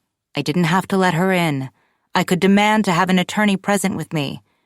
But that was what a guilty person would do, I thought. She'd done nothing, said nothing to indicate that I was a suspect in Aaron's death. Had she? She was merely interviewing me as a neighbor, as a possible witness to something important. She sat down on my living room sofa like she'd been here 1,000 times before. "I know it's early," she said quietly.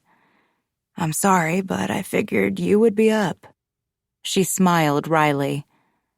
There it was again, an attempt to commiserate, to draw me close, to make me comfortable, to trap me. "It's fine," I whispered, "but my baby is sleeping upstairs." I looked meaningfully at the monitor in my hands. She nodded. "I wanted to speak with you," she said, her voice so respectfully low that I had to lean toward her to hear. "About your relationship with Paul Riley." She watched me, scarcely blinking, waiting, as though her question was perfectly expected and clear, that it required no further elaboration. "My relationship," I said. "What do you mean? We already discussed that. Paul Riley is my neighbor. We are friendly. His wife was killed. It's very tragic." "You're friendly," she repeated. "He's your neighbor. That's it." "Yes," I replied, bewildered. "That's it." We'd been over this before. She waited. "He loves children. Neither of us is working right now," I continued. "Sometimes we spend time together during the day. He holds my baby." What more did she want from me? "In fact, you were in his home the afternoon before Mrs. Riley disappeared." "Well, yes. I told you that. I left the house when Aaron got home from work. I didn't see her again." "There was nothing romantic about your relationship then." Detective West watched me, her face placid. "Romantic?" I repeated as though it was a foreign word. And it was. "No. I'm married. He is married. He was married." I swallowed. "We were only friends." "Were?" She pounced on the word. "Not anymore." I'm not sure, I replied. He is grieving with his daughter. It's very sad. Did you want more from him? She asked. Her tone was so innocent, cloaked with a benign curiosity like we were teenagers gossiping about the boy who sat next to me in biology class. No, I said quickly, relieved that the single word was draped in horror, at least to my own ears. I am married. I'm a mother. It's not like that at all. It's just nice to have company. Taking care of a baby all day can be very isolating. I know, Detective West replied. I remembered what she had told me about her son sleeping in the car, how she'd driven around in the middle of the night. Maybe that's what I should do. Drive through the streets. It was something to pass the time.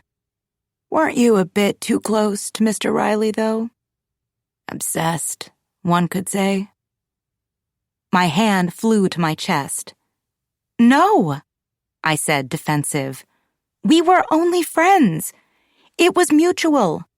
Erin might have thought there was something going on. She might have been jealous and suspicious, but there was no reason to be. A brittle silence stretched between us. I watched Oliver on the baby monitor, wishing he would stir, cry, give me an excuse to get up. Why are you asking these questions? I asked, suddenly desperate to understand what was prompting her to bring this up again. Mrs. Jensen, I suspected, watching us walk to each other's houses, seeing his arm around me, seeing us embrace. Don't touch him. Stay away from my husband. Erin's hands gripping my arms. I'd been back just yesterday, had sat on his porch. I'm afraid I can't tell you that, the detective said. I wasn't surprised. Well, I said, shifting nervously on the sofa, chilly and exposed in my baggy sleep shorts and milk-stained shirt. I don't know what more I can say. I wish I could help you. She nodded, her little crimson ponytail bobbing. We hope to get a break soon, she said. We have collected all evidence possible from her body and the place where it was found. An autopsy has been performed. We will figure out who did this. I won't stop until we do. It was my turn to nod. Good, I said. It suddenly felt like the wrong thing to say, but there it was. We recovered a piece of the murder weapon from the scene. The detective continued, her eyes still boring into mine. I could feel them, even when I looked away. It's been tested for DNA. Results pending. Was she going to ask me for a sample? Should I tell her no? A piece of the murder weapon, I repeated. How was she killed? I asked. Something was telling me I shouldn't give up my DNA, but she'd been in my house. Perhaps she already had it. She could very well have collected something of mine without me ever noticing. That wouldn't be legal, I reminded myself, not without a warrant. But did she have one? I was wondering when you might ask, she said. A chill trailed down my spine. She slid a plastic bag from her pocket, held it toward me, close enough that I could see it, but not close enough that I could rip it from her hands. Erin Riley was strangled with a piece of fabric. There were fibers on her neck, and there was a piece of it left at the scene. There must have been a struggle. The tag ripped off. This tag, which has the brand name. We were able to identify the weapon based on this tag. She tilted the plastic bag gently from side to side. The tag inside was familiar. I'd studied it before. The brand name was printed neatly at the top. I knew exactly what it was from. I dug my fingernails into my thighs as cold dread pressed against my neck. Goosebumps prickled up and down my arms. Do you recognize this? she asked. My thoughts spun. Deny it? Was there a point? I said nothing. In the next moment, a piercing scream filled the room. For a second, I thought it was my own. But it was Oliver, rescuing me. I stood on shaking legs, the detective did too, but sturdy and in no rush. Sorry, I said, barely a whisper. I better get him. I'll show myself out, Detective West replied. I nodded and left her there, hurried up the stairs to get my baby. I lifted him from his bassinet, pressed my cheek against his as I heard my front door close. Then the detective's car rumbled to life. Thank you, I whispered into Oliver's neck, even though he couldn't understand that he'd saved me. He had, but only for now. I knew she'd be back. 44. Erin Riley was strangled with a baby wrap. My baby wrap. I'd been frozen ever since I'd seen the tag zipped into the evidence bag. In a daze, a trance, even more so than my ever-present state of fogginess, bewilderment, incomprehension. Should I have admitted that I knew where the tag was from? No. Something piercing through the fog like the nose of a plane had told me to keep quiet. I fed Oliver, changed him, laid him on his mat, changed him, fed him, laid him in his swing, changed him, fed him, laid him in his crib, picked him up promptly when he awakened and screamed, fed him, held him, unmoving, in the glider in the nursery room, for what felt like hours. It was mind-numbing. For once, that was exactly what I wanted. To numb, to freeze, to silence my thoughts. I didn't go out for a walk. Didn't want to be seen walking toward or passing the Riley house. Paul didn't come to me. I didn't eat either. I should have. My milk supply would dwindle without sufficient calories, but every time I entered the kitchen, the urge to vomit twisted through me. Oliver was on his activity mat again, the grating music rattling my brain, the fabric butterflies spinning above his face. Abruptly, I sprang into motion. I could fix this. I could put my mind at ease. If only I could find my baby wrap, folded neatly somewhere, fully intact, the tag attached to one end. That would mean no one had used it to kill Erin Riley. I moved Oliver to his swing, barely pausing to strap him in, then turned the motor and music on. The spare bedroom. It had to be there, with all the other baby things either discarded or packed away for later use. I thundered up the stairs, down the hall into the bedroom. I rifled through gift bags I'd still not managed to unpack, tossing tissue paper aside, letting it flutter to the floor like dandelion seeds caught in the wind, only remembering too late that I'd used the baby wrap, at least once. I had tried it out. Where had I put it? I moved on to the storage bins, packed with clothes Oliver had already outgrown. I grabbed handfuls of onesies and footy pajamas, dropping them onto the floor. I dug through to the bottom of the bins. If the wrap was there, it would stand out, much larger than everything else. It wasn't. I moved into the nursery and pawed through his dresser, leaving it no messier than it had been before. I wasn't the sort of mother who lovingly folded his clean laundry or rolled it into stackable cylinders. Instead, I shoved handfuls of things into the drawers.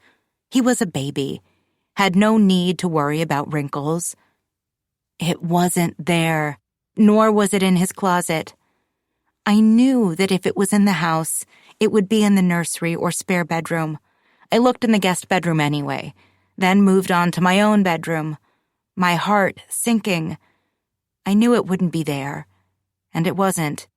Not in my closet, not in my dresser. I pushed the last drawer closed, rose, turned toward the door. Tyler was there. He'd materialized, returned home at some point.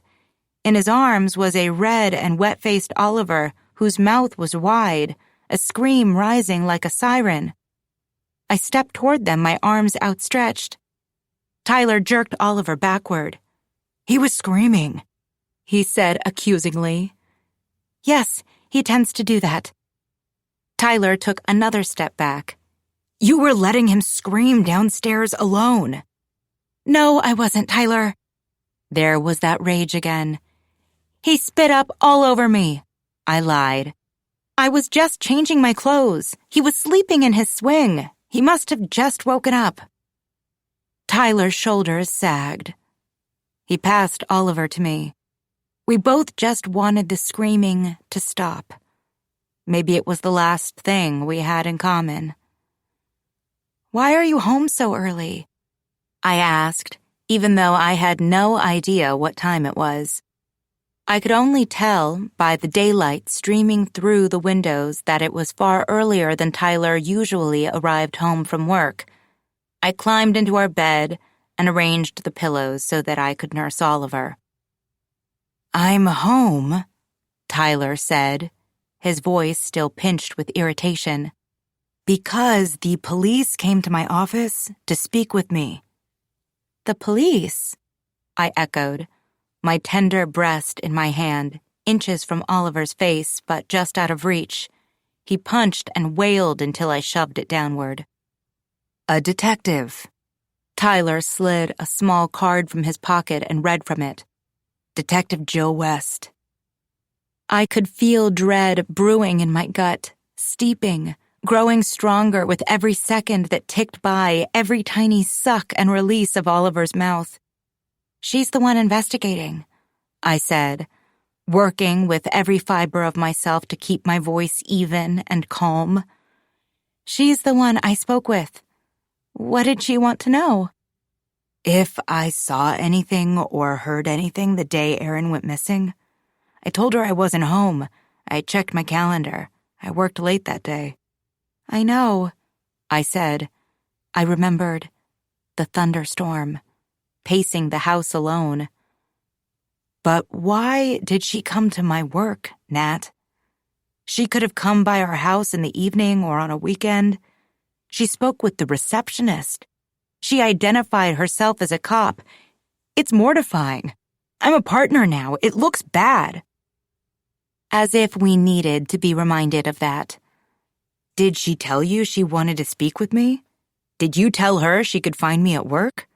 "No," I replied quickly. She'd not said any such thing. It was clear she'd not wanted me or Tyler to know she would be paying him a visit, nor had she wanted to interview him in my presence. She'd wanted to know what he would divulge when I wasn't around. So did I. "That's not all," Tyler continued. He was eyeing me with disapproval, as though I were an empty soda cup on the side of the highway. I looked down at Oliver, stroked his forehead. "She asked me about your relationship with Paul." "Relationship," Tyler spat. "As if you were having an affair with the man."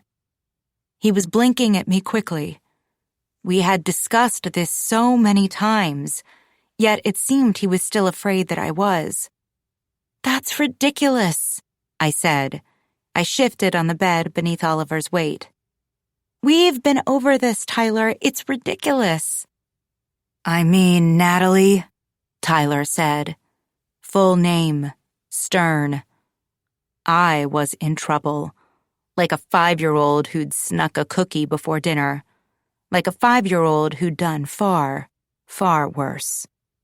"A police officer shows up at my office and questions me about my and my wife's whereabouts on the day a neighbor was killed. Then she questions me about my wife's relationship with the woman's husband, like my wife was cheating on me, like she had a motive to want this woman dead. I know. It's insane, I said. What more do you want me to say? It's insane, Tyler echoed. I know it is. I know that Erin was jealous of you. She seemed crazy, that outburst at the party, but it still looks very bad. Right, because that was what mattered. Appearances, how it looked. It was this neighborhood, with its dark mulch and pristine colonials and luxury cars. Everything looked so perfect. Tyler wanted us to fit in. If we were back in our little rancher, with its character and quirks, maybe he wouldn't care so much. Maybe he'd care about what actually mattered. Why? He asked. My head snapped up. Why what? Why did you have to spend so much time with this man, Paul? I switched Oliver to the other side, adjusted my pillows. I don't think that's a fair assessment, I said. He was very neighborly and kind. He was good company during the day. He liked to hold Oliver. You have no idea what it's like, Tyler, being home with him all day, every day. It's exhausting. It wears on you. So ask my mom for help. She's around. She could hold him and help you every single day. I snorted. Ask a friend then. Anyone. Why him? It was a reasonable question. I didn't know the answer. Because I didn't want to ask Diane. Because the people I might have wanted to help me, Tyler, Elaine, my dad, were always at work? Because Paul was not? He was close. He was here. He was convenient. Because Oliver liked to be held by him. Because his arms seemed magical. Because he got it. He'd been there. He'd survived. He'd thrived. Because he showed me another way. Another world. A world where the baby was cared for and happy and I had a career on top of it all. A world where I could have it all. Whatever that meant. None of this would be happening if you hadn't spent so much time with him. His wife wouldn't have thought you were having an affair, Tyler said quietly. The police wouldn't think so either. You are acting like this is all my fault, I hissed. You're acting like you think I killed her. Of course I don't think that, Tyler said. I think her husband killed her. I think he's dangerous. I blinked at him. Paul. Yes, said Tyler. Who else could it have been? I shook my head. Just as before, I couldn't see Paul hurting his wife. I couldn't see him hurting anyone. But if not him, then what had happened? Why did suspicion seem to be falling on me? I removed my nipple from Oliver's mouth and tugged my shirt down. He'd fallen asleep, and I was likely stuck here until he awakened. Climbing out of bed with him would be too precarious. I'd wake him up. I stared at the wall behind my husband. I couldn't meet his eyes. I was afraid of what he'd see in mine. Would he know that I'd seen Paul since he demanded that I stop? That Erin had confronted me the day she was killed. Stay away from my husband. That she'd held on to me. That she'd been seen walking down to our house. Would he think that it was me who was the dangerous one, like the detective seemed to think? Let me take him, Tyler said, arms outstretched. I looked down at Oliver, his features slack with sleep. If I said no, Tyler would be angry. If I passed him off, Oliver would awaken and scream for my smell and my milk. I couldn't win. I never did. I loosened my arms. Okay. Tyler extracted Oliver from my arms and held him against his chest. Oliver stirred immediately, then wriggled. His eyes flew open, met those of his father. He screamed. Tyler sighed, a groaning sound, thick with frustration. He passed Oliver back to me. Even though he'd only just eaten, I nursed him to sleep again, because I knew that would soothe him the fastest. I'd known it would happen when I handed him off. I'd known, yet I'd done it anyway. I did it to hurt Tyler, because he had hurt me. He was blaming me for everything, and it wasn't fair. It wasn't my fault. If only I knew. If only I could figure out exactly whose fault it was. 45. She returned to the scene of the crime. That's what some might say if they saw me. That's what the detectives seemed to believe. Maybe it would jog a memory. Maybe it would help me understand. It was still gray and still cold. The fallen leaves were damp and silent beneath my feet as I moved into the depths of the woods, close to the stream, near but not on the path worn by deer or some other animal or people like Erin, who had enjoyed the peace and earthy smells of the woods before she was murdered there. Oliver had enjoyed them too. No one would enjoy these woods ever again. I walked until I reached the trees with remnants of yellow caution tape tied to their trunks, the stray ends fluttering in the faint breeze. I closed my eyes, felt my dizzy body tilting from side to side. This was where it had happened. The back of Erin's head, her shiny almond hair, her slim neck. Someone had looped the baby wrap around it. My knees buckled, and I fell to the ground like that first night in the hospital bathroom hours after Oliver was born. My legs and hands smacked the ground. Cool but still soft, not yet frozen solid. There was no blood this time. Not now. But there was still shame. There was fear and confusion. So much had changed since that night. Oliver. I opened my eyes. I looked down, but Oliver wasn't in my arms. I pushed myself up with shaking arms. He was at home. I'd been compelled into the woods. I had left him behind. He'll be fine, I'd thought. Now it felt ridiculous. I ran.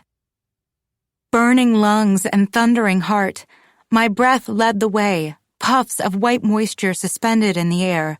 My foot caught on a fallen tree limb concealed beneath the covering of leaves. My ankle bent, and I fell.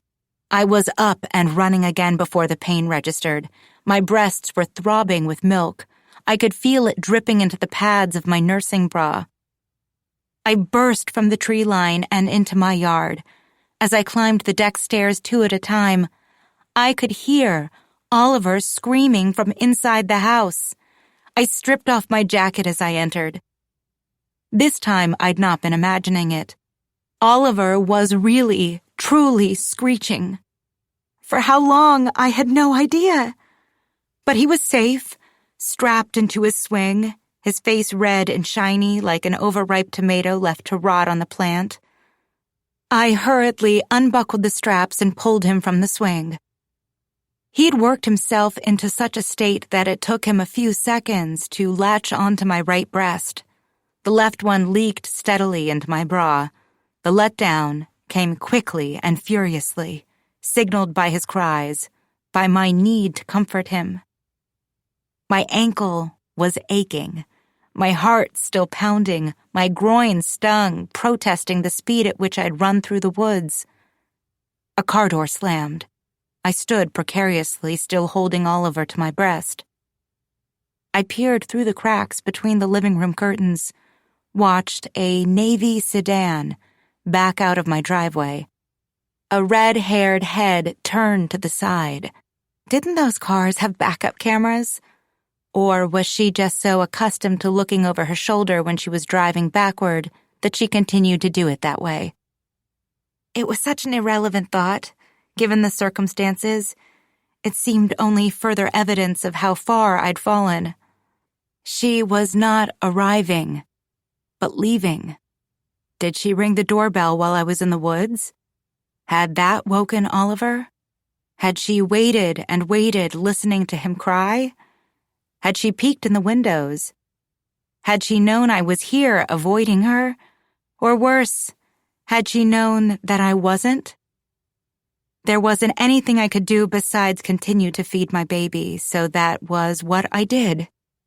When I was finished, I held him upright and paced the house, rubbing his back while he burped wetly, sending spit up down my back.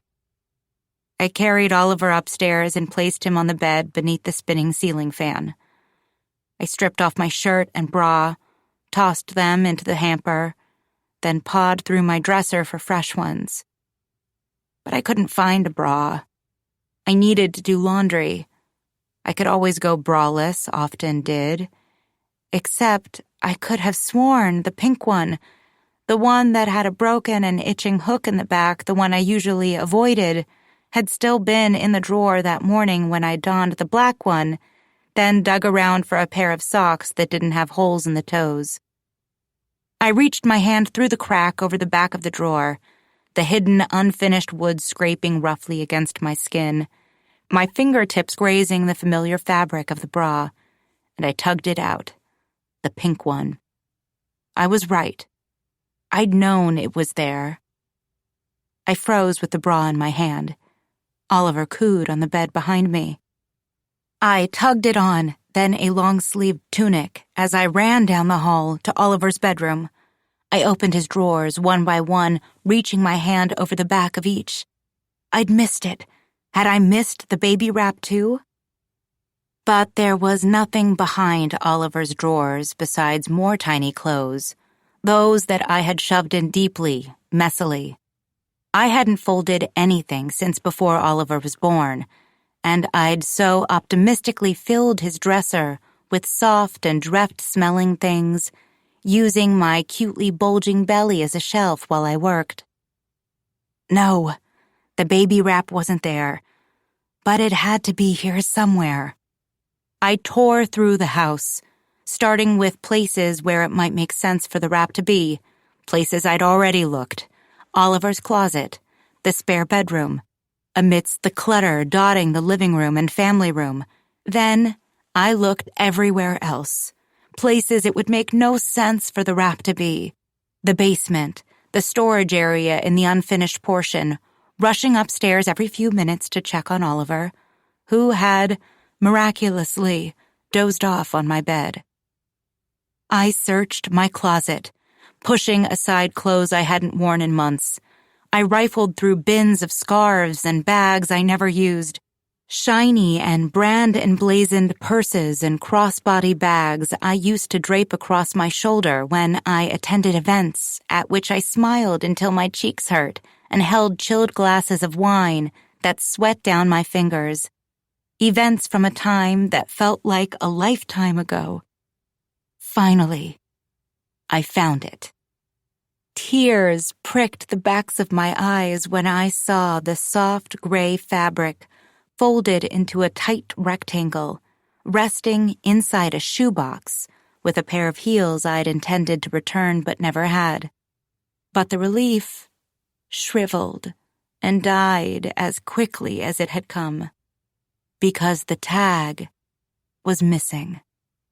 The tag was not attached to the edge of the wrap. It was zipped into a plastic evidence bag in the possession of Detective West.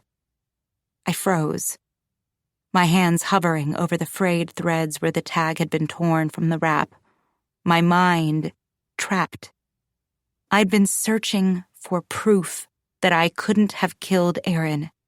In fact, here it was, slapping me in the face. I had not put this baby wrap here. I knew that. And I had looked everywhere, yet I'd only found one.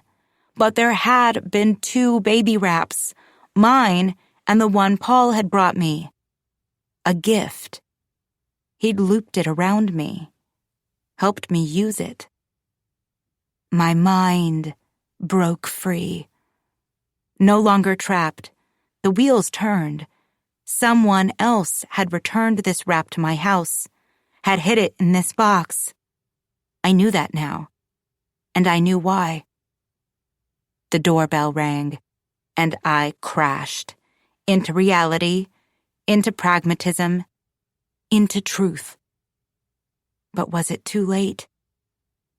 The detective was back.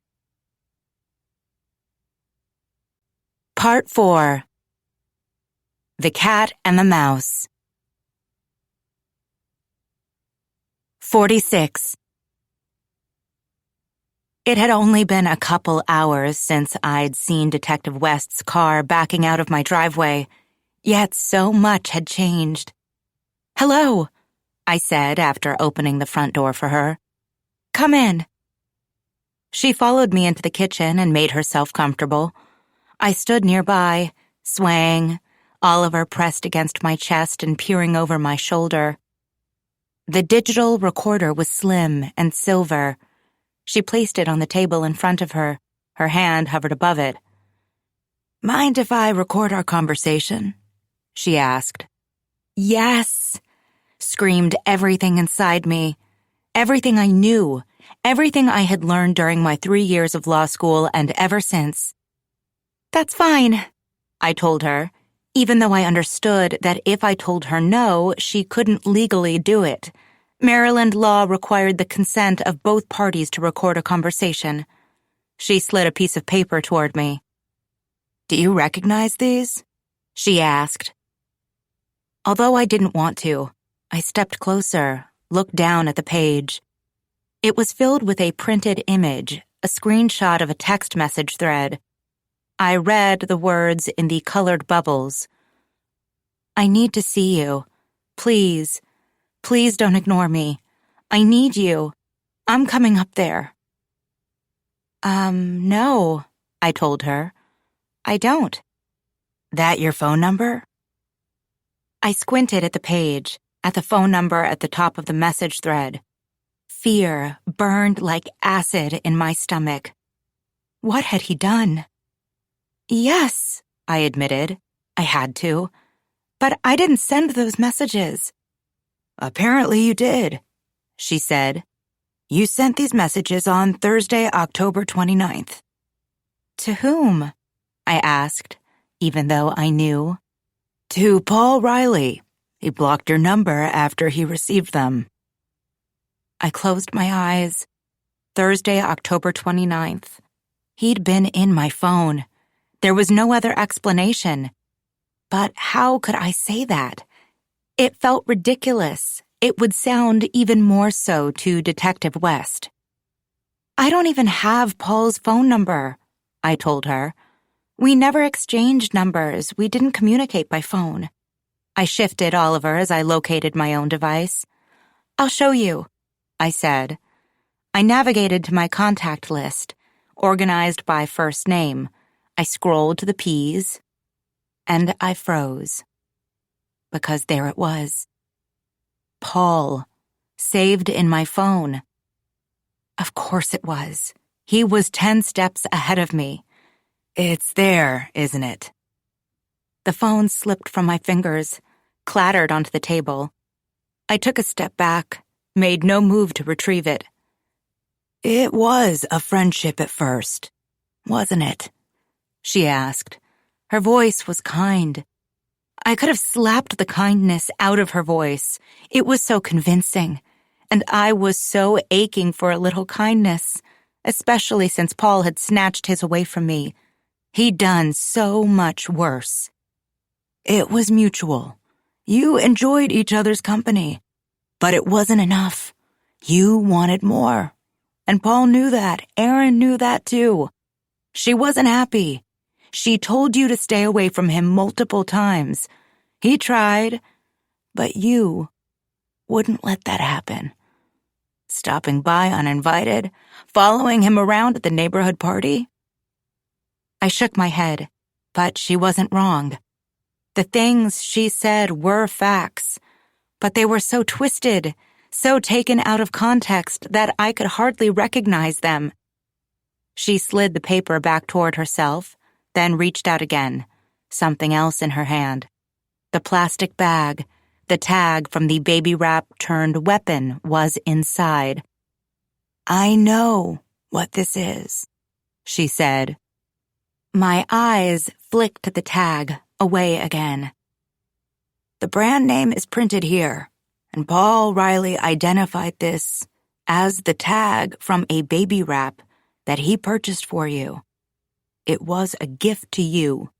"No," I told her. "He bought you a baby wrap. He left it here. Then it was used to kill his wife, to get her out of the picture, to get her out of the way." I looked at the tag. I looked at the recorder, resting there on the table, glittering beneath the recessed lighting, as though wide-eyed and open-eared, waiting for me to admit that she was right. I had nothing to admit. Facts, each a piece to a puzzle, pieces that had been muddled by gray fog, pieces that had been missing completely, pieces that had looked like something else entirely, had come into focus. They'd shifted into place. All this time, I thought I had been awake.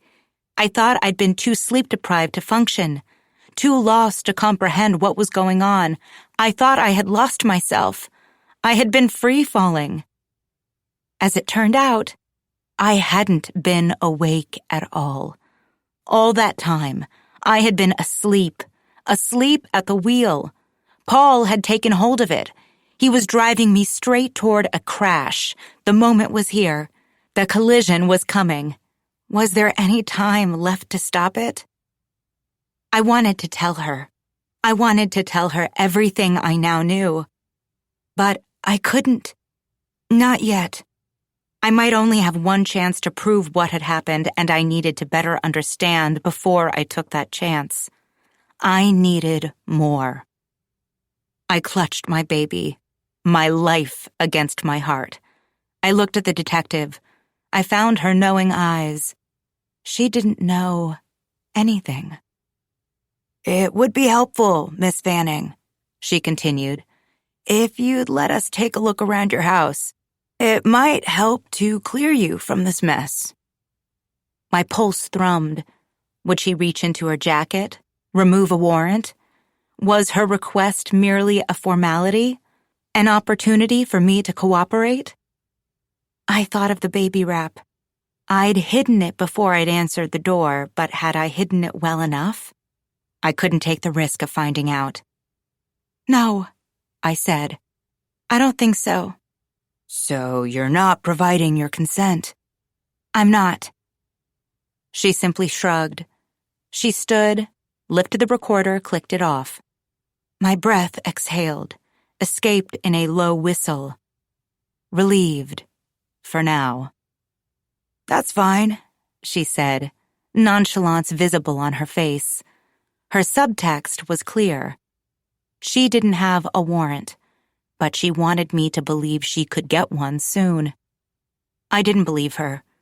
If she could get one, she would have. She didn't have enough. She needed more. I walked her to the front door. She smiled before she stepped outside. "We'll be in touch," she said. I knew she would. She would be back. 47.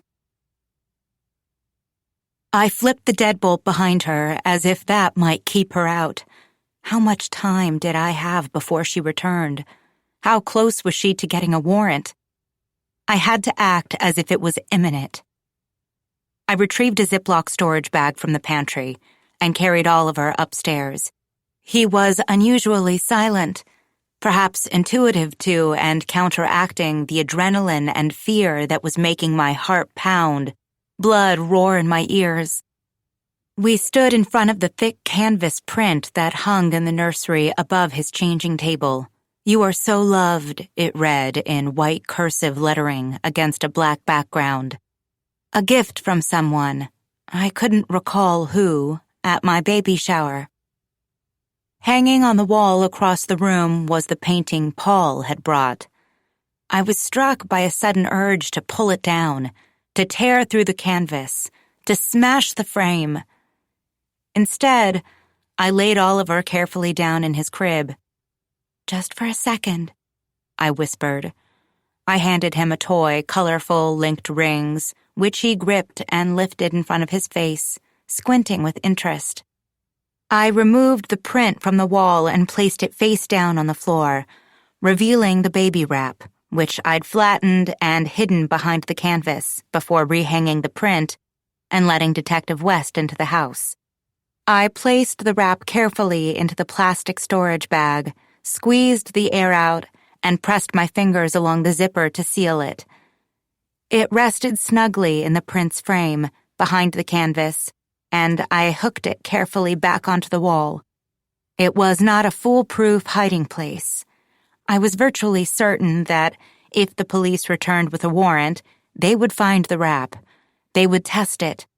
I'd touched it.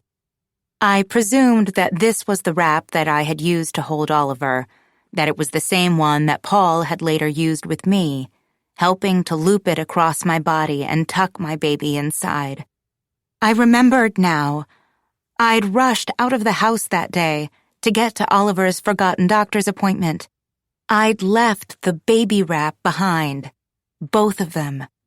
The one I had used, gifted by Mary Claire at my shower, and the one Paul had brought for me, still in its packaging, which I'd suggested he return. I'd never noticed their absence, never given them another thought. Paul had taken the wraps with him when he'd left. He must have. Had his plan been forming even then? His plan to kill Erin? His plan to implicate me in her death? I lifted Oliver from his crib and returned downstairs, moved into the living room, looked out the windows. I could see Detective West's car parked outside the Riley house, and anger flared. What was he telling her? What more did he have? I'd not known about the text messages, nor that he'd managed to hide the baby wrap in my house. Apparently, that wasn't enough for a warrant, but he might have other evidence up his sleeve, which could push her back here, which could override my lack of consent for her to search the house. I watched, motionless. Oliver had dozed off, his head tucked into the hollow above my collarbone. After several minutes, Paul's front door swung open, and Detective West strode down the porch steps. She was moving quickly, busily. She slid into her car and the brake lights flashed red. My pulse thrummed, but instead of turning the car and returning to my house, she peeled away from the curb. She was leaving. For now. I felt more awake, more alert than I had in months. Perhaps I was still confused, but I wasn't a fool. I knew it with everything in my bones. I was running out of time. 48. He watched her back her unmarked sedan out of Natalie's driveway. She'd not been there long. Not nearly long enough to search the house, which meant that she hadn't found the baby wrap, which meant that she had no warrants. Not for a search, and not for an arrest. He didn't understand. The police had the tag from the baby wrap, which he had identified. They had the text messages. They had the statement from Mrs. Jensen that Erin had gripped Natalie's arms, that there'd been an altercation, and that she'd soon after seen Erin tearing toward Natalie's house. They had his own statement, albeit a false one, that Erin had gone to confront Natalie again, and that she'd headed into the woods for a walk. There, she'd been killed. What more did they need? The car pulled to a stop at the curb outside his house, and he was opening the door to her before she'd even knocked or rung the bell. "Do you have news?" he asked hopefully. This was genuine, the hope. Her lips were turned down. "Could I come in for a minute?" "Of course." He ushered her inside, and they settled down in the living room, she on an armchair, he on the sofa across from her. He leaned forward, elbows on his knees, hands clasped together as if in prayer. "I spoke with her." Detective West crossed her legs. "I showed her the tag from the baby wrap again. Advised her that you'd identified it. I showed her the messages." "And?" "She didn't admit anything. She acted like she didn't even know she had your number." She'd not been acting, but it was a good sign that the detective thought she was. It was a good sign, too, that Natalie had not previously noticed his name as a contact in her phone. She'd not caught on. Not yet. "What else?" he asked. "There must be more." "Well, I asked her if I could search the house. She declined." He knew already that the house had not been searched, but it did surprise him to learn that Natalie had been asked, that she'd refused.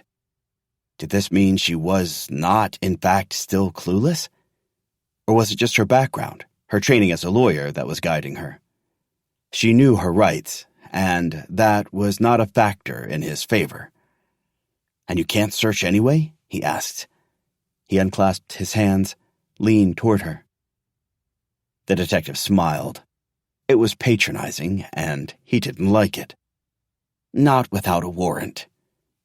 She stood, smoothed her dress pants, which had bunched unflatteringly around her thighs.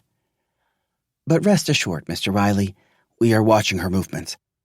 We will see what she does next. Getting a warrant, finding that baby wrap, is our top priority." He nodded and tried to smile back at her, but it felt more like a grimace.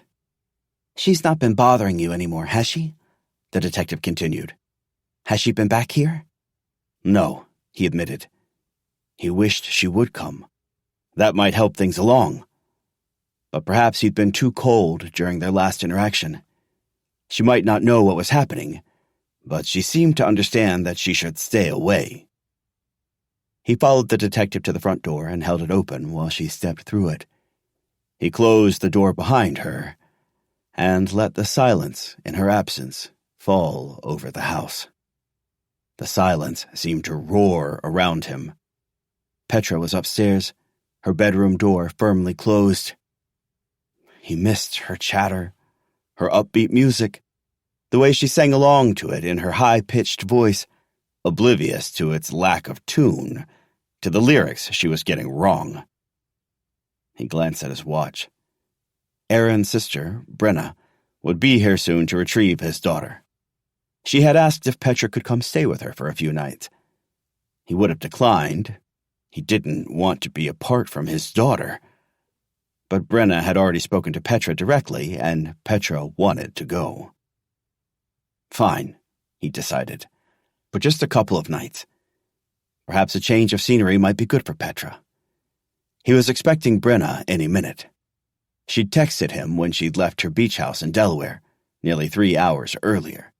He assumed she'd run into some traffic. He wished Petra would agree to return to school. She was too sad, she claimed. But he thought if only she would go, if only she would resume some semblance of her former routine, she would begin to feel better. She would see that life went on in Aaron's absence, that it wasn't truly all that different without her, that it was, actually, much better. Better, yet still unsettled. Things would not feel settled until Natalie was arrested for the murder. It was taking longer than he'd thought. He knew exactly where the baby wrap was, but he couldn't very well point it out.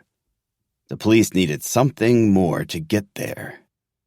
He needed something more to help them. 49. Detective West drummed her fingers along her steering wheel. Just as she was about to pull away from the curb, her phone rang.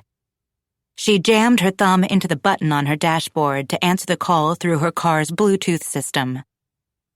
"Bryce," she said, "please tell me you have good news." "No," said Officer Price. She wouldn't sign it. Damn it! West lifted a hand as if to slam it into the steering wheel, but didn't. She lowered it slowly, returned it to the wheel. She'd not been expecting good news. She'd not been expecting anything.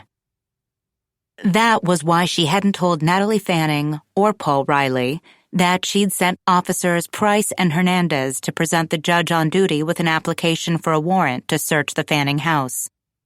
The duty judge, for the previous 12 and following 48 hours, was the Honorable Marlene Porter. She was a notoriously defense-friendly judge. West knew that the application was weak. Perhaps Judge Hart would have signed it, but even that wasn't a sure thing. Most of the others wouldn't. And Judge Porter? Decidedly not. It had been a shot in the dark, and she'd missed. She needed more so that she could revise the warrant and present it again. She hoped that by the time Judge Porter's duty ended, she'd have a stronger application and a friendlier judge to review it. "Sorry," said Officer Price. He sounded ashamed. "Not your fault, Price," she replied. "Thanks for trying." There was a pause. She'd been about to end the call, but sensed that there was something more that Cameron Price wanted to say. He was young and ambitious, eager to please. He'd been overtly thrilled to be assigned to support West on the case.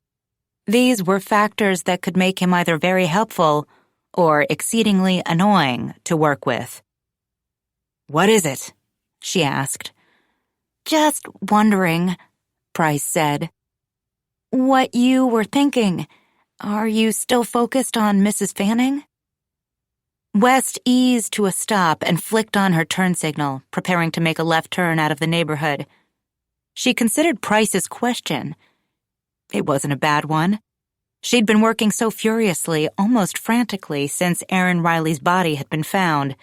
She'd not taken much time to put together a theory of the case. "The husband certainly seems to think Natalie Fanning killed his wife," she replied, aware that she'd not actually answered the question. There was another pause. "And do you agree? Or do you think it was the husband? It usually is, isn't it?" West frowned, jammed her foot onto the accelerator, swinging the car onto the street that ran perpendicular to the Rileys and Fannings' neighborhood. It wasn't a busy road, and a sidewalk ran along either side of it. More neighborhoods were dotted along it, along with a low-rise office complex about a mile to the north of the Rileys' house. That was the office complex from which Aaron Riley had run her financial planning business. "I've interviewed her assistant at work, her best friend, her sister, and her parents. I've spoken to all the neighbors. It's interesting. No one has told me anything that leads me to suspect that Mr. Riley was involved. Aaron was very private, it seems, even to those closest to her. Everyone described her as extremely focused on her career, while Paul has been devoted to their daughter. This seemed to work for them, as far as we can tell. Mr. Riley let us search the house. There's been no evidence of infidelity between them." She shrugged, although Price could not see her. "I've no physical evidence to go off. Not yet." "Right," Price said. She could hear a faint tapping in the background as if he were taking notes. He was so eager. "Meanwhile," she continued, "there does seem to be a one-sided interest in Paul from Natalie Fanning. There are those text messages. Aaron was displeased with their relationship, which was apparently strictly platonic per Paul's insistence. But it seems Natalie wouldn't stay away. She didn't admit to sending the texts. She didn't admit to recognizing the tag from the baby wrap. She didn't let us search the house." West tapped her fingers along her steering wheel. "She's hiding something.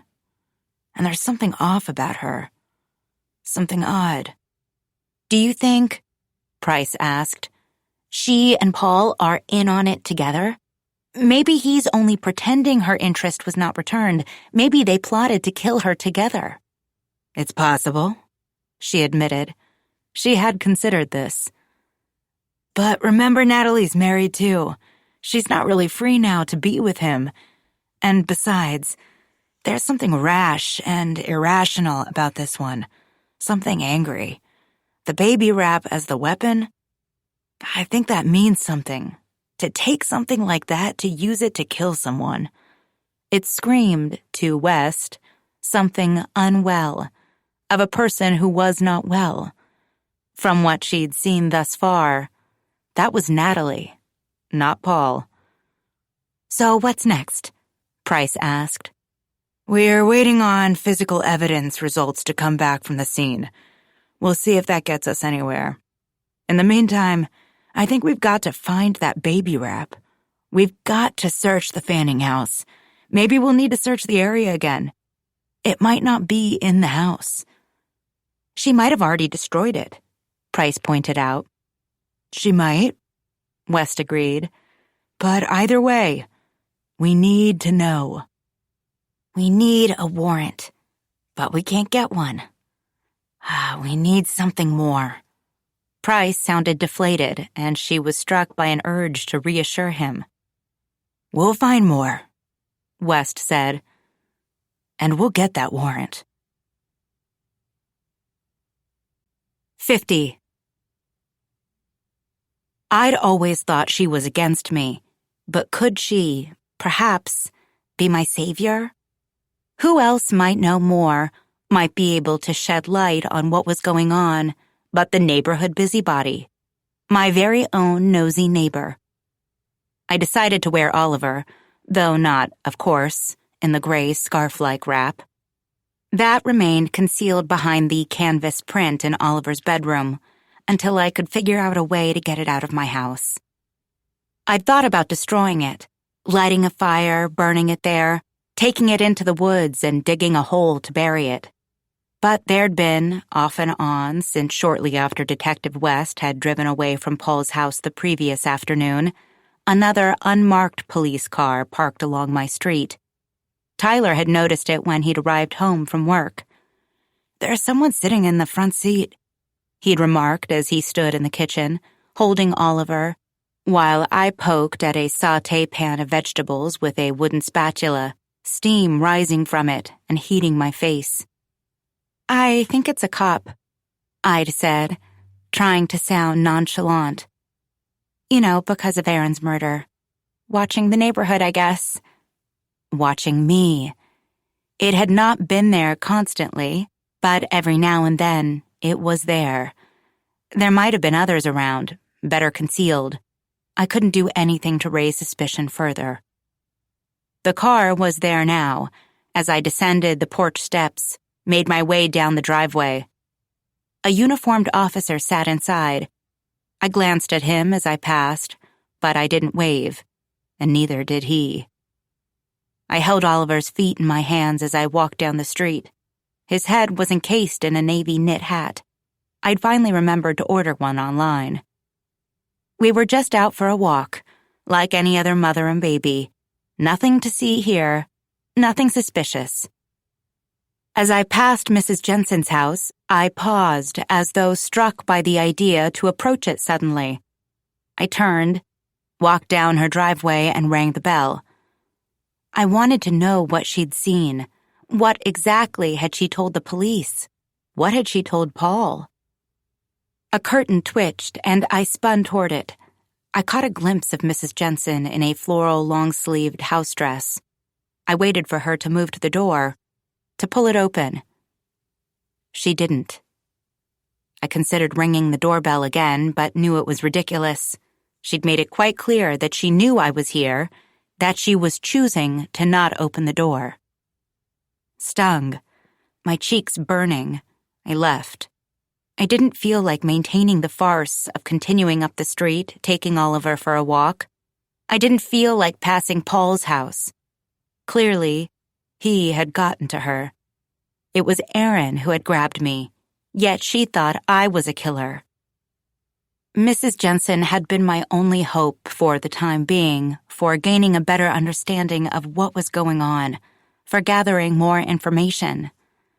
I brushed tears from my face as I returned home.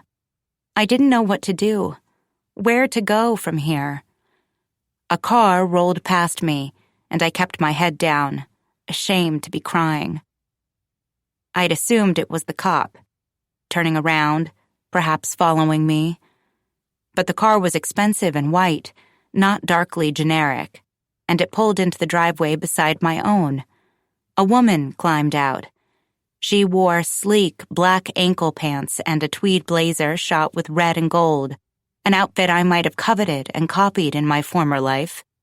It was Linda, my next-door neighbor, returning from work much earlier than usual. As far as I could tell, she worked long hours outside the home, and she always parked in her garage. I had barely seen her since we had moved in. I could never tell when she was home and when she wasn't, except when I happened to catch her car coming or going, or saw her retrieving her mail. I just wanted to get back inside. Now was not the time to get to know each other, for formal introductions and pleasantries. But it was clear that she was approaching me. "Everything all right?" she asked. I almost laughed. "I'm fine," I said. I tried to smile at her. She'd never taken the time to chat before. Why now? She nodded, but she didn't turn away. She fingered the handles of her handbag, glossy and chestnut brown. "Would you like to come inside for a minute? I could make you a cup of coffee. I'm about to make one for myself."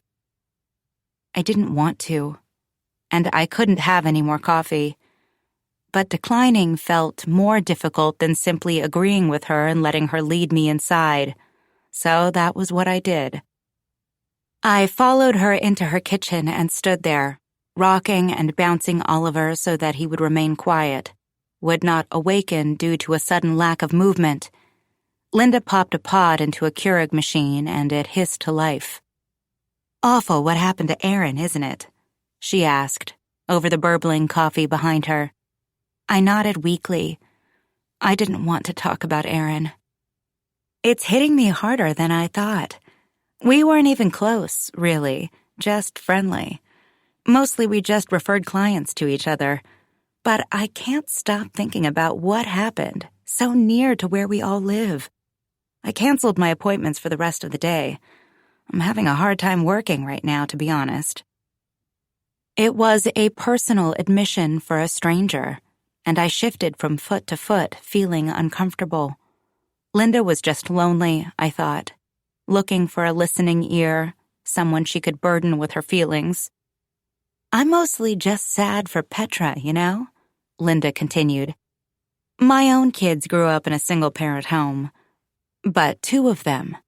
Their father and I divorced when they were around Petra's age, and they went from house to house, and that was hard on them. I can't imagine how hard it must be to lose a parent entirely at that age." Linda was blinking at me, and I realized I'd not said a word since entering the house. "I can't imagine either," I said. I could have added an anecdote about losing my own mother in my 20s, how that had been impossible, how losing her at age 10 must be even more so. I didn't. "Cream or sugar?" Linda asked. "I take both." "Both, please." I wasn't planning to drink the coffee, but when she pushed it toward me, it smelled rich and faintly vanilla, so I wrapped my hands around the mug and took a long sip over the top of Oliver's head. It seemed to fill me with life. "Have you spoken to Paul or Petra at all since Aaron's death?" I asked. Linda wasn't Mrs. Jensen, but she'd been friendly with Aaron. She might know something.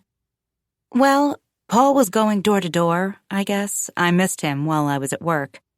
But I caught up with him later, and he asked me if I'd seen Aaron.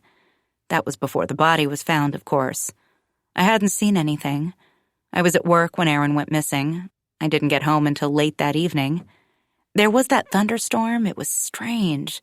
I stayed at my office until things had cleared." Linda began brewing a second cup of coffee for herself while she spoke. "And yesterday evening, I stopped by. I brought a lasagna.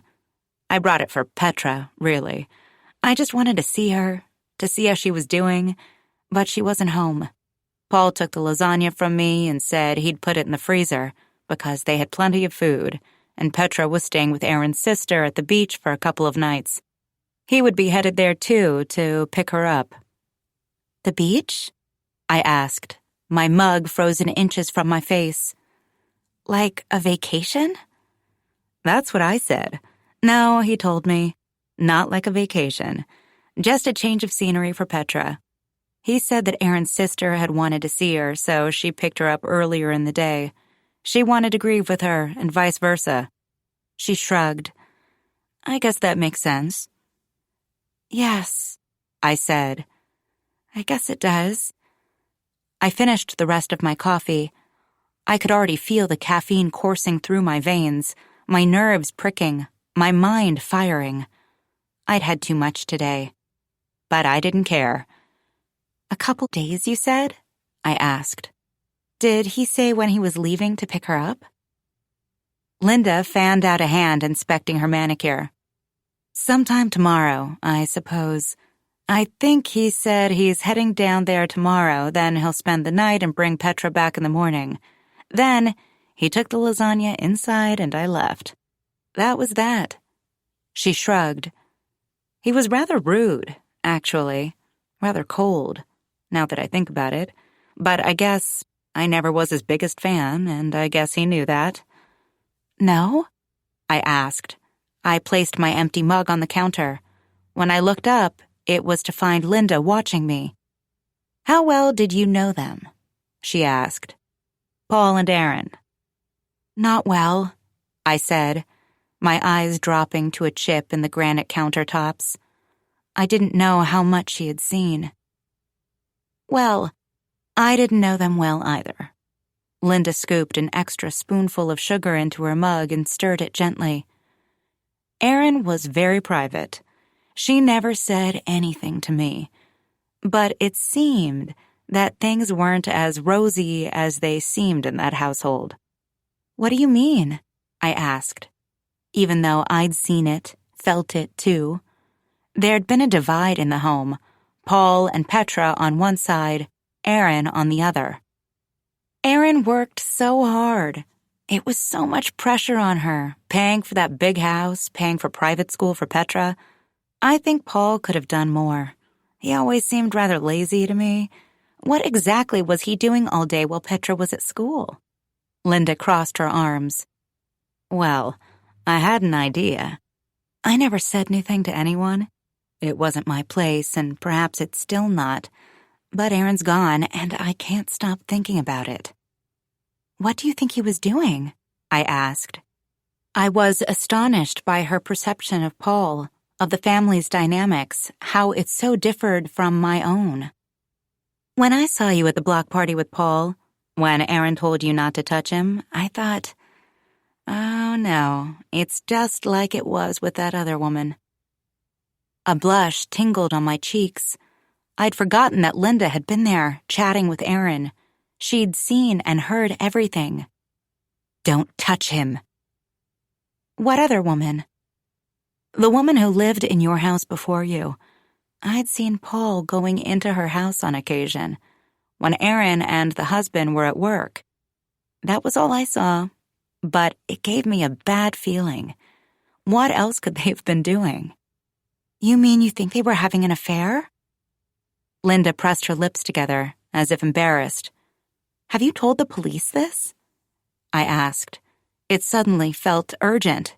This seemed important. I never said a thing to anyone. This is just pure speculation. But Laura wasn't working. Her husband wasn't home, her kids were at school. Call me old-fashioned, but I wouldn't have liked that if I were Aaron. But I never said anything to her. It wasn't my place. Oliver was beginning to writhe against my chest, to strain against the straps of the carrier. Oh, he'll need to eat, I said to Linda. I'd better go. Of course, she said. She put her cup down and took a step toward the door, then stopped. You went back to work, didn't you? But you've been home again? I'm taking a sabbatical, I explained. I went back, but it didn't work out. I only took 8 weeks of leave. It wasn't enough. I felt defensive, and I must have sounded it because Linda held up her hands. We all have to do what's best for our families, she said. No judgment here. What did you do? I asked, suddenly curious. She had mentioned 2 kids, a divorce. Now the house was tidy and sterile, revealing no evidence of messy family life. I took 10 weeks after each of my sons were born. I didn't want to leave my job. Me either, I admitted. But it was too hard. It felt so shameful to admit. I'd never been a person who quit, who'd failed. I know it is, Linda said. I never considered staying at home with my kids. Don't you want to spend more time with them? My mother and my in-laws used to ask me that. They thought there was something wrong with me. Things were different back then, you know. My boys are in college now, and most of my friends left their jobs when their kids were born, at least for a few years, if not permanently. Not me.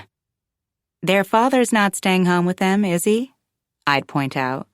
I worked a lot, but I spent time with them too.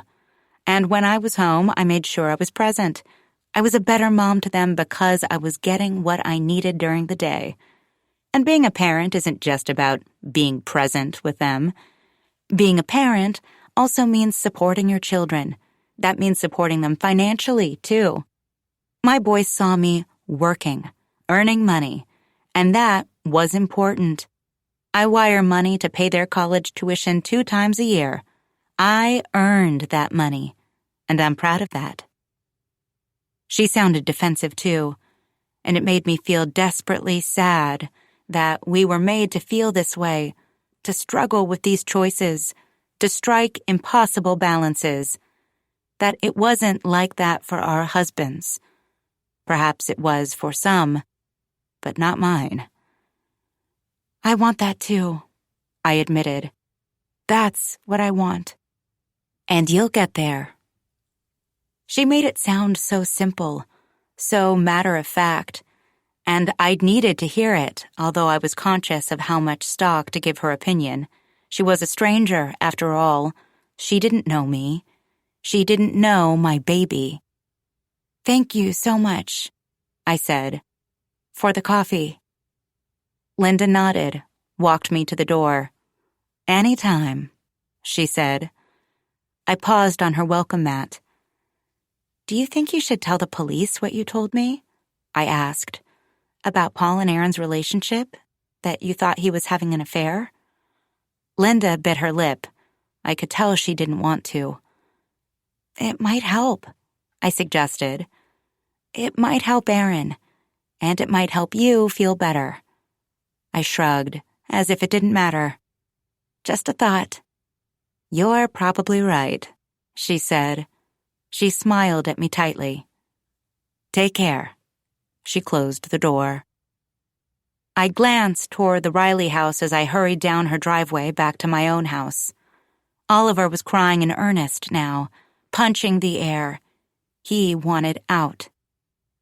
I'd known, of course, that things had not been good between Aaron and Paul, but I'd assumed that was Aaron's fault, that she was ungrateful, not understanding. I'd not considered that Paul was at fault. I'd never considered that he might have had an affair. For so many weeks, Paul had seemed like a hero, like a saint. He'd made me feel hopeful and safe, and I'd hated Aaron for taking that away from me. Now, I could see that I'd only been looking at the mask he'd been painting, the costume he'd created. Beneath it had lain a monster. It had become quite clear to me that beneath that mask was a cat, claws ready, teeth bared, and I was his mouse. But everything had changed, because I wasn't going to be his mouse anymore. I was going to have to make him mine. 51. I pulled the sleeves of my coat over my hands as I gripped the handlebars of the stroller. It was early, yet the sun was low in the sky. It was the most depressing time of the year, I always thought. In my old life, in early November, it would be dark when I left for work in the morning and dark when I left work in the evening. The only daylight I saw was through my office window, streaked with smears, speckled with dust mites, not clean nearly enough. I glanced around me as I walked, looking for signs of movement. Specifically, looking for a Navy sedan. I didn't want Detective West to see me visiting Paul, nor any of the other cops, the ones who had been taking turns watching our street, watching me. Yet, I had to go. It was a risk, and I was terrified. I was equally terrified not to go, to do nothing, to allow the baby wrap to remain in my house. As I approached the front door, I slipped my cell phone from my coat pocket and initiated the recording app, tapping the little red button before zipping it away again. I left my stroller parked on Paul's front walkway and knocked on the door. The neighbors might see it. Mrs. Jensen most definitely would. But I wasn't sure that mattered anymore. "Natalie," said Paul when he opened the door. He didn't step aside to invite me in. I knew why. He seemed surprised, but not displeased to see me. I wondered if he thought I was still clueless to what he'd done, what he was trying to do. "Sorry to drop in on you with no warning," I said. I thought of the text messages the detective had shown me, messages purportedly sent by me, painting a picture of unwanted obsession, unwelcome advances. He shrugged. "No problem." "How is Petra doing?" I asked. He sighed. "Petra is with her aunt. I think it was good for her to get out of the house. Her aunt's having a hard time, too. It's good for them to be together. Breaks my heart, though." "I'm sorry." My heart was thundering. There was a rushing in my ears. It nearly drowned out my words. Was I speaking too quietly? Would the recorder pick up our voices? "Could I come in for a few minutes?" I asked. "It's a little cold for him." I nodded toward Oliver. Paul glanced around, then stepped aside with thinly concealed reluctance. I extracted Oliver from the stroller, then trailed into his kitchen, then the family room, at the back of the house, as though this was perfectly natural. The floor plan was just like my own. I thought of the day I had gone upstairs to use the master bathroom, had availed myself of Aaron's tweezers, organic hand soap, and face cream. I'd been so foolish. I'd thought I knew what I wanted then. I'd thought I needed an escape, that I needed Paul. Or else I just needed help, breaks, so that I wouldn't have to escape. Look at where I'd ended up. Now, it was time to fix the mess I'd made. Paul met me in the family room and perched on the arm of a sofa. "Is something bothering you?" "I just know that I shouldn't be here," I said. "That's all." "I'm glad that you're here," he said. It was like he'd suddenly stepped into a different role. He seemed welcoming now, his eyes soft. "You've stood by me," Paul continued. "Not everyone has." "What do you mean?" I asked. "You lost your wife. I'd think you'd have quite a lot of sympathy and support." "Well, I'm the husband," he replied. "You know what that means." Heart fluttering in my throat, like a high schooler proximate to her crush. I swallowed, as though trying to force it downward. "I suppose I'm a suspect. They have searched my house. They've interviewed me multiple times." He shrugged, crossed his arms. "But I have nothing to hide."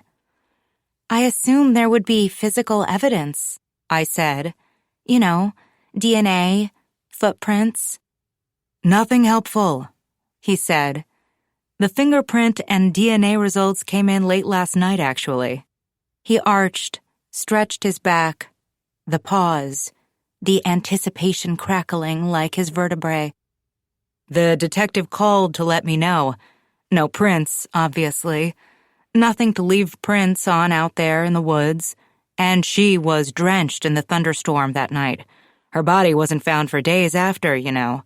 Nothing useful was preserved, I guess.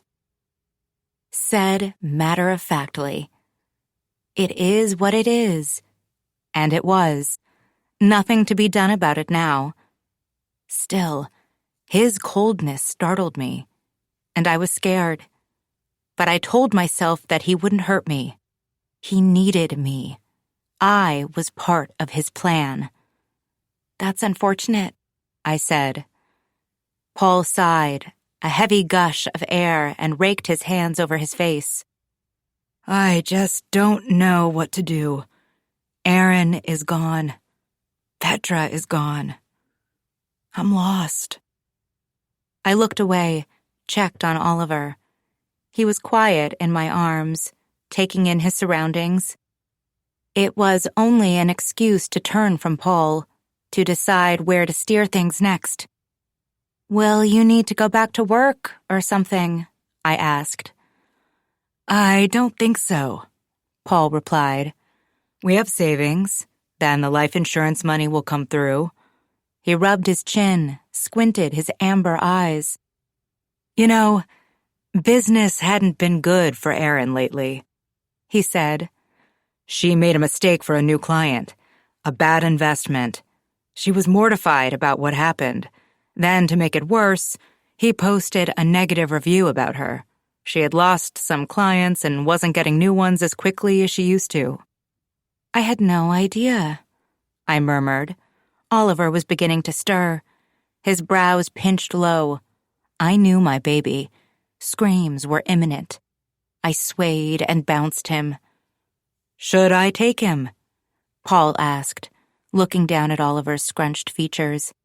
It's okay, I said, ashamed and appalled that I had ever let him hold my baby. Anyway, when will Petra be home? I'll drive up there later this evening to pick her up, stay the night there with Aaron's sister. I think it's been good for her having time to process with her aunt. But it's time to come home. When she gets here, her mom will still be gone. I'm worried. Of course, I said. This will be very difficult for a long time, for both of you. I'll arrange some extra sessions with her therapist, Paul continued. That will help her. I nodded, smiled faintly. I'd not removed my coat, and I felt too warm, almost dizzy. Still, I didn't take it off. I needed to be able to make a quick escape.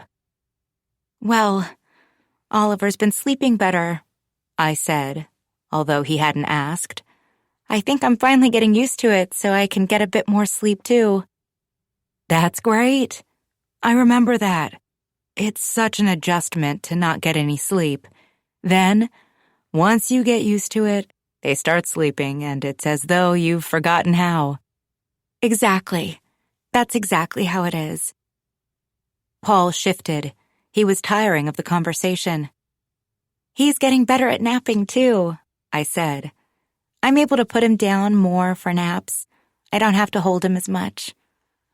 What a relief for you, Paul replied, sounding disinterested, somewhat insolent. He never did get the hang of that baby rap, I continued. I thought I might give it another try now that he's a bit more solid. Paul stiffened. Or did I imagine it? I could never be sure lately. Couldn't trust my own eyes or mind. That day you brought me one a month back, I said. A baby wrap. I mean, you took it with you, right? I haven't been able to find it. Paul's brows dropped. He watched me with his amber eyes, the sun working its way through the cloud cover and windows, setting things aglow. You took it with you, I said again. I couldn't find it. Natalie, he said quietly. No, I didn't. I couldn't find it, I repeated. I needed him to admit something, to give me something I could work with. I didn't need to return it, he said. It was only $30. I left it for you. We both know that. I think you took it with you, I said, but my voice was wavering and high, precarious, so contrary to a smooth, quiet certainty. Natalie, we both know what happened. The police found the tag at the scene. I identified it for them. They know how Aaron was killed, and you know too. Let's not do this. I took a step away from him, putting more distance between us. Do what? My heart was thunderingly loud. Let's not pretend, he said, so patient. I could tell he was an educator, a father. We both know what happened. What happened? I wanted him to lay it out. We had become quite close, Natalie, he said, still so soft, even and calm. We enjoy spending time together, and I have helped you with the burdens of caring for an infant. Aaron was an obstacle to that. You wanted to be with me, to have a family like mine. That day at the block party, and the day Aaron came home early, it was clear she wasn't going to let that happen. His words sounded practiced. You followed her into the woods. You killed her. You used the baby wrap I gave you. I shook my head. You've been doing everything alone. It's far too much. To follow all the rules, to care for your baby perfectly, especially when he has such a challenging temperament. He's not an easy baby. You gave up your career. You've given up everything, really. You did it because you wanted me to help you. You needed support so that you could have it all. Although I'd wanted him to spell out his plan, I hated that the words were hanging there between us, glimmering and obvious, like a neon sign. They sounded more plausible than I'd like to admit. That isn't true, I told him. That's not what happened. It is, he told me. We both know that it is. You can tell me. I haven't told anyone yet, Natalie. I don't need to. There was no DNA found on her body. No evidence. They never found the baby wrap. They can't prove who killed her. His eyes were holding mine. They were soft and glittering with kindness and sympathy, as they always had been. Had it always been fake? I won't tell you, I said, because that didn't happen. I looked away, then forced myself to meet his eyes again. Why are you doing this? Why me? Paul's brows dipped low. He was angry, frustrated. He wasn't going to admit to anything. I'd never really expected that he would. I have to go, I whispered. I held Oliver close, and I hurried from the room down the hall to the front door. I'd spoken with Paul in the family room on purpose. Even though the meeting had not gone as well as I'd hoped, even though he had not admitted what he'd done, I had come here for another reason. He couldn't see me as I left. He couldn't tell that I paused at the white console table in the foyer, on which several decorative trays, tiled with turquoise and ivory glass, were resting. I'd examined them before, was familiar with their contents. They were for depositing odds and ends as the Riley family entered and exited the house. Wallets, sunglasses, half-spent tubes of lip balm, oozing pocket-sized bottles of hand sanitizer. But, mostly, keys. And that was exactly what I took on my way out the door. 52. As soon as Natalie disappeared from view, Paul slipped his phone from his pocket. She'd stopped herself from admitting anything, and he was surprised. He'd thought that his renewed kindness, his sympathy, might push her into confessing that she didn't know what she'd done, that she was confused and scared. Just in case he had missed something, he played the recording back. He'd wanted to create something he could turn over to Detective West to help her get that warrant, but he didn't like it. It wasn't helpful. In fact, it sounded as if Natalie had been trying to get him to say something incriminating, to admit he had taken the baby wrap with him instead of leaving it at her house, which, of course, he had. "Why are you doing this?" she'd asked. "Why me?" She was catching on. It wasn't good. He tapped the trash can icon, permanently deleting the recording from his phone. He was growing impatient, waiting for the police to search her house. He needed that baby wrap found. He'd been hoping that she would come, and she had. Although she'd confessed to nothing, he could still use her impromptu visit to his advantage. He ascended the stairs, his phone pressed between his shoulder and ear. "She came here again," he said once Detective West answered. "Really?" "Yes, really," he continued. He moved into the guest room, his room, and tugged a dresser drawer open. It had been a long time since he and Aaron had shared a bedroom. With every year that went by, with every day that he hoped her blatant resentment toward him, toward motherhood, would fade, with every day that it had only seemed to grow, to spin, to cause damage in its path, Paul had grown to accept that his family simply wasn't a happy one. It would never be. Not when Aaron didn't seem to care to do what it took to make that happen. She only cared that they looked like a happy family. She couldn't have cared any less about what went on outside of the public eye.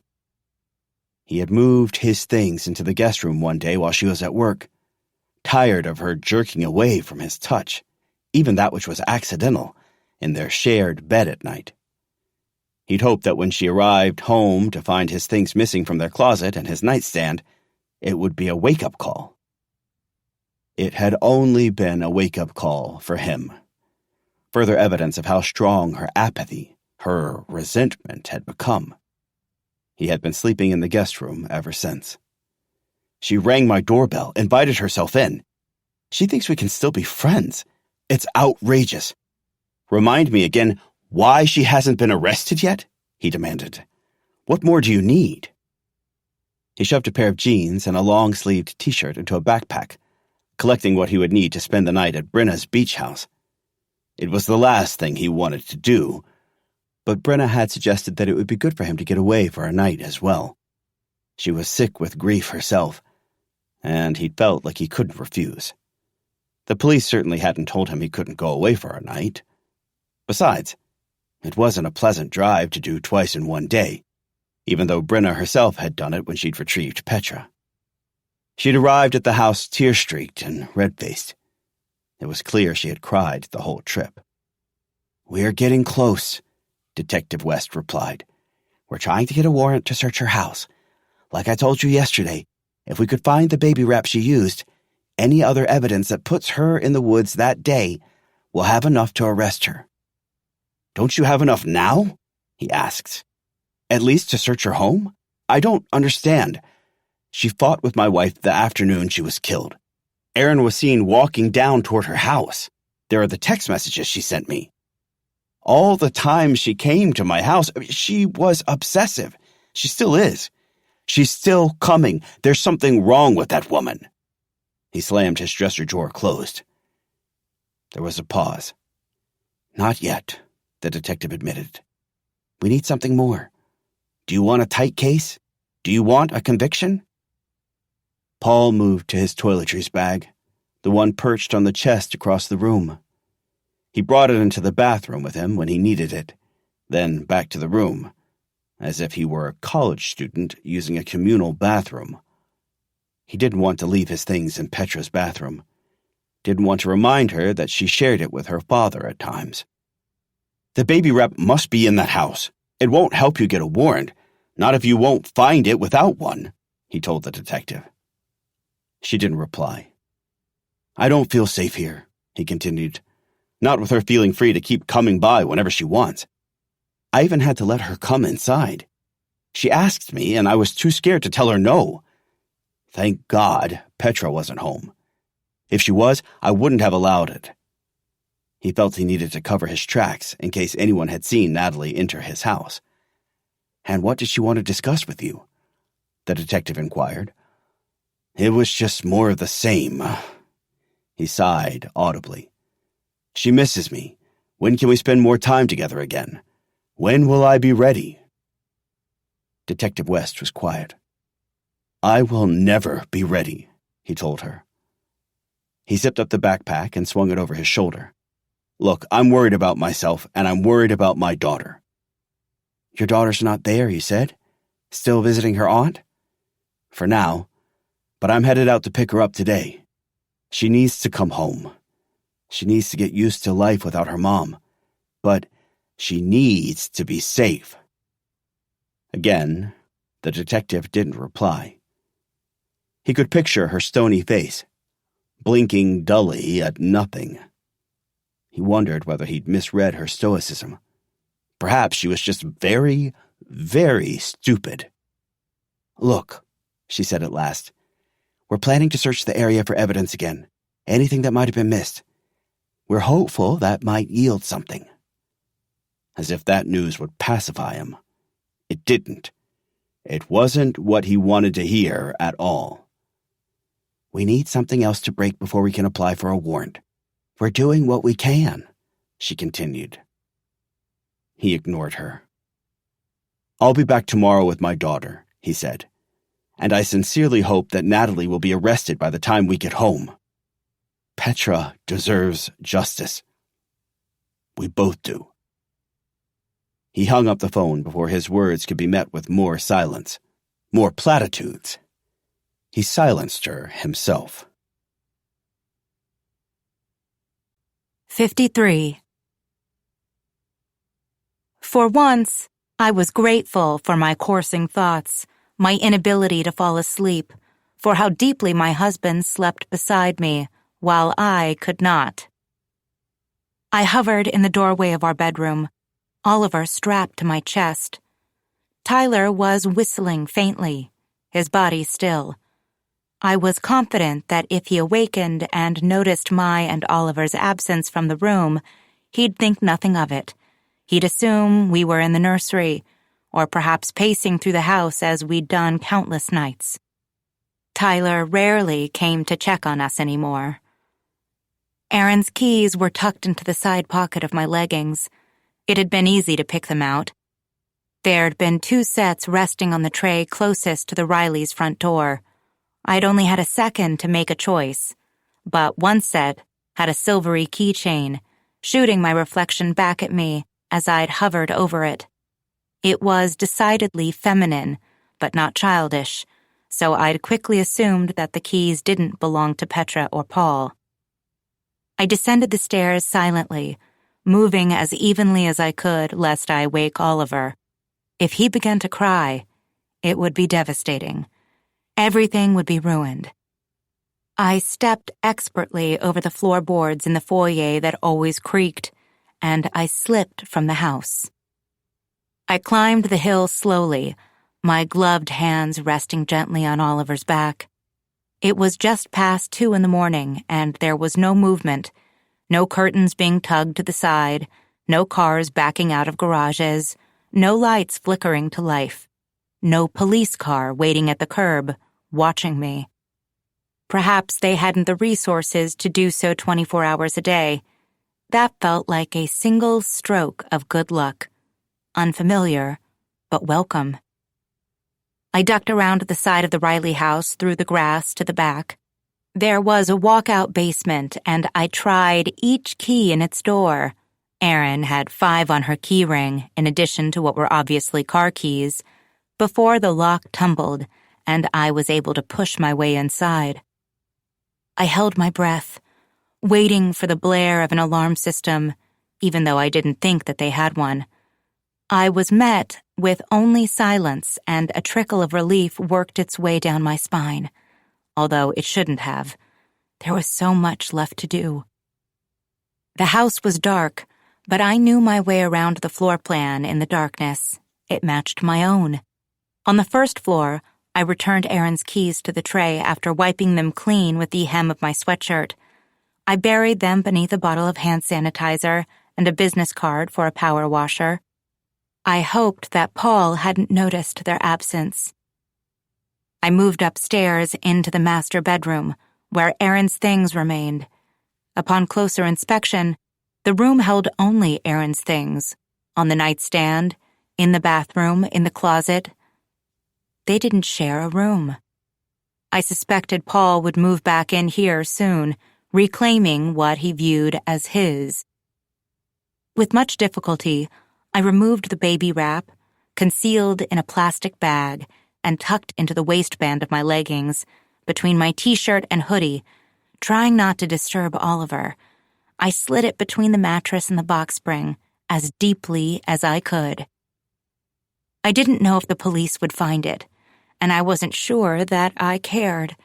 I just didn't want Paul to. I just wanted it out of my house. I had washed it, concerned about what evidence it might hold. Had he used the same wrap I'd looped around myself into which I had tucked Oliver?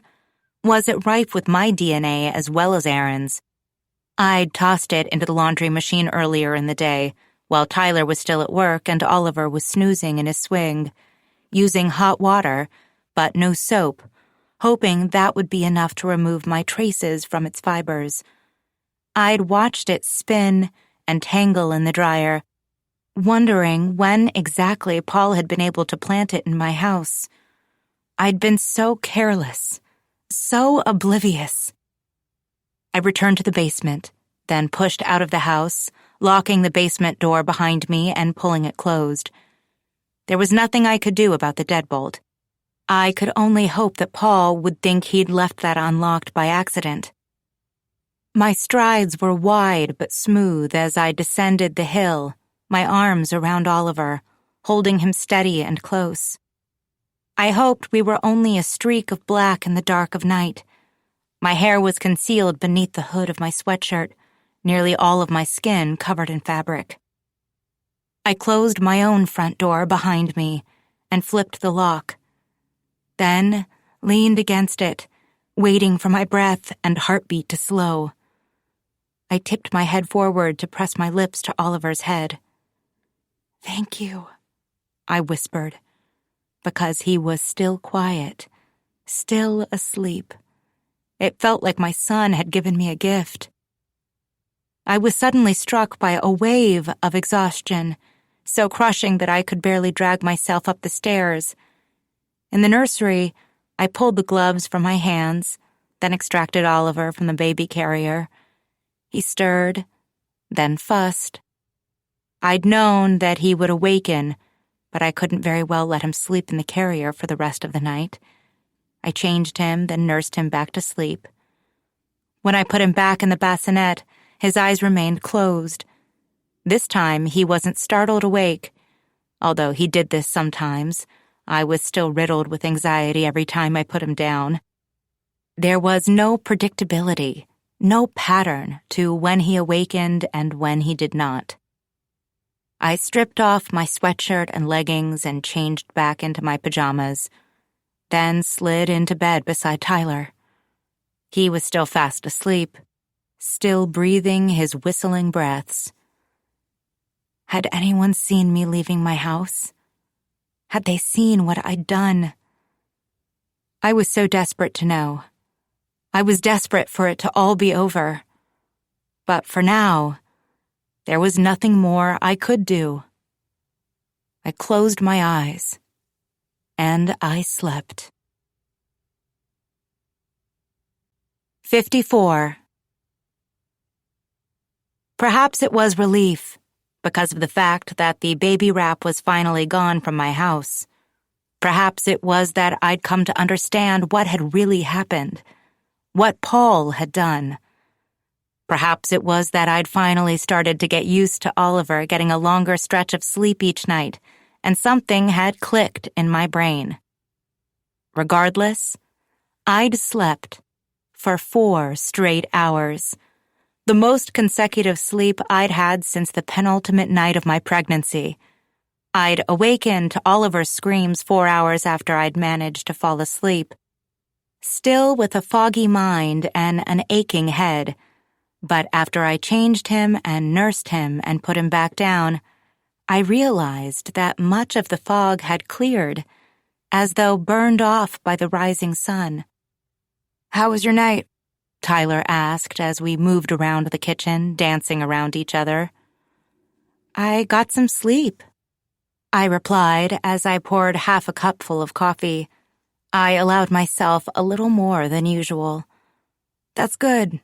He hesitated, then reached into the fridge, removing bread and lunch meat and sliced cheese, hastily packing his lunch.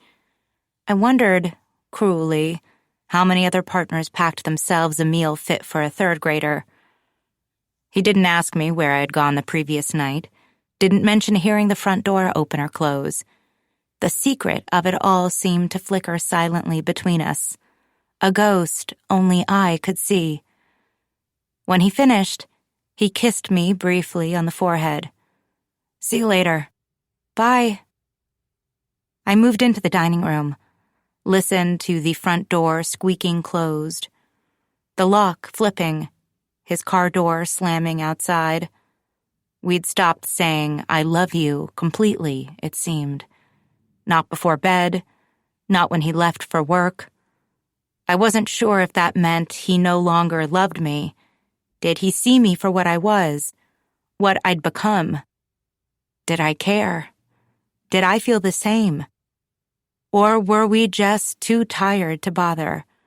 There was too much else burdening my thoughts to figure it out. I couldn't explain it, couldn't fix it.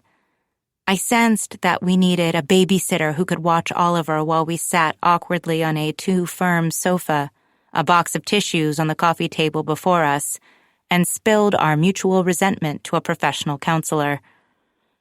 Maybe it wasn't a bad idea, but that would have to wait. There was too much else to get through first.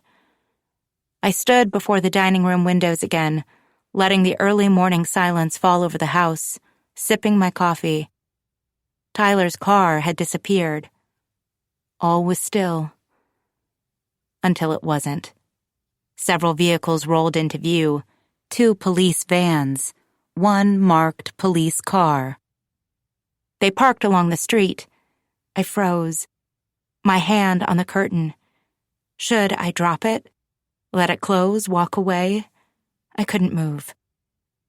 1 more car was driving down the street now, toward my house. It was an unmarked sedan, navy blue. Familiar, and not just because it was a generic-looking car. A woman climbed out, her tiny red ponytail bobbing. She looked around, her eyes landed on me. Detective West was back, and she had company. Perhaps this was how it would end.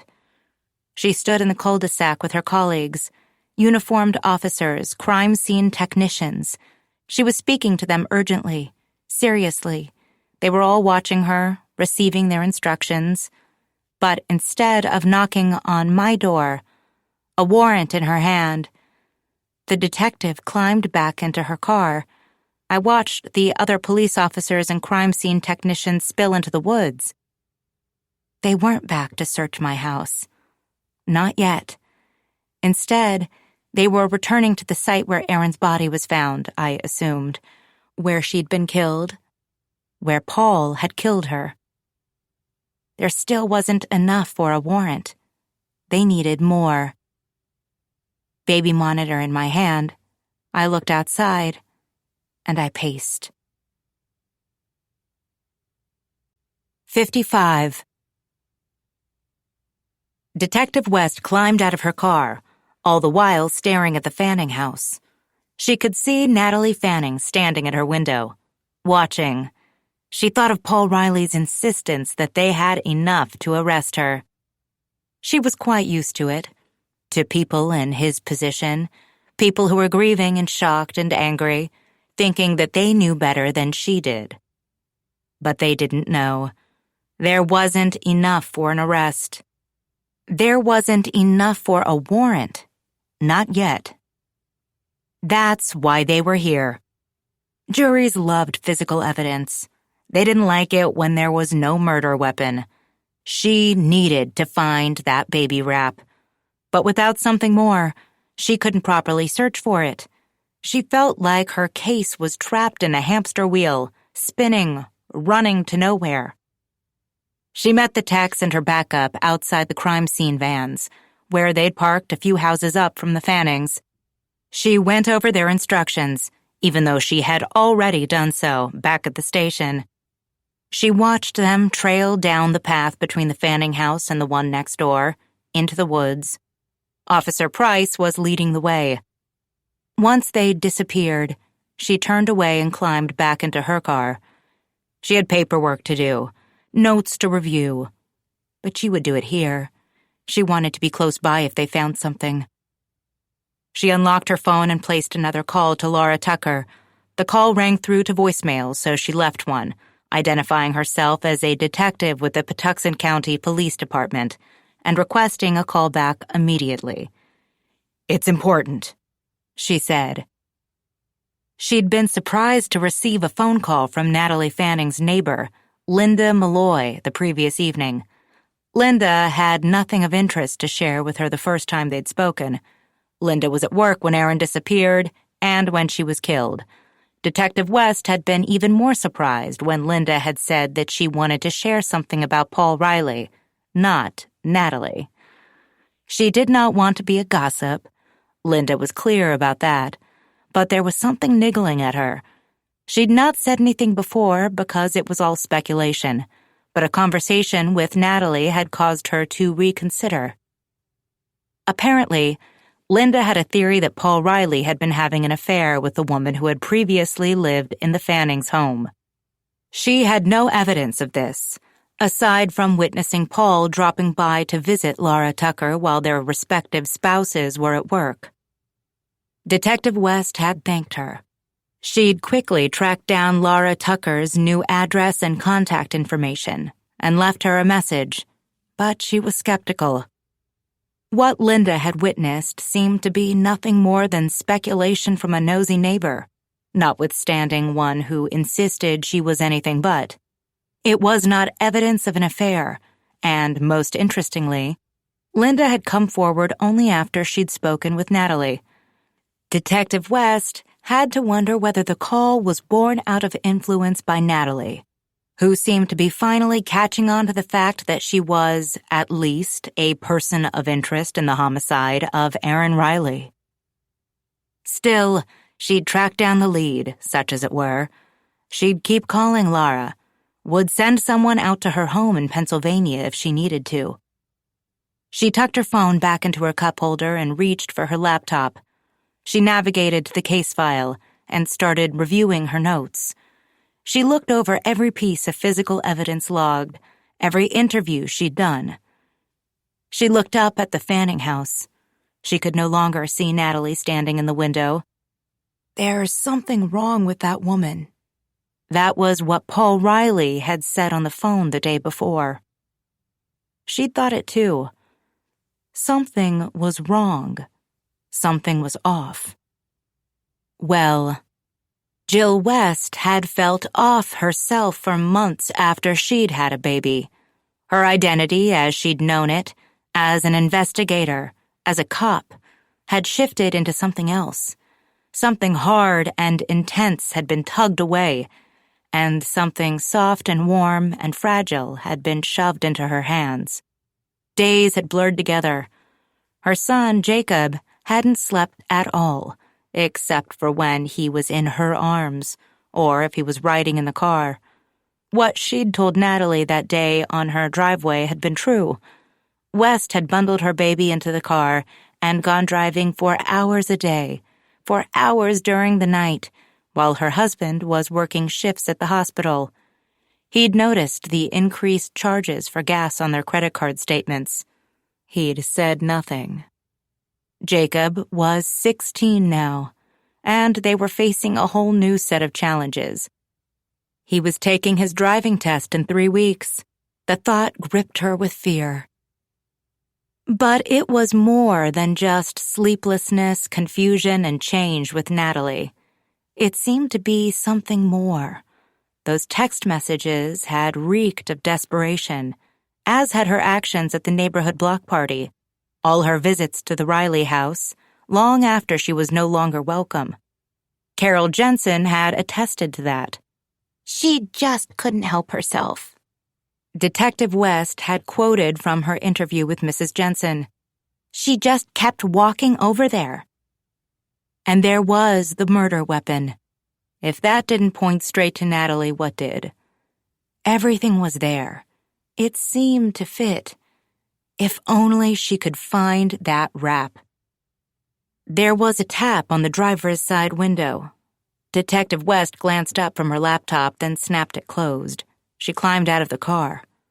Chris Watts, one of the more inexperienced techs she'd brought with her today, was holding a plastic bag with something small and white inside.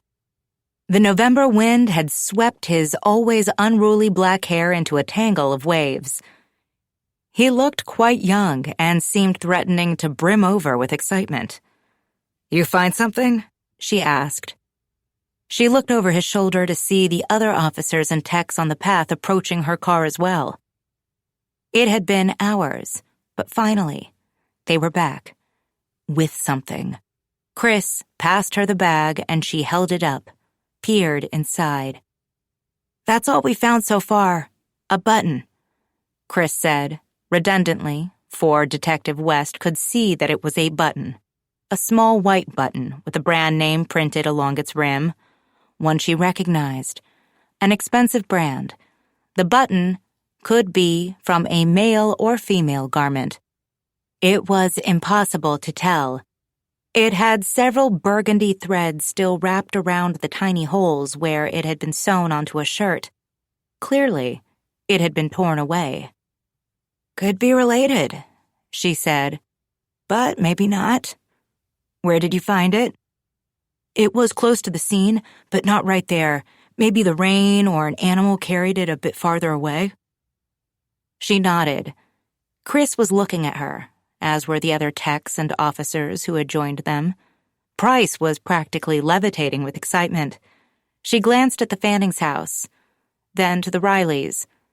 A compact SUV was driving down the street. It swung into the Rileys' driveway, then disappeared into the garage. He was home. With his daughter. She made a decision. "Let's go to the Riley house," she said. "We'll start there. Ask to have a look around for a shirt this button could have come from. We'll need to rule him out first. But to do that, we'll have to search thoroughly. Look in dressers and closets, of course, but look everywhere.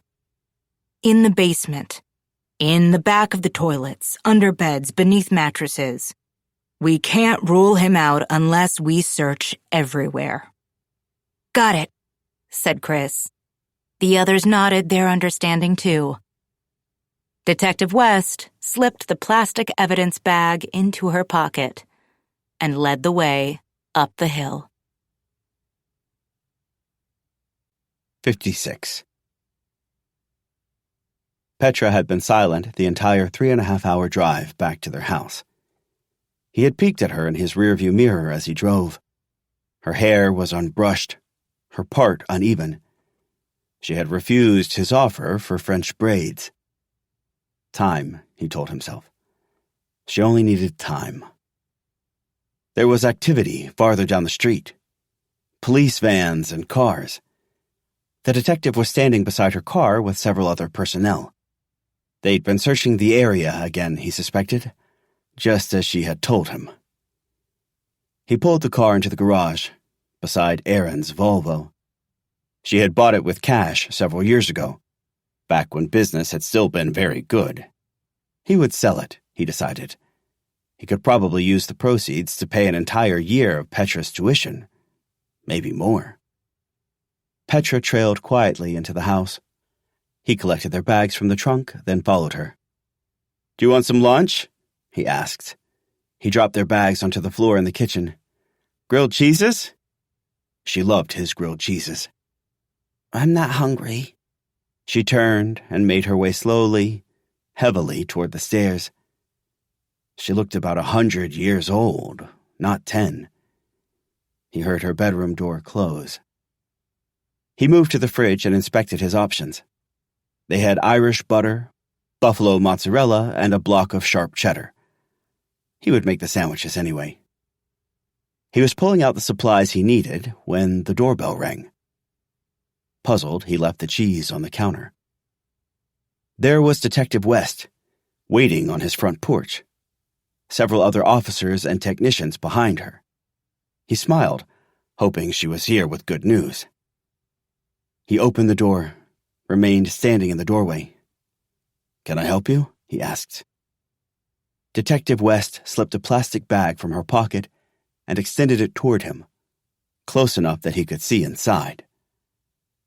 Immediately, he recognized what was inside the bag, and his heart dropped, but only for a second, because it was a button from the shirt he'd been wearing the day he'd killed Aaron. The long-sleeved burgundy polo. He'd worn a sweatshirt on top of the shirt, pulled the hood tightly over the top of his head. Aaron must have managed to tear the button loose, perhaps from his cuff that had peeked out from the sweatshirt's sleeve. But it was fine, because he'd burned that shirt in the fireplace before Aaron's body had been discovered. He'd burned everything he had been wearing. He'd swept the ashes into a trash bag and thrown them away. They were long gone. This button would not lead back to him. "We've been searching the area again," the detective said. "We found this in the woods. Do you recognize it?" He squinted at the button, shrugged. "No," he said. "I don't think so." "Mind if we come in and take a look around?" asked Detective West. "Either we find the shirt to which this button belongs, or we don't. I'm sure you understand. We'll need to rule you out." "Have you searched Natalie's house?" he asked. He couldn't help himself. "You might want to start there." "Not yet," she replied. "We need to rule you out first." "I'm sure you understand," she said again. A beat passed, then he nodded. "Of course," he said. This was just a formality, he knew. He had nothing to hide. Nothing in the house. Not anymore. "Of course, I understand," he said. "Please, come in. Take your time. Look everywhere." Epilogue. I hesitated, the candy-looking pill between my thumb and index finger, then tossed it back with a swallow of water. I hated to take medication, hated putting the chemicals into my body, hated that they traveled through my blood, through my breast milk, hated that Oliver received the chemicals too, even though my doctor had assured me repeatedly that they were perfectly safe. She had been sure to select a prescription that was acceptable for ingestion by nursing mothers. But the saddest thing about the pills was that the only reason I was taking them at all was because of Detective Jill West, a veritable stranger. It was she, and she alone, who had shown me that something was very, very wrong. Not my husband, nor my best friend. Not my dad or my in-laws. Not Oliver's pediatrician, despite that she'd had me complete a questionnaire about postpartum depression at least twice since his birth. I didn't blame her. It wasn't her job. "It's not my place," Detective West had said when she stopped by my house to let me know that Paul Riley had been arrested for the murder of his wife. that the baby wrap that had been used to strangle Aaron had been found in the house. But it seems like you could use some rest. I'd laughed, sharply and suddenly, tried too late to swallow it down. Sorry, it's just, that's quite an understatement. Again, it really isn't my place, Detective West had said, looking embarrassed. But have you seen a doctor? I'd squinted at her. Yes, I said. He goes rather often for his weight checks and for monthly appointments.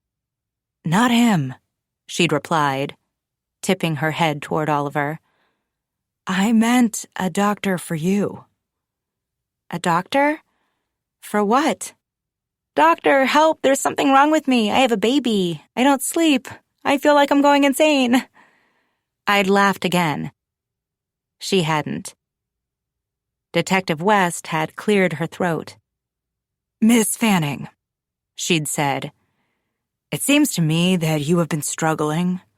Paul Riley had concocted an entire trap for you. He nearly framed you for killing his wife.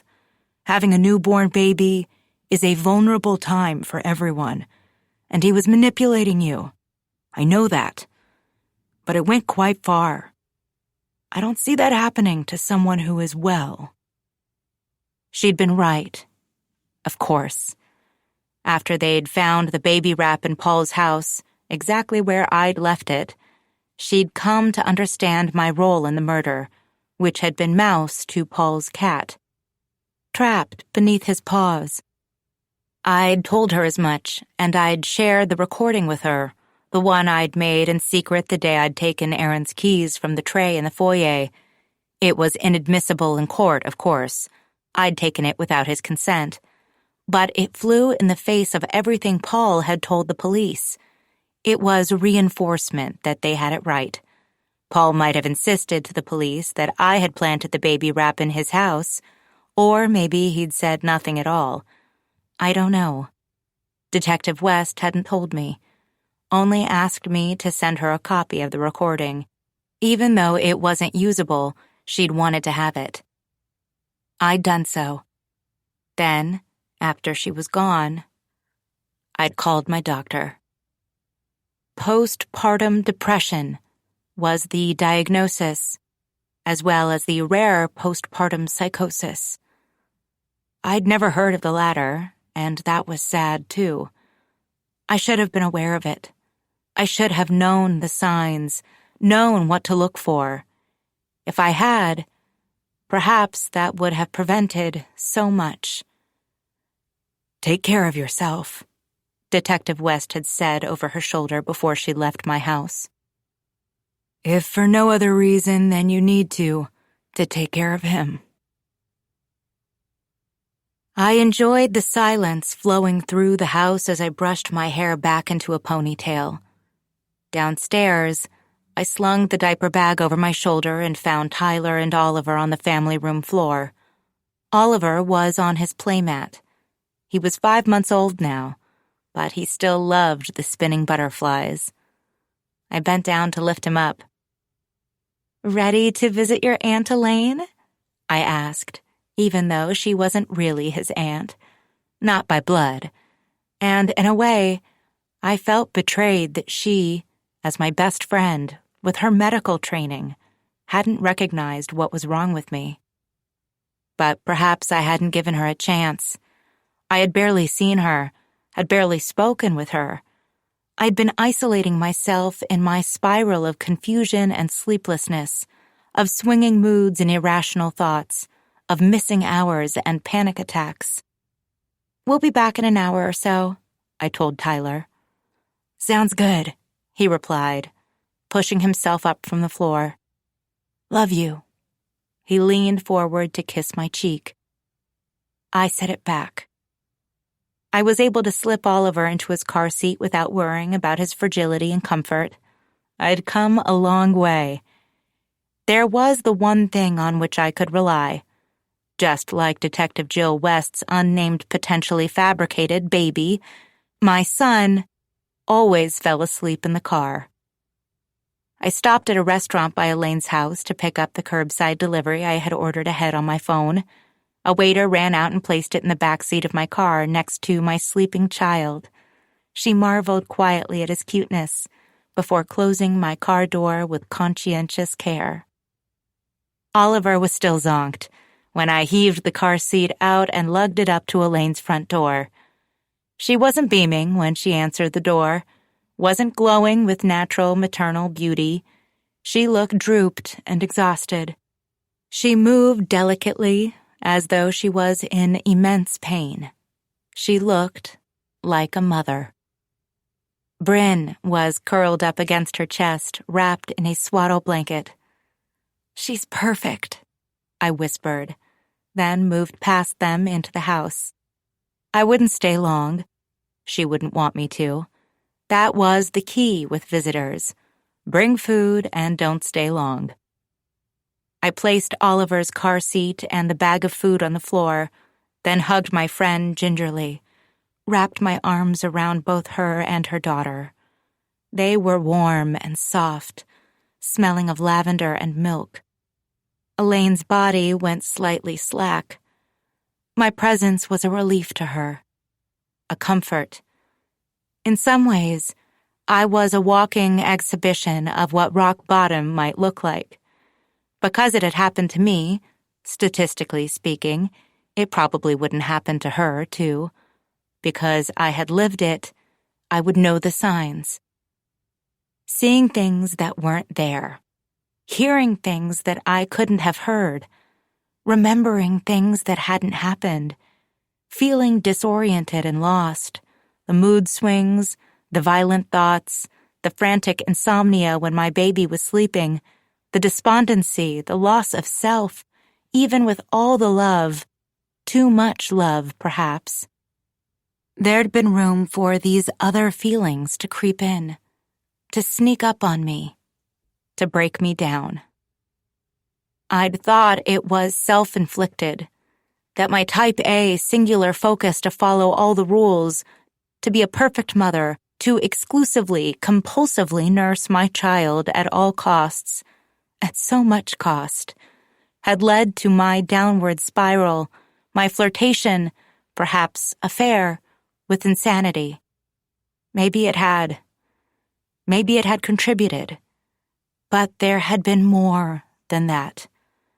Something chemical, too. The medication was helping. That and the sleep. With Oliver growing older, his colic, his food sensitivities had seemed to work themselves out. I wouldn't call him an easy baby. He was still quite temperamental. We still had our challenges. But we were getting better. And I'd taken Detective Joe West's advice. A mother was selfless. A mother always put her child first, I thought. But if it was at her own expense, to the point that she was prevented actually from being a mother, then her baby was suffering as much as her. It was this line of thought that had forced me to consider what I needed myself, to reclaim some semblance of who I was. Some semblance of who I was meant work. Just as I'd known that it would, the sabbatical had become permanent. But in a surprising turn of events, that had been my choice. In 2 weeks, I was starting a new job. It would be the same type of work, the work I enjoyed, but with a completely new firm with a suburban office, only 15 minutes from the house on Ashby Drive, that had finally started to feel a little bit like home. It was a smaller law firm, too, one that prided itself on being family-friendly. I hadn't known that such a thing existed. It seemed oxymoronic, a family-friendly law firm, a workplace that permitted, even encouraged, some modicum of balance. My billable hour requirement would be a third less than it had been at my previous firm, and I'd be working from home up to 3 days a week. All employees were offered that perk. I wasn't sure I'd be taking advantage of it, at least for a while. I might enjoy sucking in my stomach while I buttoned my sleek ankle pants and rubbing my high-heel sore feet at the end of a long day. I might like the separation between work and home, shutting down my computer, leaving it behind, compartmentalizing each aspect of my life. I would miss Oliver while I was gone. That would bring me comfort. Time apart from my baby, time that also allowed him and Tyler to bond, along with work, sleep, exercise, therapy sessions every few weeks, and, I hated to admit it, the medicine would help. It already had. I was dreading my return to work. I longed for it, but I dreaded it too. This seemed like the right way to feel. I settled onto Elaine's sofa, pushing aside a bit of clutter, and rocked Oliver's car seat gently with my foot. "Do you want to hold her?" Elaine asked, peeking down at her daughter, impossibly small and pink, still cradled against her breasts. "That's okay," I said. "I don't want to wake her." "She sleeps all the time," Elaine said, grimacing in pain as she settled on the sofa beside me. "That's how it is at first," I replied knowingly. It wouldn't last. "How are you feeling?"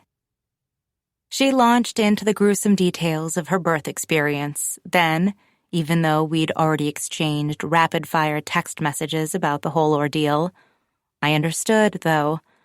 She needed to share it again. She needed to speak of her unending bed rest, her scheduled C-section, the feeling when they'd pulled Bryn out of her body. I listened and murmured sympathetically. I got her lunch set up at her dining room table then, and she ate one-handed, standing up as she swayed back and forth. She was already well practiced at the sway. Before I left, I hugged them again and told her to text me if she needed anything. I would be here, to look out for her, to make sure that what had happened to me didn't happen to her. As if that was likely. But perhaps it was more likely, more common than any of us imagined.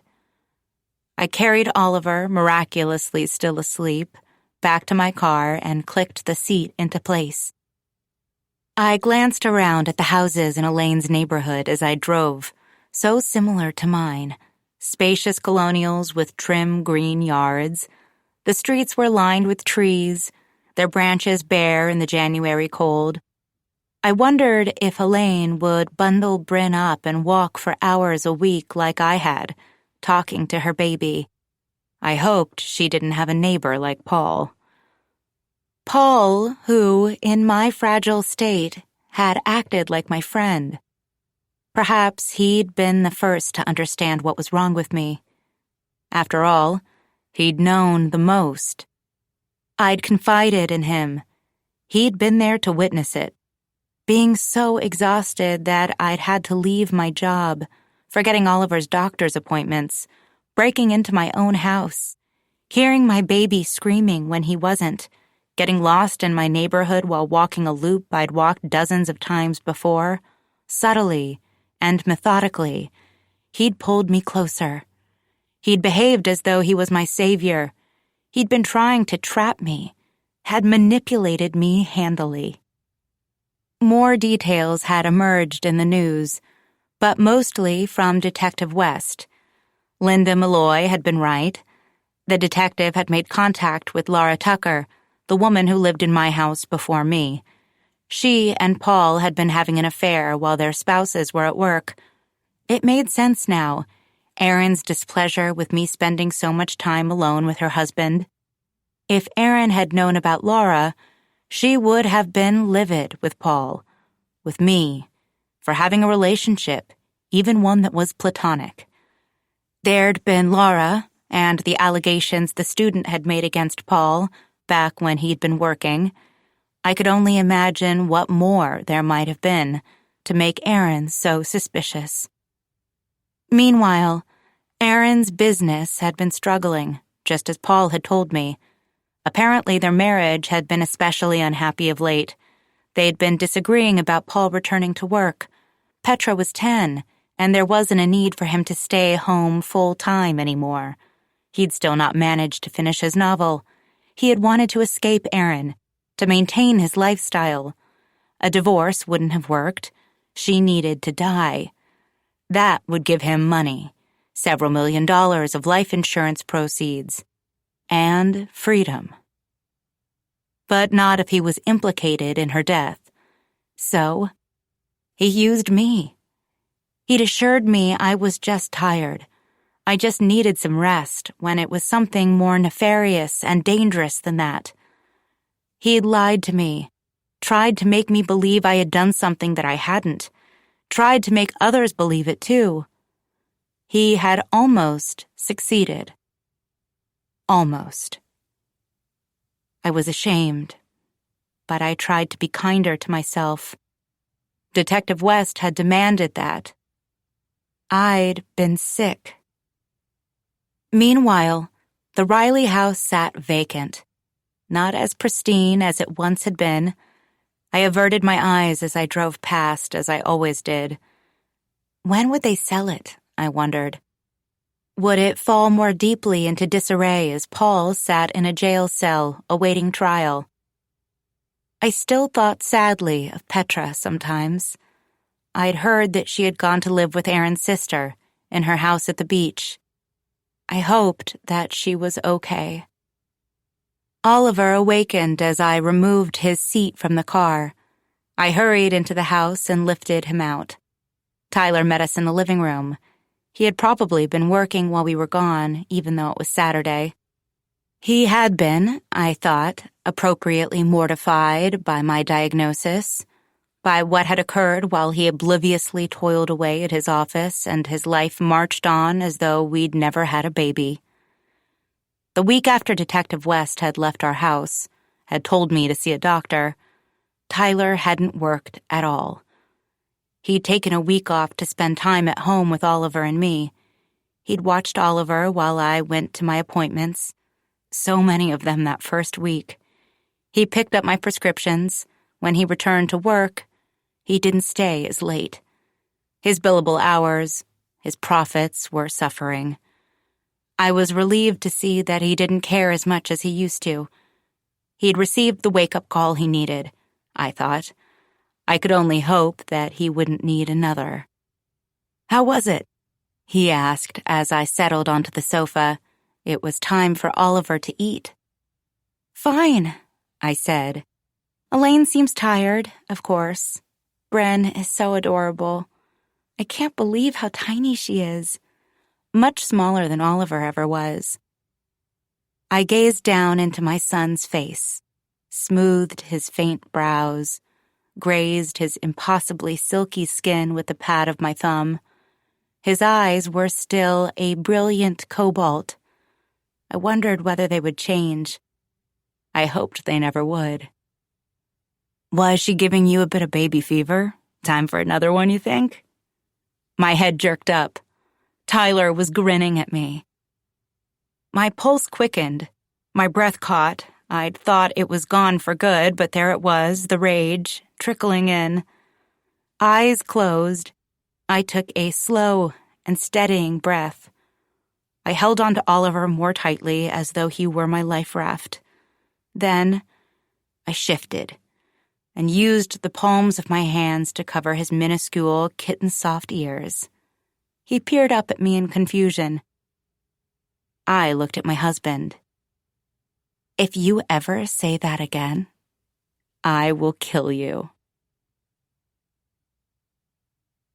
This is Dylan Moore. Thank you for listening to The New Mother, a Macmillan audio production from Minotaur Books. This program was produced by Katie Robitsky. Text copyright 2023 by Nora Murphy. Production copyright 2023 by Macmillan Audio. All rights reserved.